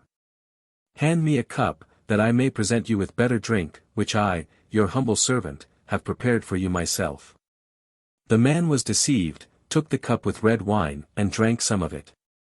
Thank you, adopted brother. You are very kind, but your drink is not. Kurent was disgusted, went off again, and thought how to cheat the man.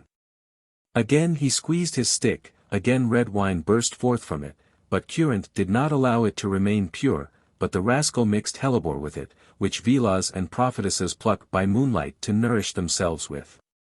A second time he went in search of the man, and found him at the bottom of the earth, where the pure gold was flowing like a broad river. What are you doing, my lord? Asked Kurent. I am getting myself a golden shirt, and I am tired and very thirsty, but there's no water here, and it's a long way to the world 7 years' journey. I am at your service, said Kurent, here's a cup of wine for you. Better never saw the red sun. The man was deceived, took it and drank it up. Thank you, Kurent, you are good, and your drink is good, too. Kurent was going to pour him out a fresh cupful, but the man would not allow it, for his nature was still sober and sensible. Kurent was disgusted, and went off to see whether he could not devise something better. For the third time he squeezed his stick, wine burst out more strongly, but this time it did not remain pure nor without sin.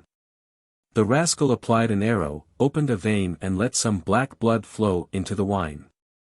Again he went in search of the man, and found him on the high mountain at God's table, where he was feasting on roast meat, which had not been roasted for him, but for God himself.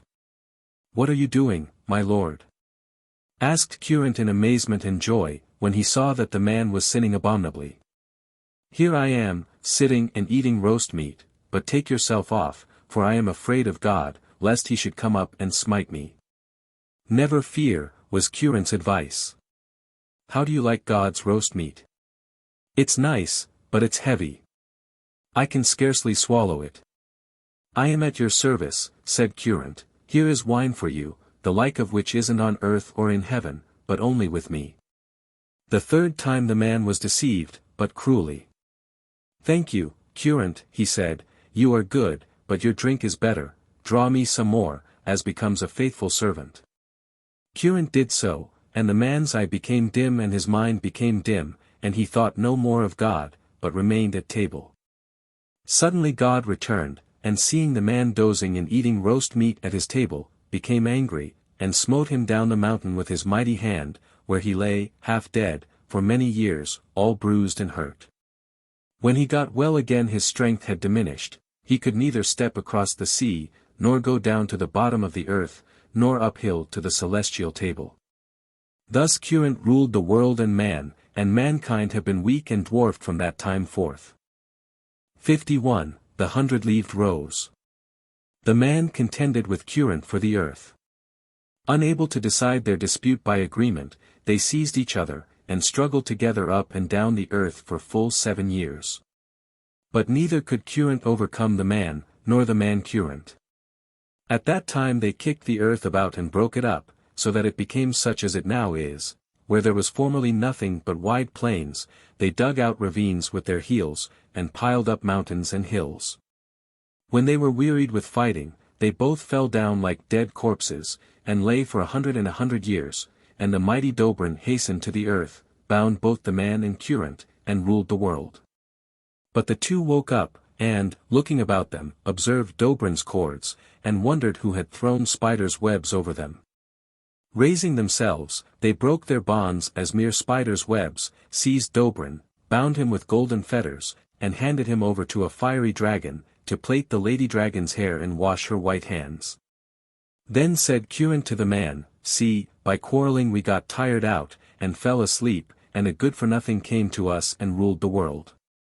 We have handed him over to the fiery dragon, but if we contend as before, a stronger than Dobrin will come to us, and will conquer both me and you, and we shall suffer like silly Dobrin. But let us give up disputing. You are a hero, and I think I am, too. The hills and abysses are our witnesses, when they crashed under our heels. Hear, therefore, and follow my advice. I have a garden, and in my garden is a mysterious plant, the 100-leaved rose. By the root it is attached to the bottom of the earth, imprisoning a terrible creature, the living fire. In vain does the creature endeavor to release and free itself from its bonds, the roots. But woe to us, if you pull up the 100-leaved rose out of the earth. The creature, living fire, would force its way through, and the earth, and all that is in it, would become nothing but a mighty desert where the water has dried up. Such is the root of the 100-leaved rose. But don't seize hold of its top, either. It is in your power to pull it off. It is neither too strong nor lofty, but it conceals within it wondrous powers, lightning and thunder. They would knock to pieces both you and the earth, and all that is beneath it and above it. The 100-leaved rose would alone remain. But 100 of God's years would elapse before a new earth grew up around it, and a living race was again produced. Such is the garden of the 100-leaved rose. But it also possesses extraordinary petals. I have often sat a day at a time under them, and the petals would comfort me, and sing songs sweeter than even the slender throat of a vela singing ever uttered. But from the petals there is no danger. Pluck them, and next morning they will sprout forth handsomer than ever. But up to the present time I have not injured them, but have noticed in the night, how they fell and raised themselves again. And I easily understood how the stars and the moon go round, for all came up in the sky just like the petals of the 100-leaved rose. Come, then, let us ask the wondrous plant, and then make peace together. The first petal is yours, the second mine, the third belongs to neither of us, and so on till we pluck all the petals. Let him who pulls off the last petal be ruler on the earth, but not forever, for that would be a disgrace to a hero. But for one of God's hours, 100 terrestrial years. And when the hour passes, let that one rule again to whom that luck does not fall the first time, whether it be I or you, so that we may arrange to succeed each other in a friendly manner without dispute and dangerous discord. But the beginning is difficult. Let us have no suspicion, either I as to you, or you as to me, but let all be of goodwill, and without trickery. Let us ask the 100-leaved rose, with whom there is no unrighteousness. The man agreed to what Kurent said. One hero trusted the other. They went off to the garden, and asked the 100-leaved rose. The man pulled a petal, Kurent pulled one, and the third petal remained unowned. I am yours, you are mine, each is his own. I am yours, you are mine, each is his own, so said both heroes, as they pulled the mysterious petals. But it was not the will of the 100-leaved rose that one autocrat should rule the earth. There were still 3 petals, the first belonging to the man, the second to Kurent, and the third to neither, and this was the only one remaining on the 100-leaved rose. Kurent and the man saw that it was not destined for either to rule or to humble himself.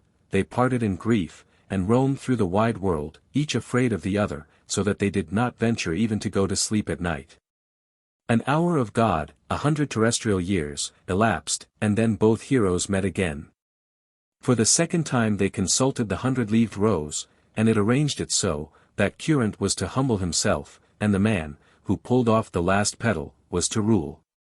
The hero humbled himself to him, but the man did not know how to rule, but allowed himself to be deluded, and lay down on a plain to rest and sleep.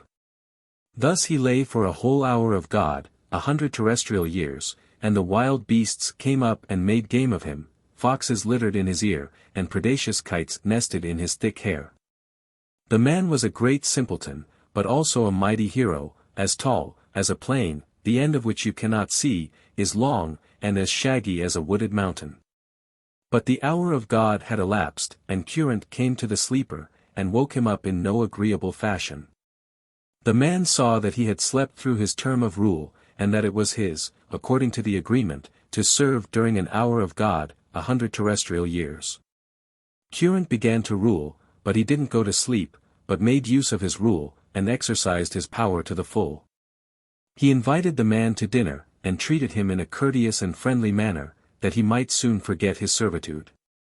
Kurent kept this in view, and drew him a cup of wine straight from his own vineyard. The simpleton was tricked, and drank it up, but it tasted sour to him, so he grumbled, "Bad drink at a bad host's." Kurent did not get angry at this, but drew him a second cup of old red wine, "Drink, and don't find fault with what is God's." The second time the man was tricked and drank it up. It did not taste sour to him, but he said, "Wondrous drink at a wondrous host's." Kurent drew him a third cup, of wonderful wine, which the first planted, yielded, of the first autumn in the first created year. The third time the man was tricked, but forever. After drinking it up, he threw his arms round Kurent's neck, and cried out, "Oh, good drink at a good host's. Treat me with this wine, and rule both my body and soul, not only for 1 hour of God, but from henceforth for evermore." Kurent was delighted, and plied the man with sweet wine, and the man drank, and cried without ceasing, that he had no need of freedom so long as there was wine to be had with Kurent. Kurent laughed at him, seeing how the man's powers had decayed through wine, and that nobody could any more contend with him for the sovereignty of the earth. Croatian Stories. Introduction. The Croats are believed to take their name from their former abode in the ancient Croatia, north of the Carpathian Mountains, whose name retains the same root, crb, or p.t. Among them we meet with a wonderful hero, Marko, no. 52, the account of whose Buzdovan, or mace, the southern representative of Thor's hammer, may be compared with Little Rolling-Pea's Bulava, number 22, and that of Ivan Popyalov, Ralston, page 66.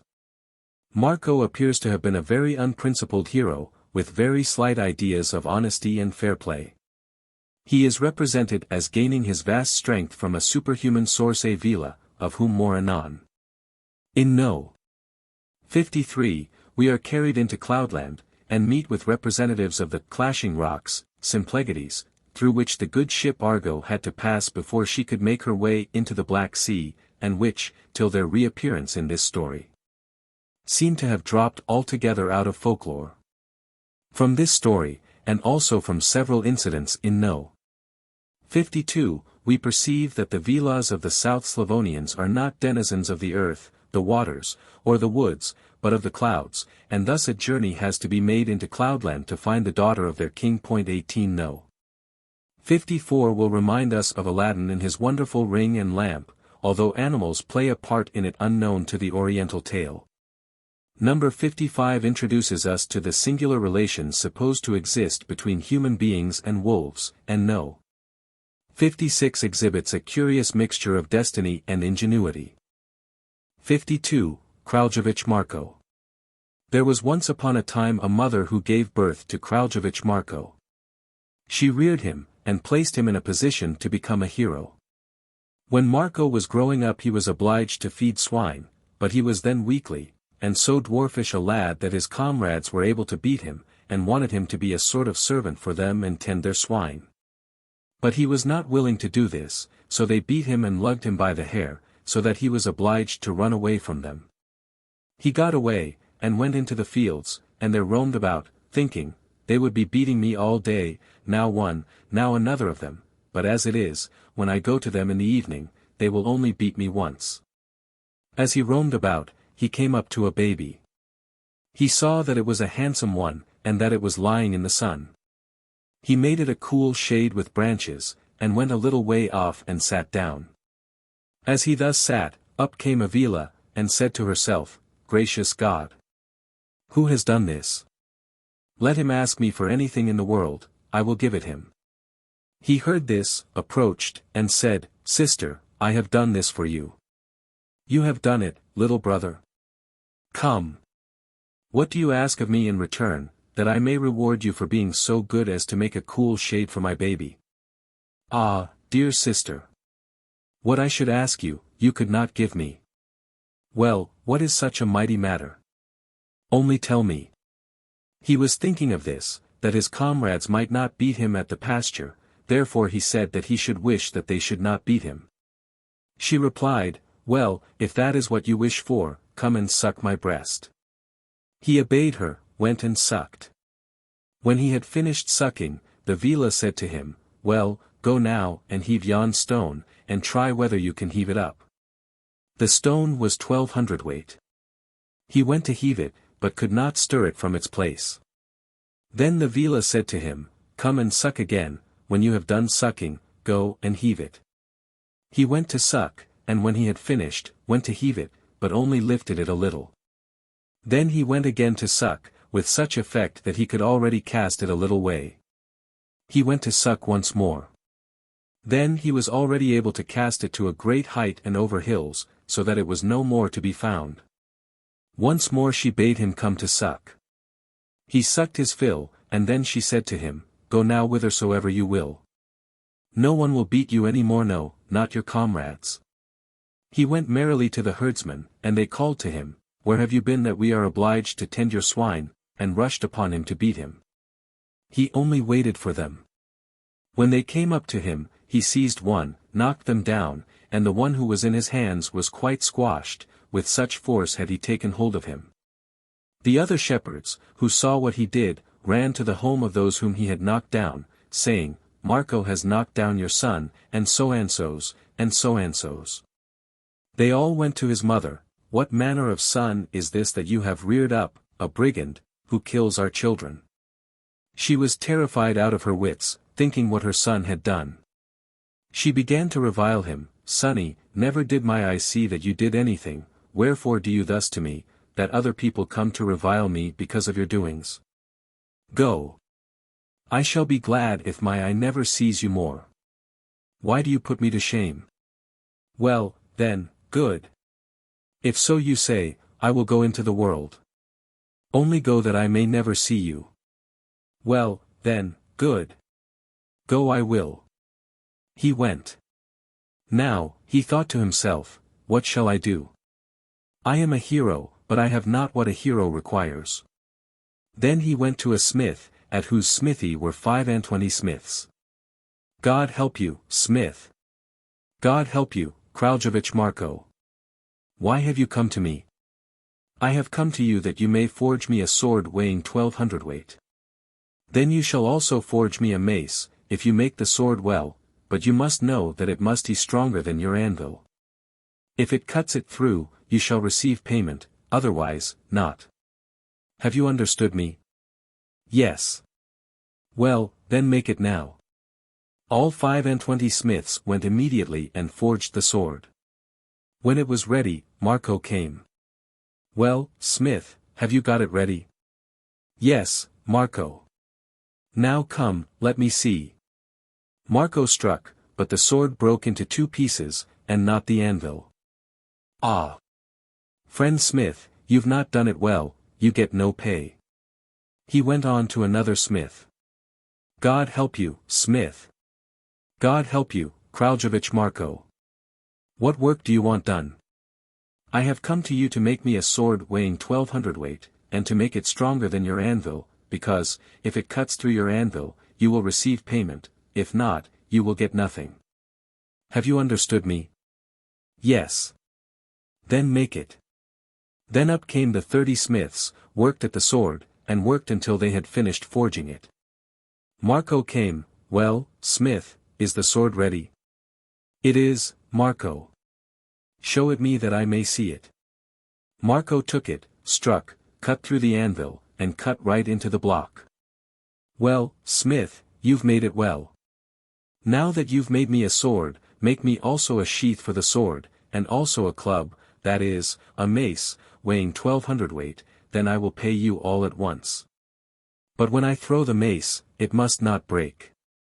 If it breaks, then you get no payment. He made him a mace also, but did not make it well. When Marko threw it, he let it fall upon himself, and the mace broke. Then said Marko, You have made me the sword well, but not the mace. Reach out your hand that I may pay you for the sword. The smith reached out his hand, and Marko cut it off with the sword, saying, There's your payment, smith, for the sword, that you may no more make such swords for any hero. Then he went to a third smith, with whom 38 smiths were at work, and said, God help you, smith. God requite you, Marko. Why have you come to me? I have come to you to make me a club, that is, a mace, weighing 1200 weight. I tell you the truth, if I throw it up on high, and it breaks when it falls, you get no payment. All 38 smiths worked till they forged it. Marko came. Well, is the mace ready? It is, Marko. Show it, that I may see it. When he gave it him, he threw it so high into the air that it was 3 days and 3 nights in the sky. When it came down, Marko presented his back. It fell upon him, and cast him to the ground, and blood flowed from his nose and teeth, but the mace remained sound. But Marko sprang up quickly, and said to the smith, Ah! Dear smith! You've made it well for me. Reach out your hand that I may pay you. He reached out his hand to him, and he cut his hand off with his sword. Let this be your payment, smith, that you may no more make such staves for any hero. Then he went off to his mother and said to her, Mother, you see in me a hero, if you revile me, I shall go about the world. Then his mother began to scold him, Why are you like this? Why don't you live like other people? You have oxen.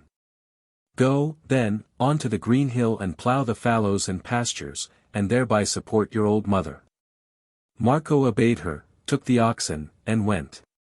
But he didn't go on to the green hill, to plough the fallows and pastures, but he went and ploughed the emperor's highroads. When the Turks saw this, they went to Marko 300 Turks, all chosen warriors, and said to him, Why, Marko, do you plough the emperor's highroads?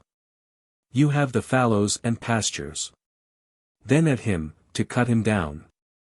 When Marko saw this, he hadn't with him either his sword or his mace, so seized his plough and felled all 300 Turks. Then said he, Ah! Gracious God! A wondrous hero! Then he took the Turks' gold from them, left his plough, unyoked the oxen, and turned them loose on the green hill. Go, little oxen, on to the green hill, and feed and graze from pine to pine. Like the cuckoo, Marko has not managed to plough with you, and now never will he more. And home he went singing, Here, mother, you have gold enough, live upon it, and I will go into the world, that your eye may see me no more. He took his mace and sword, went and came to an inn, where some Turks were drinking red wine and conversing. We should be glad to make the acquaintance of Kraljevitch Marko and see him. We have heard that he is a celebrated hero. His brother Andro is in Stamboul here. He is a hero, but they say that he is a still greater hero. In whose service is Andro Kraljevitch? In that of a pasha. He will soon come riding past here. Good, I will wait for him. Up came Andro Kraljevitch, riding with the pasha. Marko called out to him, adopted brother, Kraljevitch Andro. Thanks, unknown hero, perhaps you're Kraljevitch Marko? Quite true, I am Kraljevitch Marko. Good. Let us go into the inn to drink a cup of wine, that love and the fortune of heroes may thus unite us. Now we are not afraid of going into combat against any empire. So they went on the way to an inn. Kraljevitch Marko said, Prithee, sing me a song, Andro. Dear brother, I dare not. The Vila of the cloud would shoot me. Don't be afraid, I am here. Andro obeyed, and sang so that all the branches began to fall. All at once a spear flew against Andro and struck him down. Marko looked about to see whence it came, and espied a Vila in the cloud. He seized his mace and threw it at the Vila, so that it at once struck her to the ground. The Vila began to shriek, "Let me go, Marko. I will bring Andro back to life, and will give you a wondrous horse, so that you will be able to fly in the air." Marko agreed, and she took certain grasses, and brought Andro back to life. Marko obtained the wondrous horse, and both rode off to an inn and drank red wine. But in the inn there was a wicked harlot. She became enamored of Andro, but he would not even look at her. She therefore put sweet honey into his wine, that he might drink the wine. Marko went out for a short time, and the wicked woman murdered Andro. But when Marko came in he seized the wicked woman, and spitted her on his sword, "Take that, wretch, for murdering my brother Andro." He went on into the world. He roamed hither and thither, and when he met with any hero, he tried the fortune of combat with him, as in his encounter with Black Arapin. Arapin built a tower beside the level sea. When he had built it handsomely and raised it high, he said thus to it, "Handsomely, my tower, handsomely have I built thee, and high have I raised thee, for I have no father nor mother, no brother nor sister, nor even my beloved, to walk about in thee. But I have a love, the daughter of the Emperor Solomon. I will write him the leaf of a white book, and send up to him by a black Tatar, for if he will not give her to me, let him meet me in single combat." He wrote the leaf of a white book and sent it by a black Tatar. When Solomon read over the leaf of the white book, he shed tears abundantly, and his Empress Solomonitsa came to him and questioned him, "Why do you weep, Emperor Solomon? Ofttimes have letters come for you, and you have not shed abundant tears. What distress is tormenting you?" He told her this, that Black Arapin had written to him, that, if he did not give him his daughter, he must meet him in single combat. And how could he meet him in single combat? She advised him to write the leaf of a white book to Kraljevitch Marko to come, promising to give him 3 loads of money. He wrote the leaf of a white book and sent it by a black Tatar. When Kraljevitch Marko read over the leaf of the book, he began to laugh greatly. "Yes, faith, Emperor Solomon. What will your money do for me, if Black Arapin severs my head from my shoulders?" And he said not whether he would go or not go. The Emperor Solomon was anxiously expecting the Tatar, who brought to him the words, that Marko neither said that he would come, nor that he would not come. Thereupon the emperor was sorrowful, for he had no such man who would deliver his daughter. There arrived a second letter from Black Arapin, that he must give him his daughter. If he did not give her, he must meet him in single combat. As he read it, he shed abundant tears. Thereupon his only daughter came to him and asked him, "Why do you weep, Emperor Solomon? Letters have ofttimes arrived for you, and you have not shed abundant tears." He replied to her, "Dear daughter, you see that Black Arapin writes to me, that, if I do not give you to him, I must meet him in single combat, and how shall I, poor man that I am, meet him? You know, dear father, that there is one hero, Kraljevitch Marko. Write to him, that you will give him 9 loads of money, if he will come and meet him in single combat." The Emperor Solomon wrote to Kraljevitch Marko the leaf of a white book, and sent it to him by a black Tatar. When he read over the leaf of the white book he laughed greatly. "Faith, Emperor Solomon. What will your money be to me, if Black Arapin severs my head from my shoulders?" Thereupon he did not say whether he would come or not come. Sorrowful thereat, the emperor did not know what to do. Then came a third letter from Black Arapin, that he was coming, and that he must prepare, would he, to give him his daughter, and that all inns and shops must be shut for fear of him. Thereupon the Emperor Solomon shed abundant tears as he read it. His daughter came to him, "Why do you weep, Emperor Solomon? Letters have ofttimes arrived for you, and you have not shed abundant tears. What distress is assailing you? You see, dear daughter, that Black Arapin writes to me, that if I don't give you to him, I must meet him in single combat. But how shall I, poor man, meet him? Write, dear father, to Kraljevitch Marko to come, and offer him 12 loads of money, and a shirt which is neither spun nor woven nor bleached, but made of nothing but pure gold, and a serpent that holds a tray in its mouth. And on the tray a golden casket, and in the casket a precious stone, by aid of which you can sup at midnight just as well as at midday. He wrote the leaf of a white book and sent it to Kraljevitch Marko by a black Tatar, and offered him all that his daughter told him. When Marko read the leaf of the white book, he laughed greatly, and said, faith, Emperor Solomon. What will your money do for me, if Black Arapin severs my head from my shoulders? And then, too, he did not say that he would come or not come. Thereupon came the leaf of a white hook from Black Arapin, that Arapin had now got ready 300 heroes, all in silver armor, and all chosen warriors. Then said Kraljevitch Marko to his piebald horse, Piebald horse, my pearl. You know well that you must be faithful to me, for, if not, I shall cut off your feet at the knees, and that you must bear yourself valiantly. And the piebald horse replied that he must saddle and mount with speed to go soon, and that Black Arapin was already near. Marko saddled and mounted him, and went to the city where the Emperor Solomon reigned. Now, when he had ascertained by which road Arapin's men were coming, he presented himself to a young innkeeper, and said, knocking at the door, Open, and bring some wine. But he excused himself, saying that he dared not draw any, for all inns and shops were obliged to be shut for fear of Black Arapin. But the hero said to him, You must bring some for me, or I shall cleave your head to the shoulders. The innkeeper saw that it could not be otherwise, and was obliged to bring him a cup of wine. Marko drank half, and gave half to his piebald horse. Then he brought 2 cups, one for Marko, and one for the horse. Meanwhile, Marko went into the garden to look about him. When he got there, he saw by the side of a brook a damsel in sorrow, and wondered what ailed her that she wept so piteously, saying, Ah!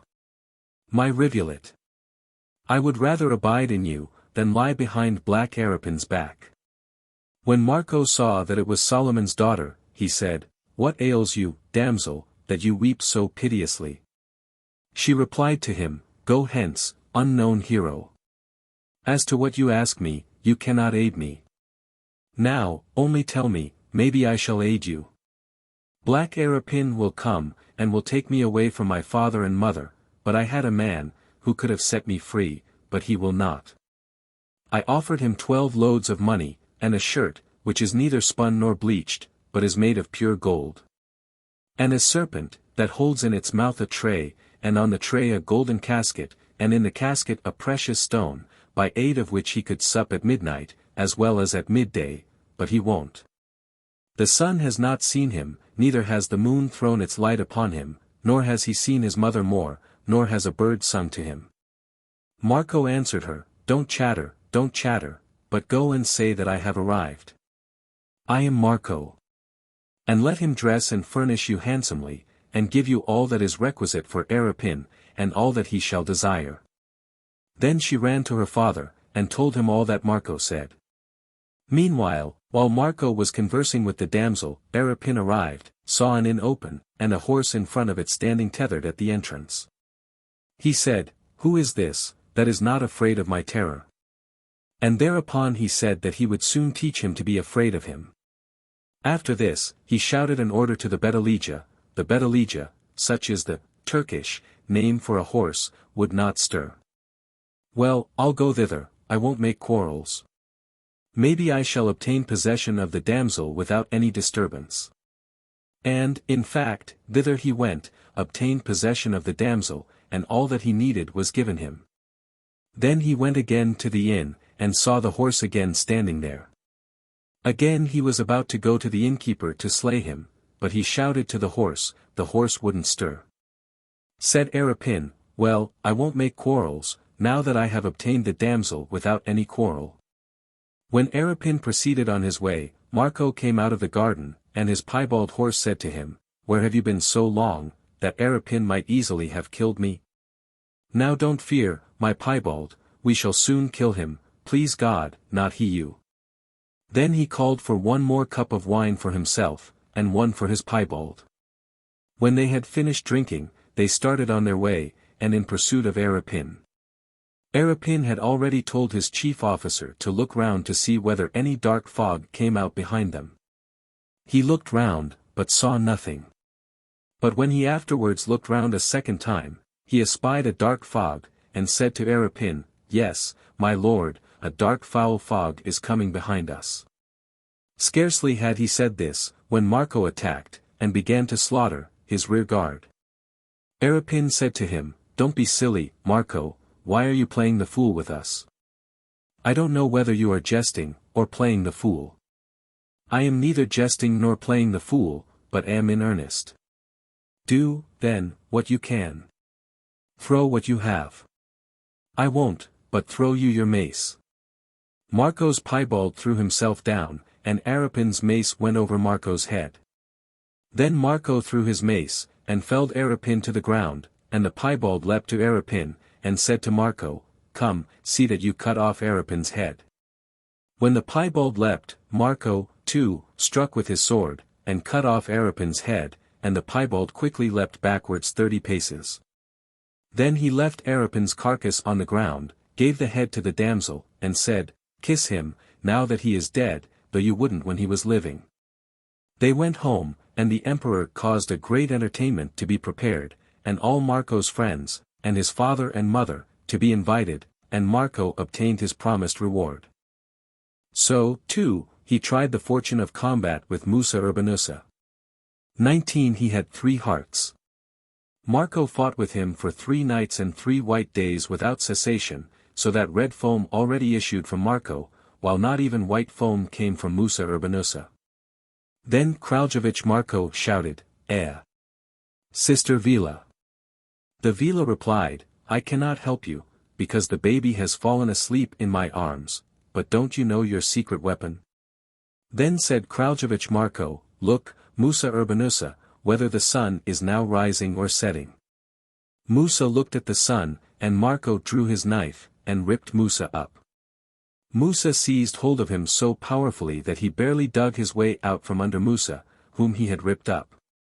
There he lay, and Marko pushed himself sideways, and when he had extricated himself, went to look what there was in this man that was so strong. He saw that Musa had 3 hearts, one was beating, the second was beginning to beat a little, and the third did not yet know aught about it. On the third he saw a snake lying, and the snake said to Marko, "Thank God that I didn't know of it. You wouldn't have done what you have done. But open your mouth, Marko, that I may enter into you, that you, too, may be as strong as he was." Marko became angry, and cut the snake to pieces, saying, "I don't need such a foul creature as you are." Then he proceeded on his way, and went about till firearms were invented.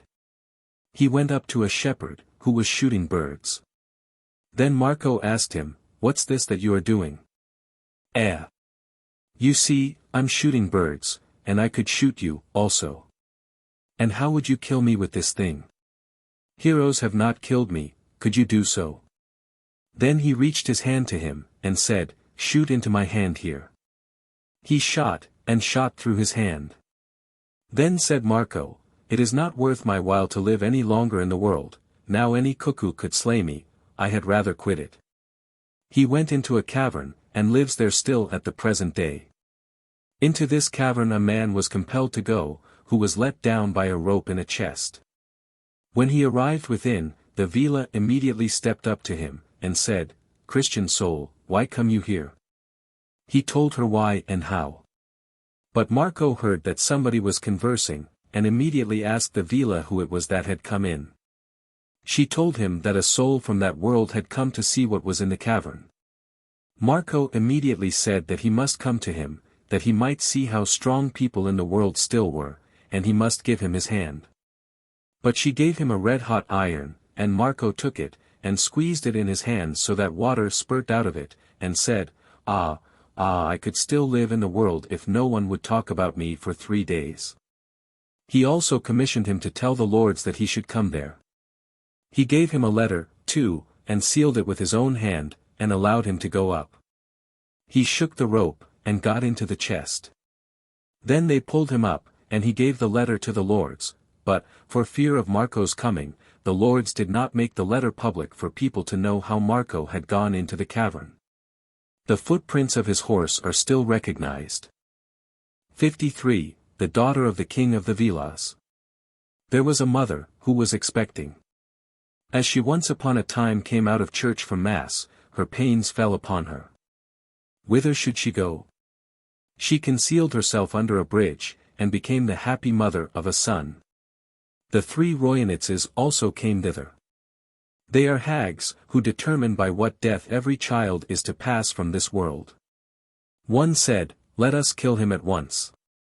The second said, "Not so, but when he grows up, then let us kill him, that his mother's sorrow for him may be greater."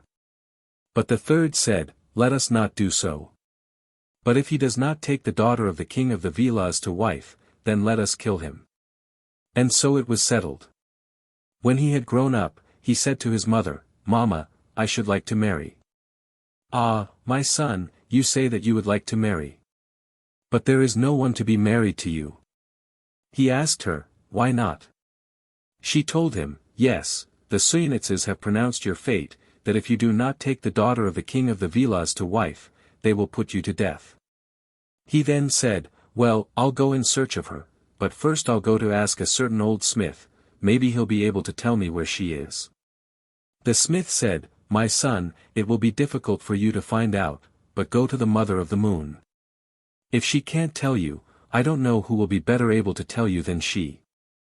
He also gave him 3 pairs of iron shoes, and sent him off to the mother of the moon.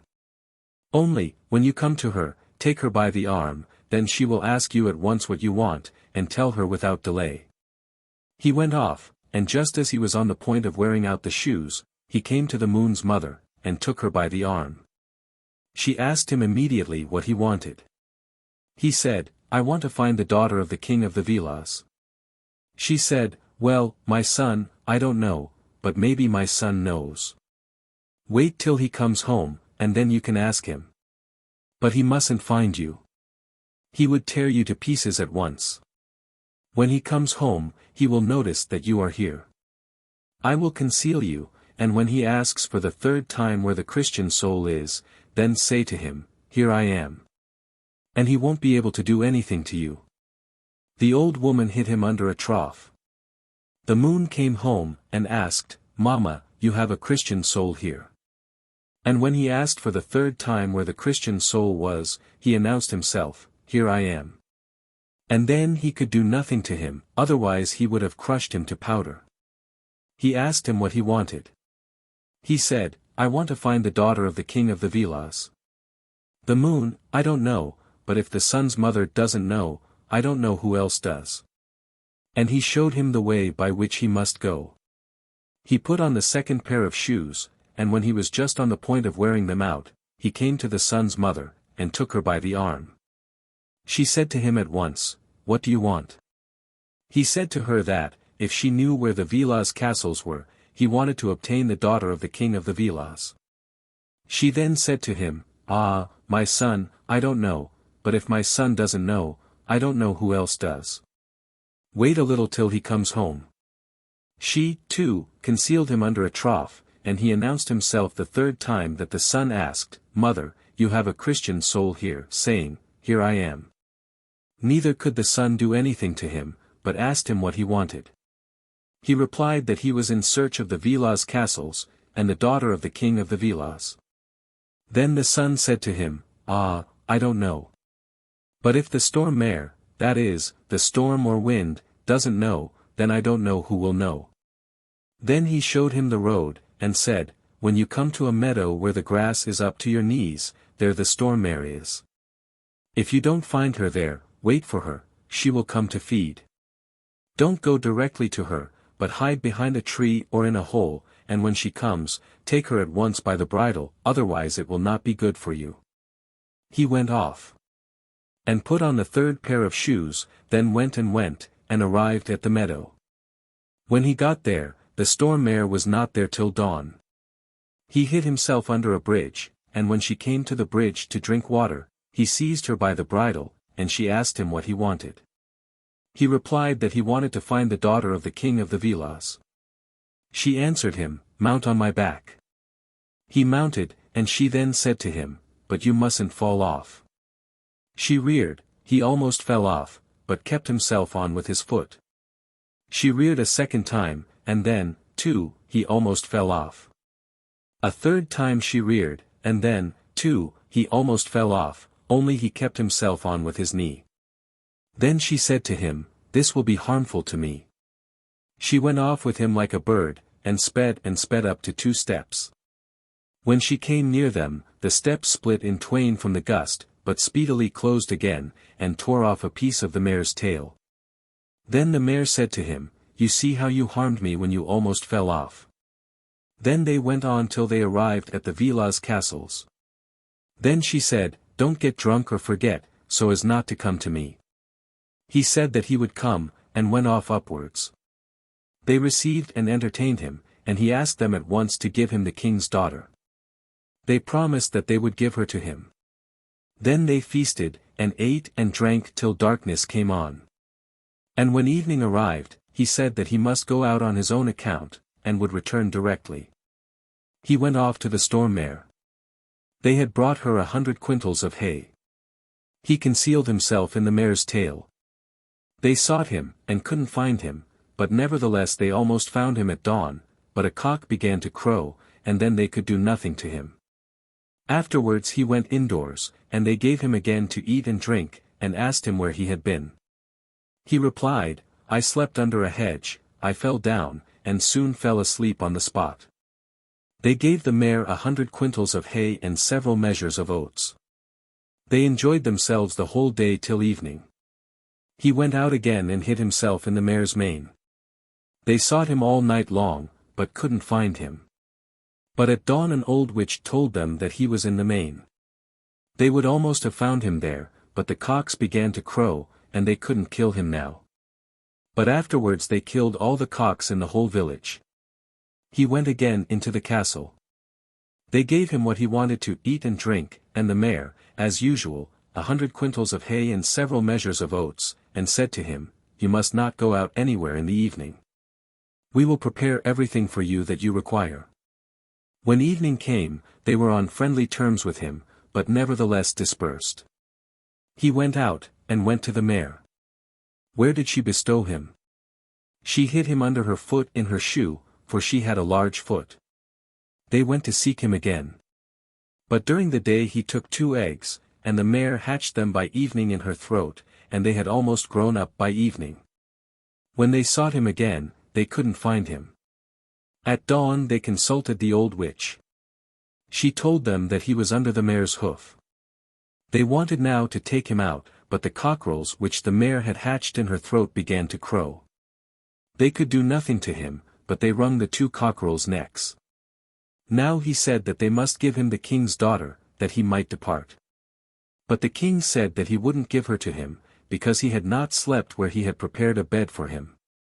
He declared that he had been drunk and had gone out, had fallen down, and gone to sleep on the spot. But the king would not believe him.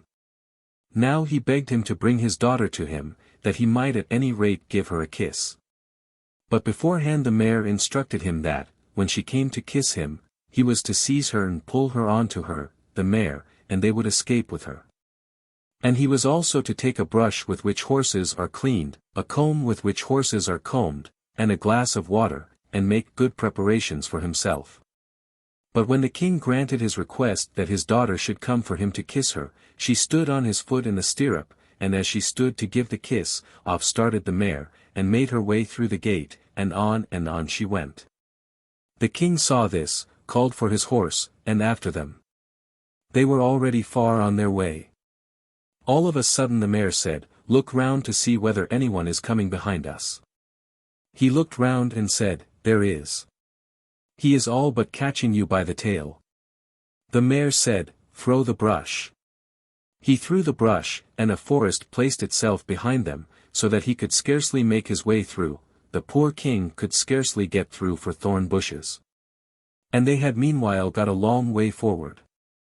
The king, however, forced his way through, and again after them with speed, till he was again on the point of catching them. Then the mare said, "Look round to see whether anyone is coming behind us." He looked round and saw that he was already near, and the mare was all but caught by the tail, and said, "He is near, and you are all but caught by the tail." The mare said, "Throw the comb." He threw it, and a great chain of mountains, one after the other, placed itself there. And on they went further, so that they had already gone a great space, and the king with difficulty made his way over the mountains, and again after them, so that he was again on the point of overtaking them. The mare told him to look round to see whether anyone was coming behind them. He said that there was, and that she was all but caught by the tail. The mare said, "Throw the glass with water." He threw it, and a great flood of water arose, so that the king could with difficulty get across. And they had already got a long way on. No sooner had the king got out of the water, when on he went with speed, again after them, and was already on the point of overtaking them, when the mare was already near the steps, and the steps opened from the gust of wind. And the mare sped through, and they closed again, and the king couldn't proceed further through the steps, and shouted loudly, "Son-in-law, don't go any further. I cannot do so. Let not my daughter complain that I have given her nothing." Then he somehow threw his girdle over the steps, for he had not else to give her save that girdle. And the girdle was such that whatsoever its owner wanted, he obtained. Then the king returned, and they remained happy. He thanked the storm mare courteously, and went home with speed, for he bade the girdle place them at his house. They prepared a grand banquet, for they had plenty, and I was at the banquet and feasted. 54. The Wonder-working Lock. There was once upon a time a woman who had one son. This son maintained himself and his mother. He fed their one cow, and brought wood and carried it to the town for sale, and with the money bought bread to support his mother and himself. On one occasion he carried sticks to market, and bought bread and went homewards. As he went homewards with the bread, he went through a wood, came up to some shepherds, and saw that they were going to kill a puppy, and said to them, "Don't kill it, the poor animal has done you no wrong, give it rather to me." The shepherd said to him, "What will you give us?" "Give us that loaf." He gave them the loaf, took the dog, and carried it home. When he got home, his mother asked him, "Have you brought any bread?" "No, but I have bought a puppy with the bread." She then said, "Wherewith shall we support it, when we've nothing to eat ourselves?" "Well, I'll go gather sticks, sell them, and buy bread."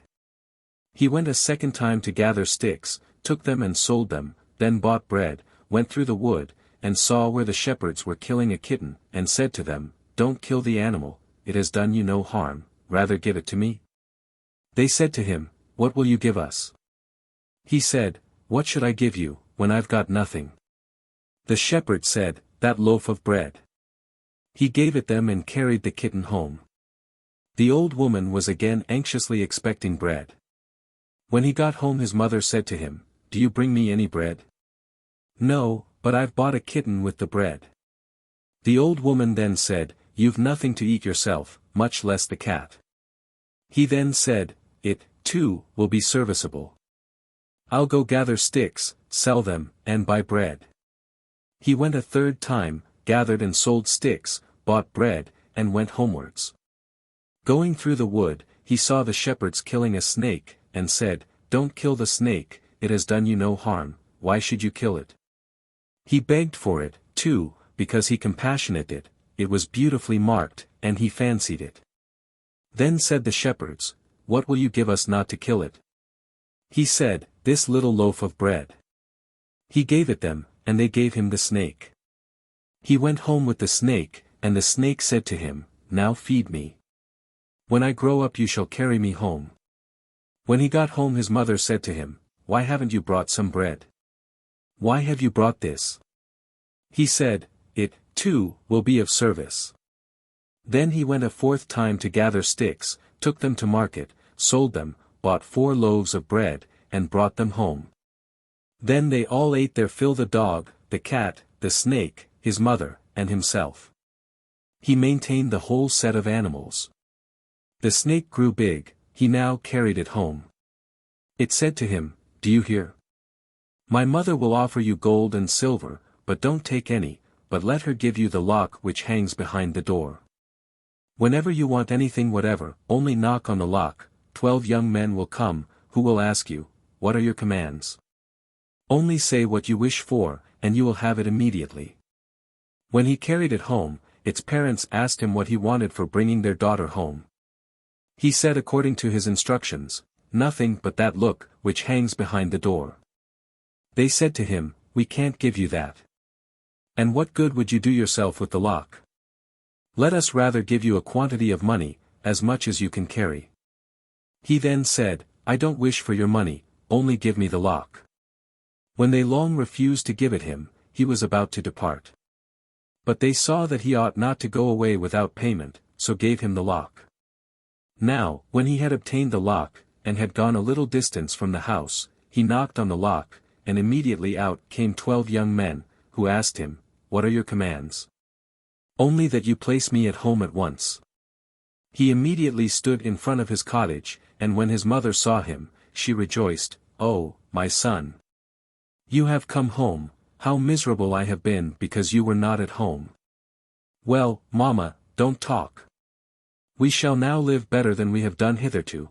I have brought you such a thing, that we shall live with ease." Then he gently knocked on the lock, and up darted the 12 young men. "What are your commands?" "Food and drink for me, my mother, the dog and the cat." And so it was. This pleased the old woman, and she loved her son still more. Now it came into his head that he should like to get married, and he said to his mother, "Mamma, go you to our king, and ask him to give me his daughter to wife." His mother jeered him, "What is this nonsense that you are talking? Well, go you to the king and tell him." The old woman did not venture to go at once, but at last go she did, and told the king that her son wished to marry his daughter. The king said to her, "Good. Provided he performs for me what I shall command him, if he breaks up these hills by tomorrow morning, as far as my eyes can see, so that the best wheat shall grow, and I shall eat a cake from it tomorrow, then it is good. If that shall not be done, he will lose his head." She went home weeping, "My son, you have done an evil thing. The king has said to you, you must break up all these hills by tomorrow morning, as far as the king's eyes can see, so that the best wheat shall grow there, and the king shall eat a cake from it tomorrow. And if that be not done, you will lose your head." "Well, mamma, if that's all he said, then she will be mine." "Ah! My sonny! How can this be? You cannot do it. Don't talk, mamma, but let us go to sleep. You will see whether all will be ready tomorrow or no." They took their supper, and his mother went off to sleep. Then he knocked on the lock, and out sprang the 12 young men. "What are your commands?" "I ask that these hills be broken up, as far as the king's eyes can see, and the best wheat must grow there." It was done. In the morning the old woman went to the king with the cake. The king rose up and saw that it was really accomplished, and the old woman was waiting with the cake. The king came out, and she said to him, "Good morning, I have brought it." Then the king said, "Good. He has done this. Now tell him that by tomorrow he must clear all the woods, as far as he can see, and the best vineyards must be there, and he, the king, must eat grapes and drink new wine tomorrow, and if he does not do this, he will lose his head." She went again weeping home, and told her son all that the king had said to her.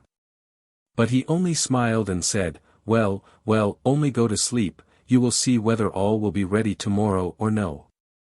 When they had supped, the old woman went off to sleep, and he knocked on the lock, and the 12 young men sprang out.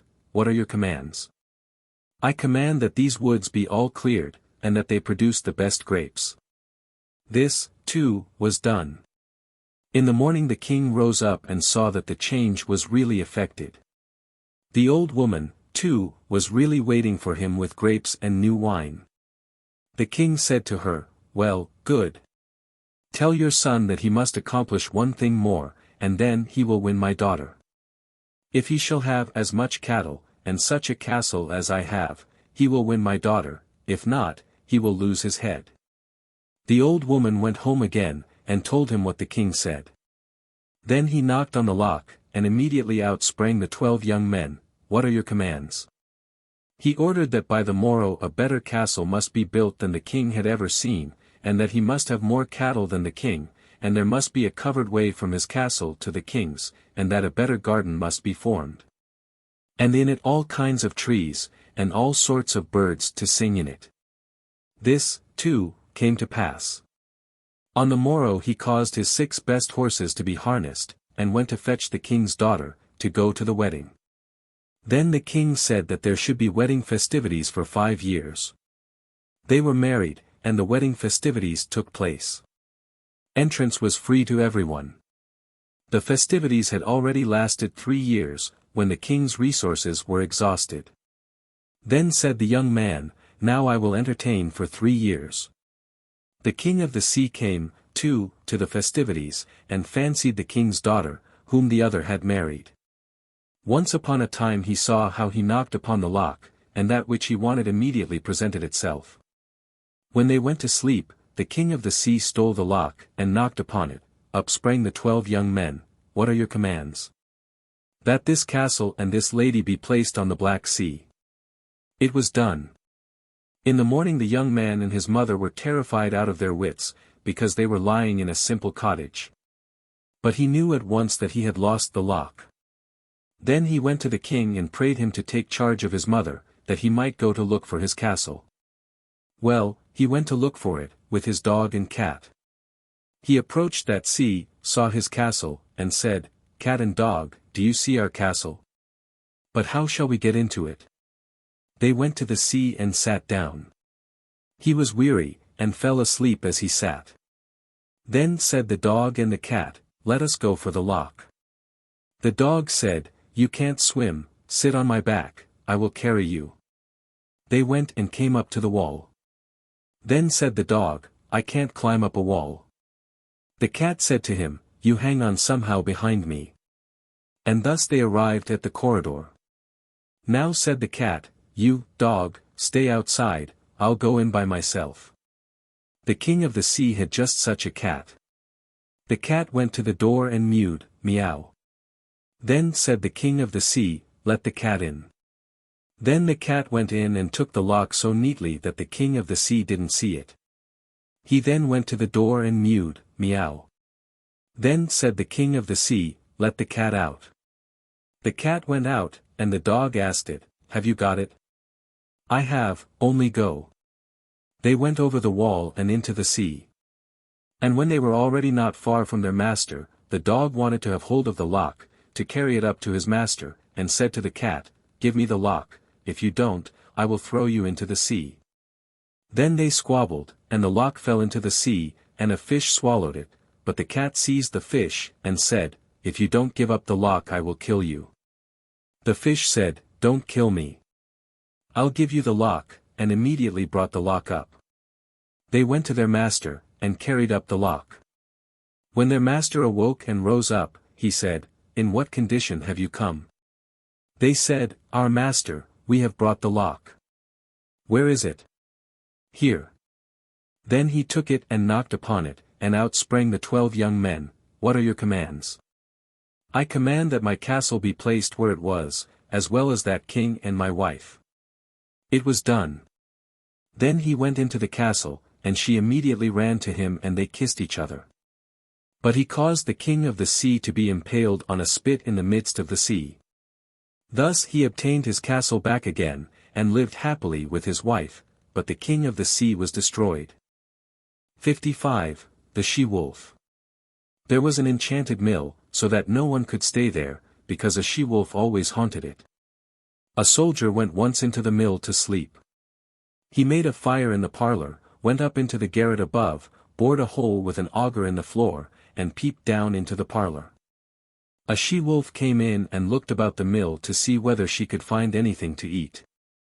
She found nothing, and then went to the fire, and said, "Skin down. Skin down. Skin down." She raised herself upon her hind legs, and her skin fell down. She took the skin, and hung it on a peg, and out of the wolf came a damsel. The damsel went to the fire, and fell asleep there. He came down from the garret, took the skin, nailed it fast to the mill wheel, then came into the mill, shouted over her, and said, "Good morning, damsel. How do you do?" She began to scream, "Skin on me! Skin on me! Skin on me!" But the skin could not come down, for it was fast nailed. The pair married, and had 2 children. As soon as the elder son got to know that his mother was a wolf, he said to her, "Mamma! Mamma! I have heard that you are a wolf."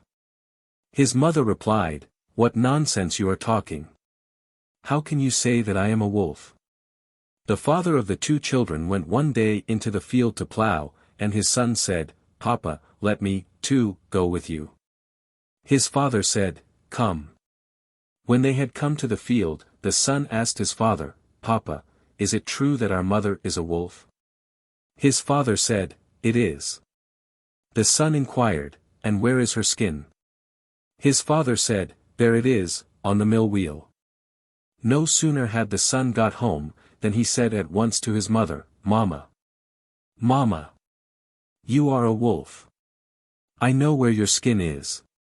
His mother asked him, "Where is my skin?" He said, "There, on the mill wheel."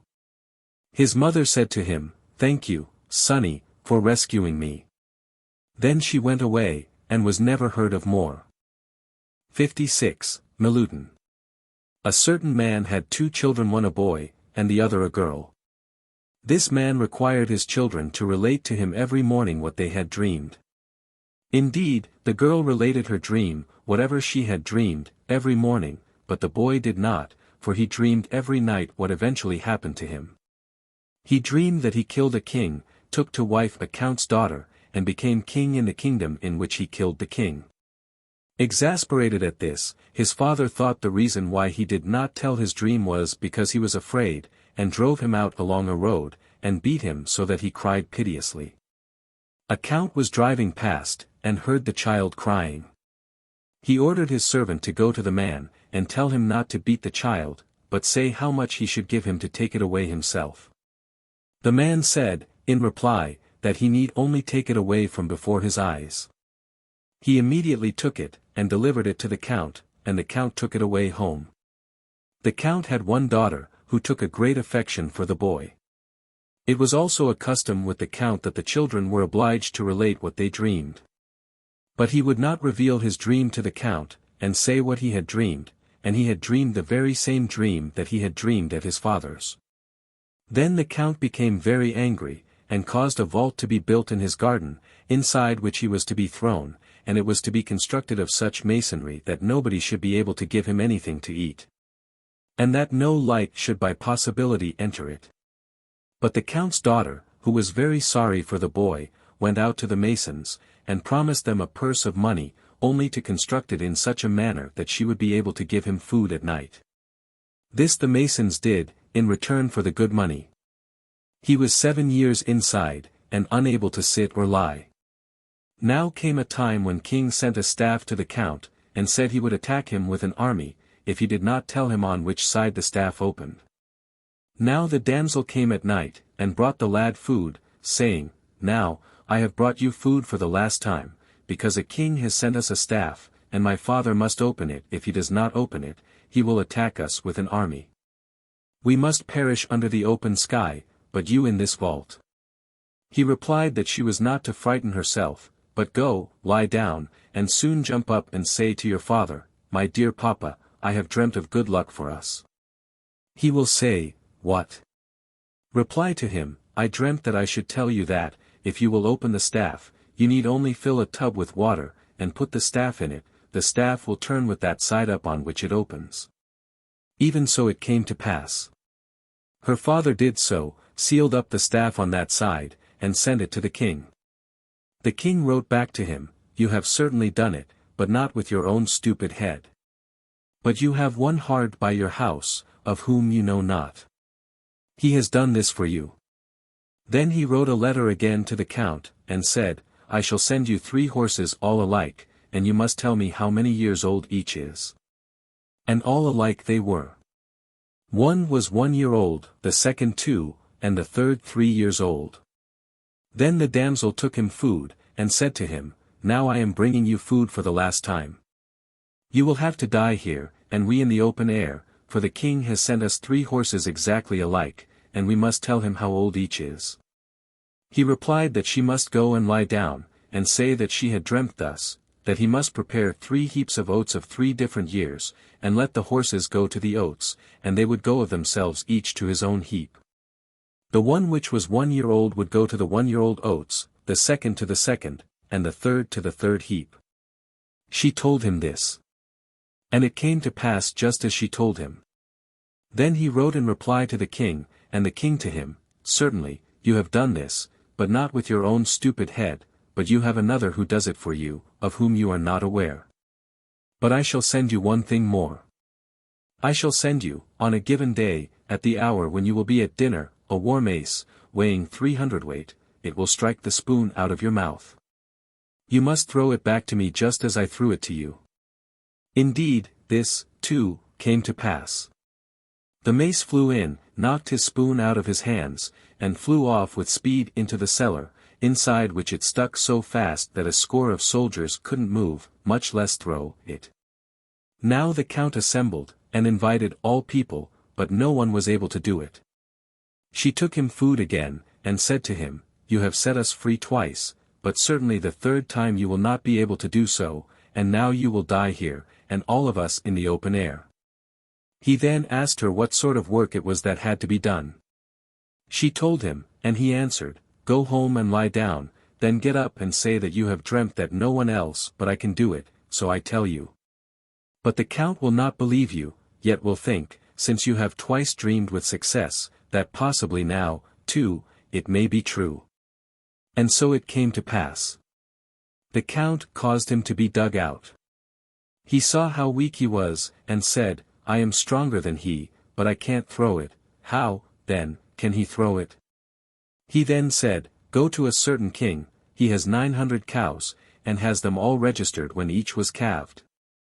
Buy for me 1 cow, which is neither more nor less than 9 years old, and whatever he says you are to pay for it, pay. If you pay 1 kreutzer less, I shall be 200 weight lighter. Well, he went thither, and inquired whether he had such a cow. The king answered that he had. Then he asked the price. The king replied, 9,000 pieces of silver. He paid them, drove it home, and had it slaughtered immediately.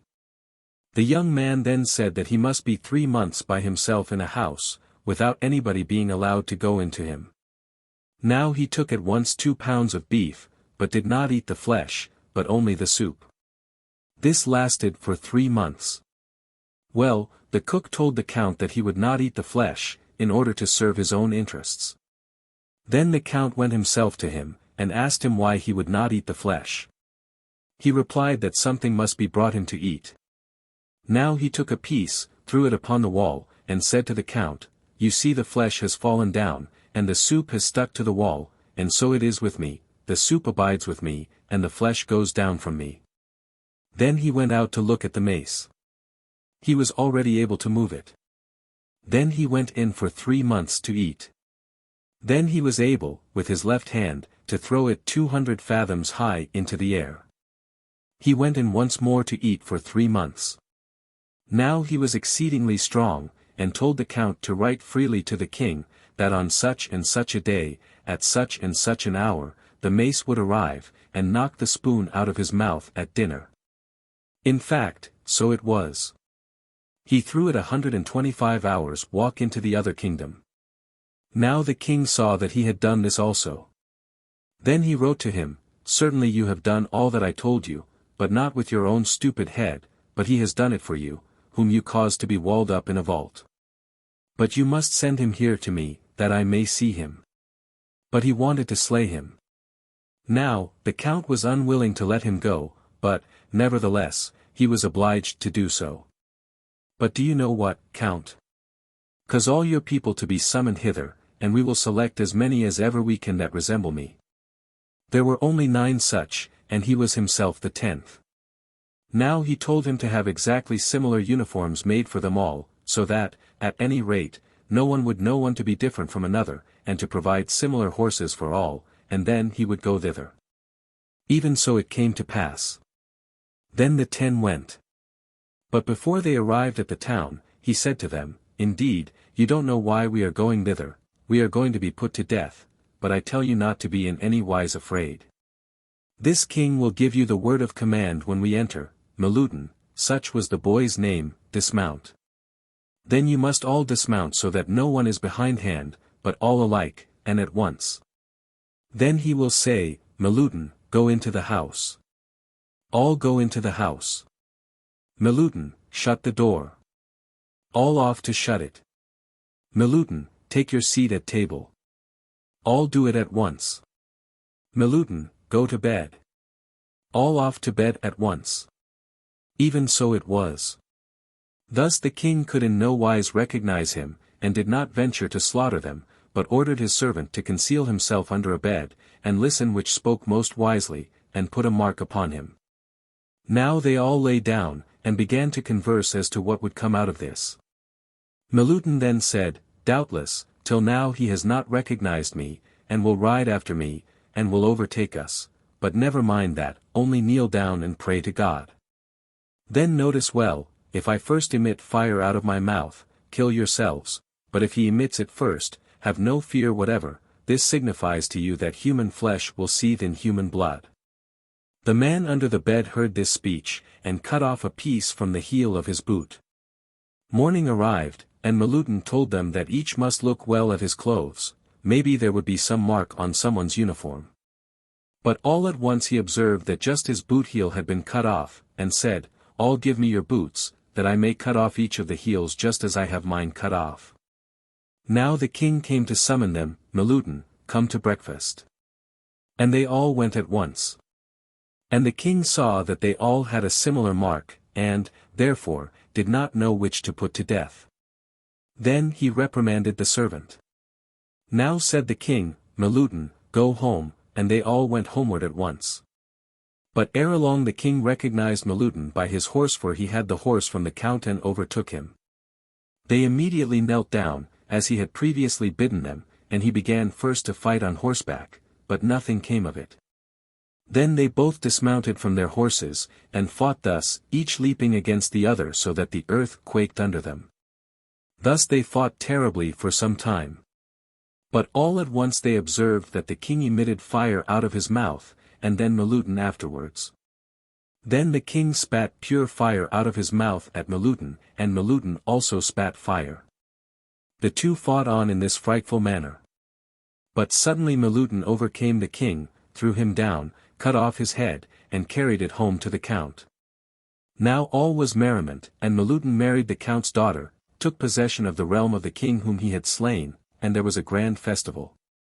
That's the end. Illyrian-Slovenish Stories. Introduction. I am afraid that our delightful friend Oliver Goldsmith has preoccupied the British mind with a certain amount of prejudice against the region where the rude Corinthian boor on strangers shuts th inhospitable door. But if the said rude and inhospitable person had been addressed in a tongue understanded of the people, his reception of the traveller might possibly have been very different. Be that as it may, the folklore tales of the Styrian and Corinthian Slavonians are full of interest, and in them we certainly find the fullest account of the vilas, and even a vila marriage with a human being, which ends in an unfortunate separation, like those in Irish legends between mermaids and men. Number 57 gives us a singular variant of Cinderella, in which the circumstances are different down to the conclusion, which is similar to that of the Bulgarian version, number 37. No. 58 carries us completely into Wonderland, where several old acquaintances will meet us in new dresses and relations. In No. 57 we have a singular legend of a white snake, an animal connected with which there are also superstitions in the Scotch Highlands.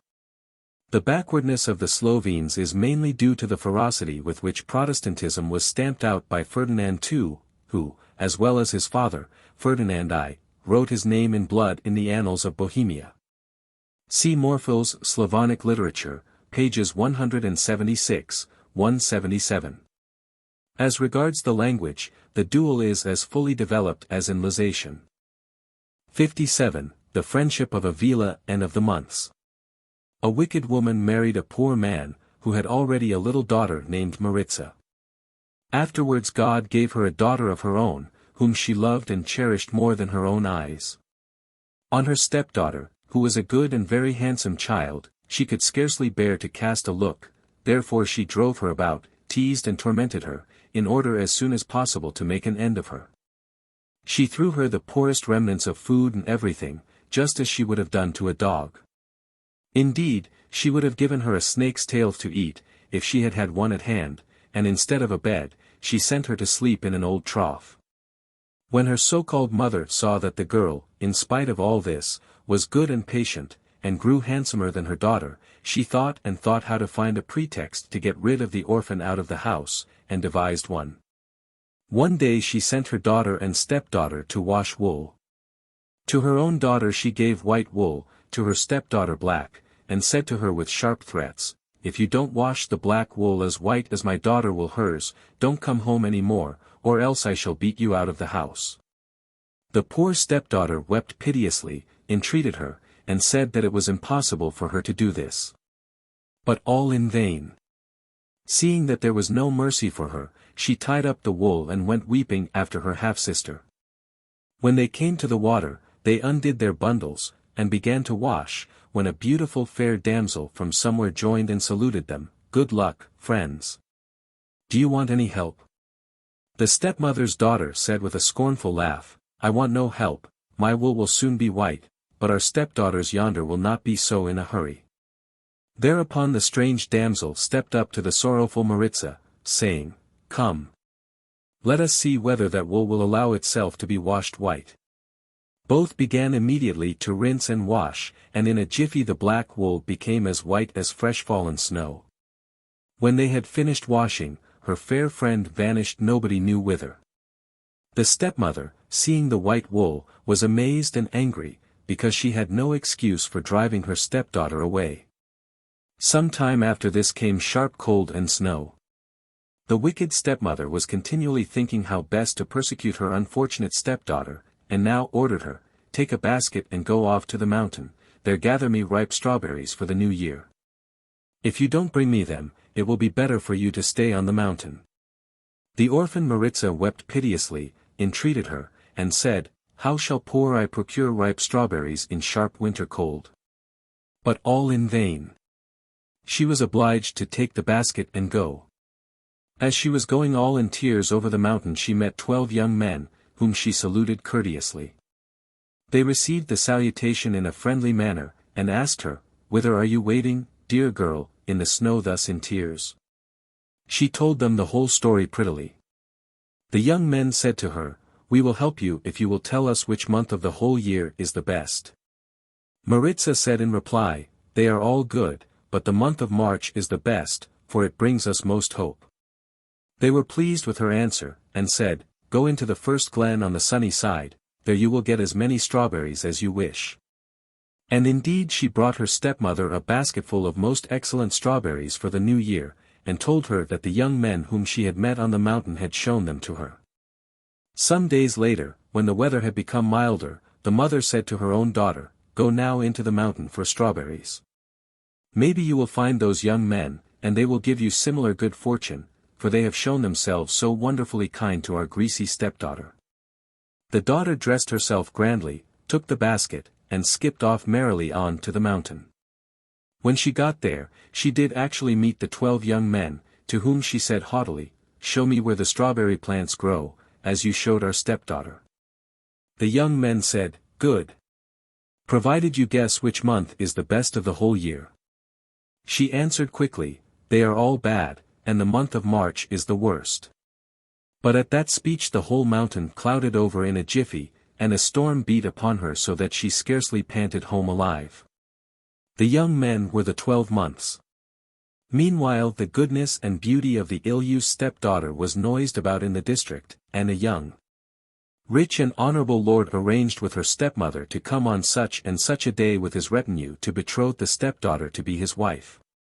The stepmother, jealous of the orphan, did not tell her a single word of this, but thought to thrust her own daughter surreptitiously into this good fortune. When the appointed evening came, the infamous stepmother packed her stepdaughter off in good time to the trough to sleep, then cleared up the house, prepared supper, dressed out her daughter to the best of her ability, and placed her at table with some knitting in her hands. Thereupon up came the betrothal party. The stepmother welcomed them, conducted them into the house, and said to them, "There is my dear stepdaughter." But what good was it? For in the house they had a cock, who began with all his might, and without intermission, to crow, "Kukuriku, pretty Maritza in trough. Kukuriku, pretty Maritza in trough," and so forth. When the betrothal party understood and comprehended the cock's crowing, they insisted that the real stepdaughter must come out of the trough, and when they saw her, they could not sufficiently express their admiration at her beauty and grace, and took her away with them that very evening, and the wicked stepmother and her daughter remained put to shame before all people. Maritza was happy with her husband and with all her house to a great age and an easy death, for Avila and all the months were her friends. 58. The Fisherman's Son. Once upon a time there was a lord on the Danube who had a fisherman to catch fish for him. This lord was preparing a great banquet, and ordered his fishermen to catch 300 weight of fish in 3 days. On the first day the fisherman went early in the morning to catch the fish, but he could not obtain any. The second day he went again very early in the morning. He made the round of the water, but again took none. The third day came. The fisherman went to catch fish, and went on till midday, but could not net any. In the afternoon he determined to go home by the waterside, and carried himself as if he were very much out of sorts. Suddenly up sailed a striped boat. In the boat sat a gentleman clad in green. He questioned the fisherman, saying, "Man, why are you so sorrowful here by the water?" The fisherman said, "How should I not be sorrowful? My lord ordered me to catch 300 weight of fish in 3 days, today is the last day, and I have not obtained any." Then said the gentleman, "Promise me that which you don't know that you have, and you shall today catch plenty." The fisherman thought to himself, "What I don't know that I have, I shall easily do without, if I do promise him." And the gentleman at the same time added, "And I will wait 20 years. In 20 years you will be able to fulfill your promise." "Agreed," said the fisherman. He cast his nets and drew them out full of fish. He cast them a second time, and it was just the same. He cast them once more. The gentleman said to him, "Only send home for them to come with a wagon and 4 horses." They came with 4 horses. They packed the fish in, so that they scarcely drew them with the 4 horses. But before they went home the gentleman asked the fisherman, "But do you know what you have promised me?" The fisherman said, "My lord, I do not. What I don't know that I have promised you, be it what it may." The gentleman smiled, and said, "You don't know that your wife will be the mother of a son, and this son you have promised to me. When 20 years have elapsed, you must just bring him here." Then the fisherman took the fish home. On the one hand he was glad, on the other very downcast. When he brought them home his lord began to grumble, saying, "You're a thorough fool. Why did a messenger come to me to say that you could not obtain any? Now you have brought me such a quantity that I hardly know where to stow them." The fisherman excused himself, and related to his lord the whole series of occurrences from beginning to end. Afterwards he put a question to his lord, "God only knows how it will be now, since I have done such an evil thing, that I have promised him my son."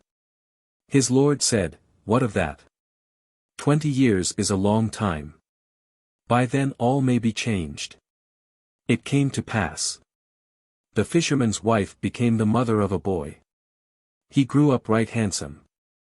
When he became a little older they sent him to school. At school he learnt so well, that at 16 he had learnt enough to be ordained a priest. But his father and mother said, "Not a priest, for he is promised. Let us rather place him for 4 years more in the black school." When he had completed the course of the black school, he came back to the Danube, with all before him in the future, as if he were about to succeed, and behind in the past, because he had already been successful. Then said he to his father, "Father, now it is time for us to go." The father, "To go? Whither?" The Son, whither you promised me. The Father, who promised you any whither? The Son, what? Don't you know to whom you promised me 20 years ago? Let us go to that piece of water, where you then went to catch fish. The Father became very sorrowful. The Son then said, Don't be afraid. Only quickly coat over arm and follow me. Only you must do what I instruct you to do. If you obey me, no harm will happen to you and me. On the way he also instructed his father as follows, When we come to that piece of water, the striped boat will sail up just as when you caught the fish. In it will sit the gentleman in green to whom you promised me. The gentleman will push the boat to the shore in shallow water. I shall step on it with one foot, and stand on dry land with the other. Then say, My son, I commend you to God the Father, and the Son, and the Holy Ghost. May these three always be with you. When you have uttered these holy words I shall spring into the boat. Everything happened exactly as the Son told his father and instructed him on the way. The striped boat sailed up on the water. In it was the gentleman dressed in green. The Son stepped with one foot on the boat, and stood with the other on dry land.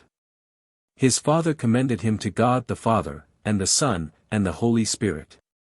The Son sprang on board the boat, and the gentleman pushed it from the shore. All at once all sank, the boat, the gentleman, and the Son. The father was terribly frightened, and cried out at the top of his voice, Jesus, Maria. My son has gone down to hell. He then crept home very sorrowful. His son passed through the water into a town which is called Perdonkorten. 20 In this town all the population was enchanted. He walked and walked about the town, but nowhere was there anybody. Hunger took possession of him, but he could get nothing to eat. He bethought himself of going to catch some fish. He went to the water, caught some, lit a fire, cooked them, and ate his fill. He then went into the shade, laid himself down, and fell asleep. He dreamt that he was told to go to pass the night in a lordly castle, to seat himself at table, to light a taper on each side of him, and wait. He did according as he had dreamt. The clock struck midnight, when suddenly the door opened outside of itself. A huge snake glided into the house. It came up opposite the young man, and besought him, Kiss me. He cursed it, and said, Take thyself off from me, Satan. Thou hast no power over me. The snake retired through the door. Thereupon day broke. The young man walked and walked again about the town. He saw here and there carriages ready harnessed, but no human being. In the afternoon he went again to the water to catch fish. When he had eaten his fill, he went into the shade. He lay down, and soon fell asleep. Ere long he dreamt what would have happened, if he had kissed the snake. He woke up, and thought, This evening I will go back, and will kiss it if it comes. In fact, he went again into the same house, seated himself at table, lit 2 tapers, and waited. The clock struck 12. The door opened. Through it glided a very much larger snake, with 2 heads. It came up the room opposite him, and besought him again, Kiss me. Terror seized him, for it was much more horrible than the one he had seen the preceding night. Therefore he cursed it again, Take thyself off from me, Satan. Thou hast no power over me. The snake again quitted the house. Afterwards day broke. He went again into the town, caught fish, and ate his fill. When he had eaten, he went into the shade, lay down, and fell asleep. Ere long he dreamt again, Thou wouldst, nevertheless, have only done rightly if thou hadst kissed the snake. He woke up, and said, This evening I will kiss it, even if it appears still more terrible. In the evening he went into the same house. He seated himself at table, lit 2 tapers, and waited. When the tower clock struck 12, the door opened. A terrible snake glided in. It had 3 heads, and was still larger than the one he saw the preceding evening. It came puffing opposite him. It began to twine round him, and beseech him, Kiss me. He pressed his lips to it, and kissed it. As soon as he had kissed it, the the snake turned into a beautiful maiden, as beautiful as a damsel could be. The snake was the enchanted daughter of the lord of the castle. After the kiss, all belonging to the castle, and the whole town, were disenchanted. Ere long the father and mother of the disenchanted daughter came into the room. They welcomed him with the greatest joy. The father said to him, "Friend, I give you my kingdom and my daughter, if she pleases you." He replied, "Let us wait a bit, that we may make a little acquaintance with each other." Thereupon they prepared a grand supper. They supped, and did not go to bed till late. In the morning they got up. The young man and the damsel went a walk in the town. The whole town rejoiced over him, and pointed at him, saying, "That is our deliverer." Now the young man was content with all. Only he still felt sorry, when he bethought himself, "Here am I in such good fortune, while my father on the Danube is thinking that I have fallen into the abyss of hell. If I could only just go to my father on the Danube, to tell him of my luck, I should then be completely content." Thereupon the damsel said to him, "I have something such that you could easily go to your father, if you would but be sure to come back." He said, "You know that I shall come. Nowhere have I had such good fortune as here." Now they agreed that she would wait for him 7 years, if he did not return before. The damsel gave him a certain ring, and said, "Here is this ring, look through it, and think to yourself that you would like to be with your father by the Danube, and you will find yourself there. When you wish to come back to me, look again through the ring, and think to yourself that you would like to be with me, and you will find yourself here with me. But you must not show it to anybody, lest you lose it. If you lose it, it will be very difficult for you ever to come to us." The young man looked through the ring, thought to himself that he would like to be with his father by the Danube, and in a moment there he was. His father and mother were very, very glad to see him safe and sound once more. They asked him all manner of questions. He related to them how he had darted through the water into an enchanted city, and what had been his hap afterwards. The whole household jumped for joy at hearing how fortunate he had been.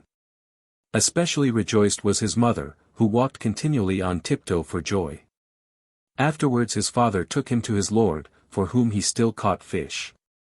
There, again, the whole household rejoiced greatly over him. The lord had 2 daughters. Ere long he said to him, "Stay with us. I will give you a portion of my kingdom and 1 daughter, if it pleases you." He thought to himself, there awaits me a whole kingdom, and a larger one than this. The lady, too, there, is handsomer than this one. Nevertheless he said within himself, "Suppose I stay here a day or 2.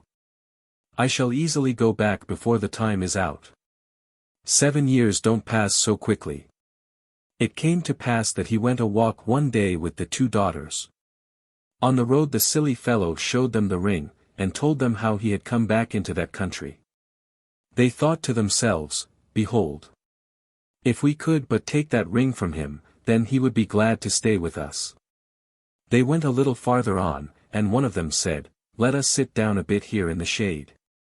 They sat down on the grass under a tree. They had not sat there long when one of them said to him, "Listen. Listen. What have you got in your hair?" He, "I don't know that I've anything." She, "You have something, you have indeed. Let me look at your head." Now she began to examine and stroke his head till he fell fast asleep. The other, on seeing this, put her hand quickly into his pocket, and took out his ring. They rose up, and prolonged their walk. They walked and walked about the country, when he put his hand into his pocket, and found that the ring was no longer there. He said, "I've lost my ring.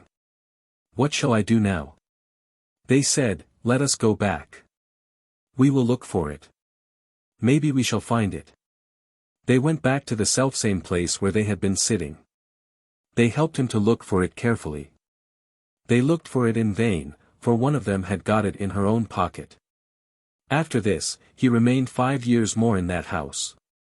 When the 5th year had elapsed, he said, "This won't do, if I remain here, I shall never get to Predonkorten. Now go I must. There will be 2 years for me, eventually, to get there." Once upon a time he was benighted. He went through thickets, where there was no living soul. He espied a light on another hill. He said, "Thither I must go. There will be people there." He went thither. There was nobody at home but a woman. He asked whether they would take him in for the night.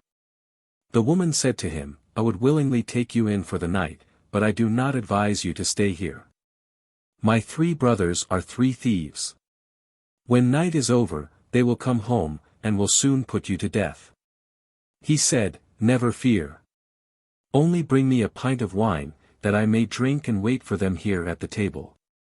When night was over, up came the 3 brothers home. He sat in the house at the table, and busied himself with the wine. They asked him, "Who are you?" He replied, "I don't know who I am. I'm a poor fellow who roams hither and thither in the world, wheresoever I must." They said, "But to what family do you belong?" He said, "That also I don't know. All through I am knocking about in the world. Nowhere am I at home." They said, "What is your name? How do you write yourself?" He had gone through the course of study at the black school, therefore he knew how they wrote their names, and that they had lost a brother. He therefore told them their surname, and the name of their lost brother. They said, "You are indeed our own brother, whom we lost many years ago." He said, "It is easy to see that I am." They asked him, "But are you willing to take up our business?" He said, "Why not, if your business is honest, and one can easily get one's living from it?" They said, "From our handicraft a living is got right easily. At home we do nothing at all, and have always plenty to eat and plenty to drink." He inquired, "What have you gained today?" They replied, "Today we have gained more than we ever gained before. We have obtained shoes, whoever puts them on will fly 200 miles in half an hour. We have obtained a mantle, whoever wraps himself in it, nobody sees him. We have obtained a hat, whoever puts it on his head, and throws it before him, hills open themselves to him, so that he follows it whithersoever he will." He, "But is this true?" They, "It is." He, "Now, then, let's try this dress on me. We'll see how it will fit me." He put on the shoes, wrapped himself in the mantle, clapped the hat on his head, and stepped a little way from them. He asked them, "But don't you really see me?" They said, "Nobody sees you." Then he gave a jump so that the earth quaked. They hurried after him, as it were, in the dark, but he escaped them, for nobody saw him. He then flew to the place where the sun rises. He thought to himself, "The sun gives light in all regions, he will therefore know the way to Predomkorten." When he came to the sun's house, he asked the servant, "Is my lord the sun at home?" The servant, "He is not, he is gone to give light on the earth. He will come home in the evening. You must wait for him if you want to speak with him. Only I tell you that when he comes home, there will be such a heat, that you will curl up like a rasher of bacon, if you don't hide yourself." The traveler, "If it is so, I will bury myself in the ground. When the sun comes home, come and call me." He went, and did bury himself deep in the ground. When the sun came home and flew down, the servant came to call him. "Now, then, my lord the sun is at home." He got up and went to the sun. When he came into the house the sun asked him, "What have you got to say?" He said, "I have come to ask you the road to the city of Predomkorten. You enlighten all lands, surely you know the way thither." The sun, "I don't know the way thither. It must be somewhere among hills and narrow dales, where I never go. The moon gives light more in hollow places, you must go where she rises." He went. He leaped, and was at once at the place where the moon rises. Neither was she at home. He asked her lady's maid, "Whither has my lady moon gone that she is not at home?" The maid, "She is gone to give light on the earth." He, "I will wait, then." The maid, "It is dangerous to wait. When she flies faintly shining home, such a frost will be caused that you will stiffen like an icicle." He, "I'll bury myself therefore in the ashes. When she returns home, come and call me." Towards morning the moon came freezing home. He shivered in the ashes, but didn't stiffen. When the moon had put herself to rights, her maid went to call him, and said, "Now come, the moon is at home." He rose out of the ashes, shivered a little, and went to the moon. When he entered the house, the moon asked him, "What do you want? What have you got to say?" He said, "Nothing wrong, my lady moon, nothing wrong. I have come to ask you the road to the city of Predankorten. You throw light into all dark holes. Therefore, you surely know which way to go thither." The moon, "I don't know that. It must be among such hills that I never get there. If you wish to learn it, you must go where the wind rises. He flies over all abysses, therefore he will surely be able to indicate you the way thither." In a jiffy he was there. The wind was just then at home. He asked him, "My lord the wind, do you know the way to the city of Predankorten?" The wind, "Of course I do. Anyhow, I'm going thither tomorrow morning at 3. The king's daughter there is betrothed, and I am going to blow for them at the wedding, that it may not be too warm. But I shall go through such abysses and such rocks, that I don't know whether you will be able to follow me." The traveler, "My lord the wind, never fear. No rock will stop me. I have such a hat, that if I throw it, the ground opens and I go after it whithersoever I will." The wind, "Well, then, let us go." They went at 3. They came to a terrible rock. The wind roared, and made his way by a hole through the terrible rock. He could not follow him. Therefore he took off his hat and threw it against the rock. The rock opened. The wind glided on in front and he followed quickly behind. When it was 4:30 in the morning, they had made their way to the city of Predankorten. The wind went to blow at the wedding that it mightn't be too warm for them. He went into the church, seated himself on a bench, and waited for the wedding party. At 11 music was heard, and 50 couples of wedding guests came into the church. One was more handsomely dressed than the rest. His Reverence the chaplain proceeded to say Mass for them. After Mass he began to take the marriage service. He was sitting on a bench, but nobody saw him, because he had that mantle on. Suddenly he rose from the bench, and gave a thump on the chaplain's books, so that they fell with a bang on the floor. The chaplain said, "One of you two must have such a sin upon him, that you are unfit to receive this sacrament." Now the bride began to relate how someone had once come to deliver them. With this person a mutual engagement had been made that she would wait for him 7 years, etc. The chaplain, "How much time has elapsed?" She, 5.5 years. The chaplain, "Now you two must wait 1.5 years more.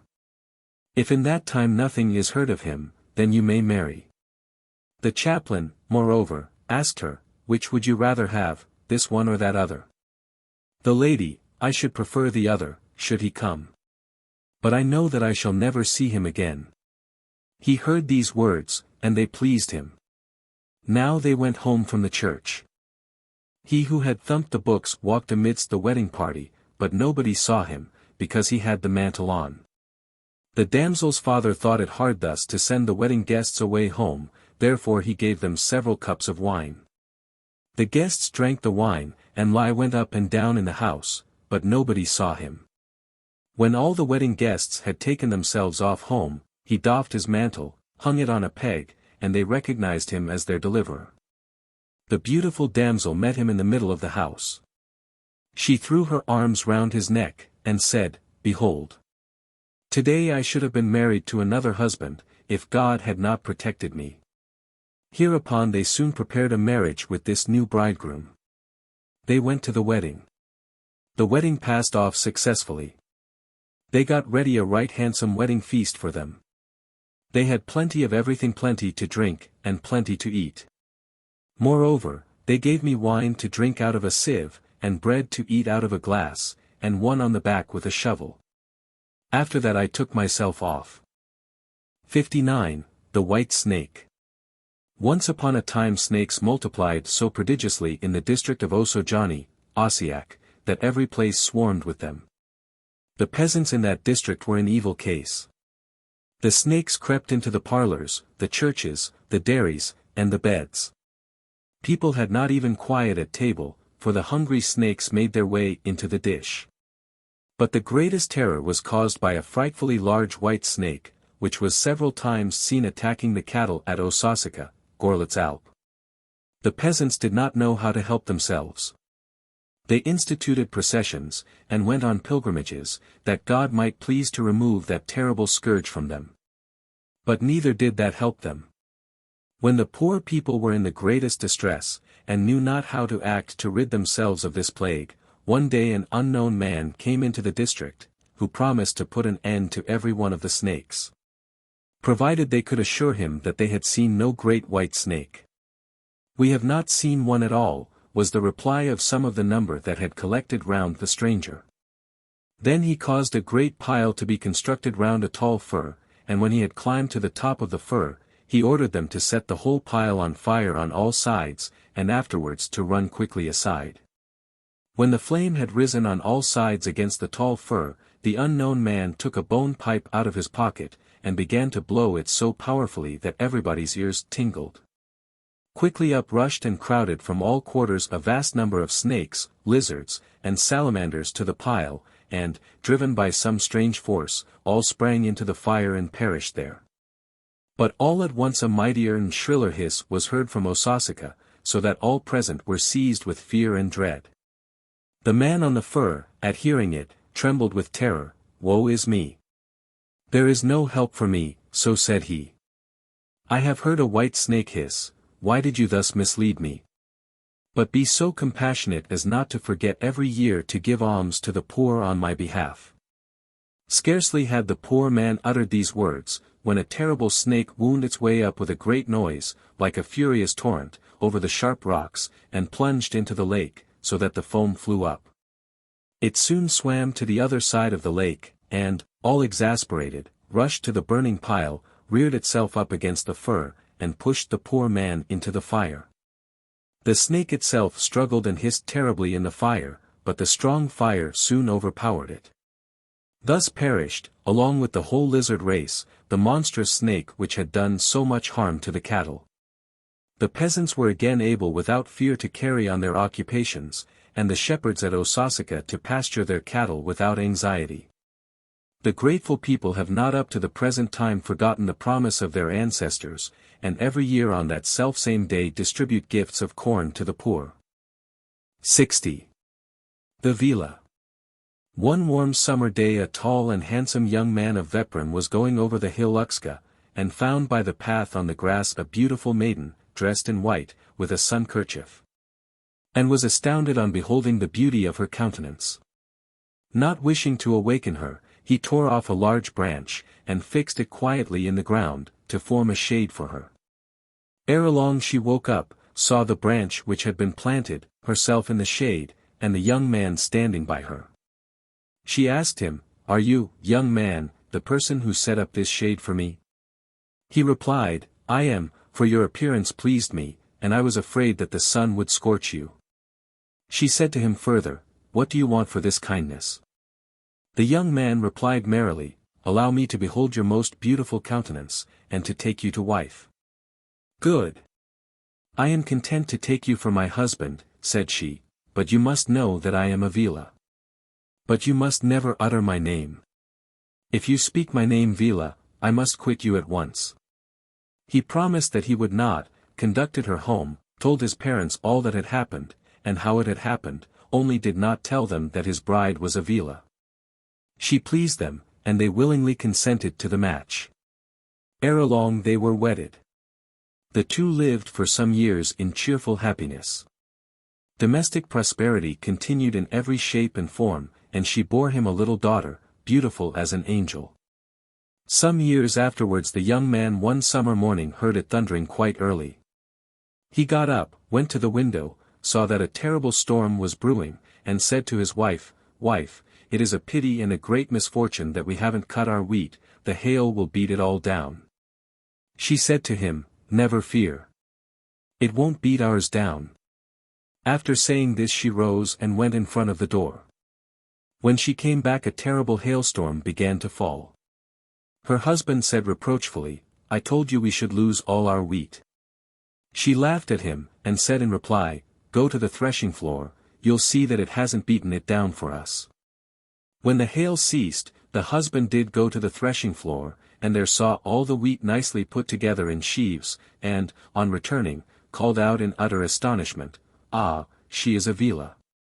She is a vila." But that moment she vanished. Her husband remained sad and sorrowful with his little daughter without his vila wife. The vila mother still came back from time to time, visible only to her little daughter, helping her in all needs, as the most careful mother, until she grew up to a marriageable age. When the vila's daughter came to the proper time of life, she married and was the ancestress of the present family of Polharski, so the story. The end.